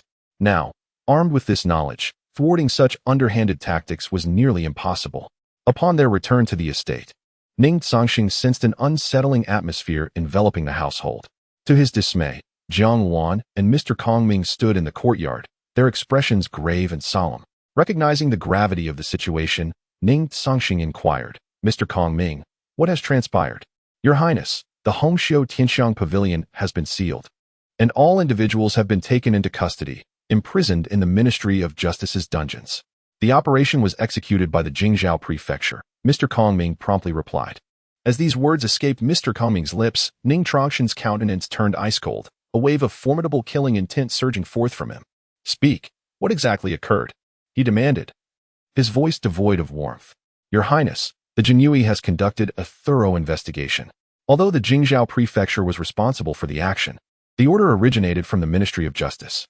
Curiously, it was not issued by the minister, Li Wenfan, but rather by the deputy minister, Chao Kenong.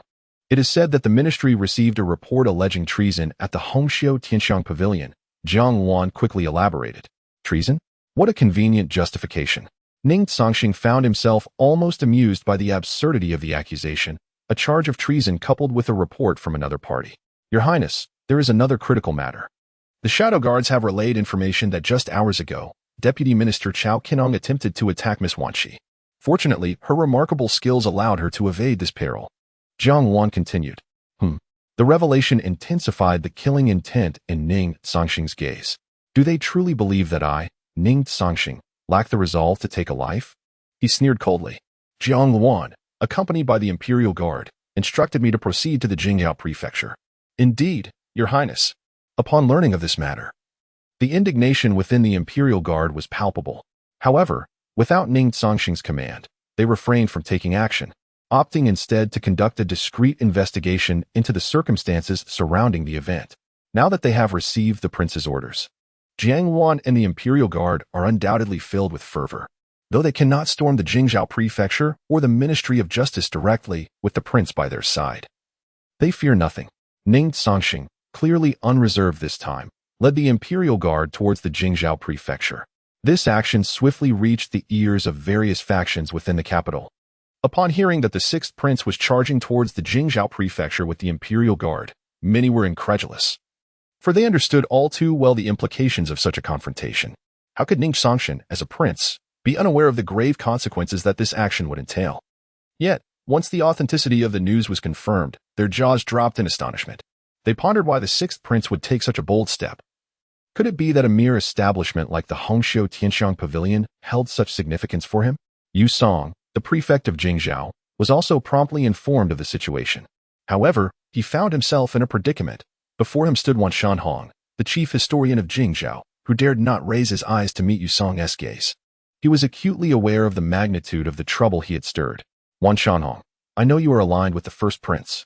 However, the repercussions of today's events fall solely on your shoulders," Yu Song remarked with a cold smile.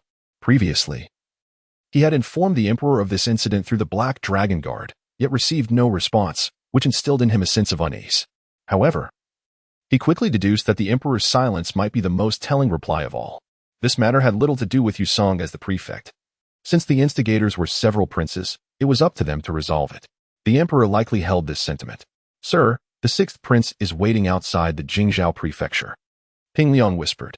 Quickly, invite His Highness the sixth prince in. Yusong commanded. Yes. In less than a minute, the sixth prince Ning Cangsheng, led by the deputy prefect Peng Liang, entered the hall and stood before Yusong. Lord Yu, I have heard that you have sealed the Hongxiu Tianxiang Pavilion and brought all its patrons back to the Jingzhou prefecture. I wish to inquire what transgressions the pavilion has committed to warrant such a grand display of force from your office. Ning Cangsheng inquired with a measured tone. He was keenly aware that this matter bore no relation to Yusong, the prefect of Jingzhou. Moreover, it is of paramount importance to note that Yusong's identity is quite extraordinary. Ning Cangsheng is currently reluctant to engage in conflict with him, thus harboring no dissatisfaction. Merely posing a routine inquiry. Your Highness, I sincerely apologize. As the prefect of Jingzhou, I am indeed unaware of this matter. All actions were executed under the orders of the chief clerk of Jingzhou, Wanshanhong. Regarding the affairs of the Red Sleeve Pavilion, Your Highness may inquire directly with him. Yusong promptly interjected. His words left Wanshanhong, who stood nearby, utterly astonished, as he had not anticipated such a turn of events.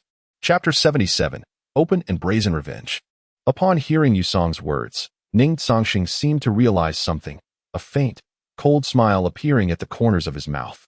It turns out that the one responsible for sealing off the Hongxiu Tianxiang Pavilion is none other than the esteemed Wanshanhong, the Grand Historian. As a half-master of Hongxiu Tianxiang Pavilion, I am entitled to know the reason behind its closure. Grand Historian 1. I would appreciate it if you could elucidate the circumstances for me, Ning Cangsheng said with an air of nonchalance. The simplicity of the sixth prince's statement sent Wanshanhong into a tremor, and even Yusong felt a jolt of surprise. After all, the Hongxiu Tianxiang Pavilion had always maintained an air of mystery upon its emergence in the capital, with no one aware of its true owner. The revelation that the sixth prince openly acknowledged his connection to the pavilion was indeed shocking to Yusong. Moreover, it had been rumored that a disturbance had once occurred at the pavilion, only to be quelled by a formidable figure who expelled the troublemakers. It now appeared that the rumors of a Grand Master safeguarding the establishment were indeed true. That Grand Master was likely the elderly Huang, who accompanied the sixth prince. Your Highness, the Hongxiu Tianxiang Pavilion was reported by someone, alleging that there were individuals plotting treason. Reported? Treason? Where is the informant now? Has the Jingzhou Prefecture conducted any investigations into the source of this report? You sealed off the Hongxiu Tianxiang Pavilion without any inquiry? Is this truly the manner in which the Jingzhou Prefecture conducts its affairs? Ning Cangsheng sneered. Lord Yu, please do not tell me that your office relies solely on conjecture to resolve such matters. Your Highness, the Jingzhou Prefecture has never operated in such a manner. As for the informant, I am not privy to that information, though perhaps Grand Historian 1 might know more, Yusong quickly replied. Inwardly, Yusong was nearly ready to curse. If the sixth prince's assertions held any weight, the Jingzhou Prefecture would indeed be in dire straits. Before the emperor, it would not be long before the dragon table was piled high with memorials pinned by the censorate, detailing accusations against the Jingzhou Prefecture.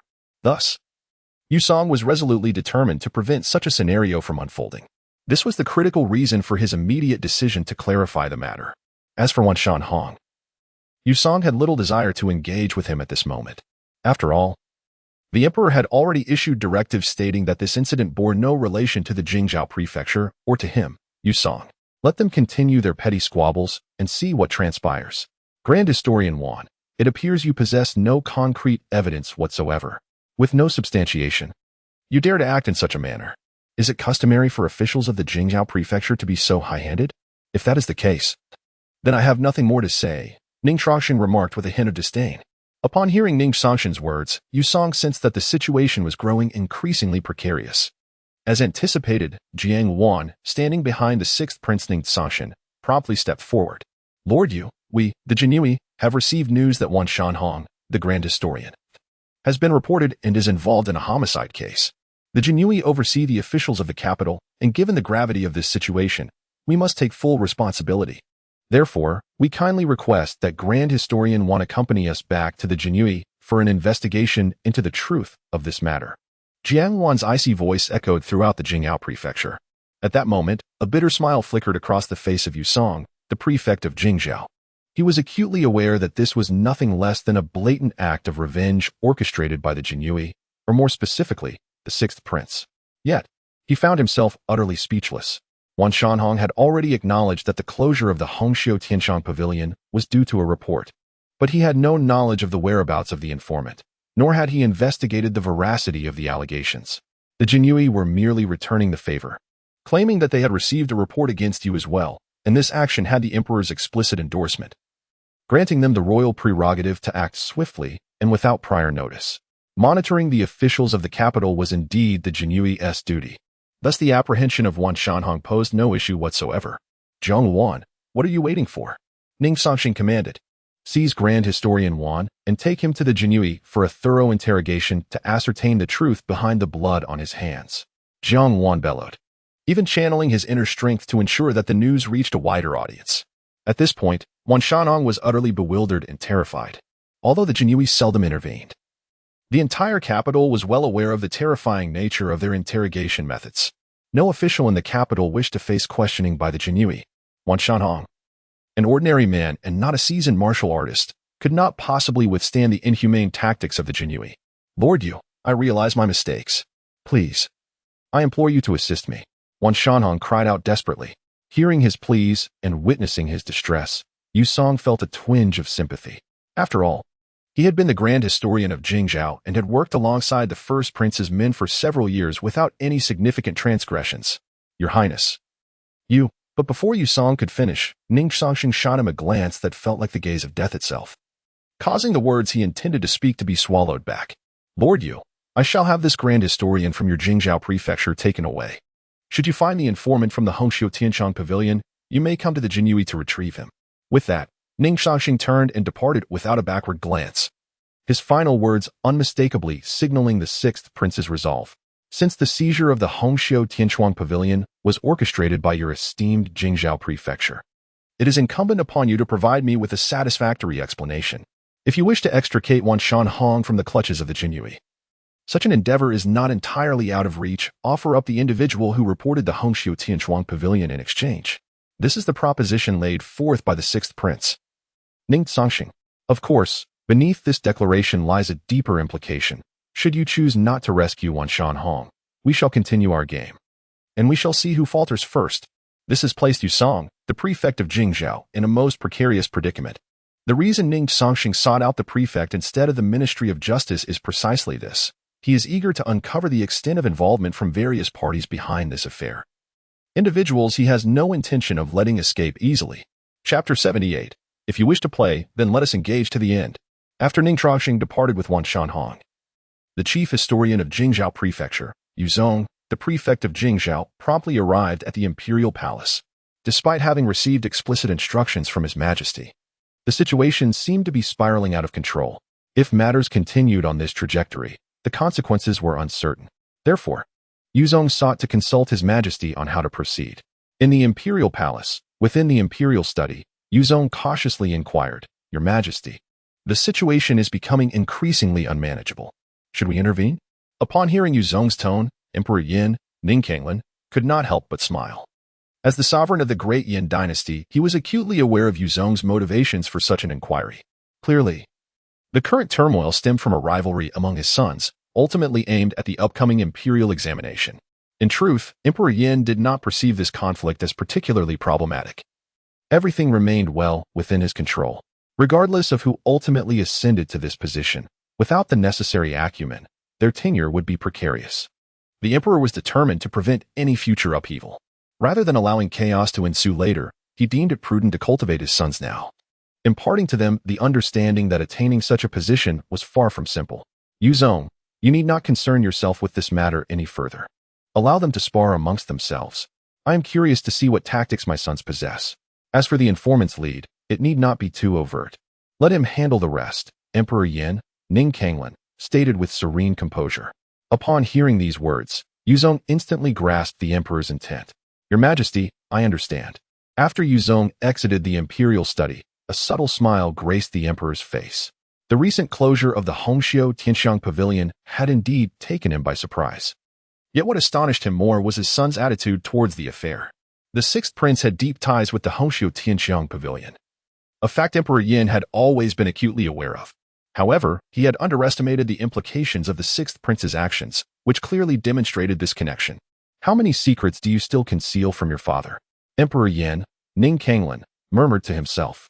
Meanwhile, news of the sixth prince, Ning Cangsheng, apprehending Wan Shanhong, the chief historian of Jingzhou, with the assistance of the imperial guards, reached the ears of several others. Upon receiving this information, they were left incredulous, struggling to believe such a development, for they were all too familiar with the significance of Jingzhou Prefecture. Over the years, particularly since Yu Song ascended to the position of prefect of Jingzhou, no one has ever dared to cause a disturbance in Jingzhou, regardless of their background. Even the princes have refrained from such actions within the jurisdiction. The sudden arrival of the sixth prince to apprehend individuals indeed instilled fear in many. You say the sixth brother directly took Wan Shanhong away in front of Yu Song, the prefect? And he was taken to the Jinyue? The eldest prince, with disbelief etched on his face, inquired further. Your Highness, although this situation may seem incredible, the various factions throughout the capital are already aware of it. Moreover, when the sixth prince left, he specifically spoke to Prefect Yu, stating that the only condition for saving Wan Shanhong was delivering the informant to the Jinyue. Huang Dao revealed the information he had gathered. His words cast a pall over the eldest prince Ning Tiansheng's expression, making it notably grim and foreboding. The closure of the Hongxiu Tianxiang Pavilion, despite the eldest prince and his companions not directly intervening, could not have occurred without their consent. The so-called informant was merely a fabrication. The fact that his sixth brother made such a declaration clearly indicated that he was aware of deeper machinations at play. Serving as a warning, should you dare to lay hands on my people, I shall retaliate in kind. What do the others say, Huang Dao? The eldest prince asked through gritted teeth. Currently, there are no further updates. However, the sixth prince has yet to fully unleash his hand. The Jinyue have only taken Wan Shanhong into custody. If the Jinyue were to make any significant moves next, the situation could become exceedingly precarious. The methods of the Jinyue are well known throughout the capital. We cannot rely on those individuals to withstand their scrutiny. Should even the slightest mishap occur, all our prior efforts may be rendered futile. Huang Dao responded earnestly. His words plunged the eldest prince into a contemplative silence. The very actions they had undertaken were largely motivated by aspirations for the imperial examination. Yet, if the costs of this endeavor exceeded their capacity to bear, it would indeed be a futile endeavor. Just as the eldest prince grappled with indecision, the Minister of Justice, Li Wenfan, unexpectedly arrived. Uncle, Your Highness, just now. The sixth prince sent a messenger with a letter expressing his profound dissatisfaction regarding the closure of the Hongxiu Tianxiang Pavilion. Although he did not elaborate extensively, we must take the words in the letter seriously. Li Wenfan interjected before the eldest prince could respond, promptly producing the letter bestowed upon him by Ning Cangsheng and handing it to Ning Tianchen. Upon opening the letter, Ning Tianchen discovered it contained but a single phrase. Yet, this phrase intensified the murderous intent in his gaze. If you wish to play, I shall accompany you to the end. These succinct 7 characters unequivocally express Ning Cangshen's stance on the matter. Furthermore, it is of paramount importance to note that Ning Cangsheng is acutely aware of the influential figures orchestrating the closure of the Hongxiu Tianxiang Pavilion, as well as their underlying motivations. However, compelling Ning Cangsheng to yield is an utterly impossible endeavor. The forthcoming confrontation will reveal which party can induce the other to concede first. The crown prince, in a fit of frustration, violently crumpled the letter in his hand and cast it into the air. Sixth brother, I initially had no intention of confronting you this early. Yet, your brilliance during this period has been so dazzling that it instills fear within me, your elder brother. Thus, it is imperative that you regain your senses. You are unworthy of that position. Ning Tianchen scoffed. Chapter 79, A Grand Move. In the capital, at the residence of the sixth prince. Your Highness, is it truly appropriate to send a letter to the eldest prince? Old Huang inquired with a hint of concern. Although this matter is tacitly understood among us, the eldest prince is nonetheless your brother. Should this information become known to others, it could lead to complications. However, Ning Cangsheng merely smiled lightly at old Huang's words, not truly taking them to heart. Fear not, old Huang. My elder brother is no ordinary man. His ambitions have remained unchanged, always yearning to grasp that coveted position. This time, it serves as a direct confrontation, allowing me to discern the extent of my dear brother's capabilities. Ning Cangsheng replied with a grin. Just as they were engaged in conversation, Jiang Wan entered the room. Upon seeing Jiang Wan, a smile graced Ning Cangsheng's lips. How did the task proceed? Your Highness, Wanshan Hong remains obstinate, providing no information regarding the investigation into the Hongshu Tianxiang Pavilion. However, we have uncovered some other matters concerning Wanshan Hong. He is rather cautious. Yet a few details have revealed themselves, suggesting that he cannot escape the grasp of the Jinyui. Jiang Wan promptly reported. Ning Cangsheng held great trust in Jiang Wan's methodical approach. Since he stated that Wanshan Hong could not evade the Jinyui, it indicated the existence of solid evidence. My elder brother indeed possesses a loyal subordinate. However, since we are involved, we must be prepared to serve as cannon fodder. Jiang Wan, proceed according to plan. This shall serve as a grand gift for both my elder brother and second brother. Otherwise, they might think their younger brother is inconsequential. Ning Cangsheng remarked with amusement. Yes, Your Highness. Meanwhile, old Huang, overhearing Ning Cangsheng's words, displayed his characteristic grin, albeit with a somewhat fearsome appearance due to his missing front teeth. In a mere 2 days, the Jinyui apprehended over a dozen officials from the capital, including a third-rank minister. Such a bold move sent shockwaves throughout the entire capital, instilling fear among all factions. Countless individuals silently cursed the Jinyui, with many expressing dissatisfaction towards the sixth prince, Ning Cangsheng. Previously, the Jinyui had taken action, but that time, although the number of officials was greater, they were largely of fifth rank or lower and not particularly significant. This instance, however, was entirely different. Each official apprehended by the Jinyui held considerable importance. Astute observers meticulously investigated and discovered that all those taken were affiliated with the factions of the eldest and second princes. Connecting this with the recent sealing of the Hongshu Tianxiang Pavilion, everything suddenly fell into place. The recent actions of the Jinyui are unmistakably a thorough reprisal orchestrated by the sixth prince, Ning Cangsheng. Had it not been for this, the Jinyui would not have exclusively targeted the officials affiliated with the first and second princes. Upon learning this news, both the first and second princes were consumed by rage. Particularly the second prince, Ning Wenjie, who reportedly shattered countless precious antiques in his fury, vocally condemning Ning Cangsheng within his residence, a commotion that echoed throughout the capital. However, to everyone's astonishment, Ning Cangsheng exhibited no reaction upon hearing this news. Remarkably, within just 1 day, the Jinyui publicly disclosed the offenses committed by the apprehended officials. This revelation piqued the curiosity of countless citizens of the capital, who were quick to vocally denounce the wrongdoings of these officials. A considerable assembly of citizens even gathered outside the Jinyui headquarters, vociferously demanding severe punishment for the implicated officials, drawing the attention of the entire capital. Initially, many presumed that this incident would incite a fierce retaliation from the first and second princes. Yet, who could have anticipated that the sixth prince's singular maneuver would render them utterly powerless? At the Duke of Qin's residence in the capital, the elderly duke remarked to his granddaughter, "My dear, the sixth prince has displayed remarkable cunning this time. He requires no additional tactics." The support of the citizens has left the first and second princes overwhelmed. The fate of these officials is sealed, and I dare say both princes are now inclined towards vengeance. Upon hearing her grandfather's words, a flicker of astonishment crossed the elder duke's eyes. He had never envisioned such a stratagem from the sixth prince, whose execution was nothing short of masterful. The first and second princes were no match for him. "Father, what do you think the first and second princes will do next?" inquired Qin Wufeng hastily. "Wanjun, what are your thoughts?" The elder duke refrained from answering his son directly, instead redirecting the question to his granddaughter. "Grandfather, I believe the first and second princes are likely devising countermeasures as we speak. They have effectively shot themselves in the foot this time. Initially, they intended to pressure the sixth prince into submission by seizing the Hongshu Tianxiang Pavilion, but they did not anticipate such a sharp retaliation from him, leaving them with no opportunity to respond. With the upcoming imperial examinations, if the two princes aim to achieve anything, they must now acquiesce.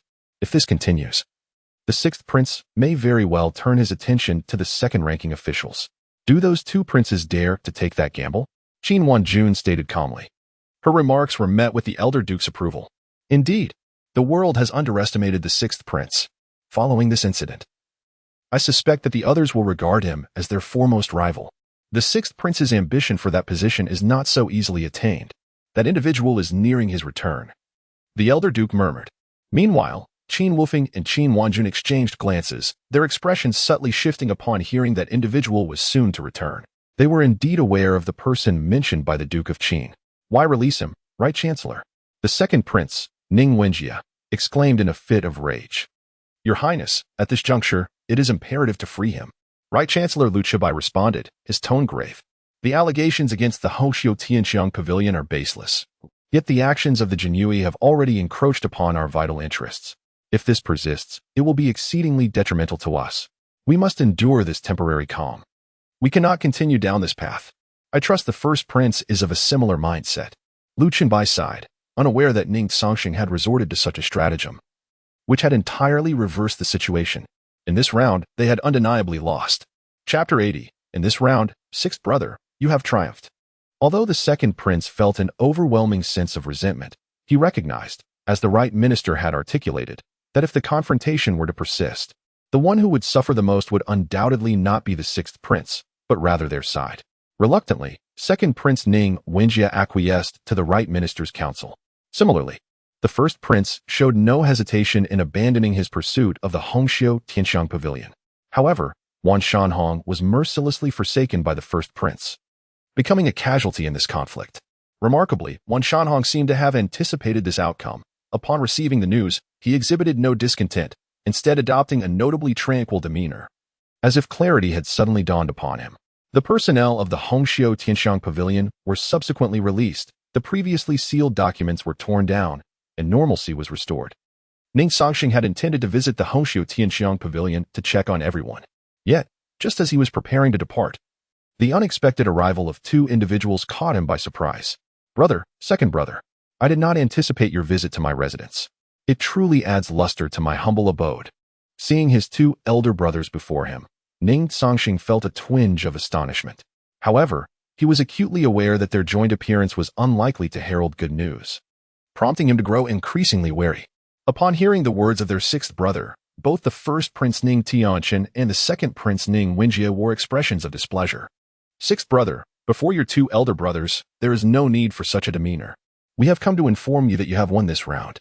We are stepping back, Ning Tianqian stated coolly. This declaration only heightened Ning Cangsheng's caution. Throughout, he had never underestimated his elder brother. Many in the capital claimed that first Prince Ning Tianqian was a man of benevolence, and his demeanor often lent credence to this notion. Yet, Ning Cangsheng had never been swayed by such beliefs. How could one navigate the murky waters of the capital with such ease if they were merely a simple character?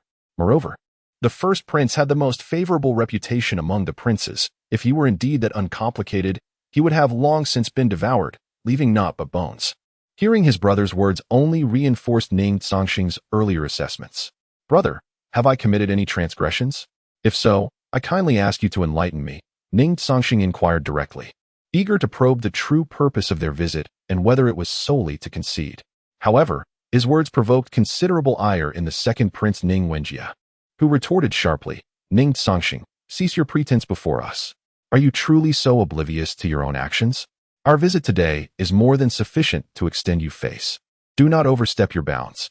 Regardless of our differences, we are still your elder brothers. No one dares to speak otherwise, even if it means giving you a lesson. Ning Wenjie scolded vehemently.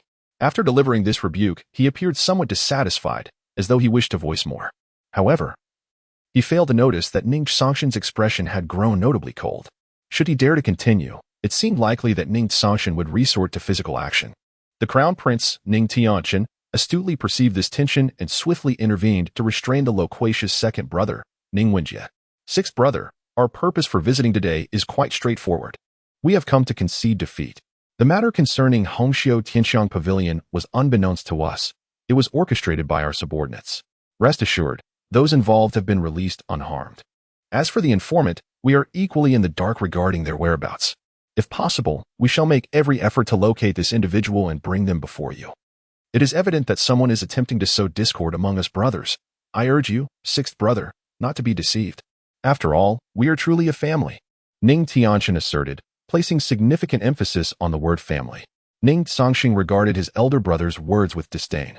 In a typical household, they might indeed be considered a family, but in the imperial lineage, the notion of familial bonds was almost laughable. The imperial family values loyalty above all, and even if genuine affection existed, Ning Cangsheng's emotional ties were limited to 3 individuals: his mother, the noble consort one, the 5th prince Ning Fengya, and the 10th princess Ning Linglong. The rest were scarcely worthy of the term kinship, including his own father, Ning Cangsheng. You are absolutely right, elder brother. We are indeed a true family, and such issues should not arise among us. Since you have expressed that sentiment, what could I, as a younger brother, possibly hold against it? Let us consider the Hongxiu Tianxiang Pavilion incident a mere misunderstanding. Should you find the time, I would be honored to host you both there. The beverages are quite delightful, and I consider myself a partial host. I assure you, the drinks will be plentiful, Ning Cangsheng replied with a smile. In truth, the reason the crown prince and the 2nd prince had come today was twofold: to acknowledge their defeat and, more importantly, to implore Ning Cangsheng to show leniency towards their subordinates in the Jinyue.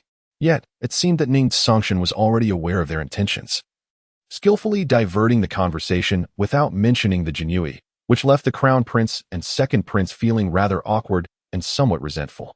Just as their discomfort began to mount, Ning Cangsheng abruptly rose to his feet. Elder brother, 2nd brother, I sincerely apologize, but I have pressing matters to attend to and must not impose on your time any longer. When the opportunity arises, I shall personally come to apologize. Lao Huang, please escort my brothers, Ning Cangsheng called out loudly. Yes, your highness. Observing the actions of the venerable old Huang, both the 1st and 2nd princes found themselves beset by a desire to curse under their breath.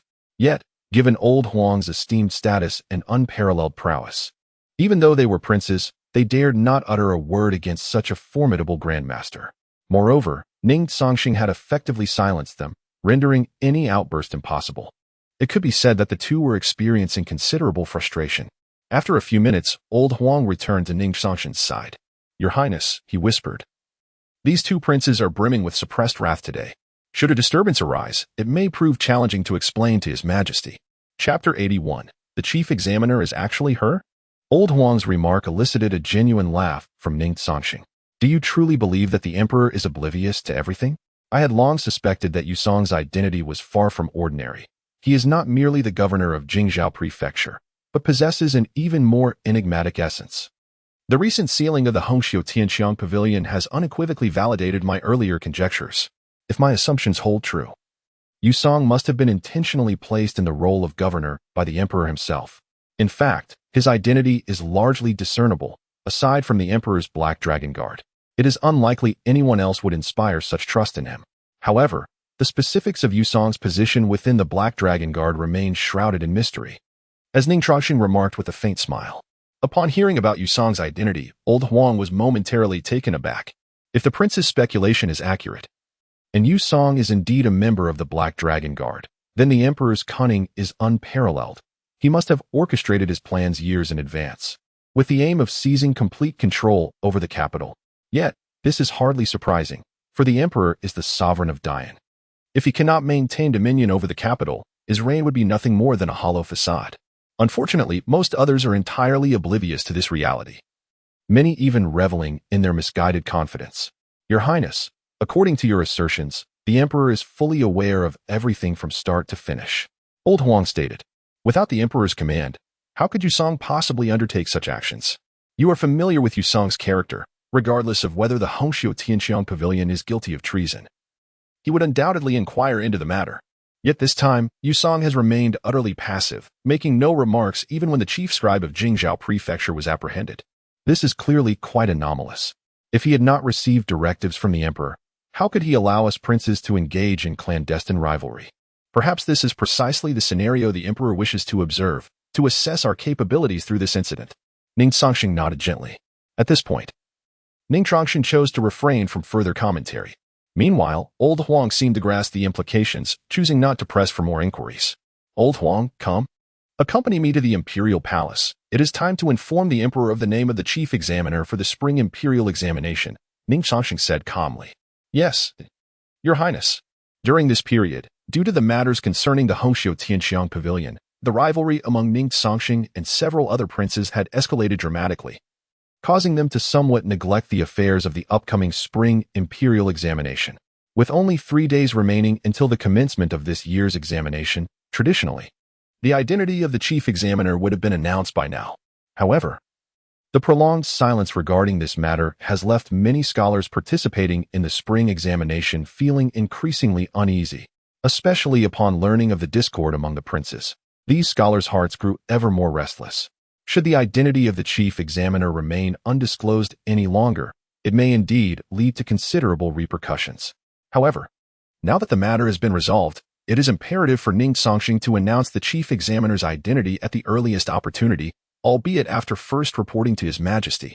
Upon seeing the candidate for chief examiner recommended by his son, Emperor Yin revealed a subtle smile, suggesting that everything was already orchestrated within His Majesty's grand design. "Old chap, unveil the identity of the chief examiner," commanded Emperor Yin to the eunuch Wei at his side. "Yes, Your Majesty." As Wei withdrew, he discreetly cast a glance at the emperor, noting the smile upon His Majesty's face, which indicated a rather favorable mood. Perhaps this time, His Majesty was exceedingly pleased with the choice of chief examiner for the spring imperial examination. Nevertheless, Wei made no further movements and hastily exited the imperial study, remaining uncertain about the identity of the chief examiner. At the moment the chief examiner's identity was revealed, the entirety of the capital was left in astonishment. Aside from the Qin Guogongfu, none could have anticipated that the chief examiner for the spring imperial examination chosen by the sixth prince would be her. However, many quickly regained their composure, recognizing Qin Wanjun as one of the three great talents of the capital. Numerous esteemed scholars had prophesied that had she been born a male, she would have been the next Confucian sage. Such accolades alone sufficiently attest to Qin Wanjun's remarkable talents. And her appointment as chief examiner for this spring's imperial examination was met with unanimous approval from scholars across the realm. While scholars had no objections, it did not imply that others were without dissent. Particularly, several princes were exceedingly dissatisfied, never having dreamt that Ning Cangsheng would select Qin Wanjun as the chief examiner for this spring's examination. This turn of events was far beyond their expectations. More critically, Qin Wanjun was backed by the Qin family, including the venerable Qin Laogong and General Qin, rendering it unthinkable for anyone to act against her as chief examiner. Otherwise, it would not be surprising for them to mobilize troops against any such dissenters, given their protective nature. At this moment, the populace of the capital finally understood why the sixth prince had opted for Qin Wanjun as the chief examiner for the spring imperial examination. Clearly, this move had effectively bound the entire Qin family to his cause, decisively quashing any ambitions held by others. "Your Highness, the identity of the chief examiner for the spring imperial examination has been announced by His Majesty." It seems the scholars have raised no objections. Being well aware of Qin Wanjun's reputation and capabilities, with many believing that the choice of chief examiner is exceptionally commendable. However, according to reports from the Shadow Guards, several princes and certain prominent families in the capital are quite dissatisfied. However, owing to the support of the esteemed Lord Qin and General Qin, these individuals only dared to harbor resentment without voicing it. It is said that the second prince has destroyed numerous valuable treasures. Old Huang has also relayed some information to Ning Cangsheng. Upon hearing Old Huang's report, Ning Cangsheng merely shook his head lightly. "My dear second brother possesses quite an array of valuable items at home. Just think of how many have been shattered. Their worth is indeed considerable. Yet, these matters no longer concern us. If they possess the audacity, let them seek trouble with Qin Wanjun. I am quite eager to witness whether Lord Qin will pay them a visit to reprimand them." Ning Cangsheng scoffed. "Your Highness, you truly overestimate them." Chapter 82. The Spring Imperial Examination. The fleeting passage of 3 days has transformed the atmosphere of the entire capital into an unusual tranquility. All manner of activities have come to a standstill, suspended in anticipation of the spring imperial examination. This unexpected calm, however, serves as a boon for the aspiring scholars preparing for the examination, as they require a serene environment to concentrate their minds and face the impending challenge. With the examination overseen by the formidable Qin Wanjun, a sense of trepidation envelopes the students. The uncertainty of her examination questions weighs heavily on their minds. Among the elite students from prominent families, the anxiety is palpable. They possess a greater understanding of the stakes involved and recognize the profound differences between this examination and those of the past. To secure commendable rankings, they must rely solely on their genuine talent and knowledge. Previous stratagems will avail them nothing this time. Nevertheless, the influential factions and noble families are relentless in their efforts to assist their candidates in achieving favorable outcomes. driven by the desire to see their own ascend to positions of power within the court. Yet, unbeknownst to them, Ning Cangsheng has anticipated their every move. As the moment of the examination arrives, countless scholars step into the examination hall, only to be taken aback by their surroundings. In stark contrast to previous years, this spring imperial examination is conducted in a semi-public manner, ensuring that all but one partition is under the vigilant gaze of the invigilators. What heightens their apprehension is the presence of a Jin Iwei, or imperial guard, stationed before each student for protection. Should any scholar, due to physical reasons or otherwise, wish to leave the examination hall, they must do so accompanied by a guard. Failure to comply results in immediate expulsion and disqualification from the examination. As Commander Zheng, one of the Jin Iwei, meticulously outlines the rules of the examination, an audible gasp resonates among the students, particularly those aligned with powerful factions, some of whom turn visibly pale. While some are filled with dread, others, especially those from humble backgrounds, clench their fists with determination. They recognize that this may be their singular opportunity in life. Seizing it could irrevocably alter their destinies. The three scholars who have resolved to align themselves with the sixth prince, Ning Cangsheng, exhibit unwavering conviction in their eyes. Among them, Gu Yunhan stands resolute, confident that he is no lesser than any other. All he requires is a chance to soar to greatness. With this opportunity now within his grasp, he knows that failing to seize it would render him unable to forgive himself for eternity. With a commanding voice, Ning Cangsheng, the presiding official of this year's spring examination, announced the official commencement of the event. However, as numerous scholars opened their examination papers, their expressions turned grave, for the questions presented were utterly beyond their expectations. Observing the anxious faces of the candidates, a flicker of doubt crossed Ning Cangsheng's mind. He turned to the side and inquired of Miss Qin Wanjun, "May I ask what kind of questions you have prepared this time? It seems these scholars are rather flustered. Could it be that the questions are exceedingly difficult?" "Your Highness," Qin Wanjun replied with a smile, "I merely made slight modifications to the questions this time. If the scholars lack agile thinking, combined with a smattering of literary foundation and philosophical insight, they will certainly not gain my recognition. However, I believe such alterations should be quite agreeable to your Highness. Wouldn't you say? Is this not one of the reasons you invited me to be the chief examiner?" Upon hearing her words, a glint of brilliance sparkled in Ning Cangsheng's eyes. He had indeed invited Qin Wanjun to preside over the examination, partly due to her esteemed family, the Qin clan, but more so because, as she had stated, his father had entrusted him with the examination to fundamentally alter the status quo. Sticking to the previous questions would merely be a superficial change, making it exceedingly easy for unscrupulous individuals to cheat. Yet, with this transformation, Ning Cangsheng had effectively left such individuals at a loss. "Miss Qin, we must now proceed with the examination. As the chief examiner, you bear the responsibility for this event. Jiang Wan, ensure Miss Qin's safety. Should anyone dare to approach, show no mercy." Having obtained the answer he sought, Ning Cangsheng rose and walked outside. With the spring examination underway, as the host, he found no necessity to remain at the examination site. Especially with Qin Wanjun as the chief examiner and the presence of numerous imperial guards ensuring all would proceed smoothly. Ning Cangsheng had more pressing matters to attend to, particularly to prevent certain individuals from becoming desperate. As the sixth prince departed, Qin Wanjun refrained from further comment. Instead, she directed her attention to all the scholars in the examination hall, as it was her duty as chief examiner. Shortly after Ning Cangsheng's exit, prominent families and several princes learned of the situation regarding the spring examination, leading to a chorus of indignation. They could scarcely believe that Ning Cangsheng had anticipated every possible scenario. Now, finding even a minor loophole seemed almost impossible, especially since all the guards in the examination hall had been replaced with imperial guards. Their chances were further diminished. "Right, Chancellor, the spring examination has commenced. Do we still have any opportunity?" The second prince, Ning Wenjie, also spoke up. "Your Highness, I fear that this time, the opportunities are indeed scarce. The sixth prince has prepared everything with remarkable thoroughness, to the extent that even I am quite astonished. Many matters remain obscure to others. Unless the sixth prince has received guidance from a sage, it is inconceivable that all the loopholes in the imperial examination could have been completely sealed." The expression on Right Chancellor Liu Chenbai's face was equally grim. Could it be? At this moment, the second prince seemed to have come to a realization. His countenance darkening as he said, "If nothing unforeseen occurs, it must be that old wretch, Li Chong, behind this." Liu Chenbai replied coldly.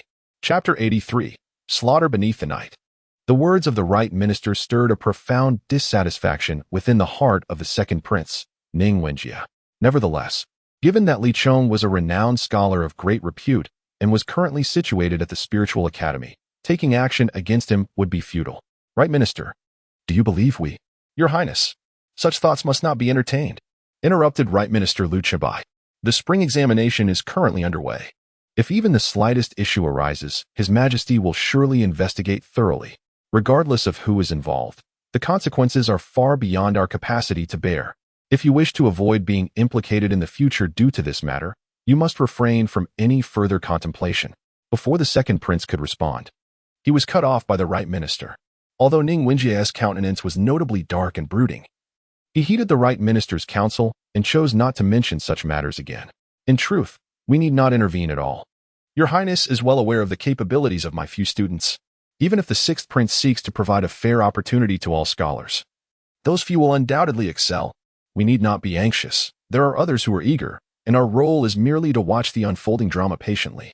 Upon hearing these words, a glimmer of realization sparked in the second prince's eyes. He had indeed been so preoccupied with competing against Ning Cangsheng that he had overlooked this critical aspect. Right minister, it seems I have been somewhat bewitched. Let us then enjoy the spectacle. Ning Cangsheng replied with a smile. Simultaneously, similar events were transpiring in other residences. Particularly, as these individuals became aware of the stringent nature of this spring examination, many were left astounded, some venting their frustrations towards Ning Cangsheng, albeit discreetly. After all, they dared not display such sentiments openly, given the sixth prince's formidable tactics that had been witnessed throughout the capital. Though many believed the spring examination to be futile, there were still those willing to take risks. Unbeknownst to them, Ning Cangsheng had already made thorough preparations for such eventualities and was merely awaiting their reckless actions. Jiang Wan, how is the manpower deployment progressing? Ning Cangsheng inquired calmly. Your Highness, rest assured, all the Imperial Guards are prepared in secrecy. Should those individuals dare to come, they will find no return. The arrangements have been entrusted to Vice Commander Xia Lingchen, and should any situation arise, I will be there at the first opportunity. Additionally, the Shadow Guards reported that numerous individuals in the capital were eager to act, driven by the upcoming spring examination. It seems these people will not rest until they achieve their goals. Your Highness, perhaps it would be best for you to return to the palace, Jiang Wan suggested hastily. His words elicited a gentle smile from Ning Cangsheng. He understood that Jiang Wan's counsel was rooted in concern for his well-being. However, Ning Cangsheng truly did not wish to depart from this situation. Very well. With old Huang by my side, you need not worry about my safety. The most crucial aspect now is to ensure that those individuals do not succeed. Prepare yourselves. Ning Cangsheng commanded with a calm demeanor. Yes, Your Highness. After Jiang Wan departed, Ning Cangsheng stood atop a high vantage point, surveying the examination grounds filled with students, a hint of gravity emerging in his gaze. He was acutely aware of the discontent his actions would incite among many. Yet he understood that allowing those individuals to act with impunity would threaten the very future of Dian. Having resolved to vie for the position, he would not permit any events detrimental to Dian to transpire. Old Huang, do you believe the dawn will break for Dian? Ning Cangsheng inquired softly. Your Highness, I am but an ordinary old man. The dawn's arrival for Dian bears little significance on my humble existence, and I cannot predict it. However, I do know that with Your Highness present, many calamities shall be averted. Old Huang replied with a grin. As night fell, the entire examination venue descended into tranquility.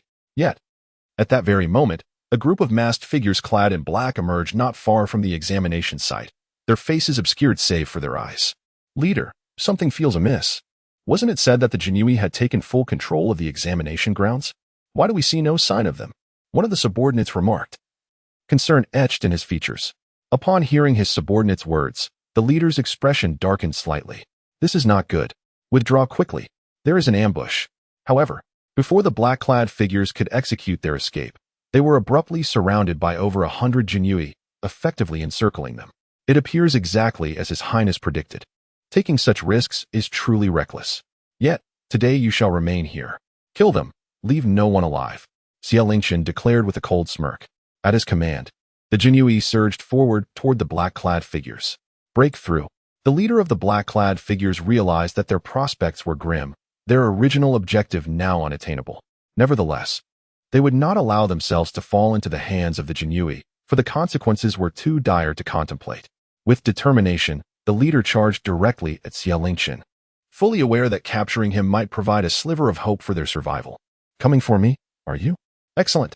Let me see just how capable you truly are. Ning responded, drawing his sword and advancing toward the black-clad leader. In an instant, chaos erupted around the perimeter of the examination grounds as violence ensued. Your Highness, they have arrived. The Jinui are engaged in battle with them, but surprisingly, their strength is formidable. He is truly no ordinary person. However, the Jinui should be capable of dealing with those individuals. Old Huang hastily remarked, since there are those who seek their demise, let this prince oblige. Inform Jiang Wan to ensure that the life of their leader is spared. Ning Cangsheng remarked indifferently. Understood. Watching Old Huang depart, Ning Cangsheng's expression remained as placid as ever. He paid no heed to any of this. Every action of the adversary was firmly within his grasp. A rain should be forthcoming. Perhaps to wash away the bloodshed of this dark night, purifying the soul would not be unwelcome. Ning Cangsheng murmured.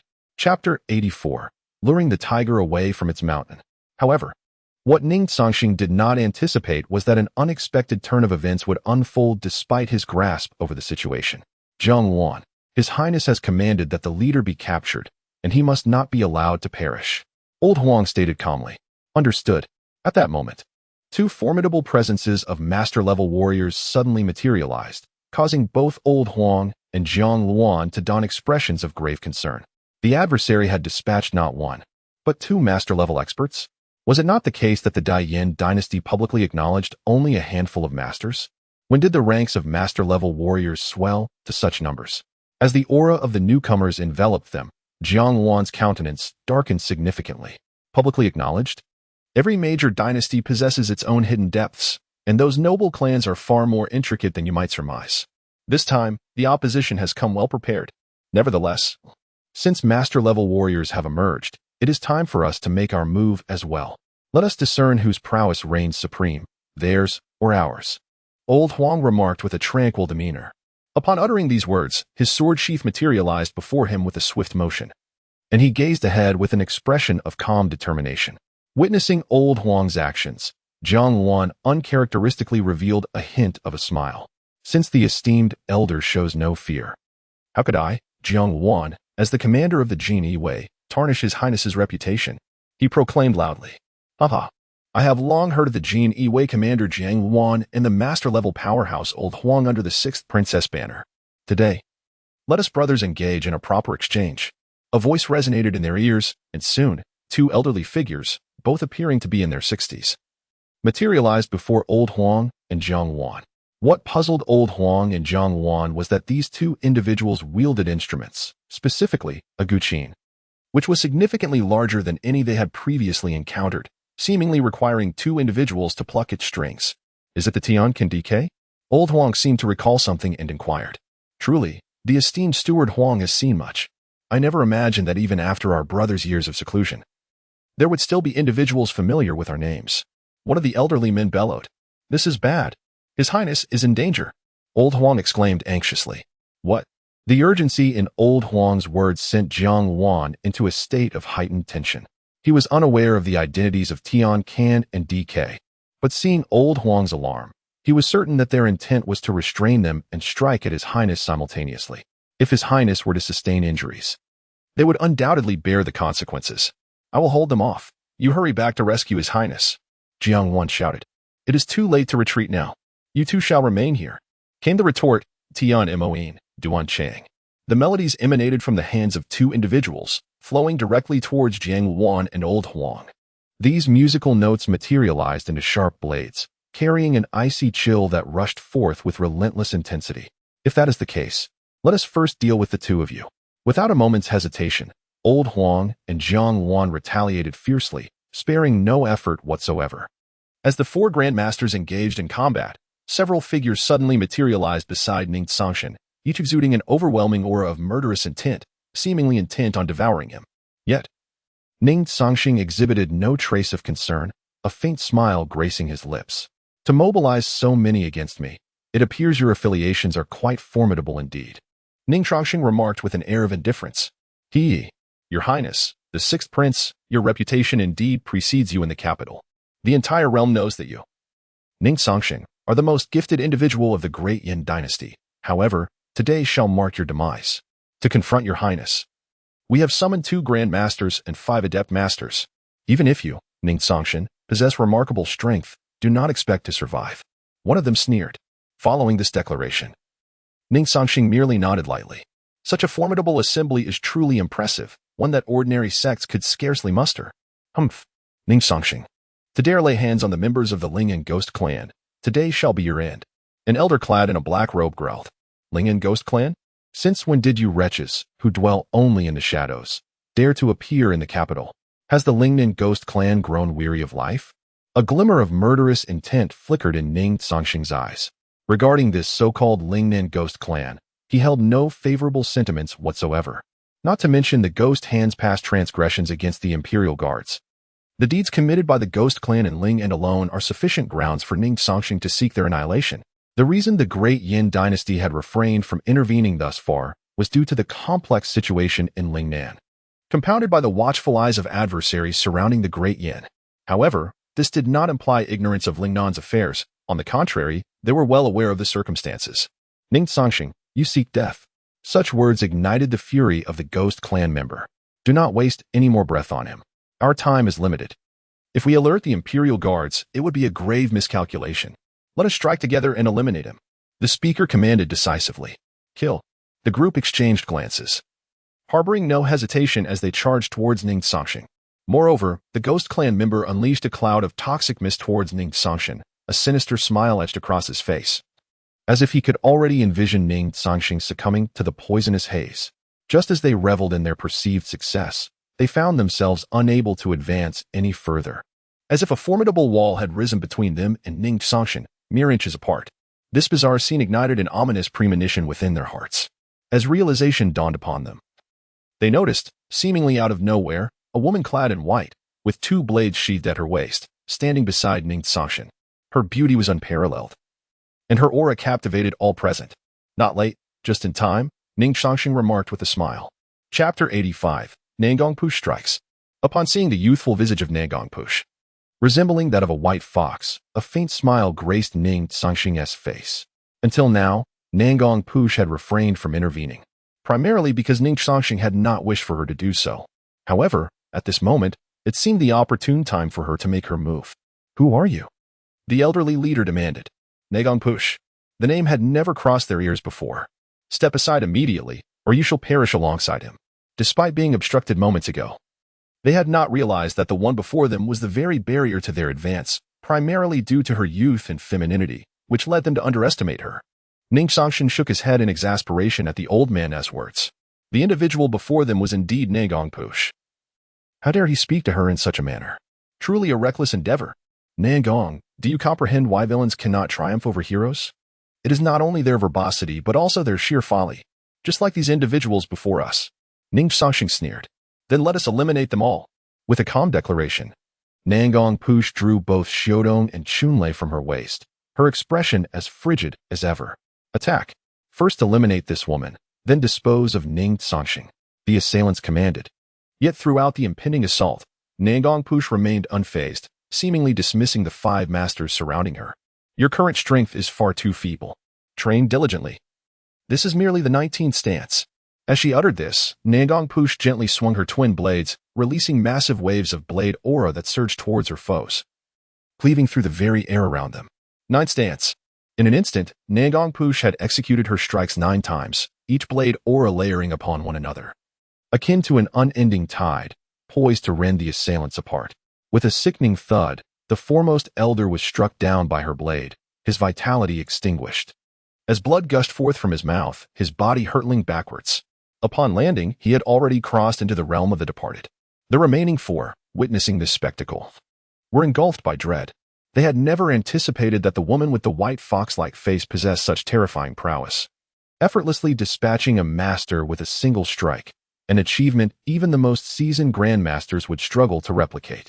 Flee, one of the individuals from the Ghost clan shouted, and the 4 turned to escape without a backward glance. However, a cold smile crept onto Ning Cangsheng's face. These individuals thought they could come and go as they pleased. It would not be so simple. Without uttering a word, Nangong Push pursued the fleeing figures. Within mere minutes of her pursuit, Lao Huang and Jiang Wan returned to Ning Cangsheng's side. I have erred, Your Highness. Please punish me. Jiang Wan knelt on one knee. Rise. This matter does not concern you. The other party is not here for the spring examination. Even if you are vigilant, it is impossible to be entirely prepared. Lao Huang. What is the situation with those two grandmasters? Ning Cangsheng gently waved his hand in inquiry. Your Highness. Both individuals possess formidable strength. They must be affiliated with certain sections. Capturing them alive is not a simple task. As for that group, they have already been apprehended by the Jinyui, but they committed suicide by poison. They are likely assassins trained by certain noble families, and we have gleaned no clues from them. Lao Huang replied hastily. Upon hearing this, Ning Cangsheng nodded slightly. Jiang Wan. Instruct the Jinyui to intensify their vigilance. Also, reassure the students, urging them to remain calm and focus on their examinations. This is my promise to them all. Ning Cangsheng said softly. Yes, Your Highness. Although Ning Cangsheng departed from that place, the events of the evening sent shockwaves throughout the capital. Particularly, the appearance of the enigmatic Nangong Push astonished the spies of various factions, as she effortlessly slain a master-level expert with a single stroke. A feat that had never been witnessed before. No one knew who this mysterious woman was, yet her prowess instilled a profound sense of dread among the observers. In the palace, within the imperial study, Emperor Yin asked gravely, Qing, can we ascertain the details of this incident? Your Majesty, many witnessed the events this evening. I believe all the prominent families and sects in the capital have already been informed about Nangong Push. Slaying a master-level expert is not something an ordinary grandmaster could achieve. Even I would likely be no match for that blade. Cheng Ying responded candidly. At this moment, Emperor Yin fell into deep contemplation. The emergence of Nangong Push indeed instilled a degree of apprehension within him. Although he was aware that his son was concealing much, the appearance of a peak grandmaster, or perhaps even a being surpassing that realm, filled him with trepidation. Such a formidable entity raised questions in Emperor Yan's mind about why she would be in proximity to his son, seemingly there to protect him. This extraordinary strength even evoked a twinge of envy within the emperor toward his own offspring. Qing, you may withdraw for now. This matter can wait until after the spring examination. Emperor Yin waved his hand gently. Yes, Your Majesty. Once Qing had left, Emperor Yin suddenly spoke again. Insha, what is the origin of this Nangong Push? Does the Black Dragon Guard have any information regarding her? Your Majesty. The Black Dragon Guard has no prior records of this individual, and infiltrating the Sixth Prince's residence has proven exceedingly difficult. Therefore, we have no knowledge of who else may be present within the Sixth Prince's estate. However, the strike delivered by Nangong Push was undeniably astonishing, even for someone like myself. Effortlessly withstanding such a blow would not be an easy feat. If I am not mistaken, this Nangong Push strength has already surpassed that of a grandmaster. Insha also spoke up directly. At this moment, Emperor Yin took a deep breath. He might not believe Qing Ying's words, but the fact that Insha has spoken in such a manner attests to the extraordinary prowess of Nangong Push. The great Yin dynasty possesses genuine depth, yet individuals as young as Nangong Push, exhibiting such formidable strength, are virtually non-existent not only within our dynasty, but also across other royal dynasties. Nangong Push. Who exactly are you? Chapter 86. The spring examination concludes. On that very night, the name of Nangong Push echoed throughout the entirety of the capital, leaving all factions aware of his presence. However, what weighed more heavily on their minds was the formidable power of Nangong Push, which instilled a palpable sense of trepidation in all. Yet, due to their own lack of prowess, they could not accurately gauge the extent of his terrifying strength. They only knew that he had effortlessly slain a master-level expert. Nevertheless, this was enough to instill fear in the hearts of many. Naturally, numerous gazes turned towards the Sixth Prince. From the initial emergence of the Old Yellow to the later appearances of Jiang Wan and the Imperial Guards, and now the sudden rise of the enigmatic Nangong Push, the extent of the Sixth Prince Ning Cangsheng's hidden cards remained a mystery to all. However, it was evident that the entire capital, and even the four great families, had reached an unprecedented level of regard for the Sixth Prince Ning Cangsheng. Perhaps it was due to Nangong Push's intervention that the capital fell into an unusual tranquility during this period, with no factions daring to make a move. All in deference to the spring examination. Witnessing such a scene, a faint smile graced Ning Cangsheng's face. This was the outcome he had longed for. As long as no disturbances arose, this spring examination would be nothing short of fair. The 3 rounds of assessment soon passed. Following the conclusion of the spring examination, all scholars breathed a sigh of relief. With the examinations now behind them, they awaited the results.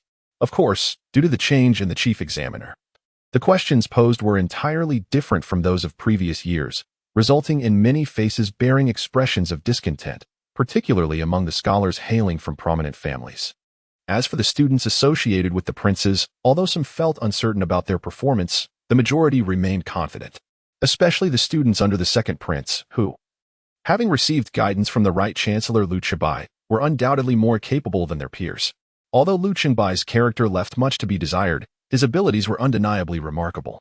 However, among all the students, the one most brimming with confidence was none other than Gu Yunhan, with the results set to be announced in half a month. All students who participated in the spring examination remained in the capital, arranged by the Ministry of Rites. This was indeed a fortunate circumstance for them, as it alleviated any concerns for the next half month. In the capital, at the residence of the sixth prince, the atmosphere was tense. Your Highness, the spring examination has concluded. The subsequent matters will be handled by Miss Qin, and the Ministry of Rites will announce the details. However, based on the earlier warning from the venerable Mr. Li Chong, this period leading up to the results is most likely when unexpected events may occur. They had no opportunity during the spring examination. I believe the announcement will be their final chance, Old Huang remarked. Upon hearing Old Huang's words, Ning Cangsheng nodded lightly. This matter is indeed of utmost importance, and the time has now reached a critical juncture. Although Ning Cangsheng serves as the host for this spring examination, the responsibility for evaluating the students' papers falls upon the chief examiner, leaving Ning Cangsheng unable to assist in this regard. Furthermore, it is imperative to note that the chief examiner is the one who determines the list of accepted candidates. Naturally, in this process, besides the chief examiner, Qin Wanjun, there are several other examiners providing assistance. Ning Cangsheng has complete faith in Qin Wanjun. Otherwise, he would not have appointed her as the chief examiner. However, he remains uncertain about the other examiners. If any of them present issues, significant upheaval may arise when the results are announced. The spring examination has reached its final phase, and it is crucial that no problems arise during the announcement of results. There are no issues with Qin Wanjun, thus, a thorough investigation into the other examiners is warranted. Prepare the Jinyui. I wish to know all pertinent information about them. Ning Cangsheng commanded directly. Your Highness, rest assured, Mr. Kongming has already dispatched Jiang Wan and the Jinyui to handle this matter. If all goes well, the Jinyui are currently conducting a covert investigation into those examiners. Old Huang replied with a smile. Upon hearing Old Huang's words, Ning Cangsheng finally felt a modicum of relief. However, at that moment, a statement from Old Huang caused Ning Cangsheng's expression to grow considerably grave. Your Highness, during this time, you have been preoccupied with the spring examination, and there is something I have not yet conveyed to you. Now that the examination has concluded, it is time I inform you. Old Huang began. What has happened? According to intelligence from the Shadow Guards, Prince Ming will return to the capital in a few days. Old Huang stated. Prince Ming? At the mention of Prince Ming, a glint of coldness flickered in Ning Cangsheng's eyes. Prince Ming is the younger brother of the current emperor, and thus, Ning Cangsheng's uncle, who should be addressed as imperial uncle. However, this is not solely due to familial ties. During Ning Cangsheng's time at the Hongxiu Tianxiang Pavilion, Prince Ming had been one of the ringleaders advocating for his father's abdication. Moreover, Prince Ming is the only prince, aside from the great generals of the military, who possesses military power. This alone underscores the high status of Prince Ming within the Daiyan dynasty.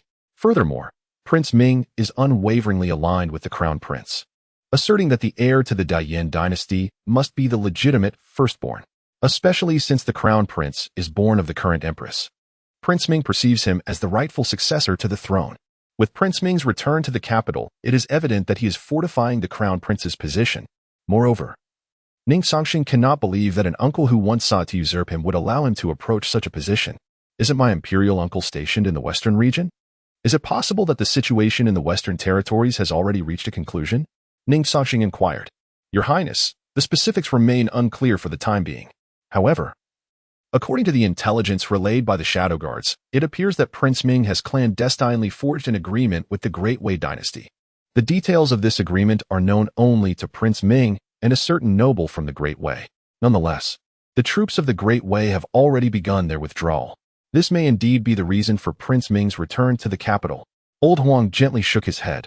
There must be a cause behind this. Something is amiss.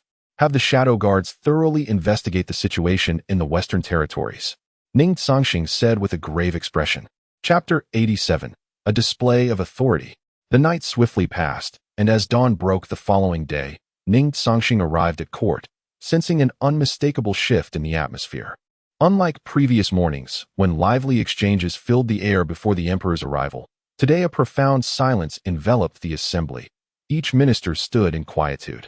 To Ning Cangsheng's astonishment, the gaze of nearly every official was fixated on the eldest prince, Ning Cangsheng, who stood at the forefront. Even the typically vivacious second prince now exhibited a demeanor of utmost decorum. In that moment, Ning Cangsheng comprehended the gravity of the situation. His imperial uncle was likely attending the morning court. It was well known among the princes that their greatest apprehension stemmed not from their father, the emperor, but from this formidable uncle. Throughout their upbringing, nearly all princes had faced severe admonishments from him. In his presence, they dared not exhibit any excesses, save for Ning Cangsheng, who had always enjoyed a uniquely indulgent rapport with their uncle. This preferential treatment had even caught the attention of Emperor Yan, who harbored profound trust in his brother. Otherwise, the esteemed Prince Ming would not have been the sole royal permitted to wield military authority among the princes. As Ning Cangsheng pondered these matters, the court officials in the hall called out to the figures at the rear. Shortly thereafter, a middle-aged man in his 40s approached their direction, his countenance grave and exuding an aura of menace. This individual was none other than the emperor's younger brother, the revered uncle to the princes, the esteemed Prince Ming, Ning Cangsheng. Your Highness. Though he did not harbor particular admiration for this uncle, Ning Cangsheng dutifully bowed, recognizing the decorum required within the grand hall filled with ministers. To neglect such etiquette could invite reproach from his peers, a predicament Ning Cangsheng was keen to avoid. Moreover, should this uncle choose to exert undue pressure on him, he would not allow himself to be easily subjugated. Yet, Prince Ming appeared to disregard the greetings from Ning Cangsheng and the others, striding directly to Ning Cangsheng. A faint smile broke through his previously stern visage, and as Ning Cangsheng bowed deeply, the prince acknowledged him with a subtle nod. This interaction starkly contrasted with his demeanor towards the other princes, leaving many court officials astonished. After all, Prince Ming's esteemed position within the Yin dynasty was unparalleled. And in the absence of a designated crown prince, such behavior could be interpreted as overt support for the eldest prince. Upon witnessing this scene, the second prince, Ning Wenjie, gritted his teeth in frustration. His heart raged incessantly, for he knew that gaining the support of the royal uncle would significantly enhance his chances of becoming the crown prince of the Eastern Palace. Yet, over the years, it appeared that the royal uncle's affections were reserved solely for the first prince, treating the other princes with indifference. Cangsheng, I have heard that certain events have transpired in the capital during my absence. As the first prince, you must set a commendable example. Your younger siblings require your assistance in managing the affairs of the capital. I have been in the Western Territories for some time, but now that I have returned, should you have any uncertainties, come to me directly, remarked Prince Ming, gently patting the first prince's shoulder. Upon hearing these words, a glimmer of determination shone in the first prince's eyes. In stark contrast, the expressions of the other princes darkened considerably. Even the third prince, Ning Baifeng, and the fourth prince, Ning Yuqing, wore faces of cold disdain, and as for Ning Wenjie, he barely restrained himself from leaping up in outrage. Only Ning Cangsheng maintained a facade of indifference, seemingly unaffected by the unfolding drama. Deep down, he understood that the royal uncle's remarks, while ostensibly supportive of his elder brother, served as a veiled warning directed at him, urging him to tread carefully. After all, it was he, the sixth prince, Ning Cangsheng, who had garnered the most notoriety in the capital recently. The royal uncle had, from the outset, sought to establish his authority over him. However, Ning Cangsheng had never regarded such displays of power with concern. He would not allow himself to be intimidated by mere words. Moreover, the animosity between himself and the royal uncle had long since escalated to an irreconcilable state. For others, these words might carry some weight, but to Ning Cangsheng, they were nothing but empty threats. His foremost concern lay in discovering what dealings the royal uncle had engaged in while in the Western Territories and what agreements he had forged with the Dewei. For given the existing tensions between the Yin and Dewei, a state of such peace was utterly inconceivable. However, Prince Ming had taken note of Ning Cangsheng's demeanor, his expression betraying discontent. Cangsheng, I hear you have recently been appointed the host for this year's spring imperial examination. And you have chosen someone who has never served as an examiner before for this role. Is such a decision truly appropriate? How can one so young occupy such a significant position? Do you hold the Minister of Rights and the Right Chancellor in such low regard? This statement not only questioned Ning Cangsheng, but also placed the Qin family under scrutiny. Qin Wufeng's countenance darkened at Prince Ming's words, and he was about to retort, only to be restrained by his father. It was evident to all present in the court that Prince Ming's intention was to exert pressure on the sixth prince, with Qin Wanjun merely serving as a pretext for his inquiry. Now, all eyes are fixed upon Ning Cangsheng, as everyone eagerly anticipates his response to the Prince Ming. In contrast, a subtle smirk graces the face of the first prince. Since that day, he and the second prince visited Ning Cangsheng's residence. Their relationship has undergone a profound transformation. The once amicable demeanor of the first prince has now taken a sharp turn for the worse. With the support of his royal uncle, he no longer regards Ning Cangsheng with any measure of respect. Yet, even in the face of his royal uncle's pointed inquiry, Ning Cangsheng maintains an unwavering smile, undeterred by the confrontation. Are you suggesting, dear uncle, that the emperor's reforms for this year's spring imperial examination are misguided? Ning Cangsheng articulates each word with precision. Chapter 88. The Union. Such a simple phrase elicited a wave of astonishment among all the court officials. They could hardly fathom that the sixth prince, Ning Cangsheng, would utter such a statement. It was nothing short of a provocation towards Prince Ming. Despite the sixth prince's considerable renown in the capital recently, no one anticipated that he would confront Prince Ming so boldly. Sixth brother, how dare you speak to our uncle in such a manner? You exhibit no decorum at all. It appears that I, as your elder brother, have been too lenient with you. The first prince, Ning Cangsheng, reprimanded him with a dark expression. Unfazed by his elder brother's rebuke, Ning Cangsheng found the words laughable, given that the mask of civility had already been torn away. Observing his younger brother's complete lack of reaction ignited a fury within Ning Cangsheng, who was about to continue his admonishment when the voice of eunuch Wei interrupted. His Majesty has arrived. With no other recourse, Ning Cangsheng shot a fierce glare at Ning Cangsheng and fell silent. However, Ning Cangsheng suddenly caught a glimpse of a frigid glint in their uncle's eyes, sensing that something significant was about to unfold, which caused his expression to grow grave. As there had been little of consequence to discuss recently, mainly revolving around the upcoming imperial examinations, the morning court session concluded swiftly. Yet, just as eunuch Wei prepared to dismiss the court, Prince Ming spoke up unexpectedly. Your Majesty, I have a matter I wish to discuss with all the officials, he declared. Hearing his brother's words, Emperor Yin felt a twinge of confusion but did not interject. What is it, my brother? He asked with a composed demeanor. At this moment, a faint smile graced Prince Ming's lips as he cast a sidelong glance at Ning Cangsheng before continuing. Your Majesty, our Dian dynasty and the Great Wei have clashed in the Western territories for decades, each side experiencing victories and defeats. However, the common folk have long suffered under the burden of war. This cannot continue indefinitely. I have returned from the Western lands with the intention of resolving this matter. The Great Wei has proposed an idea, but it requires your decree, Prince Ming articulated with careful precision. Oh? What proposal is that? A flicker of anticipation stirred within Emperor Yin. Given the threats faced by the Dian dynasty across its four borders, establishing peace in the Western territories would indeed be a significant boon. He was eager to learn what Great Wei had to offer. Your Majesty, Great Wei proposes a union between our two dynasties. Should we unite through marriage, the Western territories could coexist peacefully. Furthermore, this would facilitate trade routes between Dian and Great Wei, which would undoubtedly be highly advantageous for us, Prince Ming expounded.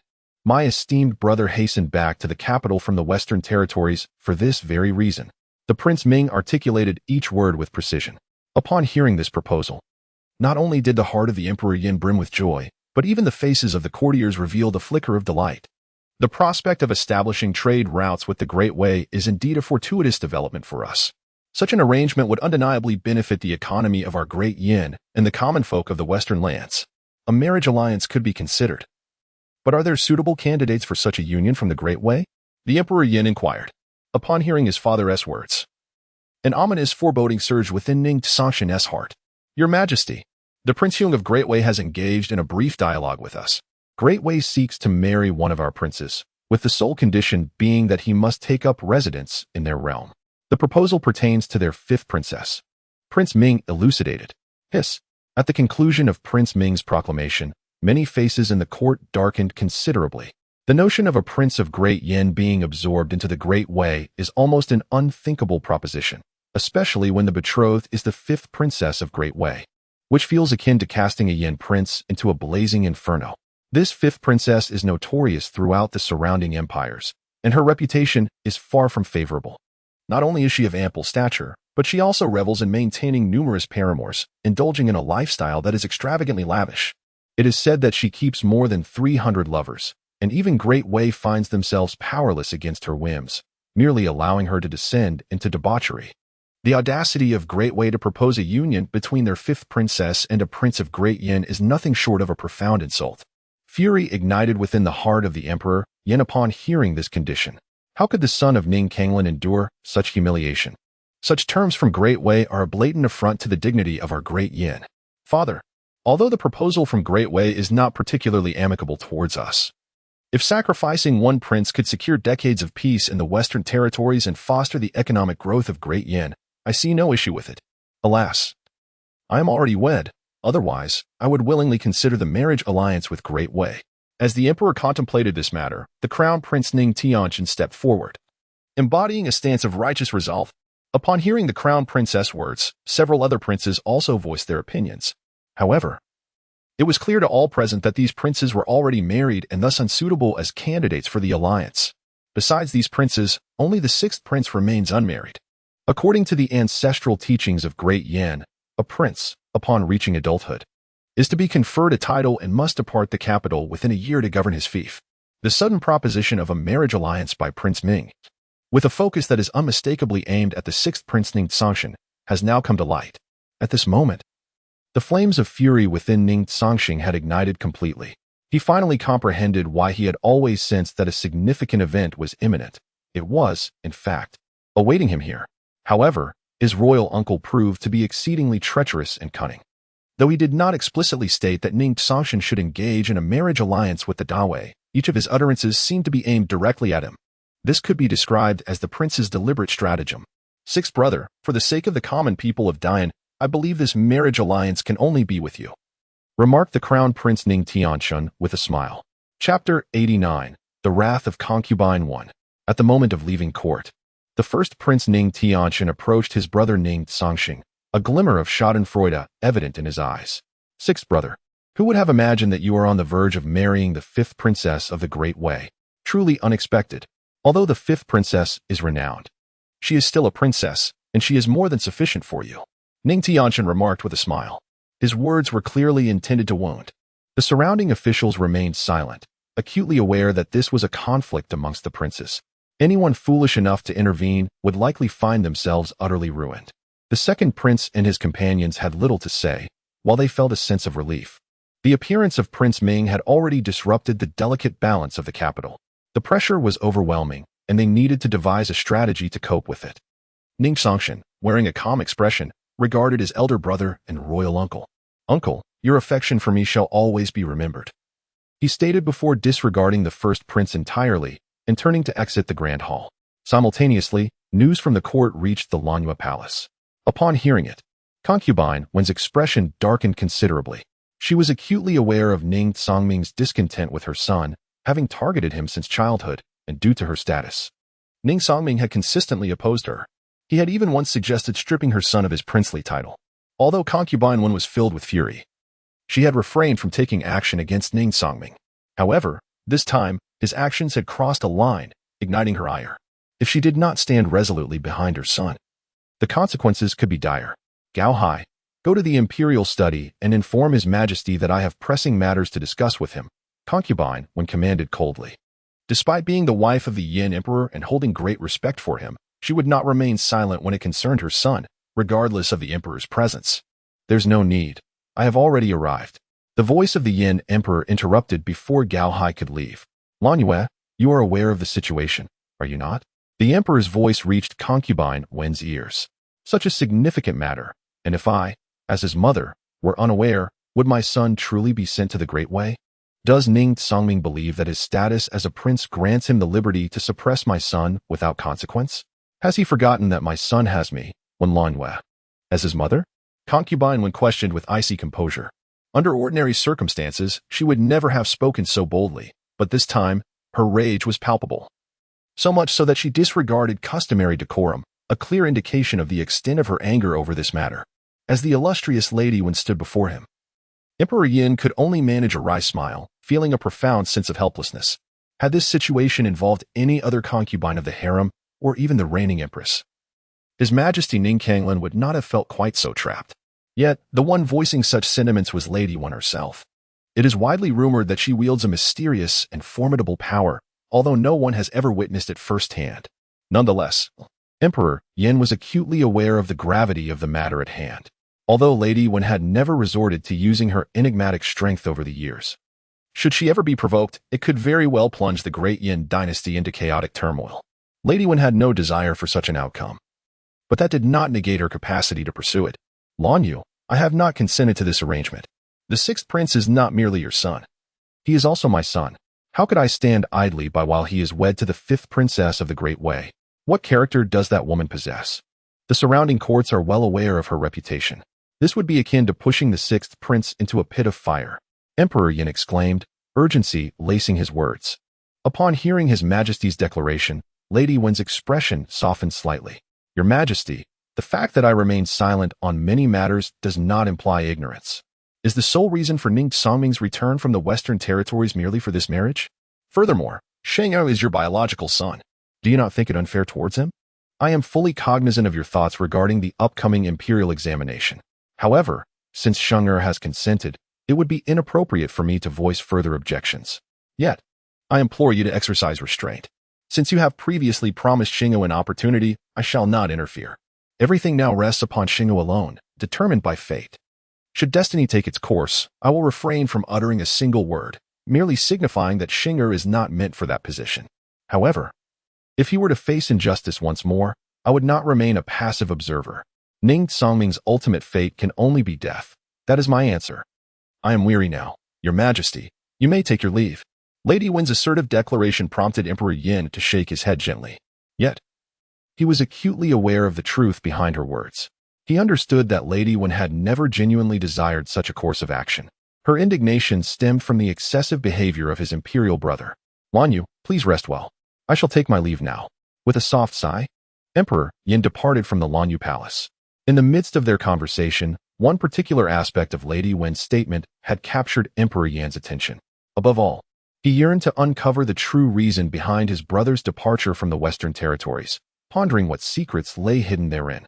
Meanwhile, as Emperor Yin conversed with Lady Wen, Ning Cangsheng had returned to his own residence.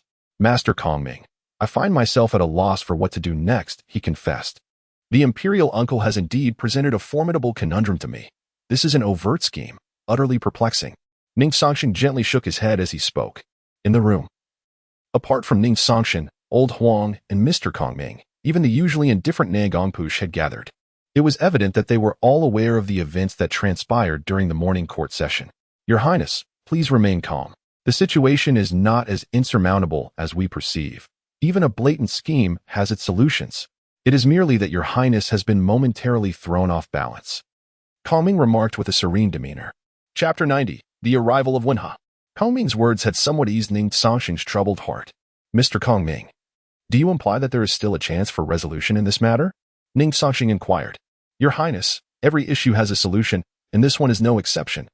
It is merely that the suddenness of the events, coupled with the inherently antagonistic relationship between you and Prince Ming, has clouded your judgment and caused a certain disarray in your heart. Kongming replied. In truth, resolving this matter is not particularly difficult. We simply await the arrival of one individual. Once he arrives, the situation will be effortlessly resolved. Kongming added with a smile. Upon hearing Kongming's words, the others seemed to have an inkling of what was to come. Kongming, do not tell me that Wenha is returning. Isn't he with General Li in the Northern Barbarians? When is he coming back? Has the situation in the North been settled? Lao Huang asked, somewhat astonished.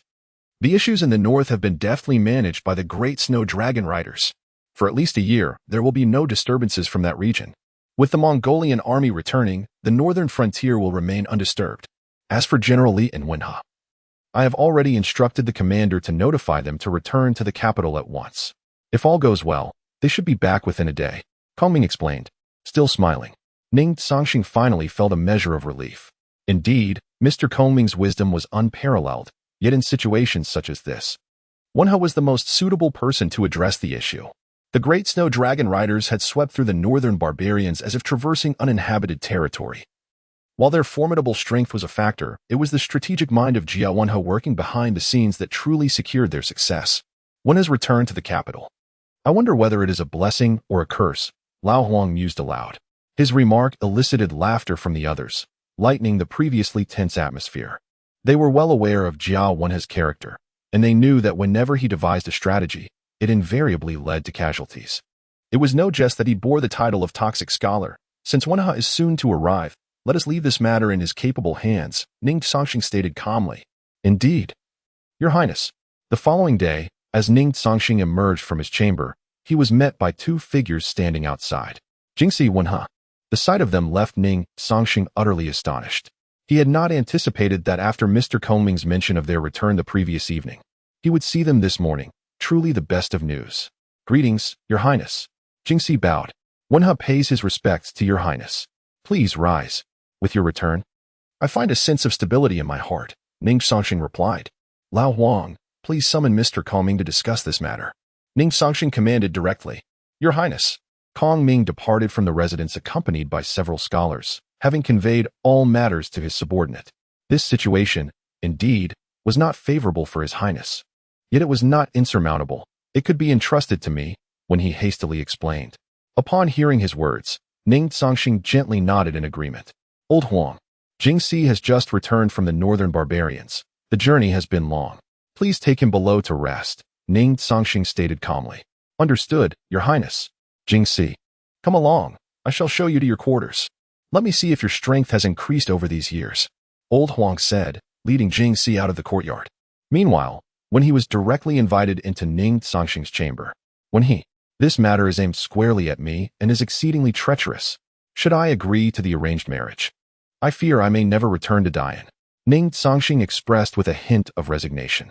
In response to his lament, when he shook his head lightly, a glimmer of insight illuminating his gaze.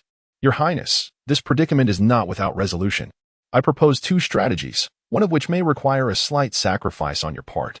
The other, however, would be the most advantageous choice for you, when he articulated.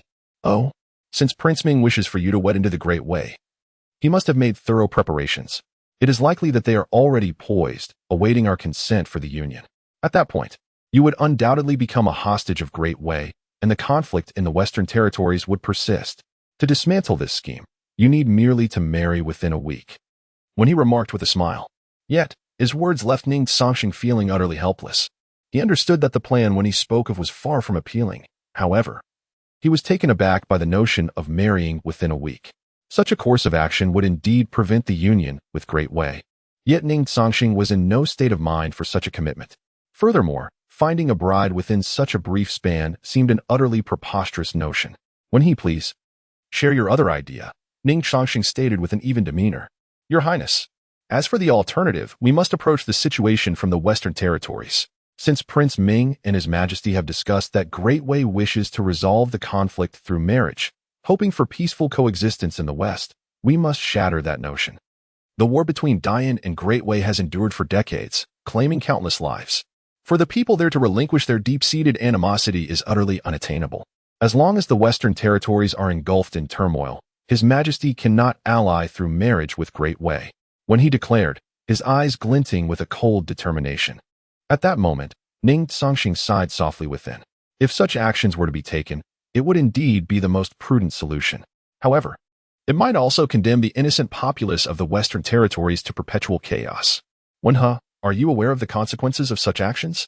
Your Highness, Wenhe's schemes are solely for your benefit. Everything else is of no concern to Wenhe. Zhao Wenhe spoke each word with deliberation. Consequently, peace between the Great Way and the Great Yin shall be rendered impossible. The Western territories are likely to be engulfed in chaos. Ning Cangsheng murmured. Despite hearing Ning Cangsheng's statements, Zhao Wenhe's countenance remained as serene as ever, showing not a hint of turmoil. Your Highness, should the Great Way take the initiative to strike, then the Great Yin would have just cause to retaliate. Wenhe suddenly interjected. Wenhe, what do you imply? Within a fortnight, the Great Way will surely make their move. Chapter 91. The Internal Strife of the Great Way. Zhao Wenhe's words instilled unwavering confidence in Ning Cangsheng. Although he remained oblivious to the means employed by Zhao Wenhe, Ning Cangsheng, well acquainted with his character, never harbored doubts. Over the years, every ploy executed by Jiao Wenhe had been flawlessly realized, and in certain respects, he surpassed even Kong Ying. Given that Jiao Wenhe had proclaimed that action would be taken within a fortnight, Ning Cangsheng held no reservations whatsoever. In the subsequent week, Ning Cangsheng undertook a vital course of action. He secluded himself, abstaining even from morning court sessions, and directly reported the situation to his father, the emperor. He resolutely turned away anyone attempting to visit him, publicly claiming he was bedridden due to a cold. During this time, both the eldest and second princes made several attempts to see him, yet each time they were thwarted by the formidable old Huang. Though both princes felt considerable dissatisfaction, they were nonetheless intimidated by the prowess of this grandmaster. Simultaneously, a rumor surfaced in the capital, suggesting that the reason for the sixth Prince Ning Cangsheng's seclusion was not due to illness, but rather the disfavor of Prince Ming. The rumor asserted that Prince Ming harbored contempt for the sixth prince, leading to his suppression. Furthermore, it disclosed Prince Ming's intention to arrange a marriage between the sixth prince and the infamous fifth princess of the Great Wei. If the conflict between the Great Yin and the northern barbarians stemmed from issues of sustenance, the war between the Great Wei and the Great Yin was a protracted historical grievance. Compared to the northern barbarians, the citizens of the Great Yin harbored a deeper animosity towards the Great Wei. The prospect of their sixth prince being married into the Great Wei, particularly to the notorious fifth princess, ignited a fervor among the populace of the capital. Many irate individuals flocked to Prince Ming's residence, demanding an explanation for the affront to the people of the Great Yin. In an instant, the atmosphere in the capital grew tense. Wenhe, was this situation in the capital orchestrated by you? Old Huang inquired, directing his question at Jiao Wenhe, who stood nearby. Your Highness has already lost the initiative in this matter. To regain an advantage, we must resort to extraordinary measures. Prince Ming has long been engaged in warfare with the Great Wei in the Western territories, as decreed by the late emperor. However, this time, the prince has unexpectedly returned to the capital, and the reasons behind this decision are undoubtedly more complex than a mere marriage alliance. While we currently lack clarity on the underlying motives, this development is not particularly detrimental for your Highness. The Great Yin and the Great Wei have always been mortal enemies. Portraying your Highness as a victim will allow us to seize the initiative. Especially with your Highness remaining secluded during this period, it all appears remarkably authentic. Wenhe replied calmly. Upon hearing Wenhe's remarks, the individuals in the room raised their thumbs in approval. In terms of intellect, Jiao Wenhe and Zhuge Kongming can be regarded as equals. However, Kongming is primarily focused on governance and military strategy, whereas Jiao Wenhe possesses a deeper understanding of human nature. This is why Kongming previously remarked that with Wenhe involved, the matter at hand was not particularly challenging. Just as they were discussing this issue, Jing Si suddenly entered the room. Your Highness, news has arrived from the general. A civil strife has erupted in the Great Wei. The emperor has suddenly fallen into a coma, and the court has now divided into several factions, embroiled in fierce disputes over the throne. However, the power currently rests in the hands of the Crown Prince of Great Wei. It is widely known that Crown Prince Wei Qianse is a headstrong individual. According to the messages from the general, it is highly likely that Wei Qianse will take action against the Western territories, Jing Si stated emphatically. Upon hearing this news, Ning Cangsheng immediately stood up, his expression one of disbelief. Just a week prior, Jiao Wenhe had told him that within half a month, Great Wei would surely move against the Western territories. Although Ning Cangsheng chose to believe Jiao Wenhe, he still harbored some doubts. Yet now, upon receiving such news, his previous uncertainties had vanished, replaced by astonishment. He could hardly comprehend the means Wenhe had employed to incite such turmoil in Great Wei. Wenhe, tell me, is there any connection between this civil strife in Great Wei and you? Old Huang interjected anxiously. In truth, aside from Jiao Wenhe, no one else understood the mechanisms behind such extraordinary events occurring thousands of miles away in Great Wei. Such tactics could only be described as unfathomable. If they were to fall upon them, they would likely remain oblivious to the underlying reasons until their dying day. In response to Old Huang's inquiry, Jiao Wenhe merely offered a gentle smile.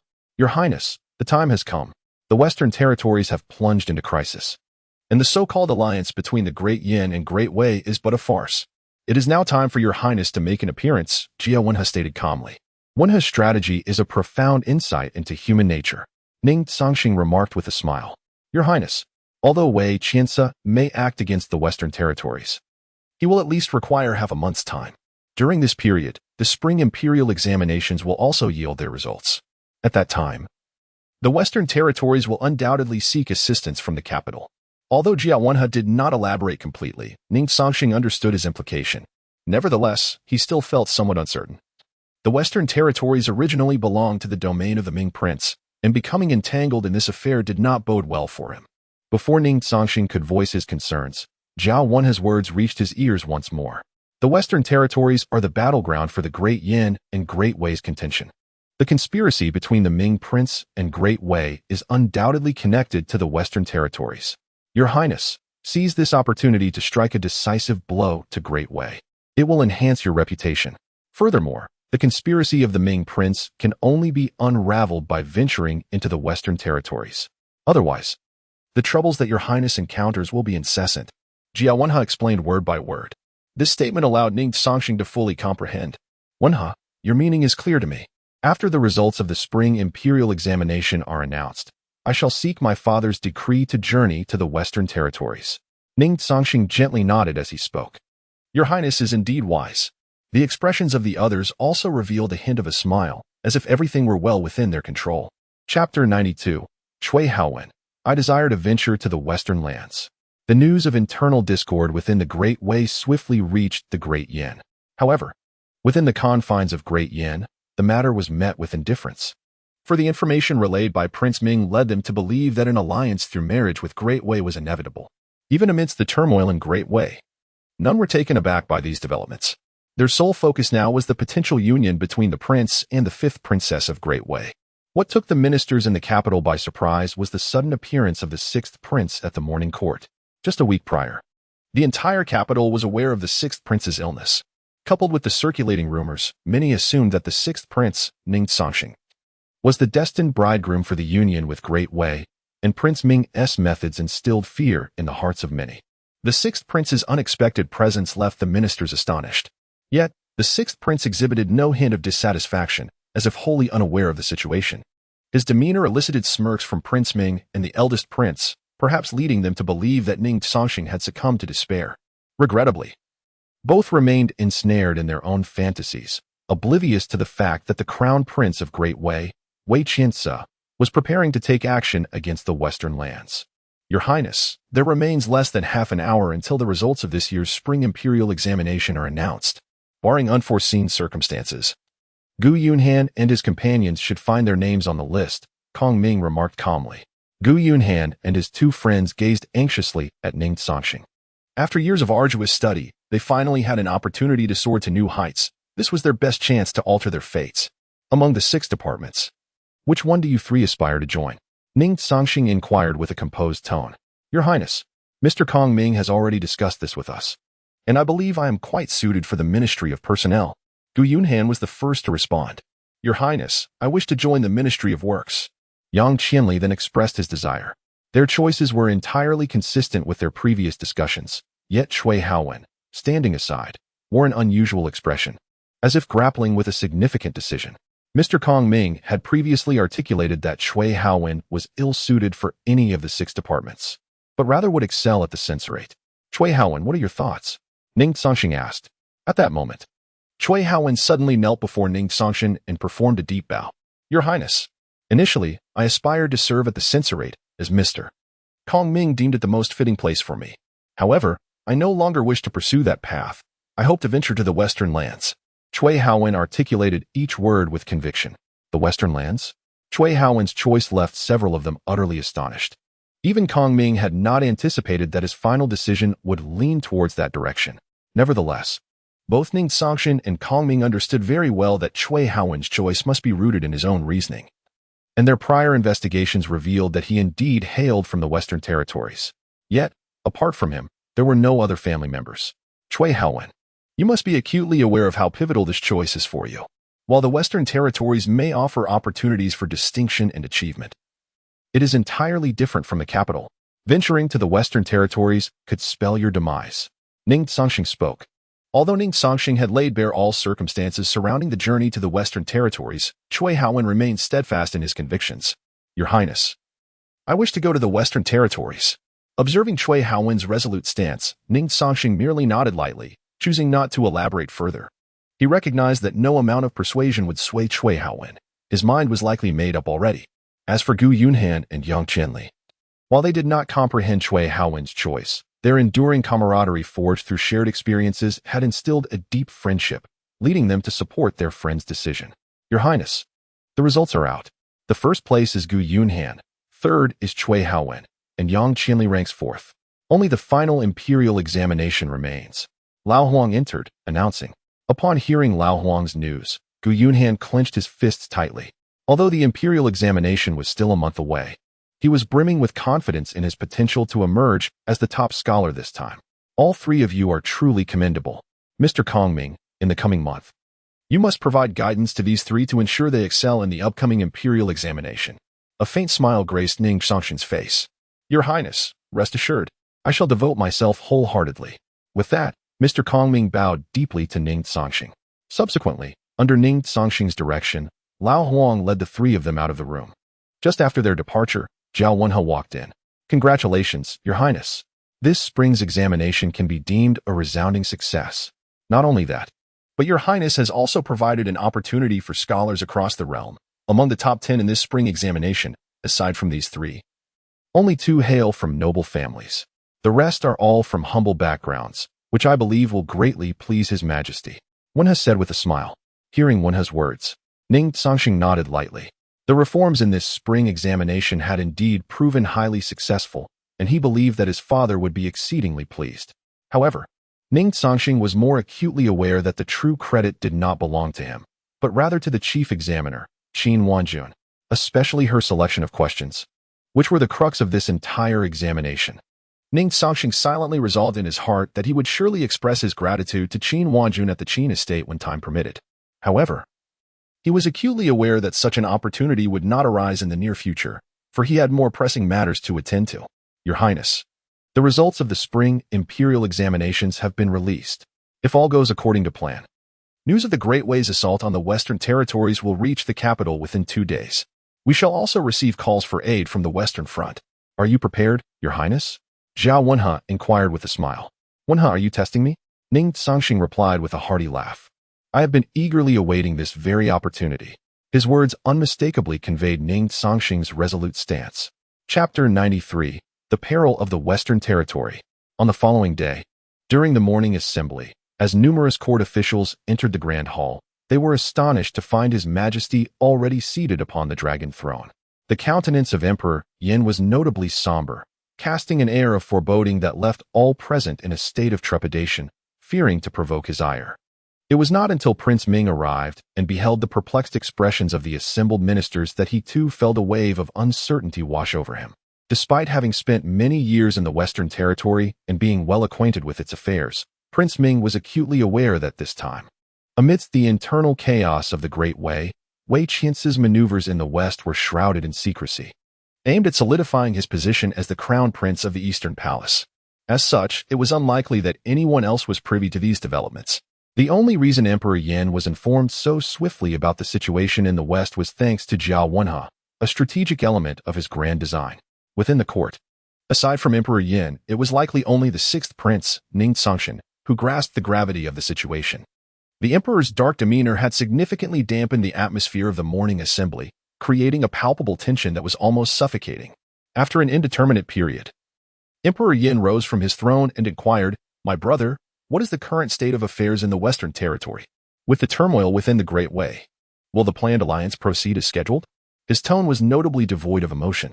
Upon hearing this, Prince Ming felt a flicker of confusion. He struggled to comprehend the implications of his brother's question. In his mind, the alliance with the 6th prince had been a foregone conclusion. With his backing, the 1st prince, Ning Tianqian, would undoubtedly ascend as the next emperor. Yet, the sudden inquiry from his brother suggested that matters might not be as straightforward as he had presumed. Your Majesty, there is currently no unrest in the Western Territory. Although the internal situation in the Great Wei is chaotic, the alliance will undoubtedly proceed as previously agreed. As long as we confirm the prince from our side, we are ready at any moment. Prince Ming responded promptly. In response to his words, a faint smirk appeared at the corner of Ning Cangsheng's mouth. No one understood the reality of the Western Territory's situation better than he did. This also indicated that despite Prince Ming's long tenure in the West, he had not fully grasped its complexities. For Ning Cangsheng, this was fortuitous. As he prepared to confront the Great Way and uncover the clandestine agreements his royal uncle had forged, he recognized that if the Western Territory was indeed fractured, it would facilitate his inquiries considerably. Brother, is what you say true? Is the Western Territory truly devoid of conflict? Emperor Yin inquired with an air of skepticism. At the moment those words were uttered, an ominous premonition surged within the heart of Prince Ming. Your Majesty, have you heard something? Prince Ming inquired cautiously. Suddenly, without any warning, Emperor Yin slammed his palm forcefully upon the dragon throne, unleashing an overwhelming aura that caused many ministers to stagger back several steps. This startling display sent a shockwave through the entire court, leaving all but a few princes, including Prince Ming, kneeling on the ground in fear. Brother, take a good look at this, the emperor exclaimed. The Western Territories are on the verge of falling into the hands of the Great Way, and you dare to claim that nothing has occurred?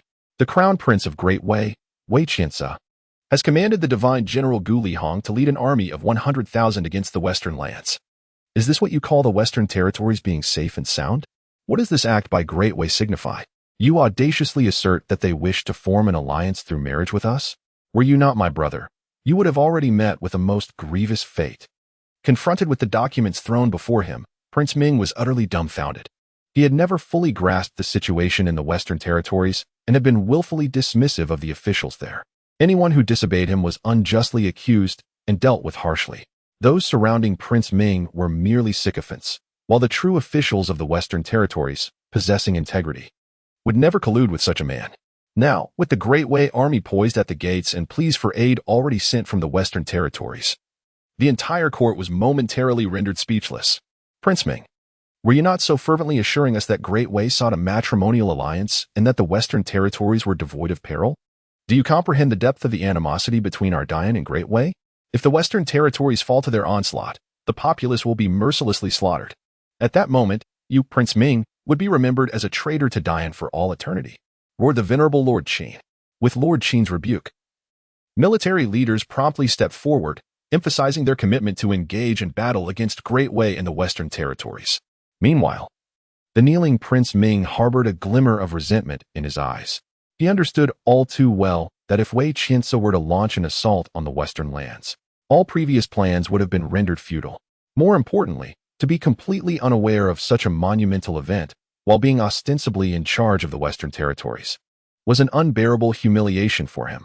Despite being the only prince in Dian with military authority, he was but a mere shadow when compared to the legendary warriors like Lord Qin. For many years in the Western Territory, his safety has been predominantly reliant on the military forces there. Had it truly depended on Prince Ming, perhaps the Western Territory would have long since fallen into the hands of the Great Wei. However, Prince Ming is acutely aware that for his plans to unfold successfully, the Western Territory must not encounter any setbacks. Thus, he promptly exclaimed, Your Majesty, I possess a profound understanding of the Western Territory. Once I return, I shall undoubtedly eradicate the invading foes. I implore Your Majesty's permission to return to the Western Territory at once to confront the enemy. His declaration cast a flicker of hesitation in the eyes of the Flame Emperor. Chapter 94, Ning Cangsheng. Father, I wish to journey to the Western frontier. Under ordinary circumstances, the Flame Emperor would have readily acquiesced to the request of his younger brother. However, upon returning to the capital, a series of actions taken by this brother instilled a modicum of doubt within the Flame Emperor's heart. Particularly, the words previously spoken by Consort when further convinced him that his brother's intentions for returning to the capital were not entirely benign. Coupled with the prospect of an alliance with the Great Wei, this impression was only exacerbated. Moreover, it was paramount to note that as the overseer of the Western frontier, his grasp on the region had remained tenuous over the years, causing the Flame Emperor considerable dissatisfaction. This was, in fact, the true reason behind his lack of immediate response. Meanwhile, a faint smirk appeared at the corner of Ning Cangsheng's mouth. Although he was not particularly well versed in the affairs of the Western frontier, he had gleaned substantial intelligence through Jiao Wan and other sources, aware of the heinous acts committed by his royal uncle in that region. At this moment, he felt it was the most opportune time to step forward. Advancing, he proclaimed, Your Majesty, I wish to venture to the Western frontier and engage in a decisive battle against the Great Wei. Each word he uttered drew the attention of all present in the court towards the sixth prince, Ning Cangsheng. Even the Flame Emperor was taken aback. He had not anticipated that his own son would boldly declare his intention to confront the Great Way in battle. The expressions of the other princes turned sour, as they had never envisioned such a turn of events. In their minds, Ning Cangsheng's actions were merely an attempt to cultivate a favorable impression in the eyes of their father, and they believed he would never genuinely embark on a campaign against the Great Way.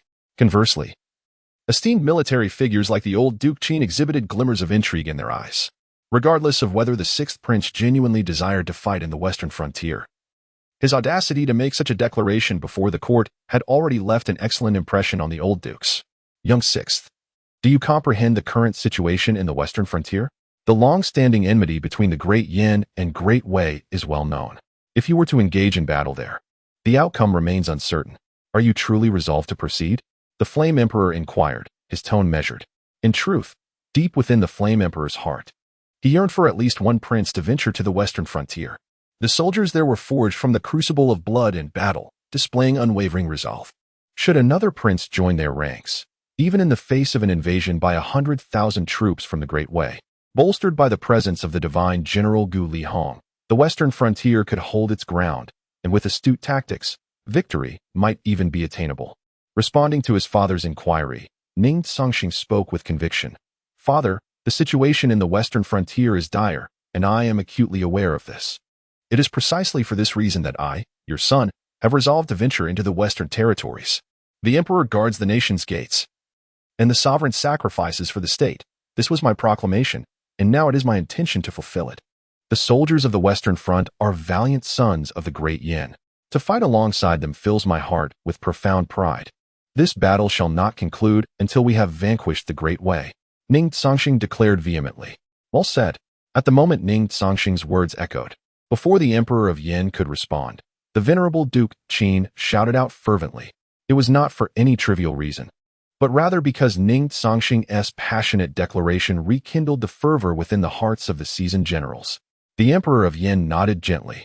Although he harbored considerable dissatisfaction towards his other sons, he could not help but feel a deep sense of approval for the actions of his sixth son. Your Majesty, the sixth prince possesses such noble intentions. He truly embodies filial piety. However, the western territories are fraught with peril, and the sixth prince has never set foot on the battlefield. I propose that Marshal Wufeng lead the charge, with the sixth prince serving as the vanguard, commanding 50,000 troops to aid the western front, decisively annihilating the invading forces of the Great Wei. At this juncture, the venerable Duke Qin interjected suddenly. His words elicited a nod of agreement from the Emperor of Yin. If it were solely the sixth prince venturing into the western lands, the emperor would indeed feel a sense of unease. However, with the inclusion of Qin Wufeng, there appeared to be no cause for concern. Even if the Great Wei's assault was spearheaded by the divine General Gu Lihong, with the 50,000 troops of the western front, complemented by Qin Wufeng's 50,000, they would not be at a disadvantage. Excellent. Let us proceed as per the venerable Duke Qin's counsel. Old Wei, draft the decree. Appoint Qin Wufeng as the Grand General for the expedition, and the sixth Prince Ning Cangsheng as the vanguard. They shall lead 50,000 troops to support the western front. They are to depart punctually in 3 days, declared the Emperor of Yin. Following the issuance of the decree, the court erupted in a chorus of commendations. Yet, the expressions of Prince Ming and the first prince darkened considerably, especially Prince Ming, who remained kneeling, unnoticed by others, his eyes betraying a flicker of resentment and murderous intent. This development had exceeded his expectations. He could not fathom why the Great Wei had suddenly plunged into internal strife. Nor could he understand why Crown Prince Wei Qianzi would choose this moment to launch an assault on the western territories. It had utterly disrupted all his meticulously laid plans. Mother, Before Ning Cangsheng could articulate his thoughts, he was abruptly interrupted by Concubine 1. I am already aware of the events that transpired within the court. Although I do not comprehend your fervent desire to journey to the western front, you have matured and formed your own convictions. I shall not pry further. As long as you believe it to be the right course of action, pursue it with vigor. Remember, do not concern yourself with the opinions of others. I shall always be your ultimate support. Concubine 1's face radiated warmth. Upon hearing his mother's heartfelt words, Ning Cangsheng's eyes glistened with unshed tears. For so many years, regardless of his actions, his mother would never blame him, always silently standing behind him in unwavering support. Even when certain events unfolded in a most absurd manner, It was she who bore the brunt of it all. Ning Cangsheng has etched every moment of this into his heart.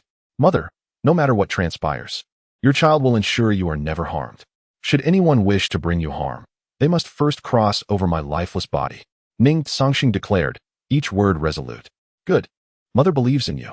As she gazed upon her grown son, consort Wen Gui gently caressed his hair, a tender smile gracing her face. Chapter 95. This time, ensure the safety of the sixth prince.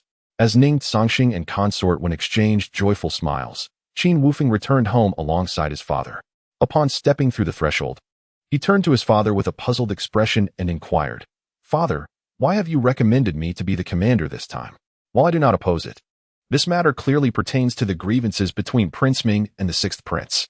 Will our involvement not provoke discontent from Prince Ming? Although the Qin family did not fear Prince Ming, his treacherous and cunning nature was well recognized. If it were not for dire circumstances, they would prefer to remain uninvolved with such a character. Hearing his son's words, the venerable Qin Duke shot him a stern glare. At that moment, Qin Wanjun entered the hall and, upon observing the tense atmosphere between her grandfather and father, quickly inquired about the situation.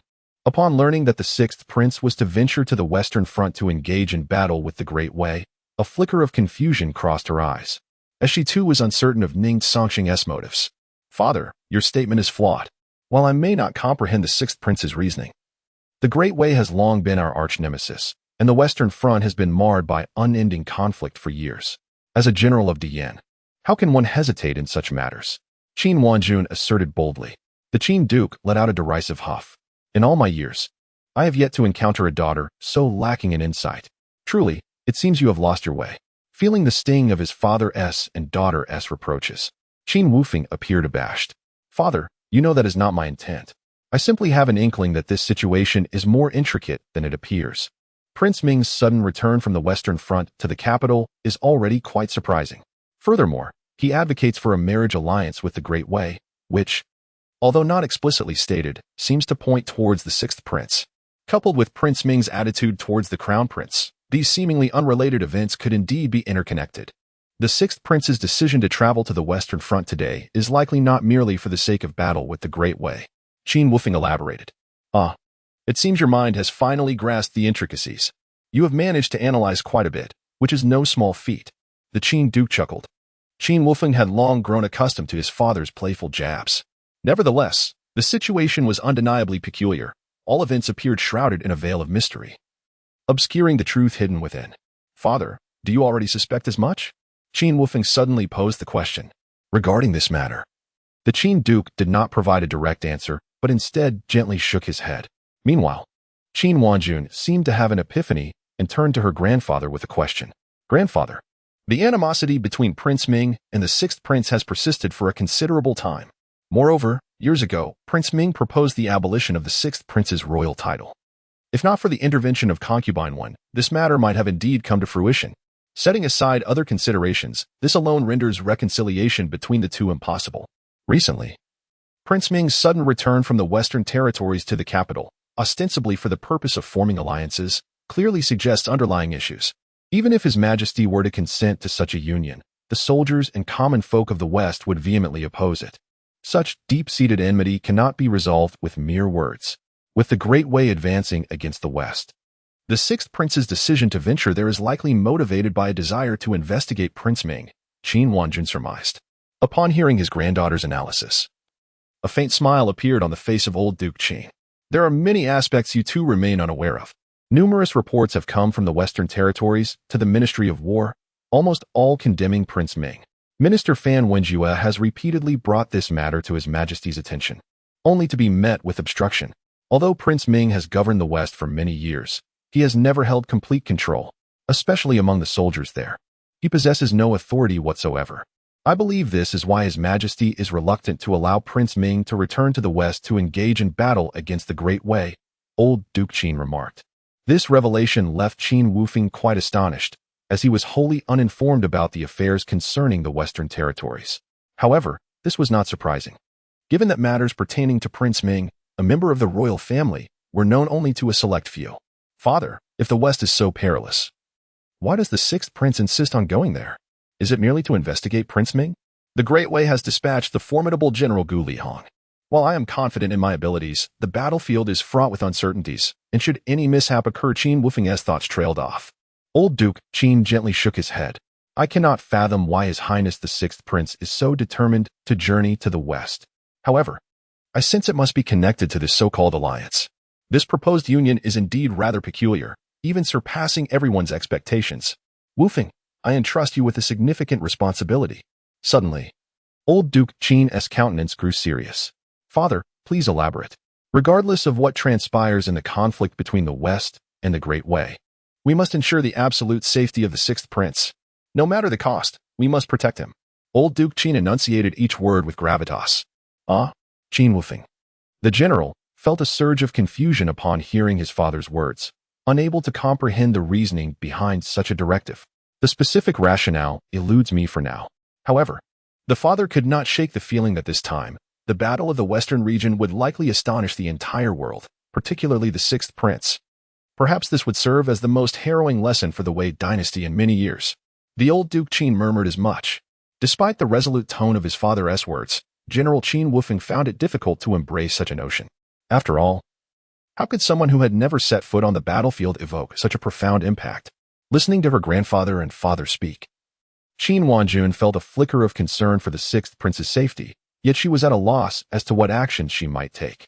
All she could do was silently pray for the Sixth Prince's successful campaign in the Western region.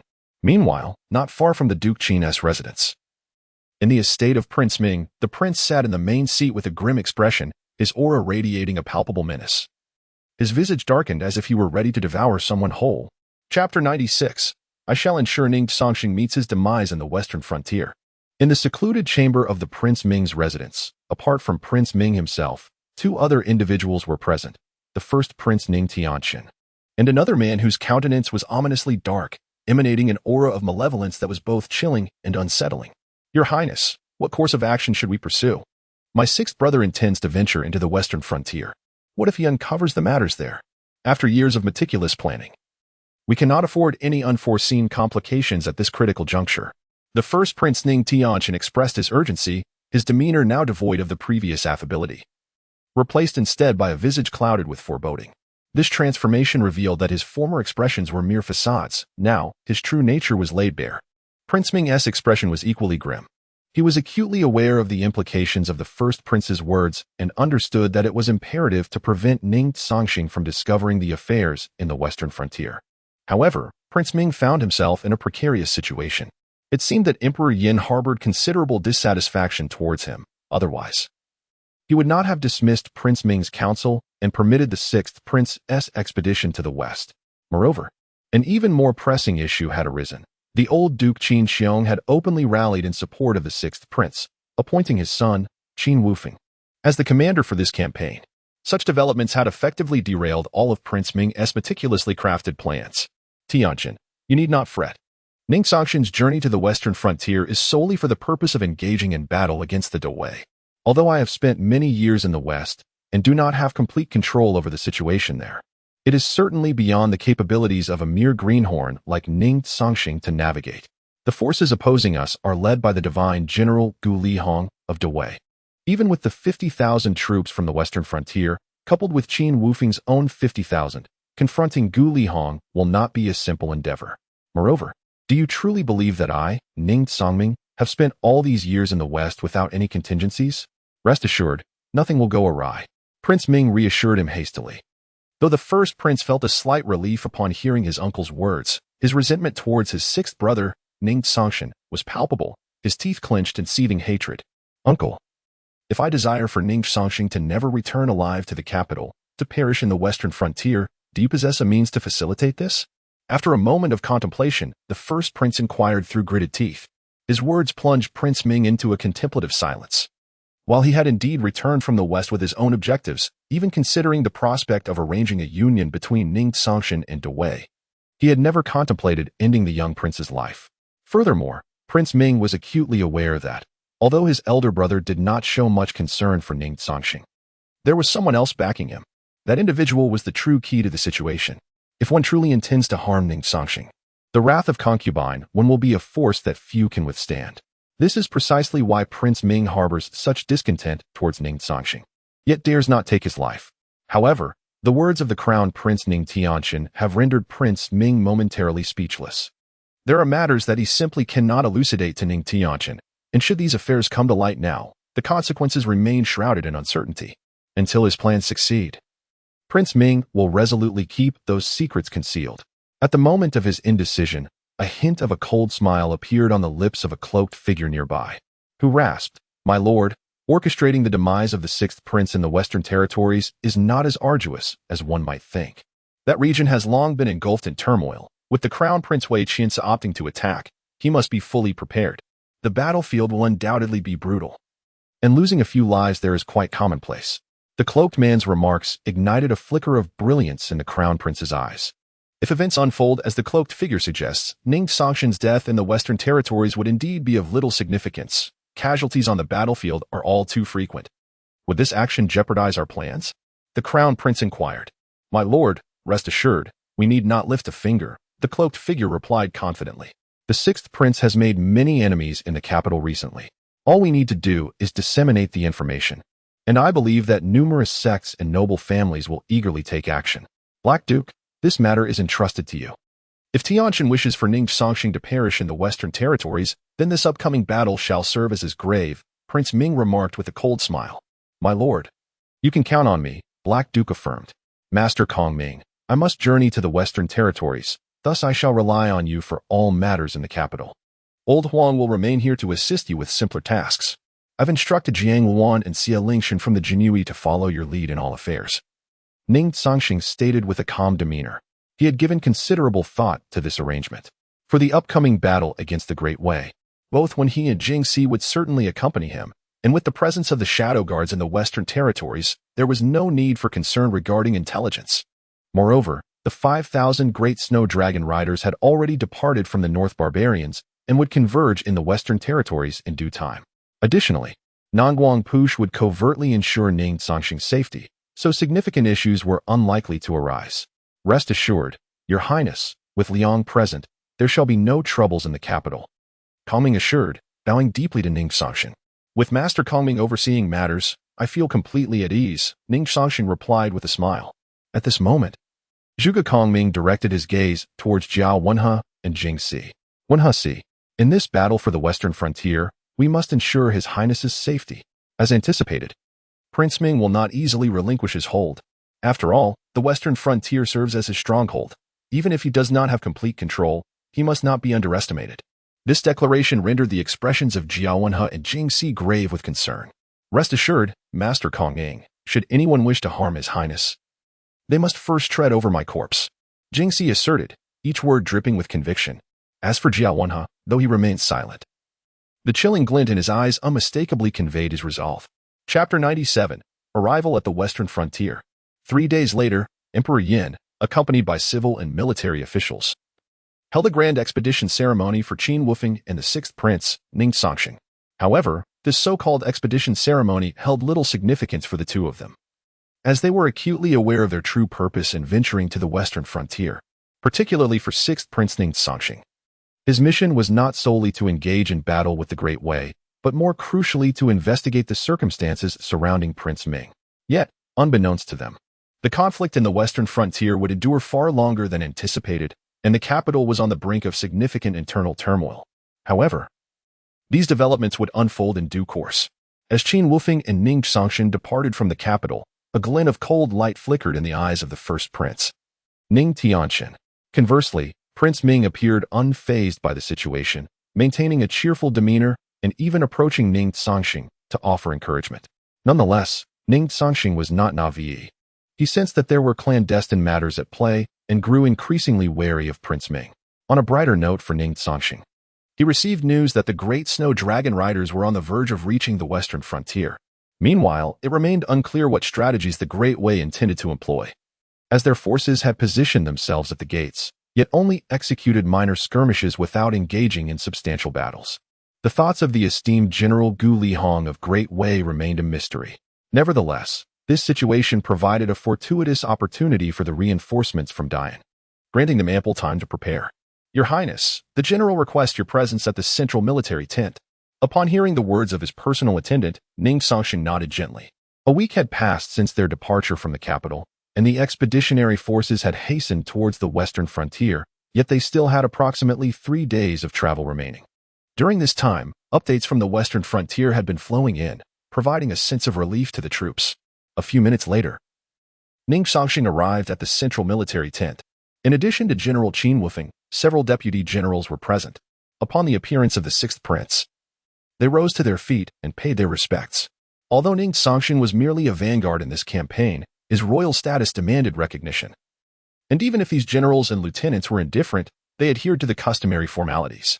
There is no need for such formalities, gentlemen. Here, I am not the sixth prince, but merely the vanguard of the expeditionary forces, Ning Cangsheng.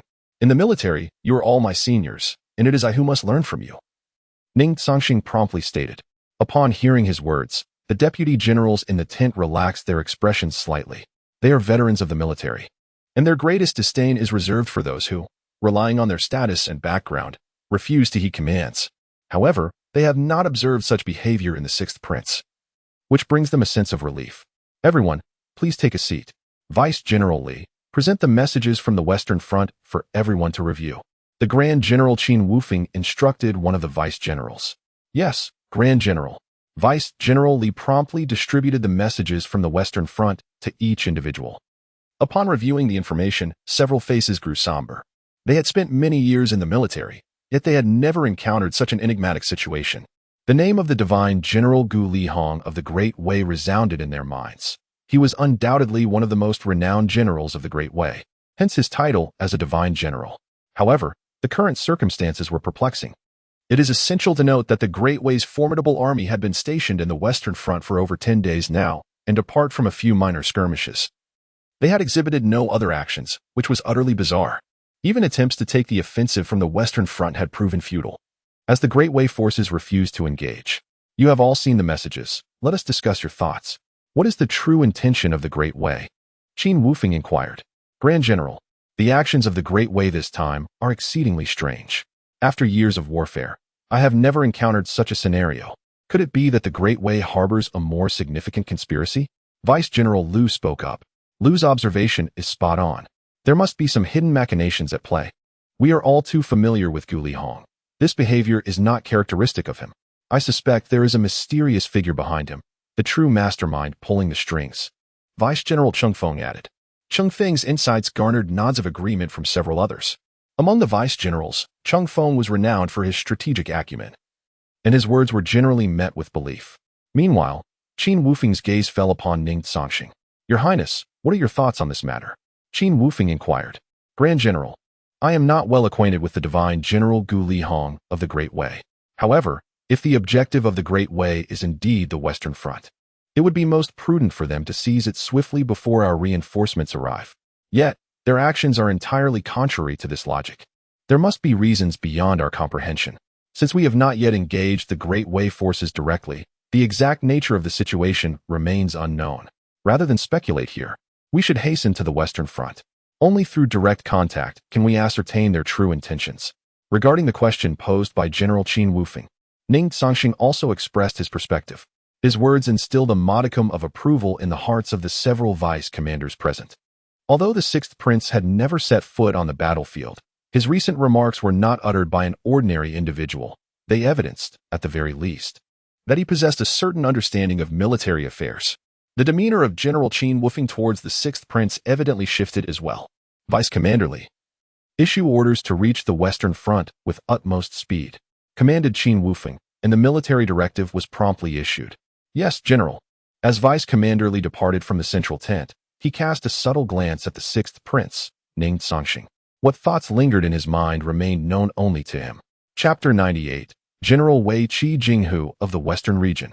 With the military order from General Qin Wufeng, the originally anticipated journey of approximately 3 days to the Western Region was abruptly shortened by a day, allowing the forces to arrive at the Western Region ahead of schedule.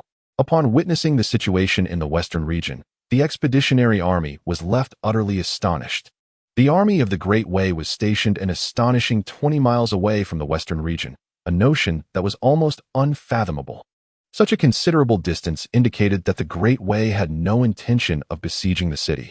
However, General Qin Wufeng was equally perplexed by the true intentions of the esteemed General Gu Lihong from the Great Wei and could only proceed with his forces into the city of Wenzhou in the western region. Upon receiving the news, the prefect of Wenzhou, Han Guangde, promptly arrived at the city gates with a group of officials to welcome General Qin Wufeng and his army. Although Qin Wufeng harbored a deep-seated disdain for this gathering of officials, he recognized the necessity of maintaining decorum in Wenzhou city and felt compelled to extend some measure of courtesy to Han Guangde. Nevertheless, he ultimately declined Han Guangde's banquet in honor of their arrival, opting instead to escort the sixth prince, Ning Cangsheng, directly to the residence of another official within Wenzhou city. The rejection elicited a flicker of displeasure in Han Guangde's eyes, though he managed to conceal it effectively. Meanwhile, Qin Wufeng retained several vice-generals within the main army. "General, where are we headed now?" Ning Cangsheng inquired with a hint of curiosity. "To the general's residence, to pay a visit to General Wei Qi Jinghu of the western region," Qin Wufeng replied with a smile. At this moment, a glimmer of uncertainty crossed Ning Cangsheng's gaze. Before he could voice his thoughts, Qin Wufeng's words reached his ears once more. The western region differs from other territories. In other regions, military power is held by the prefect, or, as in the case of Menghui, it is centralized in a single authority. However, due to years of warfare with the Great Wei, the Western Army is remarkably formidable, surpassing typical military forces. Furthermore, with the presence of the Ming Prince in the Western region, who also commands military power, a significant issue arose. Thus, for many years, the Western Army has been under the command of the General of the Western region. Moreover, all generals of the Western region have been appointed personally by His Majesty. Qin Wufeng elucidated with a smile. Upon hearing this explanation, Ning Cangsheng appeared to grasp the situation more clearly. Previously, he had harbored some doubts regarding the Western Army's circumstances, fearing that such laxity might lead to complications. However, all his doubts dissipated. It seemed that although the Western Army was not under the control of the Ming Prince, it was, in fact, entirely under the authority of his father, the Emperor. Nevertheless, Ning Cangsheng remained puzzled. If the Western Army was indeed under his father's control, why then was the Ming Prince allowed to oversee affairs in the Western region? Was there truly an intention for the Ming Prince to gain command over the Western Army? Regrettably, with the passing of the late emperor, it seemed an arduous task to unravel the complexities behind these matters. The matters at hand bear little significance to Ning Cangsheng. His primary objective this time revolves around investigating the clandestine agreement between Prince Ming and the Dawei. 20 minutes later, Qin Wufeng escorted Ning Cangsheng to the residence of the Grand General in the Western region. This Grand General appeared to have received news in advance. As he stood outside awaiting their arrival, "Brother Yu Qi, it has been many years. I trust you are well. Brother Qin, you remain as impressive as ever." Upon seeing Yu Qi Jinghu, a flicker of doubt crossed Ning Cangsheng's eyes. One might assume that a man bearing such a formidable name would be a brawny, rugged warrior. Yet upon their encounter, Ning Cangsheng discovered that the Grand General resembled a refined scholar. There was not a trace of bloodlust about him, a stark contrast to what his name might suggest. "Brother Yu Qi, allow me to introduce His Highness, the Sixth Prince, who has been appointed as the vanguard in this endeavor," Qin Wufeng said with a smile. "It is an honor to meet His Highness." Yu Qi Jinghu replied in a tone that lacked the expected reverence. Qin Wufeng furrowed his brow at this interaction, but chose not to comment further. Meanwhile, Ning Cangsheng was not surprised by Yu Qi Jinghu's demeanor. After all, he was merely a newly matured prince who had never set foot on a battlefield. The Western region had long been embroiled in warfare against Dawei, populated by men of iron and grit. Gaining their respect and acknowledgement was not a matter of mere words. It required true prowess. "I am Ning Cangsheng, the vanguard in this campaign, and I have the honor of meeting Grand General Yu Qi," Ning Cangsheng stated clearly, word by word. This simple declaration elicited a modicum of recognition from the Grand General, albeit slight. A few minutes later, the trio entered the hall of the Grand General's residence. Within, the various vice-generals, captains, and lieutenants of the Western Army awaited their arrival. They offered a salute to Qin Wufeng, but seemed to regard Ning Cangsheng as an afterthought, as if he were forgotten entirely. Ning Cangsheng observed this situation with quiet composure, his expression revealing no hint of disturbance. "Brother Yu Qi, what is the current situation in the Western region? When we entered the city, we noticed Dawei's forces were stationed at least 20 miles away. This hardly suggests an intention to assault the city. Gu Lihong would not commit such a foolish act," Qin Wufeng inquired directly. Upon hearing Qin Wufeng's question, Yu Qi Jinghu sighed in resignation. Brother Qin, to speak candidly, this is the most frustrating campaign we have faced in years of conflict with Dawei. In the past, regardless of victory or defeat, we could engage in genuine combat on the battlefield. However, this time is entirely different. Dawei refuses to engage. Even if we take the initiative, the opponent chooses to retreat directly. This is certainly not Gu Lihong's method of warfare. We even suspect that there might be a mysterious figure behind him. That person might be the true commander, Wei Qijing hastily remarked. At this moment, Qin Wufeng gently nodded in agreement. Your thoughts align closely with our suspicions. Brother Wei Qi, who do you think that person behind Gu Lihong might be? Could it be the crown prince of the Great Wei, Wei Qiansa? It is said that this crown prince possesses quite the arrogance. Qin Wufeng inquired. Arrogance is an understatement. Although Wei Qiansa is the crown prince of the Great Wei, his reputation is rather dismal, cunning, ruthless, and obstinate. Everything you might conceive of can be exemplified in this individual. However, given the current turmoil within the Great Wei, would the crown prince truly appear in the western region? Wei Qijing expressed his doubts. Chapter 99. The Meeting. Throughout the afternoon, Ning Cangsheng accompanied Qin Wufeng at the Western General's mansion, acquiring considerable insights regarding the situation in the West, particularly the conflict between the governor of Wenzhou and Wei Qijing, or more accurately, the discord between Prince Ming and the individuals within the Western Army. As evening fell, Wei Qijing graciously invited both Qin Wufeng and Ning Cangsheng to a welcoming banquet, yet Ning Cangsheng politely declined. In his own words, they were all once brothers, having emerged from the ranks of the military, a bond that ordinary individuals could scarcely fathom. He further stated that once they had thoroughly annihilated the Great Wei, they would share drinks and revelry with them then. Qin Wufeng appeared to be aware of something. Thus he readily accepted on Ning Cangsheng's behalf. Observing Qin Wufeng's affirmation, Wei Qijing refrained from further comments, while the demeanor of the people in the hall towards Ning Cangsheng, the sixth prince, subtly shifted. Upon departing the Western General's mansion, Ning Cangsheng headed directly to the Hoshu Tianxiang Pavilion in Wenzhou City. Your Highness. As Ning Cangsheng entered a particular chamber, several individuals rose to their feet and saluted him. In the room, besides Jiao Wenhe and Jing Si, was the long-unseen leader of the Shadow Guards, the formidable Yuan Tiangang. Please, everyone, take a seat, Ning Cangsheng gestured lightly, encouraging them to sit and converse. General, what is the current state of affairs in the West? The Dashua Dragon Cavalry has arrived in the West, has it not? Your Highness, the situation in the West is presently stable, replied the general, due to the presence of the Western Army. Coupled with the fact that the Great Wei has not initiated any offensive actions, there should be no immediate issues. The expeditionary forces have now arrived, and it appears this conflict may endure for an extended duration. As for the Dashua Dragon Cavalry, they have secretly arrived in the West, but are currently in hiding. The general has reported this at the earliest opportunity. Upon hearing the general's words, Ning Cangsheng nodded thoughtfully. What is the true nature of the Great Wei's intentions? They could have seized the West before our expeditionary forces arrived. Why have they delayed for so long? Is there some underlying scheme at play? Ning Cangsheng inquired once more. Regarding this matter, it was not only General Yuan Tiangang who found it perplexing. Even Jiao Wenhe shared in the confusion, unable to ascertain what the Great Wei truly intended. Your Highness, to be candid, the Shadow Guards have already investigated this issue, yet thus far, we have uncovered nothing. Our operatives have even infiltrated the Great Wei's military. However, it seems the Great Wei has concealed their plans very thoroughly. Apart from the divine General Gu Lihong, none seem to possess any knowledge. In truth, some within the Great Wei's ranks also harbored suspicions, yet they were suppressed by Gu Lihong. Nobody knows what lies hidden behind this matter, but it seems there is a mysterious figure backing Gu Lihong. I fear that this individual is indeed the true commander of this battle. Commander Yuan Tiangang has thoroughly divulged all information regarding the Shadow Guards. Upon hearing this, Ning Cangsheng's expression grew increasingly grave.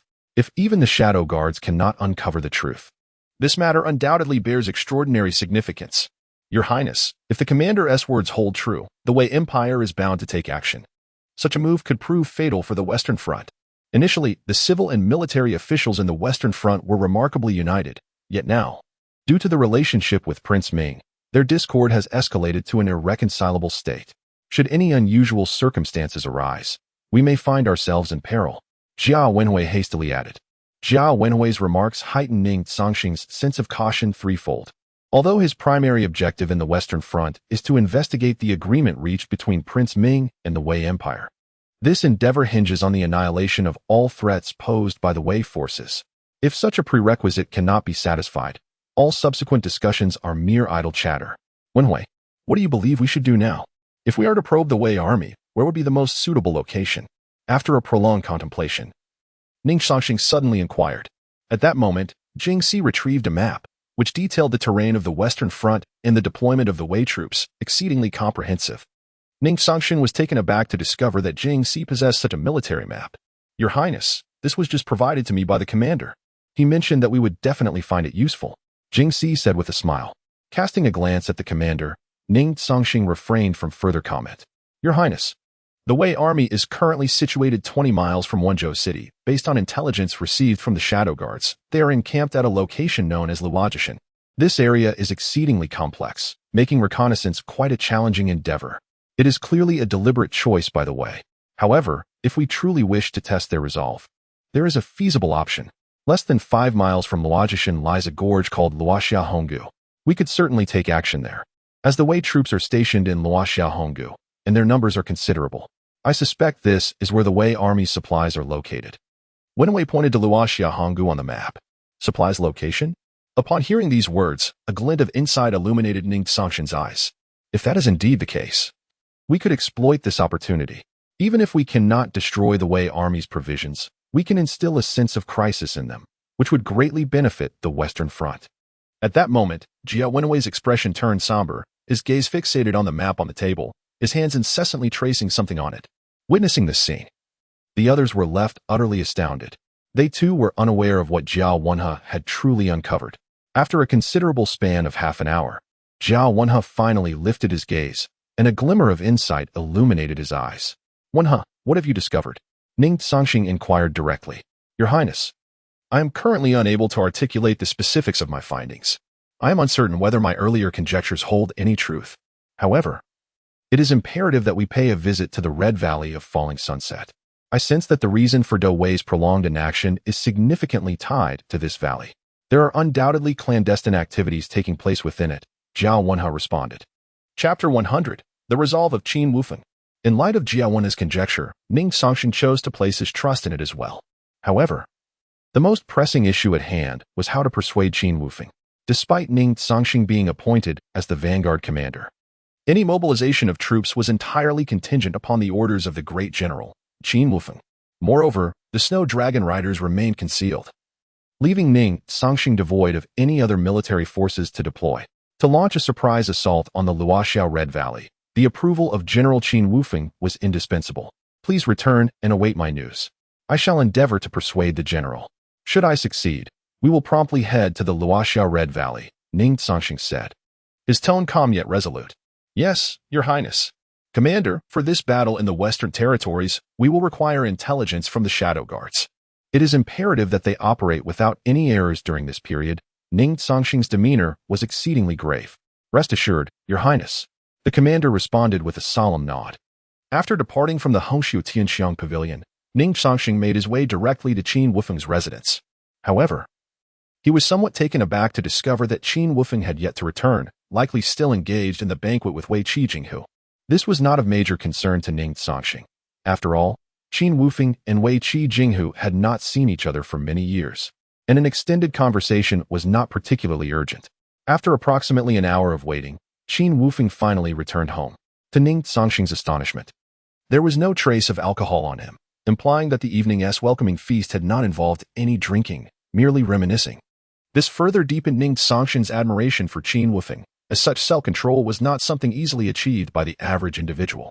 It was evident that Qin Wufeng maintained strict discipline over himself. Your Highness, what brings you here at this hour? Upon seeing Ning Cangsheng, a flicker of curiosity crossed Qin Wufeng's mind. He was uncertain why the sixth prince had sought him out so late. But upon learning from his attendant that Ning Cangsheng had been waiting for an hour, his expression grew considerably grave. General, I have a matter of great importance to discuss with you, Ning Cangsheng stated directly, though uncertain of the urgency of Ning Cangsheng's concerns. Qin Wufeng understood that the sixth prince was not one to act lightly, sensing the complexity of the situation at hand.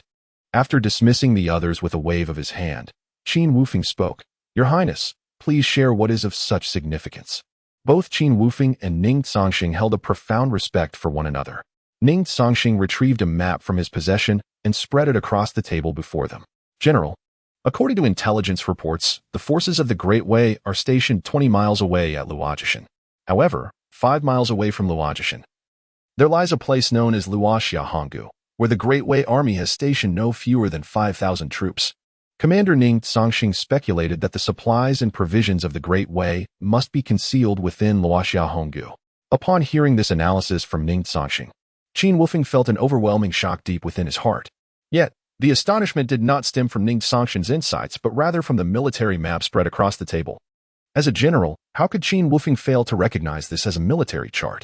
Not only did the map meticulously delineate all the deployments of the Great Wei, but it also exhibited in detail the circumstances on the Western Front. The creator of this military map must undoubtedly be an exceptionally skilled expert. Moreover, they had only just arrived in the Western territories today. Within a single day, the sixth prince, Ning Cangsheng, had managed to acquire such a comprehensive map, indicating that he had reliable contacts in the Western region. The capabilities of these individuals could be described as enigmatic. Otherwise, it would have been impossible to gather such detailed intelligence about the Great Wei's arrangements. Reflecting on this, Qin Wufeng suddenly recalled the words his father had imparted to him. The safety of the sixth prince must be ensured in this Western campaign.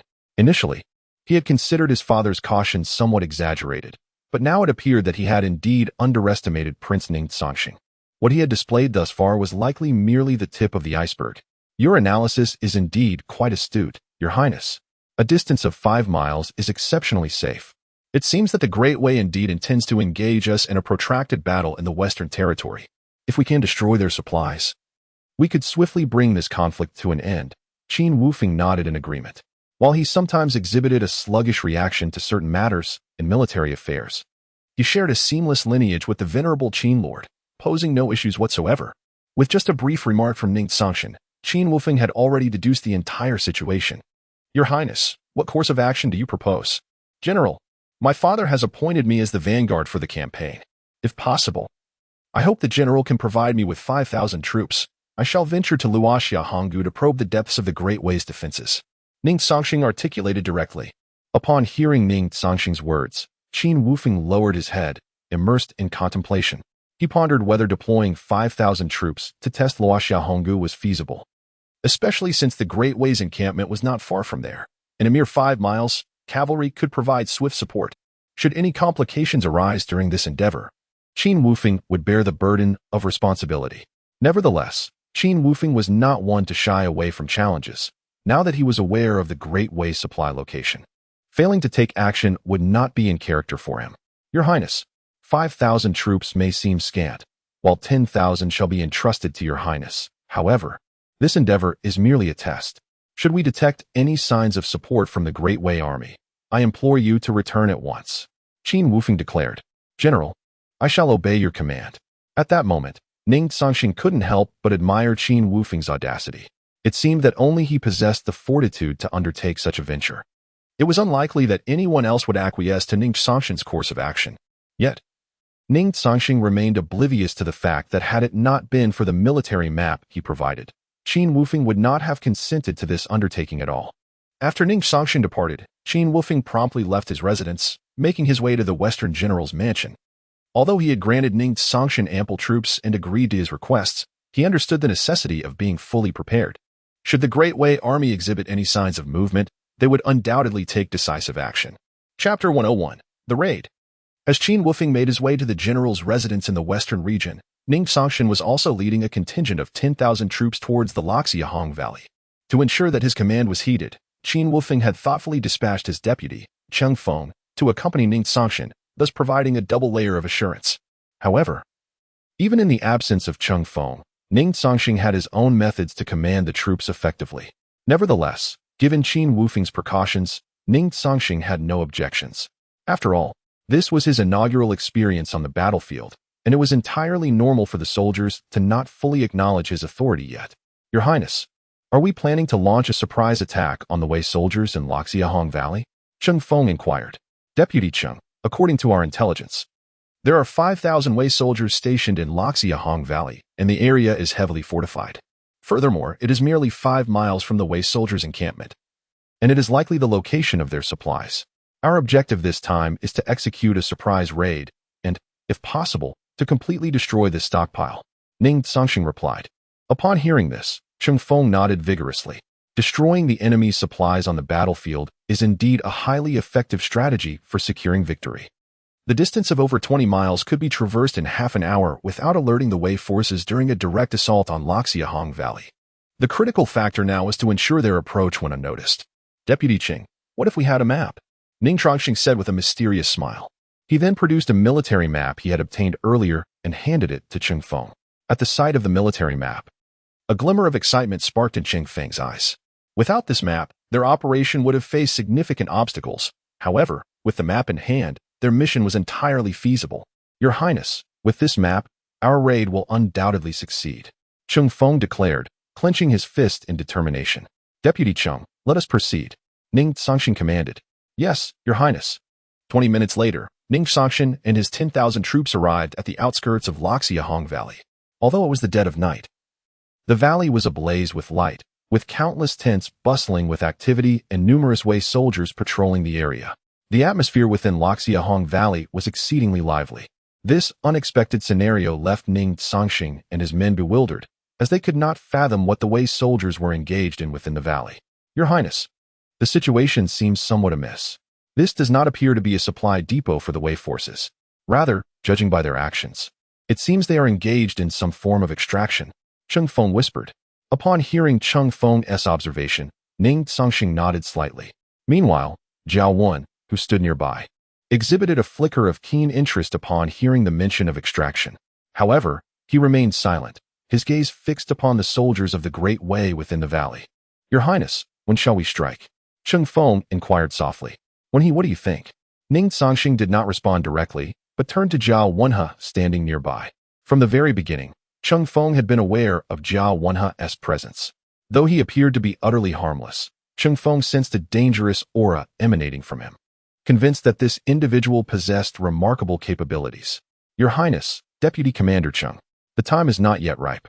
We must keep our soldiers silent, ensuring no noise is made, especially from the war horses. The soldiers of the Great Wei have not yet fully rested. Once they drift into slumber, that shall be our moment to act. Zhao Wenhe spoke calmly. Deputy Commander Cheng, let us proceed as Wenhe suggests. Anyone who disobeys shall have to face me directly. Ning Cangsheng's tone was stern. Understood. Your Highness, prior to their arrival at the luminous Red Valley, Qin Wufeng had specifically instructed Cheng Feng to heed the orders of the sixth prince without question, regardless of their nature. Thus, upon receiving Ning Cangsheng's command, Cheng Feng executed it without hesitation. Your Highness, it appears my earlier conjecture was correct. The reason the Great Wei has yet to advance into the Western territories is their intention to conquer it all at once, even if reinforcements have arrived. As long as they possess those items, victory is assured. Now, we must ascertain whether they are indeed in possession of those items. Zhao Wenhe added hastily. Very well. Although Zhao Wenhe did not immediately disclose the nature of these items to Ning Cangsheng, the latter held a firm belief in his words. Besides, there was no need for haste. 2 hours later, the commotion within the canyon gradually subsided, except for a few patrolling soldiers of the Great Wei. Nearly everyone else had slipped into slumber. Deputy Commander Cheng, now is the time. Prepare for the attack. At the moment he deemed the timing perfect, Ning Cangsheng issued the order for a surprise assault. At your command. The soldiers of the Great Yin harbored a fierce anger and, upon receiving the order to attack, surged towards the soldiers of the Great Wei within the valley. The soldiers of the Great Wei, who had just fallen asleep, were momentarily bewildered by the thunderous roar outside. Before they could react, countless tents collapsed under the charge of the war horses, and many soldiers met their demise before they could even defend themselves. In less than 10 minutes, the soldiers of the Great Wei and luminous Red Valley were utterly routed by the forces of Great Yin. Deputy Commander Cheng, instruct all soldiers not to linger in battle. The army of the Great Wei is on the verge of reinforcements. Ning Cangsheng commanded. Yes, Your Highness. Under Ning Cangsheng's orders, the soldiers of the Great Yin, having completed their surprise attack, immediately surged forth towards the outskirts of the Red Sunset Valley. However, to Ning Cangsheng's astonishment, the response from the Great Wei was remarkably swift. Just as they were preparing to depart, The sound of war horses from the Great Wei's army echoed from behind. Witnessing this scene, Ning Cangsheng inhaled deeply, and the expression in his eyes grew increasingly grave. He had anticipated everything, save for the astonishing speed of the Great Wei's reaction. Chapter 102. Unwillingness. Despite the frantic retreat of Ning Cangsheng's 10,000 troops, the forces of the Great Wei seemed to be driven by madness, showing no intention of letting them escape. This left Ning Cangsheng feeling that the situation had become exceedingly bizarre. Under normal circumstances, such an event would never occur, as they could return to Wenzhou City in no time. However, the actions of the Great Wei had proven that even if they wished to return, their adversary would not relent so easily. Deputy General Cheng, inform all soldiers to waste no time and return to Wenzhou City with all their might. We must not leave a single soldier behind. Ning Cangsheng shouted. Yes, Your Highness. This sudden ambush had indeed altered Deputy General Cheng Feng's preconceived notions of Ning Cangsheng. Although this prince had never set foot on a battlefield before, his capabilities displayed during this ambush were indisputable. Even the hearts of the 10,000 soldiers echoed this sentiment. Furthermore, Ning Cangsheng's simple yet profound command to leave no one behind moved countless soldiers deeply. Wenhe, what is truly happening? You must understand the reasons behind this. Ning Cangsheng inquired of Zhao Wenhe, who stood beside him. Upon hearing Ning Cangsheng's words, Zhao Wenhe gently nodded. Your Highness, this is not the time for such discussions. It appears that the army of Great Wei is not inclined to let us go so easily. Our foremost priority is to hasten back to Wenzhou City. Once we return, I will disclose everything to you. Understood. Let us return with all our strength. After approximately 10 minutes of pursuit, Ning Cangsheng's 10,000 troops were drawing ever closer to Wenzhou City. Despite the relentless actions of the Great Wei, a certain distance remained between them. At that moment, Ning Cangsheng observed the figures of Qin Wufeng and Wei Qi Jinghu appearing ahead, accompanied by 40,000 expeditionary troops and 10,000 western border soldiers. A smile crept upon Ning Cangsheng's lips as he quickly grasped the situation. Although Qin Wufeng had granted him operational authority, he was evidently quite concerned for his safety, even enlisting General Wei Qi to accompany him. Gu Lihong, I know you are present. With me, Wei Qi Jinghu. Here, you shall have no opportunity this time. Withdraw to your Luogishan without delay, if you possess true valor. Let us engage in a real battle and see whether your divine general is mightier or my western border troops prevail. Wei Qi Jinghu bellowed. Upon hearing Wei Qi Jinghu's words, the soldiers of Great Wei halted their movements. From the rear of the ranks emerged a steed, ridden by a middle-aged man, approximately 40 years of age, who surveyed the scene before him with a stern expression. His commanding presence ignited a fierce combat spirit within Jing Si, who stood nearby. The individual who has arrived is none other than the formidable General Gu Lihong, who leads the Wei army in their offensive against the Western territories. Wei Chu Jinghu. It has indeed been a considerable time since our last encounter, Gu Lihong remarked with a hint of indifference. However, a glimmer of coldness flickered in the eyes of this Wei general, his gaze directed squarely at Ning Cangsheng. Gu Lihong had not anticipated that the events transpiring in the Red Valley of Falling Twilight would be discovered by those from the Western realm, nor that they would execute a surprise attack with such flawless success. For the Wei, this was utterly intolerable.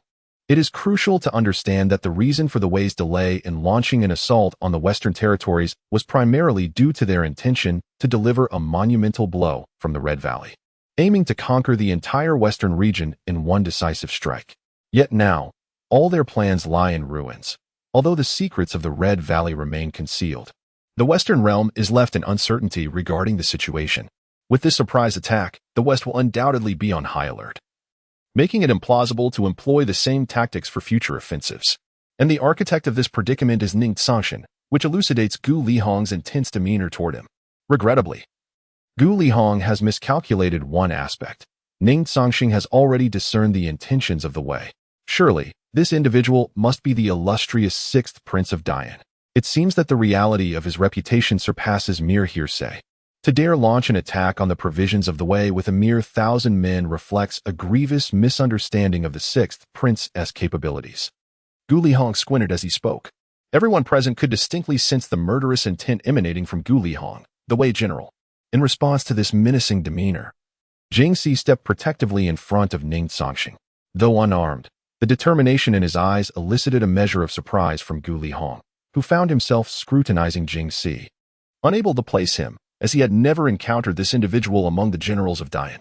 Jingxi's actions prompted a subtle smile from both Ning Cangsheng and Jiawen, who were well acquainted with his character. Faced with someone like Gu Lihong, Jingxi would undoubtedly wish to engage in combat. However, the current circumstances did not permit such a confrontation. Initially, Qin Wufeng and Wei Chujinghu had overlooked Jingxi, perceiving him merely as a bodyguard to the sixth prince. Yet, following his recent display, coupled with his commanding presence, they could not help but regard him with newfound seriousness. With Jiawen's presence amplifying the tension, Qin Wufeng found himself at a loss for words. I am astonished that my name, Ning Cangsheng, is known throughout your way. It is indeed an honor. Ning Cangsheng proclaimed with a hearty laugh. General Gu, I have already returned to Wenzhou City, and your visit to bid me farewell is truly an unexpected courtesy. However, this is not the time for a final confrontation with your way. I shall not extend my farewells further. After a few words, both Qin Wufeng and Yu Qijinghu couldn't help but burst into laughter. Although Qin Wufeng was already aware that the sixth prince, Ning Cangsheng, possessed quite a sharp tongue, this particular remark had undeniably incensed Gu Lihong. As expected, the fury in Gu Lihong's eyes was now ablaze. However, he was acutely aware that with Qin Wufeng and Yu Qijinghu present, not to mention the presence of a mysterious stranger by Ning Cangsheng's side, any notion of conflict was utterly futile. Despite his deep-seated reluctance, he had no choice but to retreat. Chapter 103: The Conspiracy of the Great Way. As the figures of the Great Way departed, both Qin Wufeng and Wei Qijinghu breathed a sigh of relief. Although they had appeared quite formidable moments earlier, the potential for a fierce conflict loomed large, one that neither side could withstand without incurring devastating losses. The legendary General Gu Lihong was not to be trifled with. Even though the Western Frontier Army was renowned for its might, defeating the divine general would exact a harrowing toll. Moreover, the two factions had yet to reach the point of an all-out confrontation. Thus, Gu Lihong's retreat was the most favorable outcome. Everyone returned to the city at once, commanded Qin Wufeng. Yes, General. Meanwhile, Ning Cangsheng and Jia Wenhe lingered behind, seemingly waiting for Qin Wufeng and Wei Qijinghu. Observing this scene, they quickly grasped the unspoken understanding among them, and without uttering a word, they all made their way toward the Western Frontier General's residence. Your Highness, allow this guard to enter as well. Wei Qijinghu gestured towards Jingxi outside the door. Thank you for your kindness, General Wei Qi. However, Jingxi's disposition is such that even if permitted, he would remain outside. Moreover, the matters to be discussed are of significant importance. Having Jingxi stand guard outside is indeed a prudent choice, Ning Cangsheng replied with a smile. Upon hearing this, Wei Qijinghu refrained from further comment, though he cast a few more glances at Jingxi, seemingly recognizing the depth of his character. Your Highness, we are already aware of the outcome of this ambush. However, what is the purpose of the Great Way soldiers in the Wanxiahong Valley? Does this relate to their delay in attacking the western frontier? Qin Wufeng inquired urgently. General Qin, General Wei Qi, allow Wenhe to elucidate this matter. Ning Cangsheng indicated towards Jia Wenhe standing nearby. Though Qin Wufeng and Wei Qijinghu were unaware of who this Jia Wenhe was, they nodded in acknowledgement, recognizing the esteem with which the sixth prince regarded him.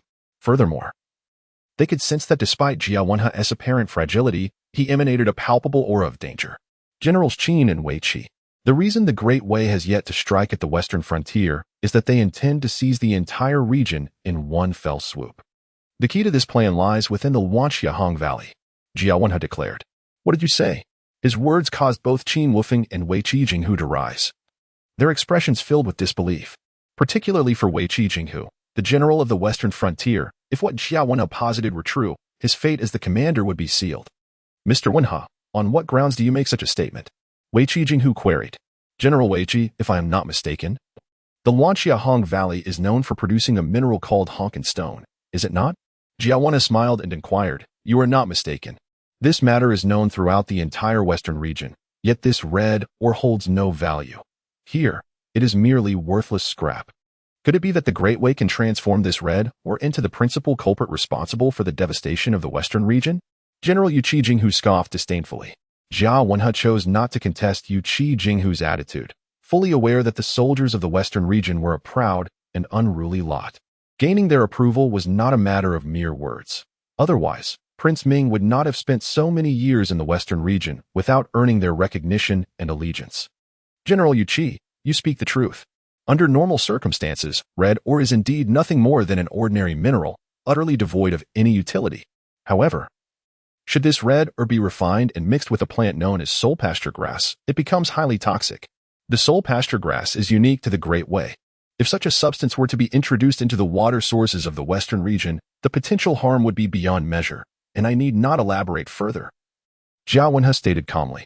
At that moment, Yuqi Jinghu's expression underwent a dramatic change.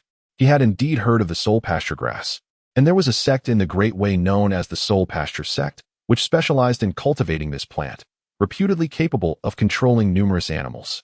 However, he was unaware that such a reaction could occur between the soul pasture grass and the red ore. It seemed few were privy to this knowledge. Although Yuqi Jinghu could not ascertain how Jiao Wenhe had acquired this information, he understood the implications. If the Great Way truly sought to conquer the western region through such insidious means, they would become eternal villains. Fortunately, such a scenario was unlikely to unfold, for the surprise attack that evening had been exceedingly successful. They had also uncovered the Great Way's scheme. It was clear that any attempt to employ this tactic for an assault was utterly unfeasible. Moreover, it was crucial to note that Gu Lihong was no fool. He would certainly recognize the futility of pursuing such a course of action. It was likely that the true conflict between the Great Way and the western region was yet to come. Both esteemed generals. It seems Gu Lihong has another figure backing him, and if I am not mistaken, this individual may belong to the Soul Pasture sect of the Great Way. This strategy is likely the brainchild of that person. Jiao Wenhe's words resonated in the ears of the two men. Both Qin Wufeng and Yuqi Jinghu nodded in agreement, as the veracity of Jiao Wenhe's assertion appeared nearly certain. Now, it remained to be seen how they would respond to these developments. After the departure of the three individuals from the general's residence, Yuqi Jinghu's expression became notably grave. However, his demeanor was not a result of uncovering the conspiracy of the Great Way, but rather due to the presence of Jiao Wenhe and Jing Si. Old Qin, speak candidly. Who are those two individuals by the side of His Highness the Sixth Prince? This Wenhe appears utterly unassuming. Yet he emanates an aura that instills a sense of trepidation even in me. As for the other person outside, their prowess matches my own, and may even surpass it. I find it hard to believe that such formidable figures would be found in the company of an unremarkable prince. Yuqi Jinghu queried directly. Yet, this inquiry indeed left Qin Wufeng at a loss for words. Chapter 104. The astonished Yuqi Jinghu. Upon witnessing the expression on Qin Wufeng's face, Yuqi Jinghu felt a deep sense of perplexity. Since his arrival in the Western Territories a decade ago, he had returned to the capital on only a few occasions. The considerable distance between the Western Territories and the capital, coupled with frequent battles against the Great Way, had rendered him nearly oblivious to the happenings in the capital. This was precisely why Yuqi Jinghu was so profoundly shocked upon seeing Ning Cangsheng in his current state. To speak candidly, the Sixth Prince is no longer the same as he was a decade ago. Especially in recent times, he has garnered considerable attention throughout the capital. As for the few enigmatic powerhouses by his side, not only I, but everyone in the capital is utterly in the dark regarding their origins. Furthermore, I must confess that there are two grandmasters accompanying the Sixth Prince, and even a superlative master who surpasses the grandmaster realm. Qin Wufeng remarked with a wry smile. What? If the mere presence of Jiao Wenhe and Jing Si alongside the Sixth Prince was already astounding, then Qin Wufeng's revelation delivered an even greater shock to Yuqi Jinghu. Two grandmasters and a superlative master, such a formidable entourage could easily constitute the foundation of an empire. Yet, they have all gathered around the Sixth Prince Ning Cangsheng. This raises suspicions. Old Qin, are you speaking the truth? Yuqi Jinghu inquired, still struggling to believe. Alas, the two grandmasters are indeed real. One is the Sixth Prince's steward, Old Huang, and the other is the commander of the Jinyue. Moreover, there are 500 Jinyue at their command, wielding immense power to oversee the officials of the capital. His Majesty has personally decreed that royal authority permits execution before reporting. As for the superlative master, the speculation surrounding this enigmatic figure is prevalent among all in the capital, for he once dispatched a master-level expert with a single strike. This mysterious master is known as Nangongpush, Qin Wufeng elucidated. At this moment, Yuqi Jinghu found himself utterly speechless. The ability to slay a master-level expert with a single blow is not something an ordinary grandmaster could achieve. According to Qin Wufeng, this enigmatic figure, Nangongpush, indeed possesses the potential to transcend the grandmaster realm. Yuqi Jinghu could hardly fathom that, after a decade away from the capital, the sixth prince had become so formidable. This revelation also brought to mind the sixth prince's mother, the esteemed concubine one. Old Qin, let me ask you a straightforward question. Could these powerful figures surrounding the sixth prince be connected to concubine one? Although Wei Qi Jinghu did not finish his thought, Qin Wufeng could certainly grasp the implications of his words. Moreover, the events surrounding the birth of the sixth prince and concubine one had long been a significant reason why His Majesty had shown him little affection over the years. If it were not for Lady Wen Guifei, it is likely that the sixth prince would have faced dire consequences. Upon hearing this, Qin Wufeng's expression grew grave. This matter had not escaped the suspicions of the people in the capital. Everyone was well aware of Lady Wen's identity and the mysterious force that loomed behind her. Furthermore, her affection for her son, though not overtly displayed, was well understood by many. The situation you described has indeed been a topic of speculation among the populace. Yet no concrete evidence has ever surfaced. Additionally, it seems that Lady Wen is not particularly acquainted with those surrounding the sixth prince. A fact that has circulated within the palace, though its veracity remains uncertain. There is, however, another matter I have yet to discuss with you. Recently, the northern barbarians were decimated by a mysterious cavalry force.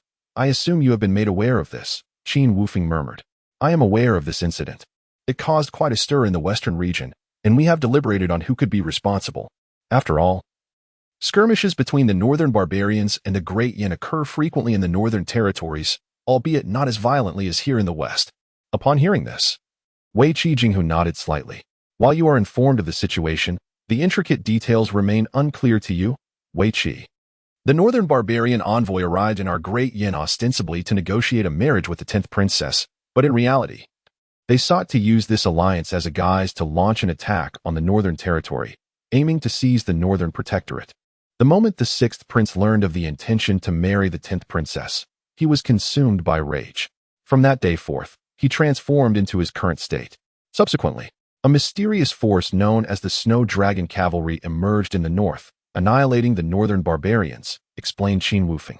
This revelation elicited a look of disbelief from Wei Qi Jinghu. Old Qin, you cannot be suggesting that this mysterious Snow Dragon Cavalry is affiliated with the 6th prince. That is utterly implausible. Although the Snow Dragon Cavalry has never been witnessed, reports from the north indicate that they are heavy cavalry. Cultivating such a force is no simple task for any dynasty, let alone for a prince who lacks favor. Wei Qi Jinghu quickly shook his head. Not only did Wei Qi Jinghu find it hard to believe, but even Qin Wufeng harbored doubts about this claim. However, since the events in the north, no further news of the Snow Dragon Cavalry has emerged. It is as if their appearance was solely to address the northern situation. Moreover, the leader of the Snow Dragon Cavalry had claimed to be acting on the prince's orders, which cannot be dismissed lightly. Let us set aside these matters for now. They are not our immediate concern. We shall leave them for others to grapple with. Our primary objective must be to address the situation with the Great Wei. The raid this evening, while remarkably successful, has thwarted the schemes of Great Wei. It is likely that they will soon commence a genuine offensive. General Gu Lihong of Great Wei is no trifling opponent. He ranks among the top 3 in their military. Wei Qianxie approached this endeavor with an unwavering determination to prevail. Your Western army and the formidable forces I have brought may not necessarily triumph over our adversaries, Qin Wufeng remarked, his brow furrowed in concern. It was also the first time that Yuqi Jingshu displayed a grave countenance. Although we managed to intimidate Gu Lihong this evening, it does not imply that he is feeble. On the contrary, he and General Shun are exceptionally formidable. This indeed poses a considerable challenge. If Old Qin proves inadequate, we may truly need to devise some extraordinary strategies. Yuqi Jingshu sighed. Chapter 105. The Great Wei invades. Report. The Great Wei is advancing, and their troops are at our gates. The following day, as Wei Qi Jinghu and Qin Wufeng rose from their slumber, they were met with the alarming news of the Great Wei's assault on Wenzhou City. Upon hearing this, the two exchanged a knowing glance. Just the night prior, they had deliberated on the situation regarding the Great Wei, predicting that an attack on Wenzhou City was imminent within a matter of days. However, they had not anticipated that merely a night would pass before the Great Wei could no longer contain its aggression. It seemed the surprise attack from the previous evening had proven too much for the Great Wei to withstand. They felt an urgent need to capture Wenzhou City swiftly and secure the entire western frontier. The speed of their advance was astonishing. Clearly, the Great Wei was anxious to engage, which, despite being a harbinger of conflict, could also be construed as a positive sign for us. Wei Qi, let us proceed. This incursion by the Great Wei is likely just a preliminary probe. The true battle lies ahead. Let us gauge the prowess of this divine general from the Great Wei. A flicker of battle fervor ignited within Qin Wufeng's gaze. Agreed. Upon their arrival at the city gate tower, they found Ning Cangsheng, along with Jiao Wen and Jing Si, already assembled there. General Qin, General Wei Qi. The soldiers present erupted in cheers upon the sight of their esteemed commanders. The presence of Wei Qi Jinghu, in particular, symbolized hope for the Western forces. Countless soldiers believed that as long as this general stood guard, the Western front would remain impervious to the Great Wei's advances. Over the course of a decade, Wei Qi Jinghu had become the very soul of the Western army. Deputy General Xie, what is the situation? Wei Qi Jinghu inquired directly. Although Qin Wufeng had been appointed as the general for the campaign, upon arriving in the Western territories, he had agreed to defer command to Wei Qi Jinghu. After all, Wei Qi had faced the Great Wei in battle for 10 years, encountering every conceivable scenario. Thus, he was best suited to lead the troops into combat. Reporting to the general, although the Great Wei's forces are at our gates, they have yet to launch an attack. They merely dispatched a deputy general to parley with us. Seemingly seeking to test our resolve, Deputy General Xie promptly reported. Who is the deputy general they sent? Wei Qi Jinghu queried. Gu Yi. Upon hearing this name, a shadow of seriousness crossed Wei Qi Jinghu's face. Not only he, but the other commanders of the Western Army also displayed signs of agitation, their breathing noticeably quickening. It was clear they were all too familiar with Gu Yi. Wei Qi, who is this Gu Yi? Gu Yi is the deputy general of the Divine General, and the nephew of Gu Lihong. It is said that he possesses immense strength, having reached the mid-stage of the Master Realm. Even those at the late stage of Master are no match for him. Moreover, he has risen through the ranks from a mere soldier to his current position, gaining notoriety for his ruthlessness in battle. The fact that Gu Lihong has sent him forth is not merely a test. It is unmistakably intended to intimidate us. Wei Qi Jinghu elucidated. Upon hearing Wei Qi's explanation, even Qin Wufeng's expression betrayed a hint of gravity. The formidable strength of a late-stage master, coupled with immense power, was indeed a challenging adversary. The commanders on their side were no match for this Gu Yi. It seemed that only Qin Wufeng and Wei Qi Jinghu possessed the capability to contend with him. It was no wonder they displayed such unusual expressions upon hearing his name. However, they remained oblivious to the flicker of battle intent igniting in Jing Si's eyes, who stood beside the sixth prince, Ning Cangsheng. Old Qin, if it comes to it. Allow me to confront this Gu Yi, Wei Qi Jinghu declared after an indeterminate passage of time. If they did not act soon, the morale of the entire Western army would be utterly suppressed by the Great Wei, an outcome they were resolutely averse to witnessing. Though momentum was intangible, it played a crucial role on the battlefield. Once it was stifled by the opponent, reversing the tide became nearly impossible. Absolutely not. You are the commander. If we require your presence to handle a mere Gu Yi, our morale will indeed be crushed, Qin Wufeng firmly rejected. However, just as the two generals grappled with their dilemma, Ning Cangsheng interjected, perhaps we could let my guard engage with this Gu Yi? He gestured towards Jing Si, who stood nearby. Despite their curiosity about Jing Si's formidable prowess, neither Qin Wufeng nor Wei Qi Jinghu had witnessed his capabilities firsthand. Furthermore, they were well aware that the challenger was none other than the renowned Gu Yi, which instilled a degree of apprehension in their hearts. Perceiving their hesitation, Ning Cangsheng reassured them, rest assured, my guard possesses considerable strength. Since the challenger below is immensely powerful, let us see which of them truly prevails. Jing Si, the large opponent below is yours to handle, Ning Cangsheng instructed, turning to face him. Your Highness, please rest easy. I shall claim the opponent's head within 30 exchanges. Jing Si proclaimed before turning and departing from the city gate. The confidence in Jing Si's words startled both Qin Wufeng and Wei Qi Jinghu. Even they found it no simple task to defeat Gu Yi in 30 exchanges, let alone claim his head. They felt that Jing Si was perhaps boasting. Yet, upon observing the expression of the sixth prince, they swallowed their objections. Simultaneously, those from the western region beheld Jing Si emerging from the city gates on horseback. Upon seeing the weapon in his hands, they were left momentarily astonished. Because these individuals had never encountered such weaponry before, especially wielding them with both hands. The length of these arms far exceeded that of ordinary weaponry. Your Highness, General Jing Si's weapons are truly exceptional. One of the vice commanders hastily added. Rest assured, both of these are Jing Si's weapons. One is named the Yu Wang Spear, and the other is the Bai Yin Flail. Aside from Jing Si, no one else can even lift these arms with ease. Ning Cangsheng explained calmly. It has been a long time since I have seen Jing Si so filled with martial spirit. I believe this individual known as Gu Yi may pose a slight challenge for Jing Si. 30 moves should be more than sufficient, Jiao Wenhe remarked with a smile from the side. However, the others did not share the same sense of ease as Ning Cangsheng and Jiao Wenhe. Chapter 106. Terrifying Power. Amidst the anticipation of the crowd, Jing Si approached Gu Yi on horseback. The moment Gu Yi laid eyes on Jing Si, a flicker of seriousness crossed his expression. Particularly striking were the two weapons Jing Si wielded, their design utterly dazzling. Moreover, Gu Yi felt an overwhelming pressure emanating from this individual. Who are you? I do not slay nameless fools. Gu Yi scoffed coldly. Should you wish to know my name, you must first conquer me. Otherwise, you shall meet your demise, Jing Si declared, enunciating each word with precision. Arrogant, I shall show you what it truly means to be a warrior. With that, Gu Yi charged forth on his steed, brandishing a long knife directed at Jing Si. As Gu Yi barreled towards him, a faint smirk appeared on Jing Si's lips. Earlier, from the battlements, he had heard tales of Gu Yi's immense strength, but when it came to sheer power, Jing Si had never been intimidated. In the heat of battle, he felt no fear whatsoever. Prepare to die. Gu Yi swung his long knife down fiercely towards Jing Si's head. At the critical moment, Jing Si raised his left-hand Yuang spear to intercept the attack effortlessly, halting Gu Yi's blow despite the latter's full exertion, his face flushed and veins bulging. Is that all the strength you possess?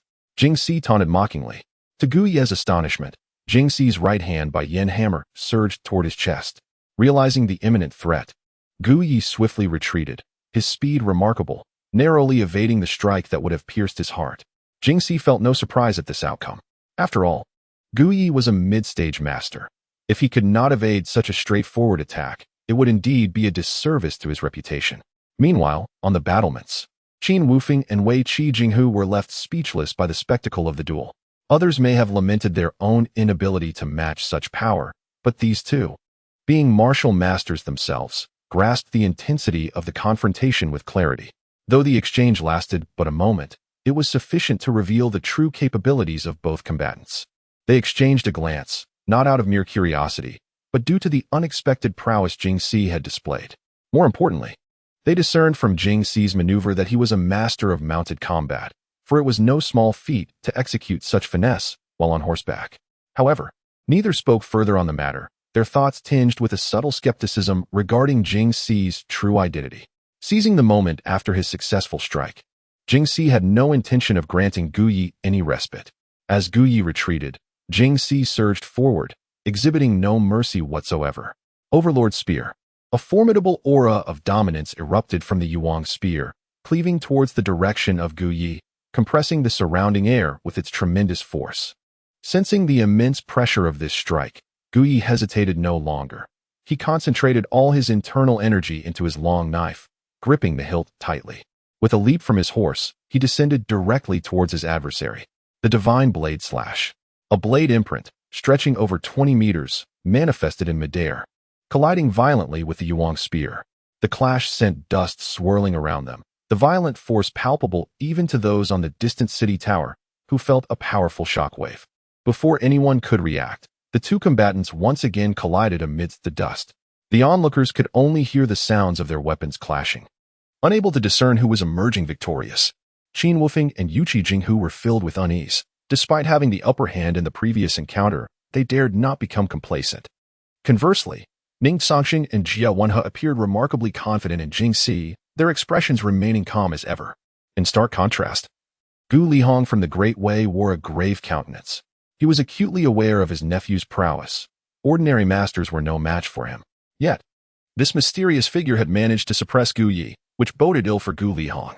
He had sent his nephew into battle today partly to test the strength of the Great Yin, but more importantly, to decisively crush their momentum, thus reaping immense benefits for the Great Way. Who would have thought that this entire plan would be disrupted by this enigmatic individual? Suddenly, as Gu Lihong contemplated these matters, a figure was hurled from the dust. Upon closer inspection, he realized with shock that it was his own nephew who had been defeated.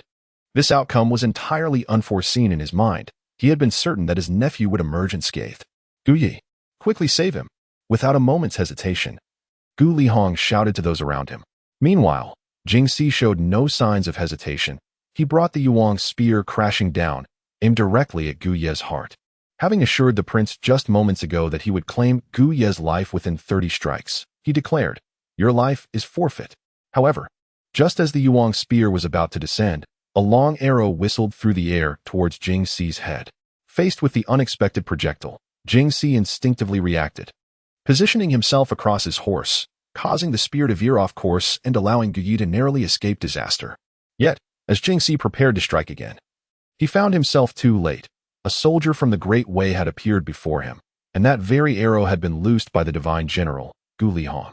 Meanwhile, Qin Wufeng and Yuqi Jinghu emerged with the Western Frontier Army behind Jing Si, and it seemed that a fierce battle was on the brink of eruption. However, what astonished everyone was that Jing Si boldly pointed the Yuang spear directly at Gu Lihong. "Your nephew lacks strength. Why not try your hand at it?" Such a declaration ignited a fiery rage among the soldiers of the Great Wei. After all, Gu Lihong was the very soul of the divine general's army, and the audacity of having him threatened with a weapon incited a fervent desire to tear Jing Si to shreds. In stark contrast, a faint smile appeared on the faces of Qin Wufeng and Yuqi Jinghu. This confrontation had delivered an overwhelming shock to them. "Who exactly are you?" Gu Lihong inquired, each word laden with intensity. "I am Li Tsunxiao, under the command of the 6th Prince of Dian." Chapter 107. Someone intends to harm His Highness. The battle fought by Jing Si decisively conquered not only the entire Western Frontier Army, but also the expeditionary forces. Initially, they regarded Jing Si merely as a retainer of the 6th Prince, underestimating his capabilities. Yet, to their astonishment, he defeated Gu Yi in this encounter. Had it not been for Gu Lihong's intervention, Gu Ye's severed head might have been displayed atop the walls of Wenzhou City by now. Many among them possessed keen discernment, recognizing Jing Si's exceptional horsemanship. Had he been part of the military, he would undoubtedly be hailed as a remarkable commander. Consequently, due to Jing Si's influence, many began to shed their previous disdain towards the 6th Prince, instead cultivating a growing respect for him. A number of individuals even expressed curiosity about the abilities of Jiao Wenhe, who had consistently accompanied the 6th Prince. It is undeniable that Jing Si's victory yielded significant results. While the forces in the West engaged in their first battle against the Great Wei, unexpected events unfolded in the capital. In the capital, at the residence of the 6th Prince, peace reigned as he had entrusted all matters to Kong Ming prior to his departure. With the presence of Lao Huang, no incidents had arisen during this period. Not only was their side devoid of turmoil, but the entire capital remained in a state of tranquility. Even those princes who had previously sought to undermine the situation refrained from taking action, much to the relief of both Kong Ming and Lao Huang. However, this tranquility was soon disrupted. The moment Kong Ming laid eyes upon Jiang Wan and Xia Lingqian approaching together, an ominous premonition stirred within him. "Mr. Kong Ming, there are individuals plotting against His Highness."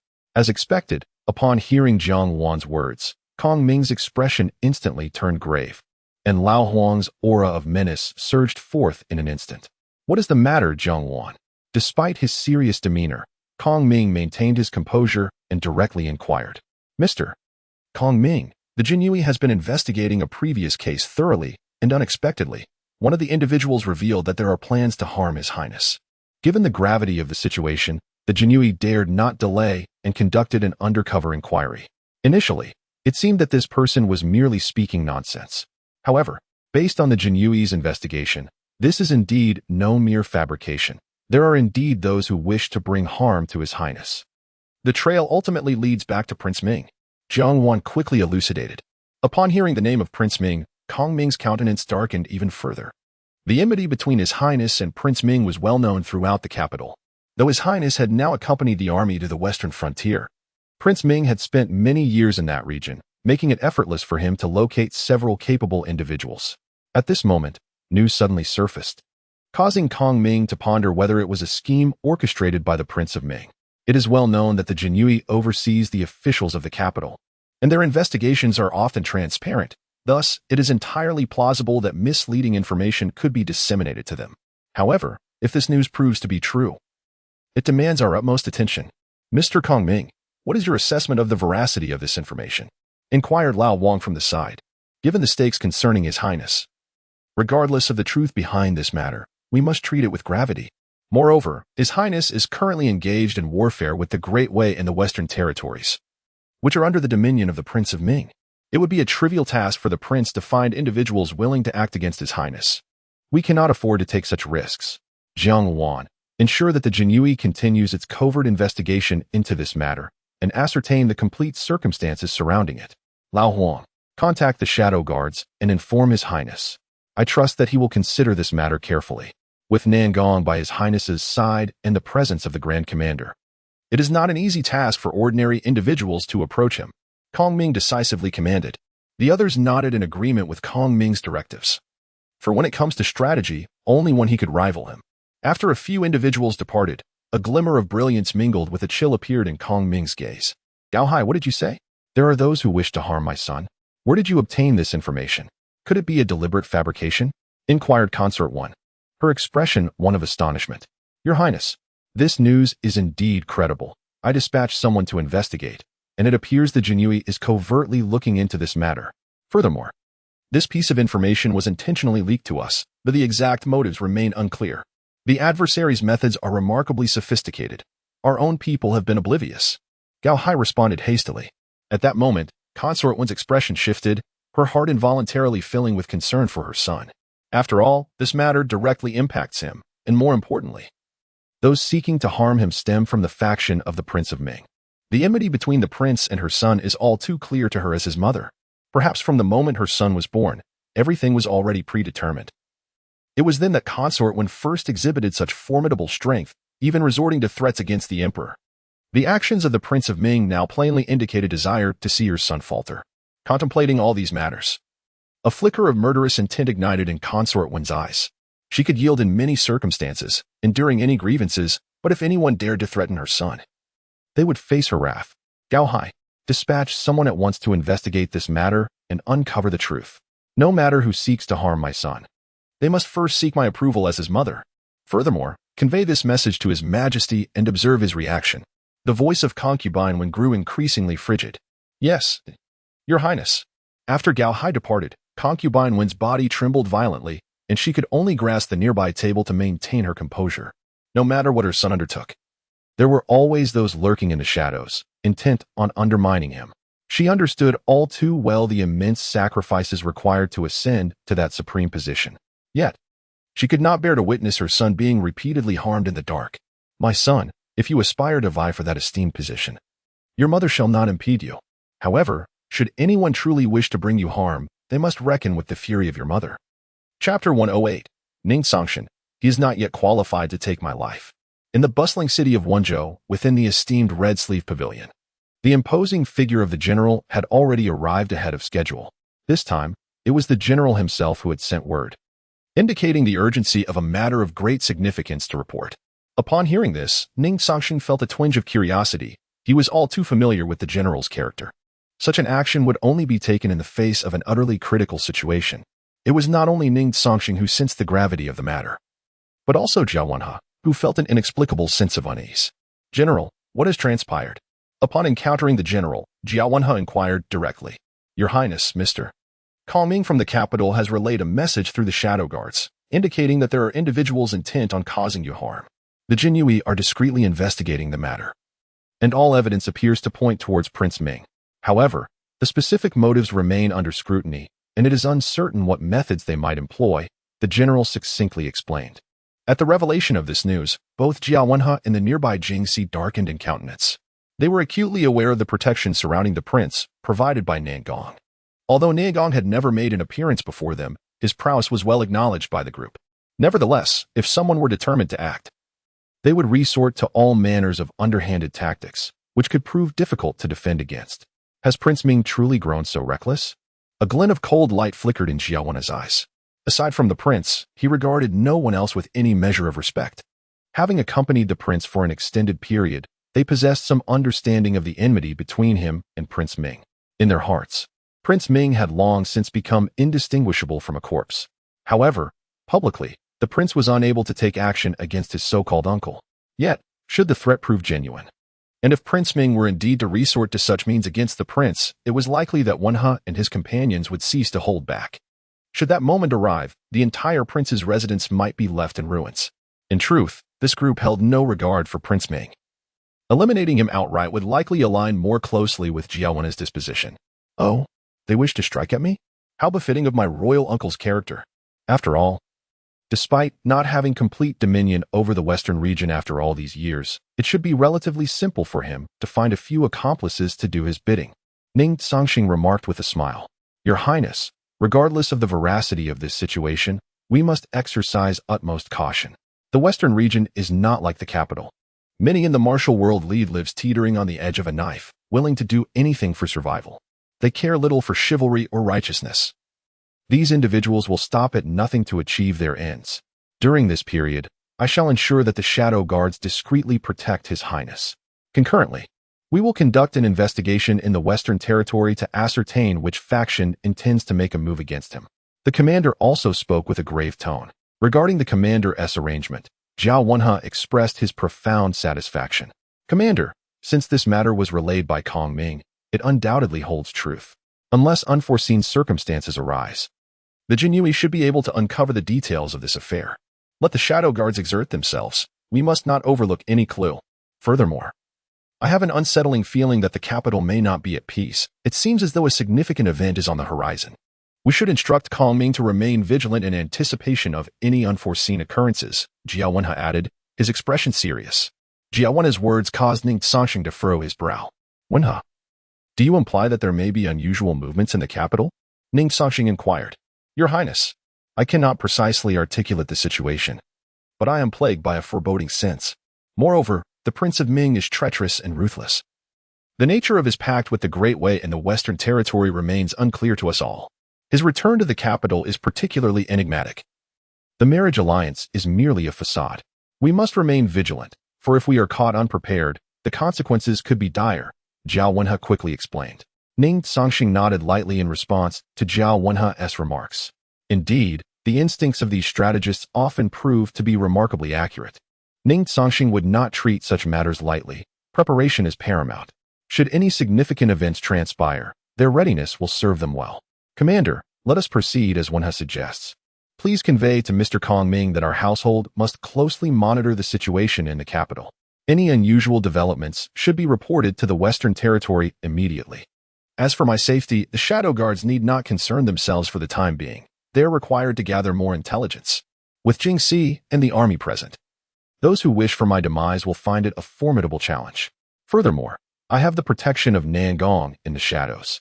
Regarding my imperial uncle, he has harbored intentions against me for years, yet he has never succeeded. The Prince of Ming lacks the qualifications to take my life. Ning Cangsheng remarked with a cold smile. Upon hearing His Highness's words, the group fell silent, refraining from further discussion. Nonetheless, their expressions were far from pleasant. In their hearts, they had silently resolved that once matters in the Western Territory concluded, they would seek retribution against the Prince of Ming upon returning to the capital. As for how this retribution would unfold, with Zhao Wenhe involved, it would surely not be a simple affair. Nangong, you have heard everything, have you not? During this time, you must ensure my protection diligently. There are those who seek my life. Upon returning to his residence, Ning Cangsheng addressed a certain direction. Upon hearing his words, Nangong Push appeared before him instantaneously. Those in the capital dare to make a move against you? Does your imperial uncle harbor such deep animosity towards you? What transpired between you two? It is rare for Nangong to express himself so freely. To be honest, I am still perplexed about the situation. My mother once mentioned it, but subsequently divulged nothing further. Yet, I sense that it must be connected to my very birth. For the time being, I shall set these matters aside. The truth will eventually come to light. What is of utmost importance now is my safety. Ning Cangsheng lightly waved his hand, declaring, as long as I am here, no one can harm you. With that, the figure of Nangong vanished once more without a trace. Chapter 109. Tensions rise. Ever since Jingxi narrowly escaped the clutches of death at the hands of Gu Yi, the forces of the Great Way have inexplicably fallen silent in recent days, exhibiting no inclination to launch an offensive. Meanwhile, the city of Wenzhou has been afforded a moment of respite. Even Qin Wufeng and Yuqi Jinghu have breathed a sigh of relief.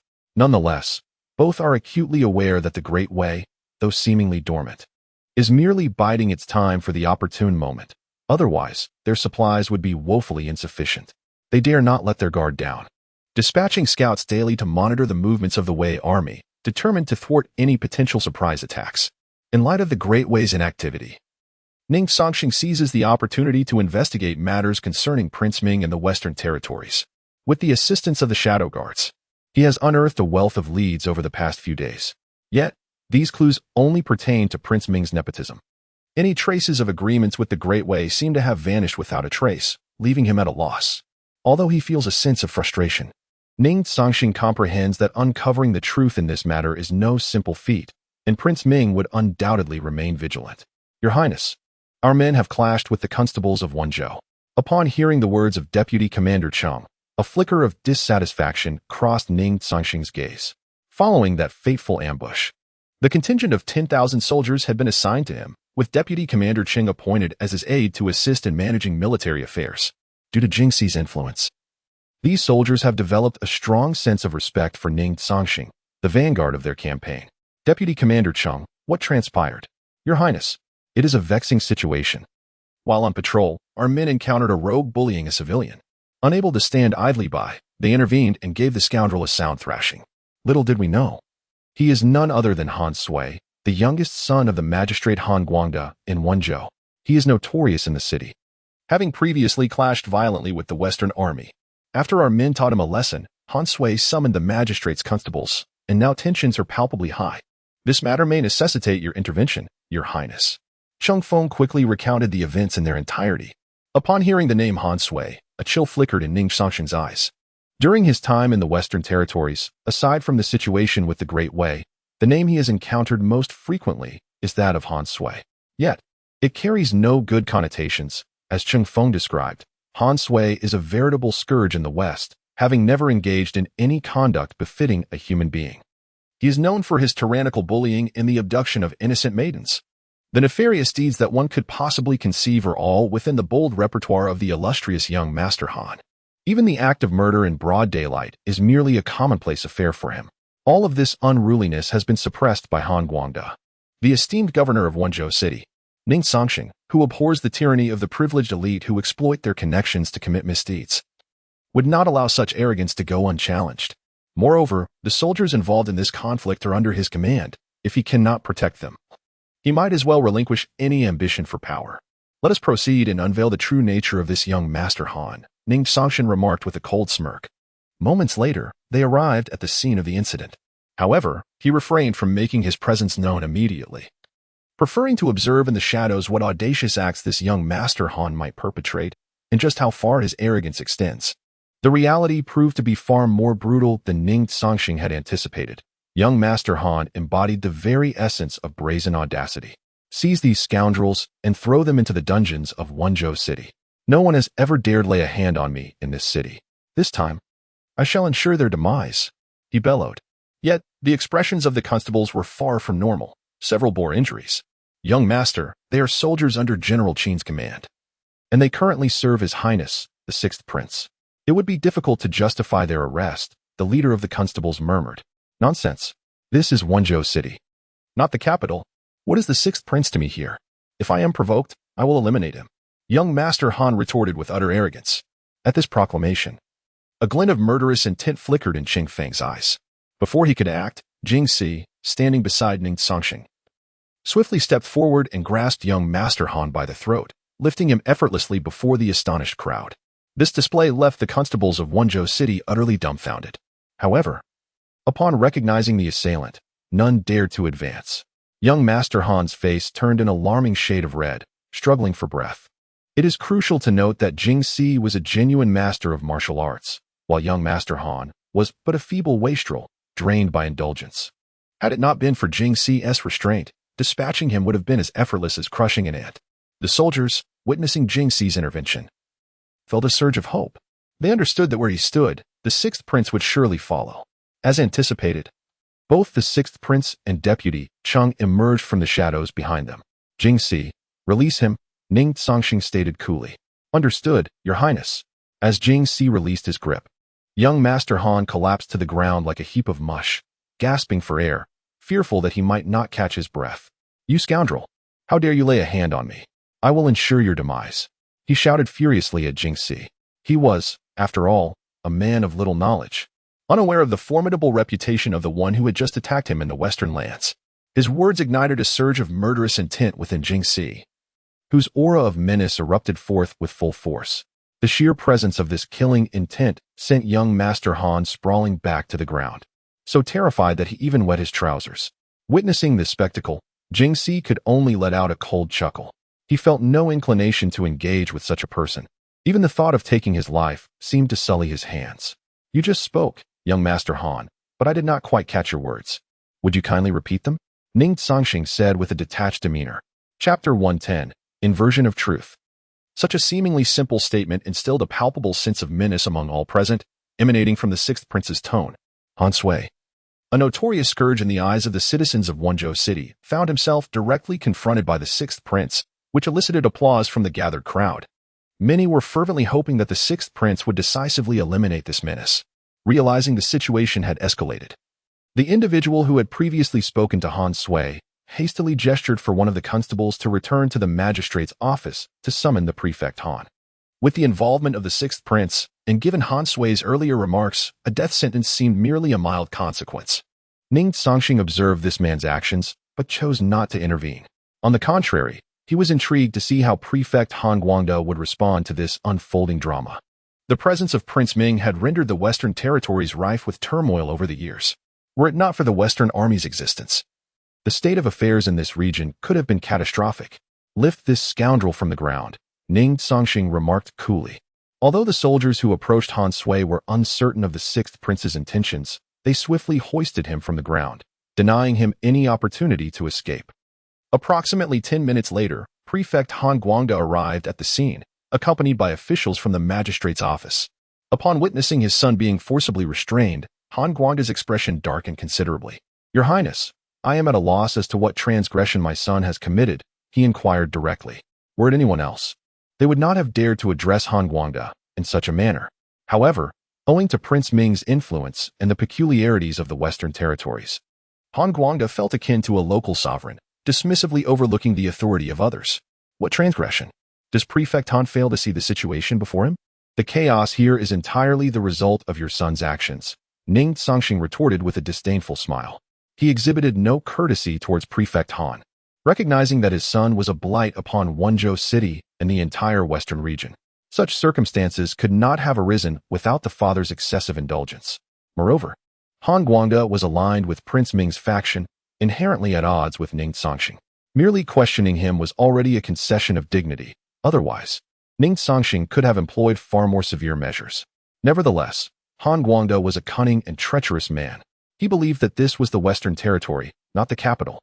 What did it matter if Ning Cangsheng was the sixth prince?